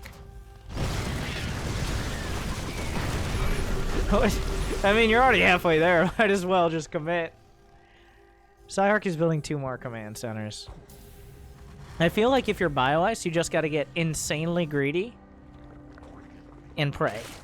The praying part is important, not a prayer. Like hatcheries and 80 drones and lots of prayer. Because this is...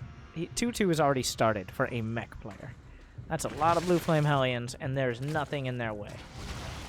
Okay, a couple mutants. Oh my. And they already have +1, so the Zerglings laugh at them.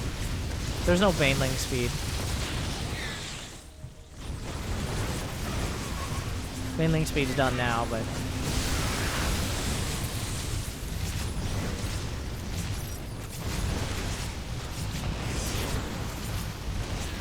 This reminds me almost like a Wings of Liberty game.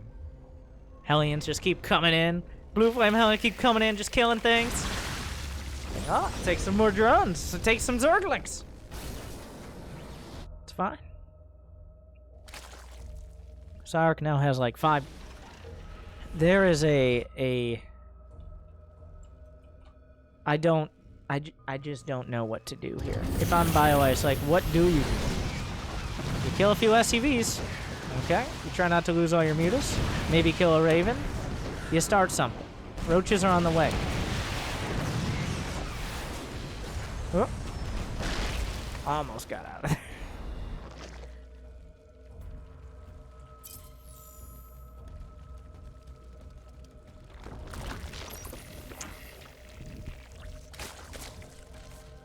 Well, some Zerg. I thought those were Banelings. I thought there was a dream for a second.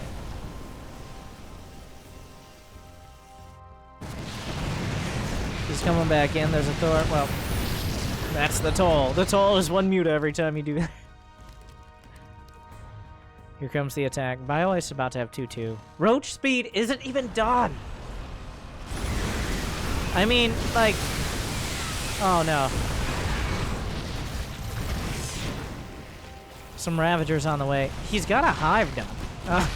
The mutas laughed out of the sky. The Thors themselves are almost enough. Like, I'm not even confident that the Roach Ravager could beat the Thors. Like, that's a real problem.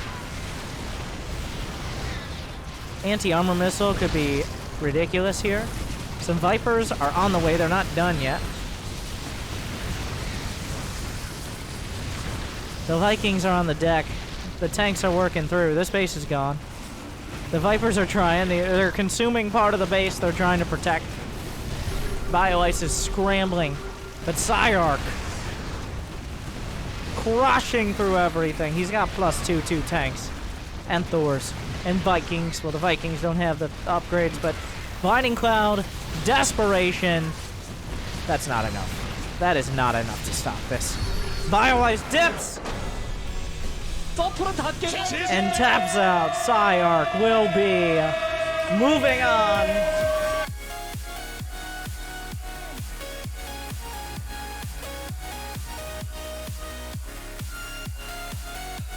A decisive victory. He will face Hunter for the final slot.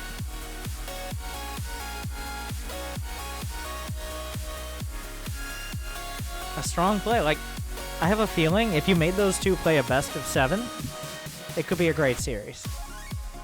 But we get a best of 3. BioIce lost too many drones.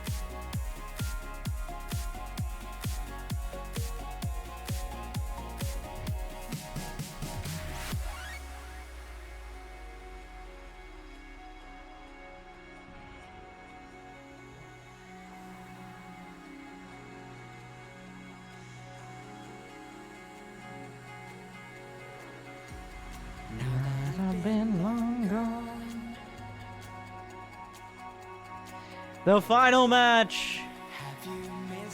Hunter from Storm Gaming which gets a little confusing when faced off against Sarch from Cyclops Gaming. The Japanese versus the American Zerg. Wait, Japanese Terran against American Zerg. Oh, stop, Jimmy, we're almost... Okay, Jimmy says we gotta run a quick ad. Before we get into the final series. But if you guys would pause ad block, that'd be awesome. Helps me out. And helps out saving esports and all those exciting things. So,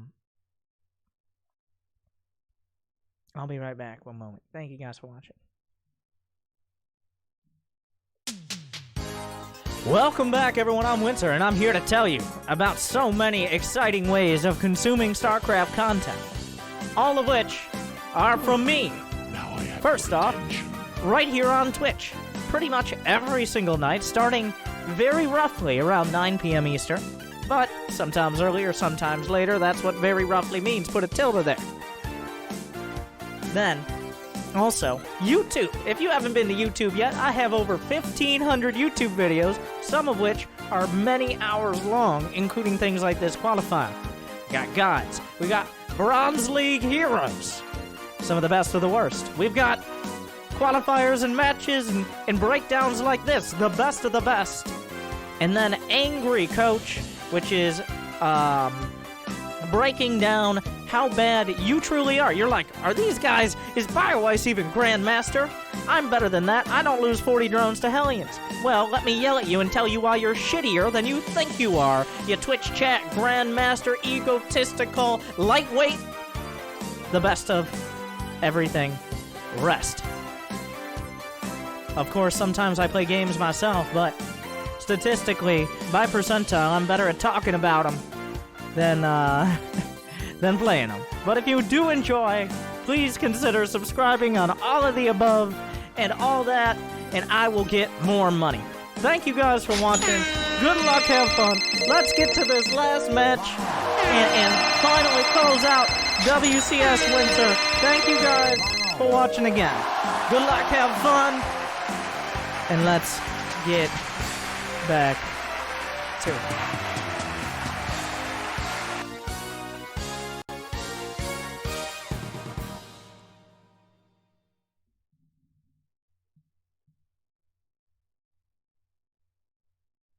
Thank you guys for sticking around. I know ads are annoying, but I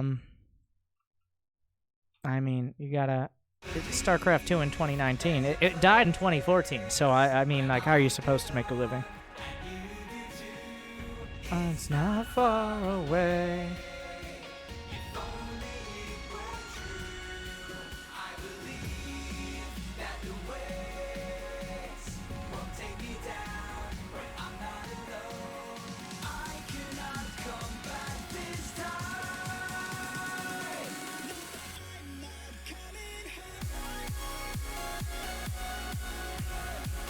We're almost there.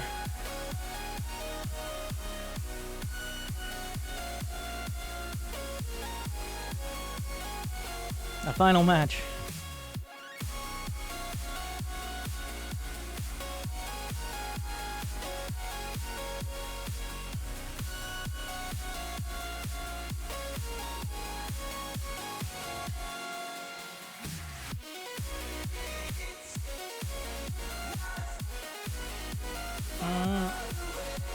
Get it together. So I have this sick diet. If you subscribe, I'll tell you more. The diet is just don't eat for many, many hours while you stream. And then you just, there you go.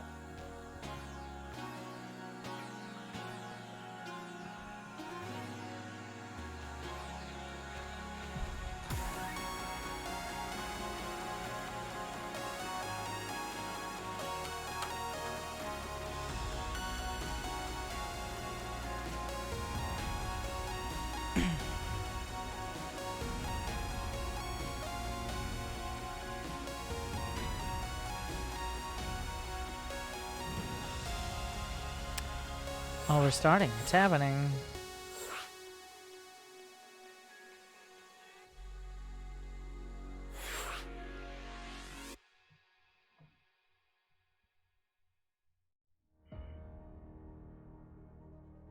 We've made it 8 hours and 40 minutes.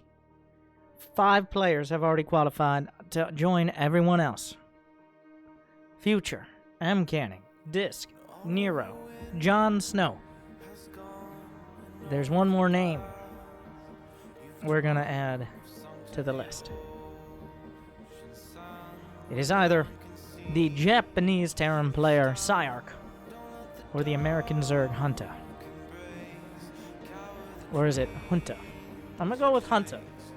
That seems a little...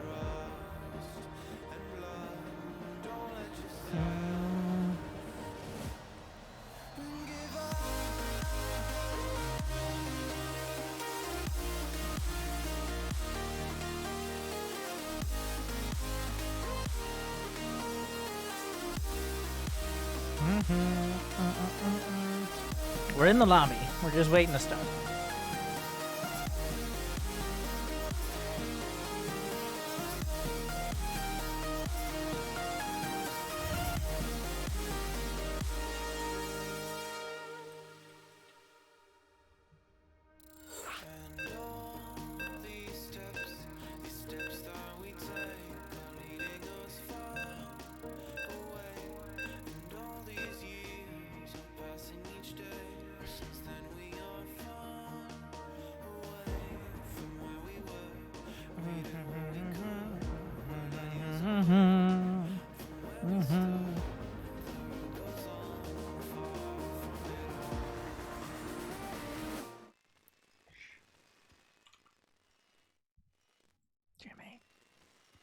Good.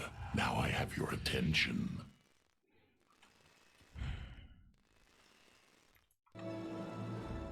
Welcome back to the final match of the WCS Winter Open Qualifiers. Good. Now I have your attention. In the bottom right, with a pretty solid performance against BioIce, a repeat will land him in Challenger. The Japanese Terran from Cyclops Gaming, it is Sarch. And in the top left, yet another Psystorm Gaming American Zerg player. Could he join his teammate Jon Snow? Or will he fall like the other Zergs? I haven't actually seen any games of him. He's been waiting for this match for like 3-4 hours. He got through the break. I don't know if it was that long, but it's been over an hour at least. As we're now at 4 a.m. Eastern time.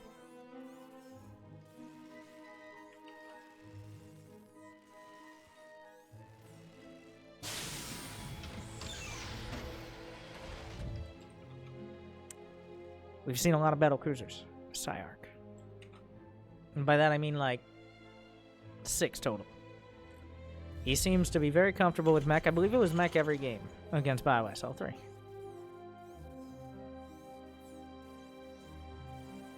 So we are nothing dramatic to kick things off. Hatch gas pool. Sarch has a tendency to SCV scout pretty early on.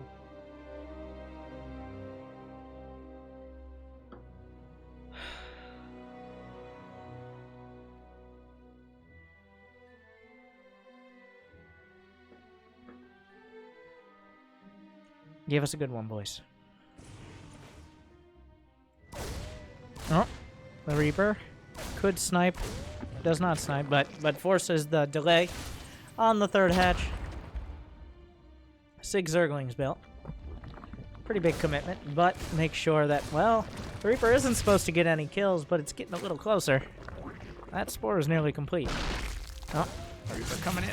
He has to build another one. The duel of the early game. He just threw the nade, so there's no way to snipe that creep too much.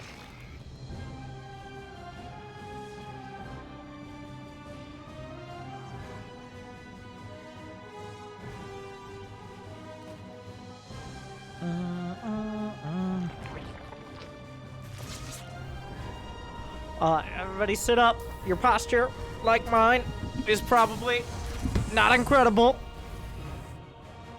at this stage, especially if you've been watching most of this time, which of course I'm sure most of you have.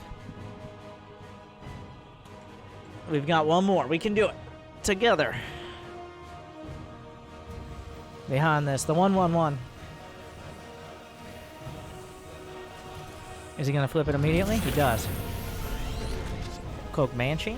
He has to assume that Hunter saw the last matches. He's been sitting. He's been waiting. He's been waiting for this opportunity for quite a while. So mixing it up a little bit. It's going to be Cloak Banshee, it seems, this time. Hunter just sitting back, spreading his creep. There's actually, he's gotten an Overlord behind the base, which is a bit of a clever move here. He snuck it. I think he went all the way back around. I love this. There is a Marine. The Marine has no idea. It's been duped. It's been bamboozled. It's had the wool pulled over its eyes. It's been misdirected, distracted, desensitized to war, death, destruction. Very sad story. Anyways, the Overlord's gonna die, but it does spot Cloak researching on the Tech Lab starport.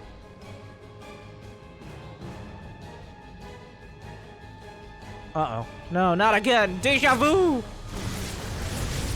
Oh, there are the Zerglings. They were launching for a drop.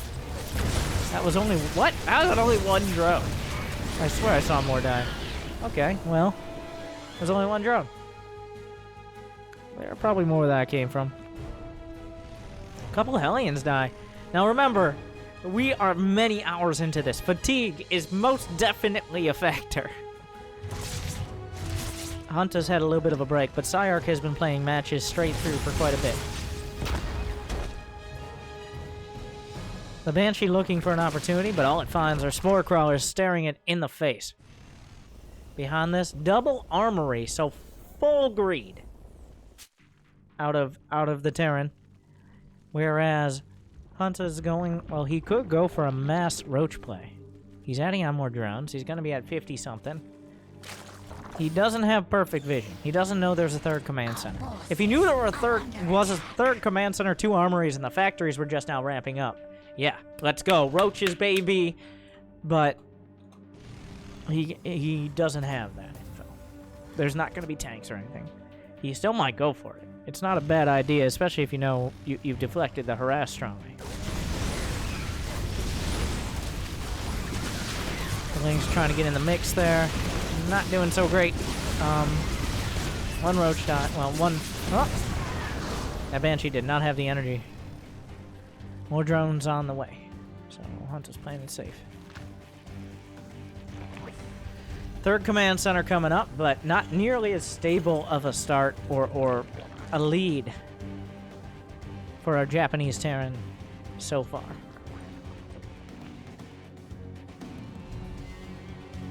Still plenty in the way of Hellions on the map. They're looking for an opportunity. Those Hellions are getting in. Hellions on the left as well. The Roaches are pulled out of position. The classic one too, but this is the oldest trick in the book. 5 drones. It's starting to ramp up though. The Hellions in the back over here. 6. How is it not more? Okay, there we go. 10. That actually is a lot less than I expected. Those are all lined up. That could have been the end, but still not great. Still don't want that to happen, but 11 drones is really not that bad for 8 Hellions, 9 Hellions, especially considering he already has the stable economy. He can easily rebuild those. When you're under 40 drones and you lose drones, that's devastating. When you're over 60, yeah, not as much of a problem. Infestation pit is on the way. Seems like a hive rush. Hydra done, just in case.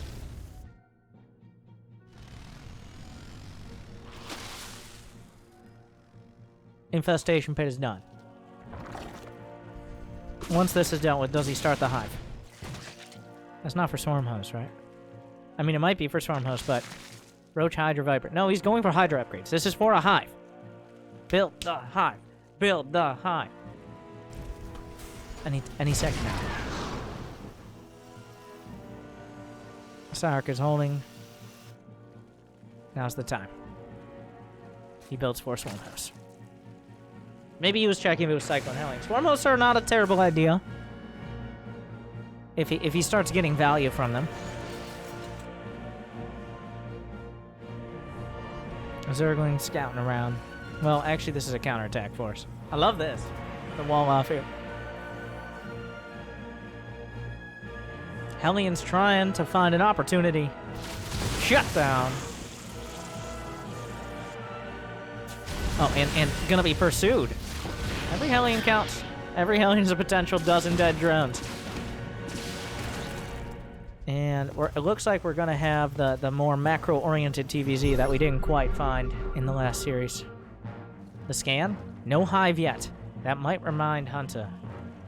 He's now got 74 drones. Mainling speed's on the way. He's going for that, like... Gotta get hive. I guess I'm rooting for him. I want to see... Oh my god, that's so many swarm hosts. He's gonna go up to like 16! The man. He's really leaning into him. Once again, Sarch on top of those upgrades. I'm impressed by how he's able to keep them up. Mech upgrades are expensive, and they slow down your production, because building factories cost gas. Barracks do not. That's why bio is usually more regularly well upgraded, because you can build your production facilities and upgrades at the same time. But armories cost gas, factories cost gas, and that's why it's usually slower. The first wave of locusts is not incredible. Not the end of the world, but not incredible. And he does reveal the swarm house. Hive, halfway done.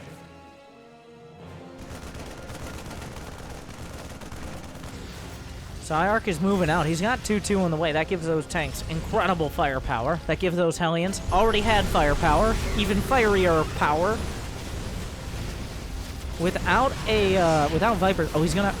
This could be perfect. He's got half a wave of locusts. He's got all the locusts. This is a perfect surround. This is great. This is incredible. He's flanking with the locusts. They're gonna drop down. The Hellions aren't enough. The Roach Hydra coming in from the back. Hunter's on the chase. He's hunting himself. Unfortunately, the tanks were not still sieged. If they were, that actually would have been great for Hunter. He could have killed, well, the vast majority of them. They will siege up, but they're in the front. He won't pursue. Those are still +2 tanks. Those are still very scary. Very scary. They just need the Brood War siege up sound. I would pay so much money if every single time a tank sieged up,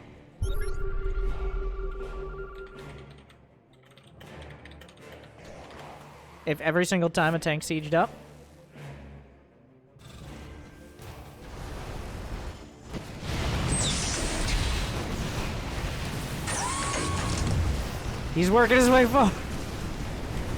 But what's happening on the other side? I'm sorry about the camera. Roaches and Hydras. There's a single tank at the back. Hellions are doing counter damage into the third. The wall is holding for now. He had to get through the secondary wall. The Hellions are roasting a ridiculous amount of drones. He's up to 23 total. Hunter's down under 60. The swarm hosts doing nothing because they don't have any locusts. There's nothing to be done. Oh no. Hunter's economy is up in smoke. He's making 18 more Hydras. He needs more drones. Oh Jesus. The Hydras are going to work. The mech army's holding strong. A wave of locusts trying to finish the job. The one thing Sarch wasn't paying attention to was this planetary. He drops it down. It's too late. The planetary is dead. He needs more drones. He needs more drones so fast and so furious.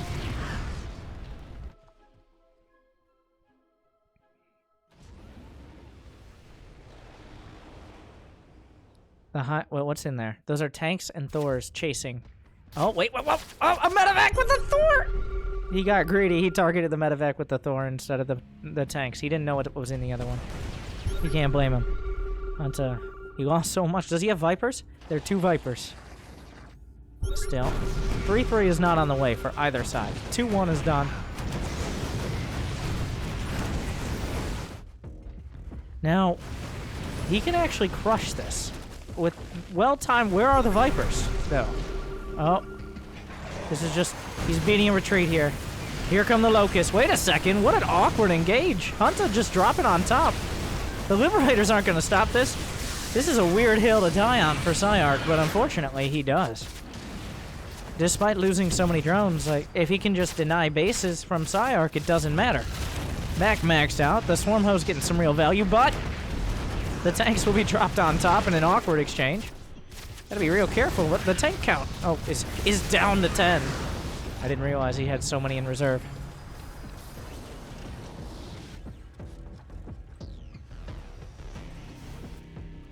The Vipers are coming up into the fray. He didn't reveal them, either intentionally or unintentionally, but they're here now. A wave of locusts is coming up. The tanks are unsieged. Blinding clouds as the locusts hit the deck.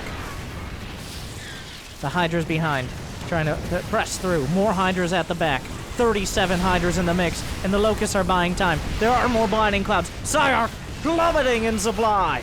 And that is it. He's down to 100. There's nothing left. He has to retreat to his natural. The orbital's gone. The SCVs are gone. Hunter has recovered from the economic damage, and he will continue to pull forward.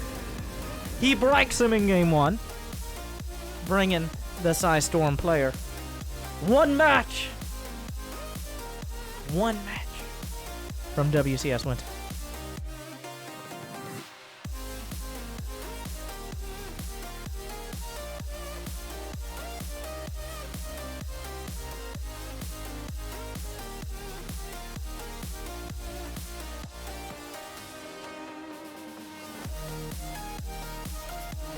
Game 2 will be on Automaton.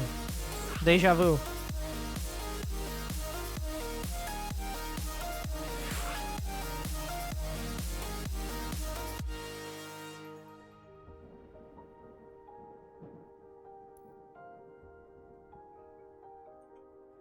As we are a couple minutes away from our 9th hour.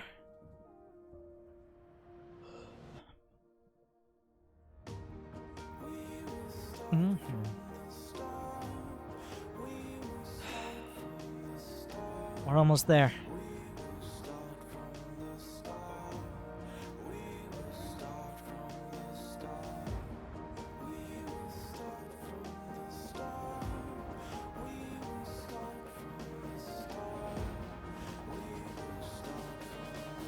As soon as the players are ready. Thank you guys for taking this journey with me.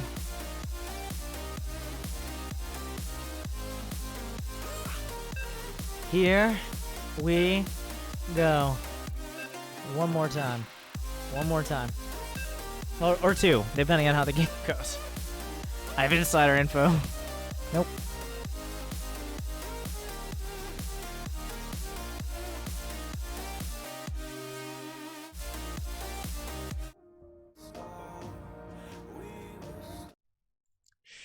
Jimmy.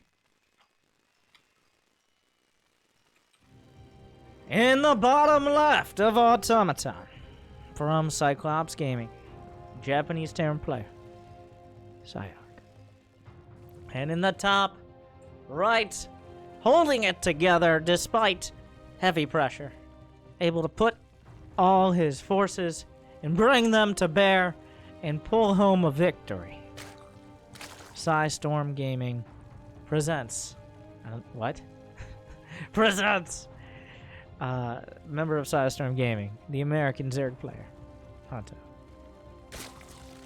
I'll be honest, I haven't seen Hunter this deep in pretty much any tournament. I'm actually gonna look him up. We'll see. He's won $600 from mostly land tournaments, which is in the grand scheme of things, not much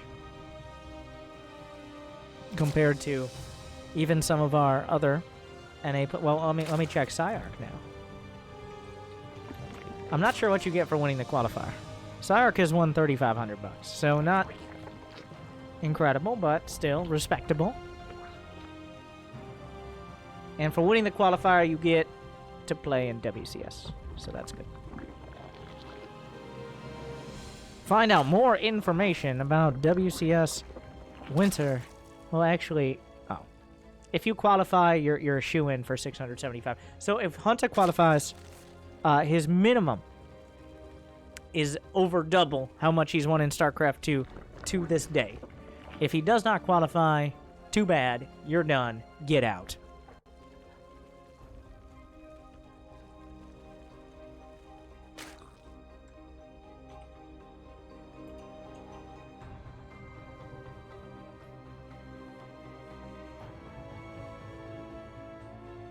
Is it time to go back to the battle cruisers?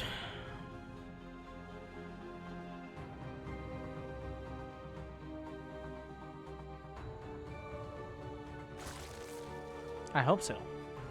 I'd love to see how Hunter handles them.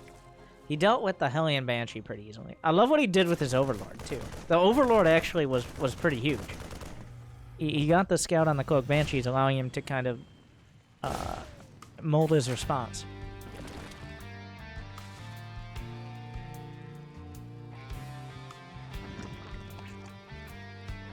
Starting that creep tumor nice and quick.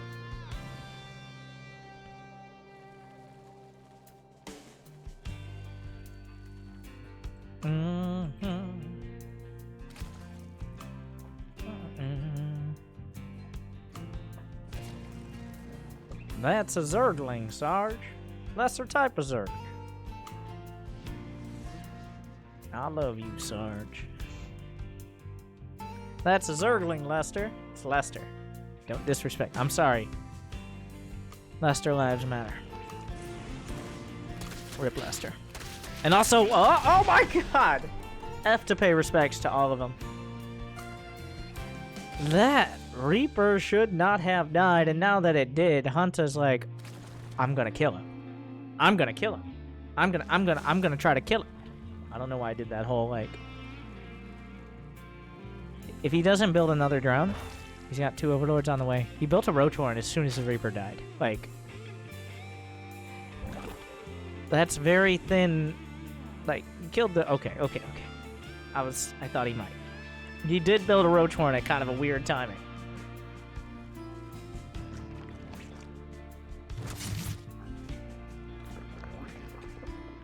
There is a fusion core, by the way. Wow. We played so much that I'm not even getting that hyped for a fusion. I already got hyped for the fusion core. It's gonna be at least one, probably more battle cruisers. Core complete. 7 roaches, 8 roaches on the way. So one way to kill someone who's going battle cruiser is kill all their SCVs before the battle cruiser comes out. That's a pretty reliable strat. The problem is, accidental ping, I guess. Now, the battle cruiser's already on the way. This is kind of an awkward timing. I guess he's banking on this almost certainly not being a battle cruiser. Also, Banshees wouldn't be great, but how much damage will this do? He saw the roaches. Sarch is responding. There's going to be next to no units. He actually had the tech lab already on his barracks, which I think was there just in place of something like this. The command center, he needs to get as much HP. You can't repair it while it's building, which I guess it makes sense to some extent. The Hellions are buying time. The battlecruiser nearly done. Does he use the battlecruiser for defense or offense? Eventually it'll be used for offense. At this point, Hunter's starting to realize, okay, this is not ending here. He has to at least cancel the 3rd. That's very important. Yeah, there it goes. Targets down the Ravager. A tank on the ramp. That's a big part of this defense. Yeah, that tank is really huge here. Even the 2 shots it took did so much damage. The SCV is holding the wall. Hold the door! And it looks like he will be able to. No second battlecruiser. The Lings get through to the mineral line. The Hellions come back. The SCVs remain intact. And now what? He has to jump away. You gotta jump. You gotta go! Where does he jump to? To the back of the main. The Queens. The Queens. Why did you spread the creek? We should have planned ahead. Now, the fact that there was no creep to the main as well as the Spore Crawler not being completely done means I don't think that did enough.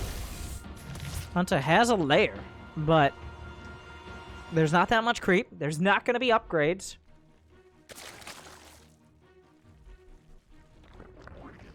And there's no Spore at this base, and the Queens have to go all the way around. Battle cruisers are so good. He's slaughtering the drones. Hunter's now underwater when it comes to the drone count. I have a feeling this was a spontaneous decision to go for these roaches, and they just did not do enough. There's going to be a second battle cruiser. Sooner rather than later. It's like 10 seconds out. So, the Hellions are coming in. Okay, that's going to get shut down. But One spore does. It tickles. A battlecruiser laughs in the face of that spore. Second cruiser. Oh, he's going to join him up. He will have that Yamato ready. Wait, in a couple seconds, it will be done for both. He could double Yamato a spore. He could just go straight to the main. Easy 1-2. Tippity tap. Bam, bam. Thank you, ma'am. Have a nice day. Down go double queens, knocked off the map. The battlecruisers don't care. They just don't care. They're chasing the drones down. The drones on the run. The queens think this is silly. The battlecruiser will be forced back home, where the roaches are already headed. There's no great options here for Hunter. He just forced the battlecruiser to go back and defend his base. Like, well, you ain't getting in there. The roaches, what? No, no, oh, no, no, no. Oh, God. Oh, that, yeah, that, no. You got one, you got, okay. My commentary. The battlecruiser just cutting off the reinforcements as well.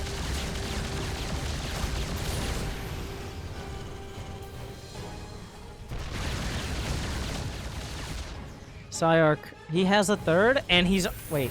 Yeah, he has a third, and a fourth is nearly done. Hunter is desperately trying to get +1 in drones. The one thing that Sarch does not have are those armories. Good. But he has Now I have 5 your attention. factory production. He's got battle cruisers. He's got 4 bases. I mean, he's gonna have clones.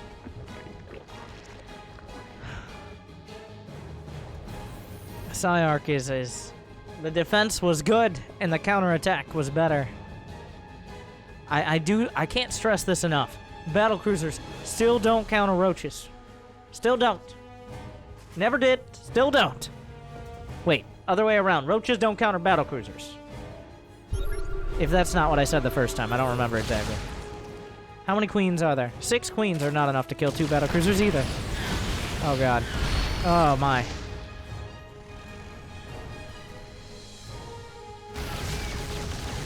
He just Yamato 2 queens out of there. The rest, there's 1 transfusion.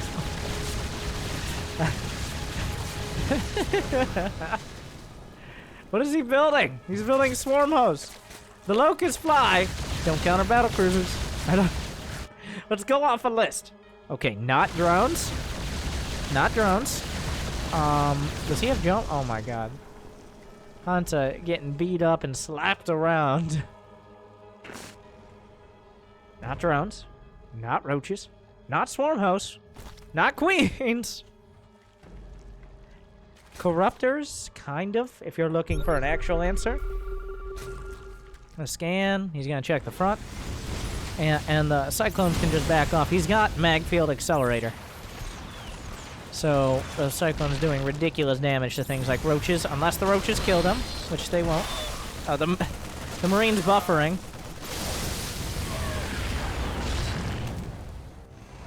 It's not over yet. There's still nothing that kills the battle cruisers. Like, how many kills do they have now? 41 and 15.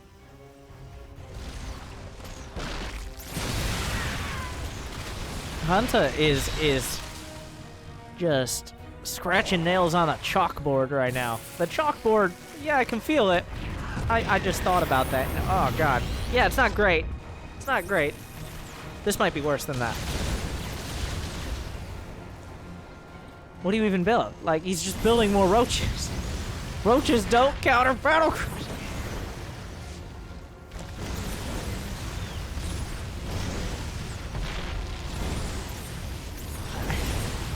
Good. Now I have your 2 hydras. 2 hydras. Still gonna be a no. Still no armory from Sarch. So I guess that's something. Hunter has managed to get 4 bases. This base is on the way. I don't know how many bases Sarch has. He has 4.5 command centers. Yeah, just fly through. Alright, hey everybody, we're back. Oh my god, but the roaches might get some. Oh well. Oh, the swarm hosts. They need to pop the locusts. They don't even release the babies. The hunt is doing a pretty okay job of buying time, but 25, 54 kills. They don't care. GG!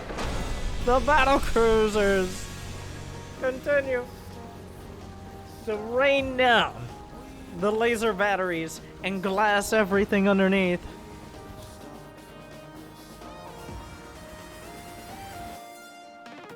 One more game. One more game.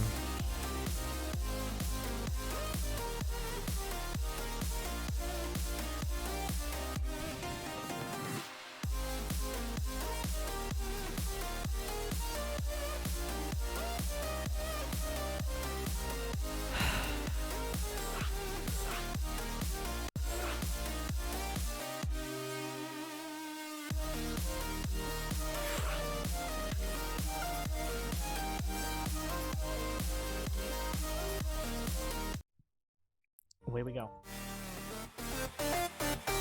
The final match of the WCS Winter 2019 American Open Qualifiers. Hunter versus Sarch. After 9+ hours. One match.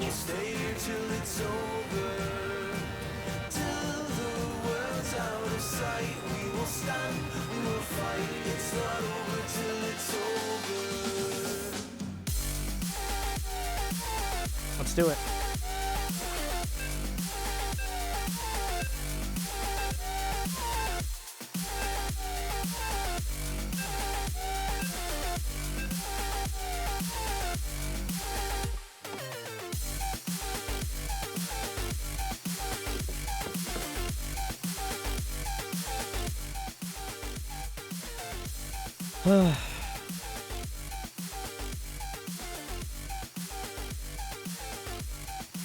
One more. The winner of this match joins from the qualifiers Neeb, Puck, Epic, Expect, Special, Silky, Disc, Mcanning, Future, Vindicta, and Jon Snow as other qualifying members. The players who qualified from the ladder: Estrella, Kalazur, Haz, Masa, Cham, Eric, Scarlet, and TLO. From the Asia qualifier: Pili Pili Probe, Scyther, Demi, Go-Go Joey, Jim Rising, Mayo Meka, Rex, and from China: Firefly, Coffee Time, and Tudming. There's only one more slot.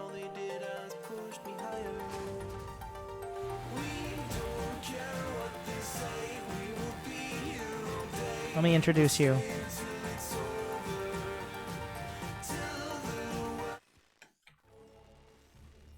We're not there yet. In the top right of Blue Shift,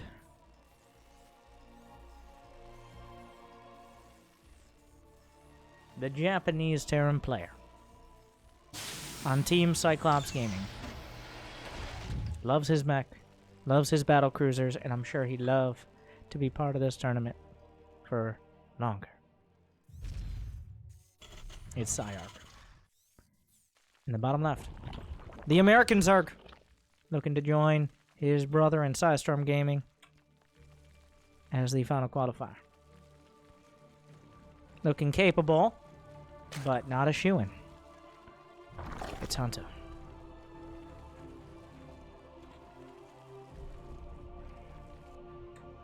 Here we go again. Sixlings versus a Reaper, the SCV Scout.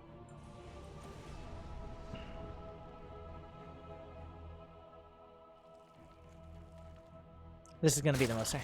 Like, Hellions are going to kill 30 drones, and then that's going to be it, right? Like, this is going to be how it ends.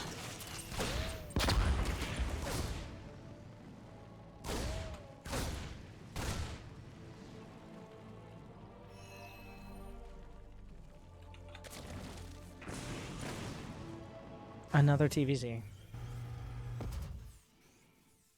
Thank you, guys. I want to take this time. I've taken all this time, but thank you again for watching my coverage of the event.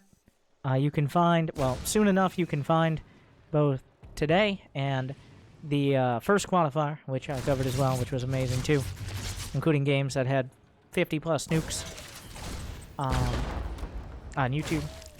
Not hard to find my YouTube, but youtube.com/WinterStarcraft in case you need that handheld. And of course, thank you for being here and probably following. So that's sick. Hunter decides instead of trying to take a base that's going to be blocked, he takes the less ideal one. Uh-oh. A Reaper is uncontested in the main. Speed's about to finish, though. Sarch times it out pretty well. Does he pin him? No. Gets out of there.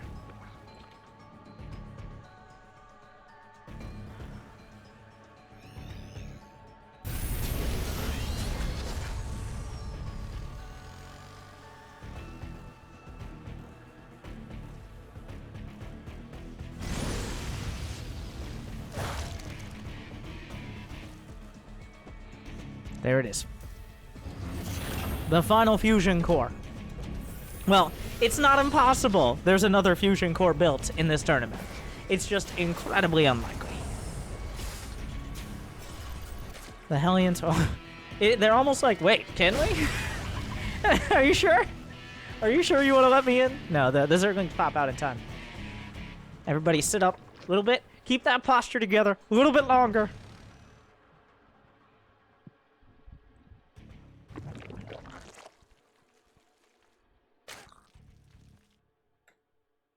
Third command center's on the way. Wait, can you go battle cruiser and get a third command center? Because a battle cruiser costs more than a command center. Well, 400 minerals and 300 gas. Coming in, those Hellions looking for an opportunity. They get a good first hit, but apparently yes. Honestly, a battle cruiser probably has more people in it than a command center, so to scale. He built a tank behind as well. He's feigning with the Hellions, but going full macro. At the same time, Hunter didn't get greedy, unfortunately for him. How much info does he have? Very little. Very little.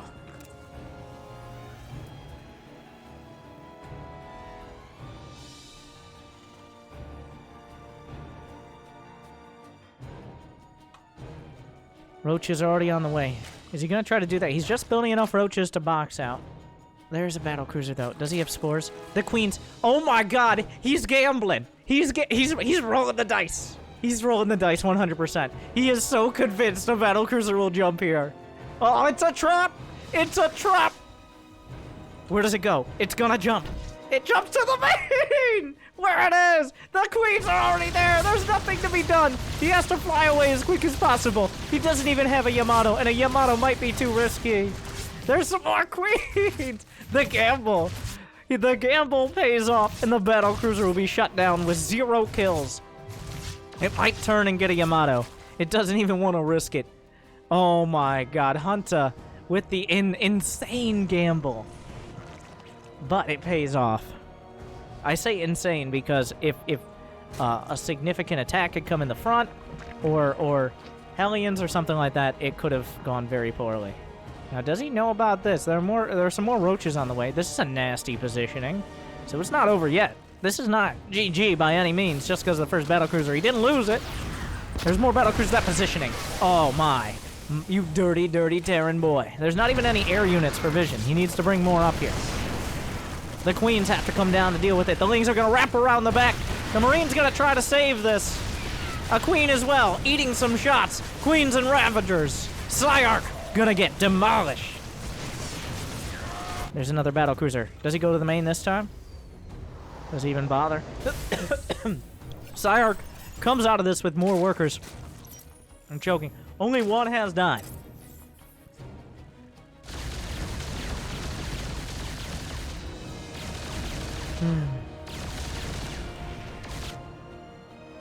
We will see. Lings and roaches are coming across. There's actually... Okay, there's a tank on the high ground. Never mind. I was like, wait. There's no units. There are battle cruisers. He still has to kill the battle cruisers at some point. Like, they must die. But how? Oh! From downtown. Knocks the Overseer out of here.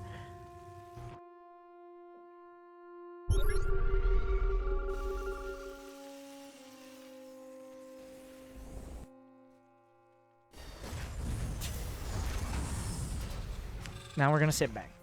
Everybody chill.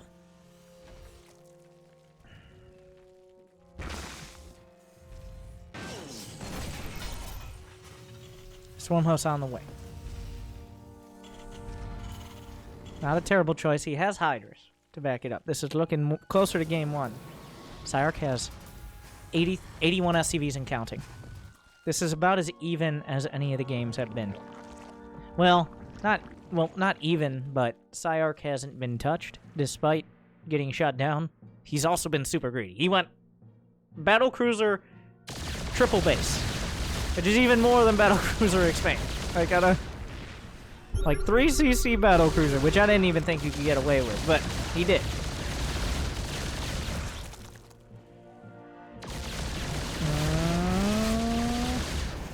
Hydras don't stand up to cruisers very well either. They don't have range, so even on creep, it's a struggle to close the distance. Both sides with incredible economies. The Hive this time is not exposed in the main. It is at the natural, where it can be a little bit more easily protected. Yamato's 1. 2 queens gonna go down. Cyclones to the north.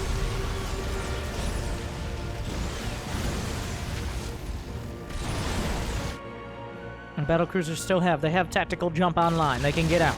The Cyclones will force out a swarm host wave. 1 Battlecruiser, another jumps. The Hydras are enough. The armies are so dangerous. The upgrade's not incredible for either side. +1 attack is done, +2 missile attacks for the Hydras, the swarm host, the queens. +2, +1 has started up for Mech, but we're not there yet. The units are coming back. The Hellions looking for a swipe on the drones. We'll find it, but will it cost them their lives? He's trying to lock onto the hatch. Not going to find that either. Hunt is able to box out. Roach Hydra. There's enough DPS here.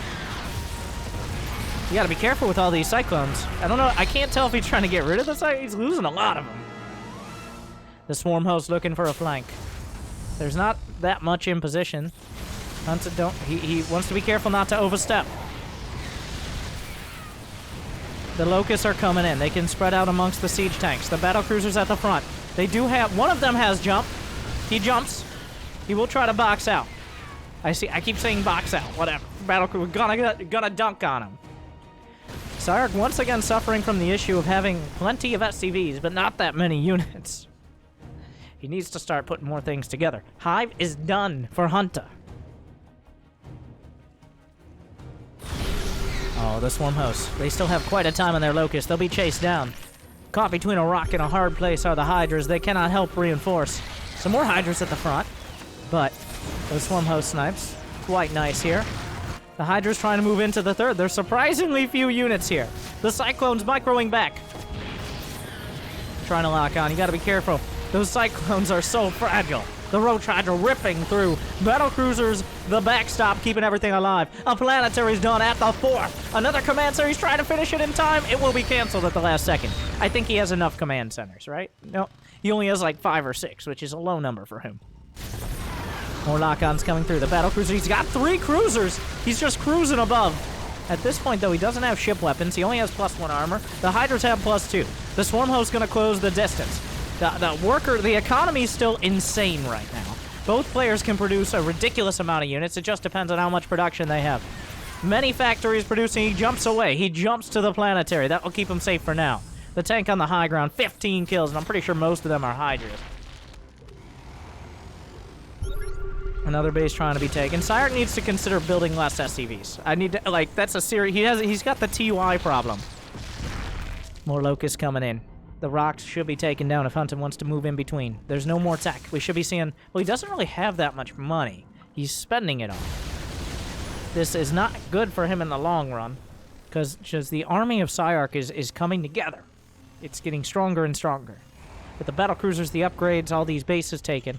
Whereas Hunter's relying on cost-ineffective units, but just continually battering down the army and the economy. If he doesn't do that, if he doesn't do more damage soon, this army will not stand up to what Sarch is built.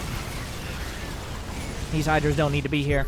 These Hydras might reconsider this. The Swarm Hosts on this side as well, towards the north. The Battlecruisers raining above. More command centers on the way. I don't think they're a big part of this right now. Locusts are on the deck. Hunter at the back. One Battlecruiser sniped. He didn't realize the Hydras are here. That's 2 cruisers. That's actually pretty cool. 2 cruisers go down. The Locust will find a few SCVs. That's really not going to help that much. Scans across the board. Mainling speed. He didn't start mainling speed. A bit of a mistake there. He's definitely going to want that, especially defensively on creep. The Cyclones and Hellions, they're burning their way through. The Mainlings still closing the distance. The Hellions are split up. A lot of damage. The Hydras from the back. The Splinter, the Pincer attack. The Sandwich. The Hydras cut through the Cyclones. It looked good for Sarch, but he stepped too far. And now his army is in tatters. He's lost battlecruisers. How many Cyclones? He's lost 21 Cyclones. Another round of Swarm Host Locusts. Locust, whatever. You get the idea. You can see it. Cyclones on the way. Great Hellion hits. The Locust closing the distance. Yamato cannon from downtown, keeping the battlecruisers out of range. They are raining above. Plenty of armor upgrades. Well, oh, one goes down. He jumps away at the last second. The tanks will hold the line. Hunter, 73 workers. Sarch is only at 60, but he has plenty of orbitals. We're looking at 3 orbitals. Command centers floating all over the place. Nothing to really kill them. Hunter has taken most of his side of the map besides the middle base. He's mining heavily. He's still leaning on this very cost and effective army composition. The Hellions and the Cyclones will find the Swarm Host. They'll get a last Locust wave and actually survive. Their babies will save them. Hellions coming in. That Swarm Host wave, still a pretty big investment. 2-1. Hunter has not been getting upgrades. He's going full swarm. How many battlecruisers? He's got 4 battlecruisers. There's only 2 tanks, but that tank is still trying so hard. Has he actually set... Hunter, he knows about the base. He needs to try to isolate it as soon as possible. The base to the south being taken as well. Sarch is running out of places to mine from. The Locust wave is gone, but the concave of the Hydras... Oh, the Hydras from the back! Sarch is running out of income. The battlecruisers coming in, but can they save the day? They need to save the day. Another round of Locusts coming through. The upgrade's still not incredible. Sarch needs mining. He's running out of income right now. The SCVs will escape. The orbital can land. Hunter gonna take a second to breathe, but he doesn't have much more than that. This planetary gonna be a big part of things. Hunter wasn't able to pressure it in time. So while Sarch has been beaten back, he's not out of it yet. He's got 3-2 upgrades. This Terran army is scary. He needs the Swarm Host. He needs a good position. Ideally some Vipers. Battlecruisers to the north. Sarch strikes back. The battlecruisers are coming up. Queens aren't going to stop this. Hunter, he's been so... he's building Hydras and Lings. That's not going to solve this. This does not solve your problems. The lock-ons are there. Oh, no! He's not paying attention! Some very valuable Vipers. The Locusts coming in. The battlecruisers tearing everything apart. They come back. They've held the line for so long. They gotta do it just a little bit longer. The battlecruiser, is he paying attention? He is. He jumps away. Sarch is holding on, and suddenly the supply is looking a lot more even than Hunter would like. Has Sarch held long enough? I'm leaning towards a yes. There's only 64 drones. He has no infestors. He has 2-1 upgrades. He doesn't even have Baneling speed if he wanted to go for a big bust. Those Hellions, Zerglings laugh at... the Hellions laugh at the Zerglings right now. They just evaporate. He's trying to get us around, and the Hellions are brushing him off the shoulder. There are more Vipers on the way. Hunter's at the point where he can only really build, one more army. Of course, he can sit back. If he wants to sit back, he has the income. He's rebuilding bases. Well, he's had the bases. He hasn't really lost the bases. The thing is, Sarch has reestablished everything. He's still got orbitals. He's got planetaries bookending his defense. The upgrades are incredible, and the battle cruisers have lived. 12 kills, 20 kills, 8 kills, 0 kills. Not many kills there. Oh, he gets 1. I don't know if jump wasn't online or they just DPS so fast, but the Hellion Cyclone looking to rip through here. The Vipers, will they abduct? Mining Cloud doesn't help against the lock-ons. This is a very mobile army. He needs to abduct the clones. He needs to try to be a lot more cost-effective than this.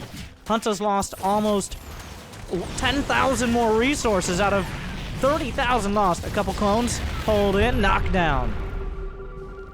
Sarch trying to hold on. Still unclear. Sarch is definitely, like, he's being more cost-effective. Hunter is just mining more stuff. The Vipers, he pulls a tank. That will be the end of the Vipers. The battlecruiser's going north again. You can't fight this. You can't fight. There's 3 tanks. He's got to go home.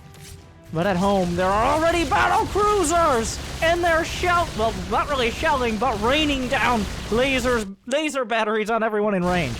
Cruising through. He's got tactical jump. Yamato's turn the corner. Down go the Queens. Down go the Hatchery and the Hydras. He's gonna try to, like, what do? You pull him in? You can't keep him there. What do? He lost a cruiser, a bit of a mistake.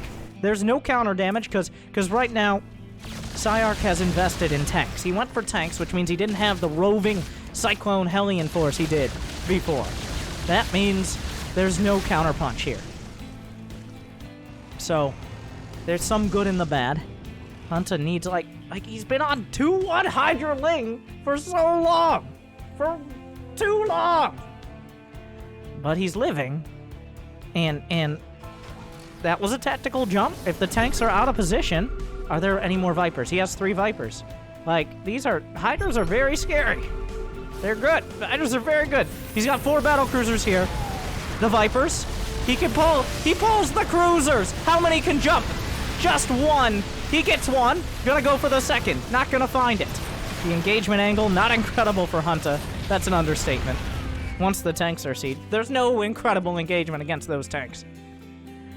The only one is where they don't shoot because of Binding Cloud.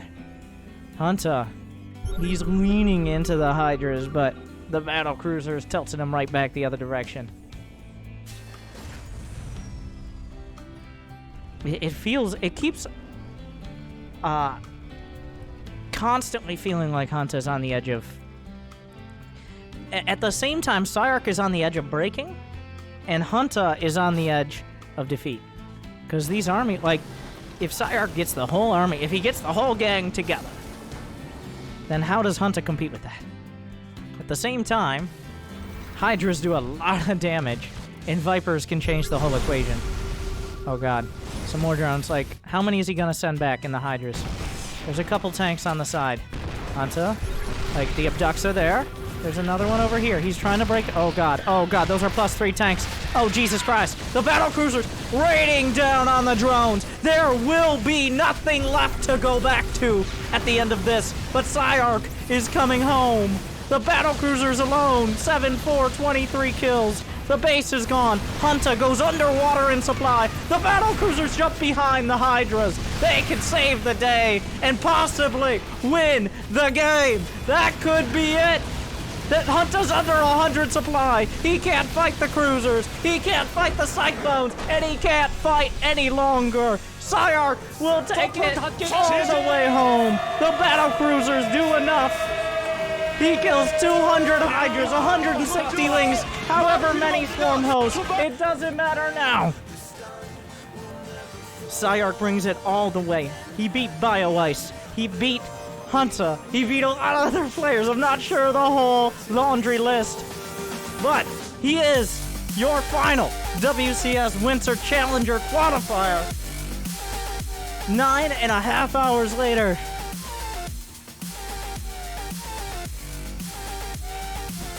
Congratulations. Possibly our first Japanese player as well.